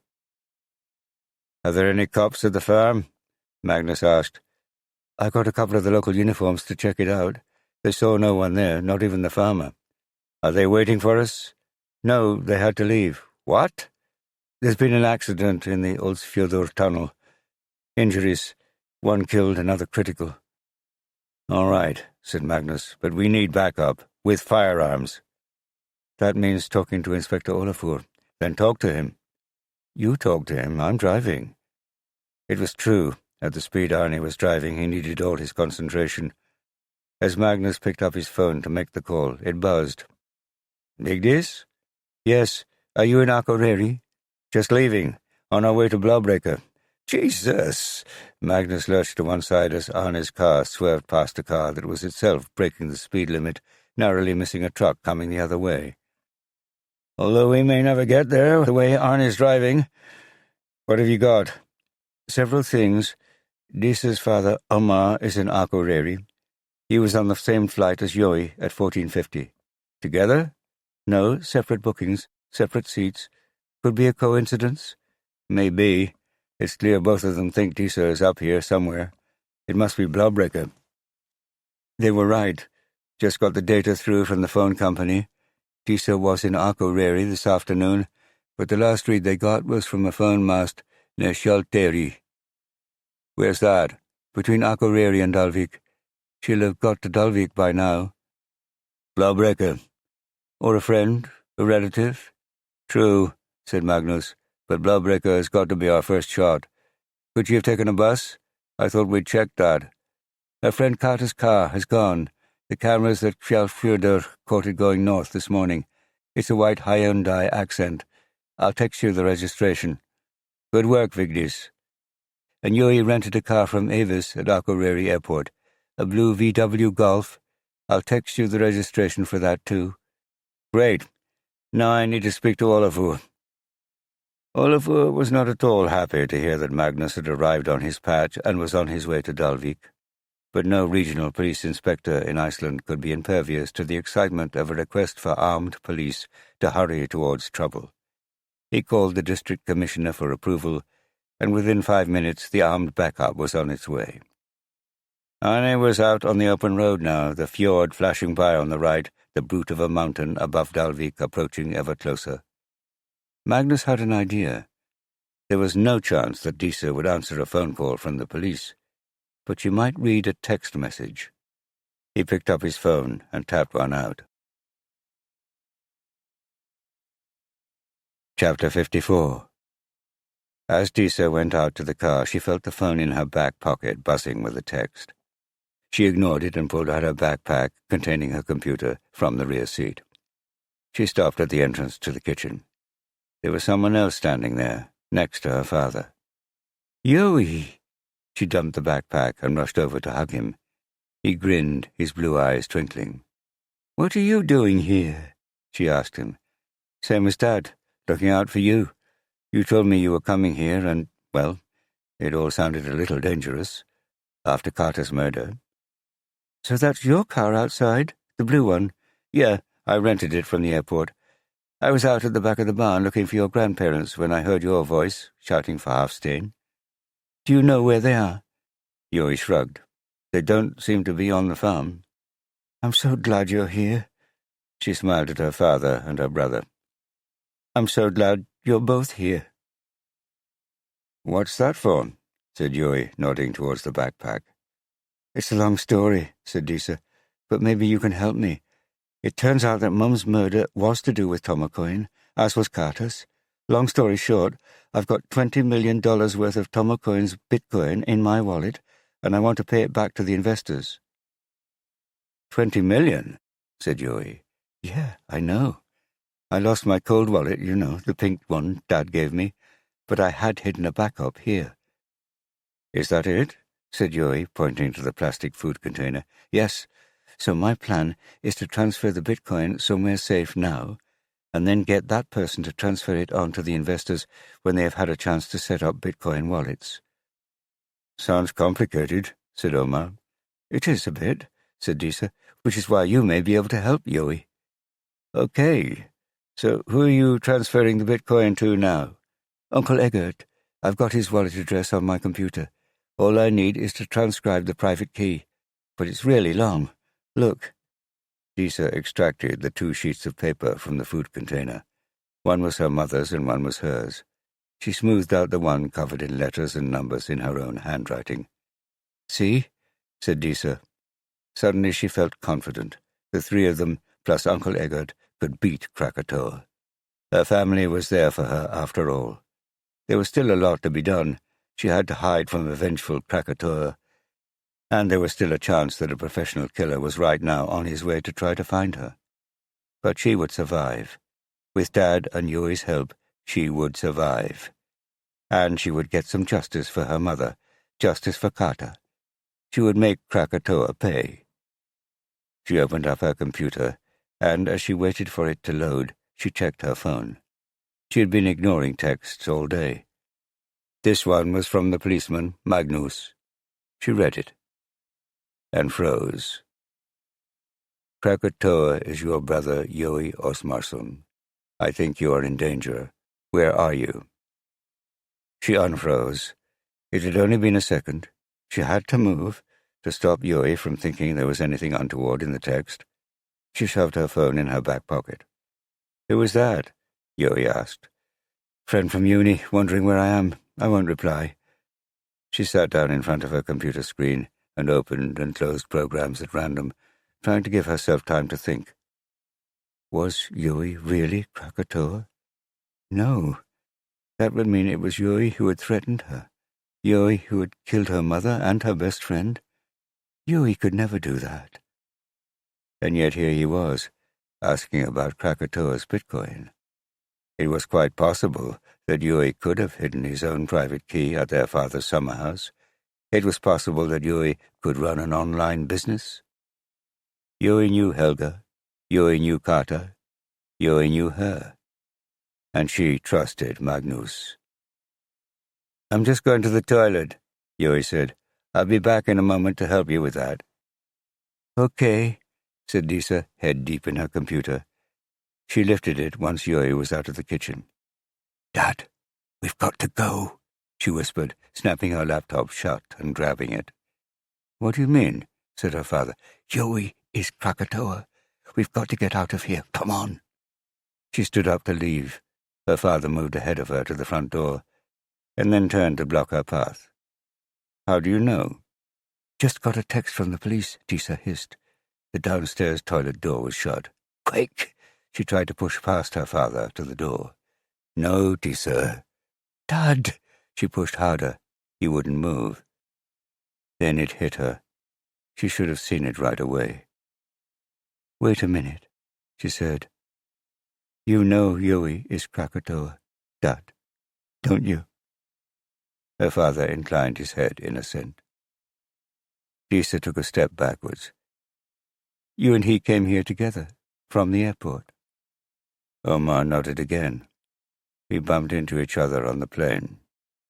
There was a sound on the staircase. Disa turned. Her brother was coming slowly down the stairs, pointing Grandpa's shotgun right at her. No, said Disa. No! She screamed and launched herself towards Yoi, gun or no gun. Strong hands grabbed her shoulders and held her back. It's okay, Disa, her father said. It's all going to be okay. The tears came as outrage overwhelmed her. What do you mean, it's okay? She yelled. You and Yoi ganging up on me like that, killing Mum, killing Kata. I didn't have anything to do with that, believe me, said Omar. But he did, said Disa, pointing to her brother. I had to, said Yoi reasonably, quietly. Of course you didn't have to. Disa stopped struggling. If I let you go, will you keep still? Her father said. Disa nodded. Anger wasn't going to get her anywhere. She needed to think. But how could she think in the face of this betrayal? A betrayal that ripped at her heart, ripped at her mind, trampled on her very being. She knew she shouldn't be surprised that her father had let her down. Again. Yet she had always been sure of his love for her. For a second she had believed that his appearance in Dalvík proved that. Idiot. And she still couldn't believe Yoi would kill anyone, let alone their mother. He had always liked Mum, for God's sake. And Kata. What had Kata ever done to him? But the man pointing the shotgun at her didn't look like her sweet half-brother Yoi. He looked perfectly capable of pulling the trigger. She staggered back into the kitchen and slumped onto a chair. So, it wasn't a professional killer, after all? she said to Yui. "It was. I paid someone to deal with your mother and with Carter. But unfortunately he's left Iceland now. So you have to do the dirty stuff yourself?" Yui nodded. "There doesn't need to be any dirty stuff," Omar said. "You pay Yui what you owe him." "I don't owe him anything," Disa snapped. "What you took from him," Omar said. "Yui leaves, and once he's out of the country, we tell the police what's happened." "And you think the police won't arrest you?" Disa said. "They probably will," said Omar. "But you'll be alive. You'll both be alive. This is the only way I can figure out for that to happen. And if I end up in jail again, so be it. Don't act the noble martyr with me, Dad, claiming to sacrifice yourself for me. You need to stand up to Yui. That's what you need to do." "Well, I disagree. Yui, transfer Disa's Bitcoin to your wallet, and then we'll go." "Why didn't you warn me that Yui was Krakatoa?" "Because I thought he would get his hitman to kill you if I did." Omar swallowed. "And me." "But the hitman has left Iceland. Didn't you hear him say that?" "Yes, but I didn't know that. Until now." Omar looked away from his daughter. Yui was still holding the shotgun. "Okay. Both of you stand over there where I can see you." He pointed to the corner of the kitchen furthest away from the table, by the microwave. "Yui," said Omar, "you can trust me. Possibly, but I'll be happier if I have you both covered." Omar frowned. "All right." He and Disa watched as Yui laid the shotgun on the table, pointing towards them, and tapped on Disa's laptop. He pulled out his phone and tapped on that, glancing at them every few seconds. After a minute or so, he began to transcribe the characters from Disa's private key into her computer. "The police know you're Krakatoa," Disa said. Yui looked up sharply. "That was the text I read," Disa explained, "from Inspector Magnus. They know who you are. You won't be able to get away." "I will with this money," Yui said. "You can do anything with $20 million. I'll find someone with a boat or a plane who will get me out." "Stop him, Dad," Disa said, pleading with her father. Omar didn't answer. He didn't look at her. He was watching his son as he carefully typed the characters into Disa's machine. Then, with a triumphant flurry of taps, Yui grinned. "Done." "All right," said Omar. "Now let's tie Disa up and put her with the other two." He turned to his daughter. "I'm sorry, Disa. I'll let you go once Yui's safely away. It's the only way for you to get out of this alive." Yui got to his feet and picked up the shotgun, waving it vaguely at them. At both of them. "No," he said simply. "What do you mean, no? We discussed this." "Disa knows too much. She has to die." "What? Now?" "Yes, now." "Yui, you can't do this." "I'm not Yui," said the man holding the shotgun. "I'm Krakatoa." Omar stared at his son as if seeing him for the first time. A stranger. Disa saw his face crumple as if in pain. Then he straightened. He turned away from Yui and towards her. She saw him wink, once, long and slow. He sighed. "All right, Yui, but let me do it." "You?" "Yes, I can't have my son kill my daughter. I'll do it. Give me the gun." Omar moved forward, extending his arm. Yui took a step back. "Do you think I'm an idiot? Stop, or I'll shoot you," he warned. "In fact, I may just shoot you anyway." "Okay," said Omar. He stopped. "You do it. You kill her." Yui's eyes flicked from his father to Disa and back again. The shotgun wavered between them. "Run, Disa!" shouted Omar as he flung himself at his son. The shotgun went off, the sound in the confines of the kitchen deafening. Disa did what she was told and bolted for the back door. There was another explosion from inside the farmhouse as the second barrel went off. Disa sprinted across the farmyard. There were open fields above and behind the yard, with nowhere to hide except behind the elf rock. That wouldn't work. Then there was the barn. She sprinted for the side door and, glancing behind to make sure that Yui hadn't emerged from the farmhouse, stepped inside, closing the door behind her. The warm, familiar, safe smell of sheep and matured hay welcomed her. Thin daylight trickled into the barn through its small windows, illuminating hundreds of woolly backs. If the sheep made any noise at her arrival, she couldn't hear it. Her ears were still ringing from the report of the shotgun inside the farmhouse. She jogged down an aisle and then swung her legs over the railing into a pen. She dropped to her knees and crawled among the sheep. They looked bemused, but not frightened. She noticed a leg, a human leg, clad in denim. She crawled towards it.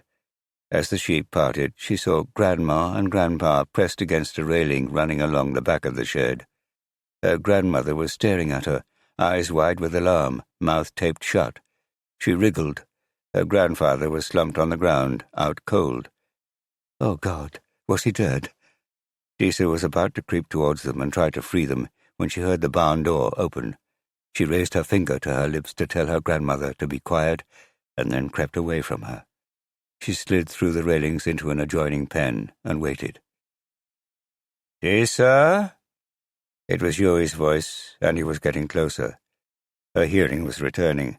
She could make out his footsteps as they passed the pen in which she was lying. He stopped. The sheep around her moved, shifting. One of them looked down at her quizzically. She recognized the ewe. Unlike Ana Ros, she didn't know all of the sheep, but she knew a fair few of them. This one was Moe. She was one of the four Istufe on the farm, the leader sheep who guided the others up on the hills in the summer. Smarter than the rest, they looked subtly different, longer-legged, skinnier. Moe had distinctive dark red patches on her wool, a black snout, and a nice pair of curly horns. She bleated. She recognized Disa. The other sheep around her turned to look. Disa raised her finger to her lips. It might have been coincidence, but Moe shot up. She continued to stare. Disa could hear Yui moving towards the end of the barn. He was checking on her grandparents, only one pen away. Disa pressed her face close to the floor. The sheep seemed to gather around her. She heard the sound of a body swinging over the rails between pens, the thud of feet landing on concrete. She could see Yui's trainers coming towards her, stopping, turning to the right, then turning towards her again, then stepping her way. "Oh, Disa." She looked up. He was standing 3 meters away, pointing the shotgun directly at her. She scrambled to her feet. She knew she was going to die, but she wanted to die upright, facing her brother, proud, not cowering on the floor. She successfully fought back the urge to cry. "Did you kill Dad?" "I think so. He has a big hole in his chest. He shouldn't have done that. You were never going to get away." "What now?" "I kill you," said Yui. His voice was flat. His eyes were flat. They had lost their Yui sparkle. His expression was expressionless. Her brother Yui seemed to have gone. There was no one to appeal to. She couldn't appeal to this man standing before her. There was a rustle and a loud bleat, almost like a roar, and a black head shot out of the woolen mass like a cannonball and hit Yui in the thigh. The shotgun went off, causing the sheep to skitter and jostle, and the whole barn erupted into panicked cries. Yui stumbled and fell. The shot had gone high and to the left of Disa's head. She leaned down to grab the shotgun and took a step backwards, pointing it at Yui. Moe gave him another butt, this time on his ass. He swore and twisted around to face his attacker, who glared back. Disa gripped the shotgun. It was double-barreled with 2 triggers. Disa thought the second trigger would fire the second barrel, but she wasn't sure. She assumed the second barrel was loaded. By the look on Yui's face, so did he. "Okay, Yui, stand up," said Disa. Carefully, Yui pulled himself to his feet, the ewe still glaring at him. "All right, we're going to leave this pen, slowly." Yui stood up straight and stared at his sister. "Turn around and walk slowly to the railings." Yui didn't move. "I said turn around." Still no movement. In frustration, Disa wiggled the barrel of the gun up and down in an attempt to show she meant business, that she would fire lead shot into her brother at close range. Yuri wasn't buying it. "Put the gun down, Disa," he said quietly. Disa lowered the barrel a couple of inches, her face puckered in frustration. What could she do? She couldn't shoot him in cold blood. She just couldn't. And Yuri knew it. He was going to escape. Worse than that, if she put the gun down, he would use it on her. She should pull the damn trigger. But she couldn't. She looked down at Moe for inspiration, but although the sheep was looking at her intently, she had no wise advice. "Lay the gun on the floor," Yuri repeated. "Shoot him!" The cry rang out loud from the other side of the barn, by the door. It was the policeman, Magnus, unarmed. "Shoot him, Disa! It will be self-defense. I'm a witness. You can shoot him." Disa raised the barrel of the shotgun and aimed. Yes, she could shoot him, in self-defense. Yuri's eyes widened. He knew his sister well. He could see what she was about to do. He took a step backwards, raised his arms, and turned towards the policeman. "Yuri Osmarsson, you are under arrest," said Magnus as he approached the brother and sister. Disa waited until the detective had grabbed Yuri. Then she laid the shotgun down on the concrete floor and burst into tears. Chapter 55. Magnus caught a flight from Akureyri back to Reykjavik at about noon the following day. He was exhausted. He had spent the morning on statements at the Akureyri police station before going to the hospital with Arne. Omar had survived. The focus of the shotgun blast had been on his left shoulder. The damage to his chest was less severe. They had operated the night before. He was awake, but in a bad way. Hafstein had regained consciousness, but they were keeping him in hospital under observation for a couple of days. His wife was murmuring nonsense at his bedside, flustered and shaken. Disa and Anna Ros were with their father. Disa had told Magnus she was going to try to forgive him. In the end, he had risked his life for her. Plus, he was the only father she'd got. The hour after Yuri had been arrested had been predictable mayhem. Arne had tried to staunch the flow in Omar's chest and called an ambulance. Anna Ros's bus from school had been delayed by the accident in the tunnel, and she had arrived home at the same time as the armed police backup to find her father shot, her grandfather unconscious, her grandmother a wreck, and her brother arrested. Not surprisingly, she was distressed. Yet, in the midst of all this, Disa had pulled Magnus to one side and asked if she could take a couple of minutes to shut down her computer. It had been more like 10. Disa had a grim smile on her face as she closed the lid of her laptop. "All right?" Magnus had asked. Disa had nodded. "Yes, all right." Magnus was impressed by the 19-year-old. It wasn't only that she had risked her life to try to make amends for her mother's folly. He suspected that despite having faced death down the wrong end of a shotgun barrel held by her own brother, that was exactly what she had just done. Made amends. As Magnus had got off the plane at Reykjavik, Arne had forwarded him an email sent to him by a neighbor of Helga's in Dalvík, who had been an investor in Tomacoin. The email was from Disa the day before, giving instructions on how to set up a Bitcoin wallet so she could receive her investment back. He would bet that was what Disa had been fiddling with on her computer. Magnus knew that the police should find out what Disa was up to as soon as possible and put a stop to it. And yet, he trusted her. Tomacoin's assets, such as they were, would probably be tied up in legal limbo for years, as would Sharp's and Yoi's, if anyone could find them. Maybe that was what Disa had done. Maybe she had found those assets and was sending them back to where they belonged. Magnus liked that idea. The various Icelandic authorities had turned a blind eye to the activities of Tomacoin for too long. A little more of a delay would be entirely consistent with that policy. Magnus had called Arne back and told him to leave it with him. He would look into it, in his own time. He had called Agent Malley in New York and the guy from the DA's office in North Carolina the night before to tell them that Krakatoa had been arrested. Yui was going to be popular with the world's law enforcement officers. What happened to Sharp wasn't Magnus's problem either. The guy deserved to be prosecuted for the Tomokoyan scam, but at least he had warned Magnus about Yui. That Magnus was grateful for. If they managed to extract him from Panama, Magnus would speak up for him. If. As he walked from the terminal of the city airport to where he had parked his car, his phone buzzed. Another text from Iglo. She had texted him 3 times the evening before and once already this morning. She wanted to talk to him. With all that was going on in Dalvík, he hadn't felt able to talk to her, at least not to say what he knew he had to say. He unlocked the car, sat in the driver's seat, and called her number. "Hi," she said. She sounded nervous rather than angry. "Hi," said Magnus. "Where are you?"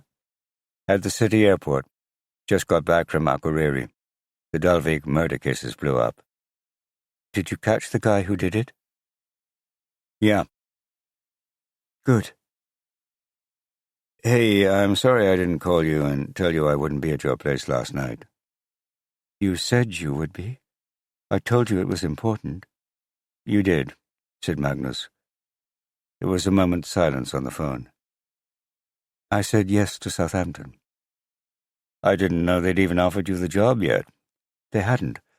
It was one of those stupid, if we were to offer you the job, would you take it things. They said they needed to know right away, something to do with department politics or visas after Brexit or something. I didn't completely understand it, but I said yes." Magnus knew a response was required from him, and he knew what it was. "Good." More silence. Eventually she spoke. "Good for me or good for you?" "Good for both of us." Silence. "We should talk about this properly," Magnus said. "Honestly, I know we haven't up till now, and it's been my fault. I'll see you at 7 this evening, I promise." "Will you?" "I will." He hung up. He felt guilty about Iglo. He hadn't spoken to her openly about how he felt over the last few weeks. He hadn't known how. But he was sure that her decision was best for both of them. He was supposed to be going straight to police headquarters at Privisgata, but instead he drove to Vesturbæjar. He had no idea whether she would be in, but he had to try. She didn't answer the bell on the first ring, but she did on the second. He leaned into the intercom. "It's Magnus." "I'll be right down." Magnus shifted from foot to foot.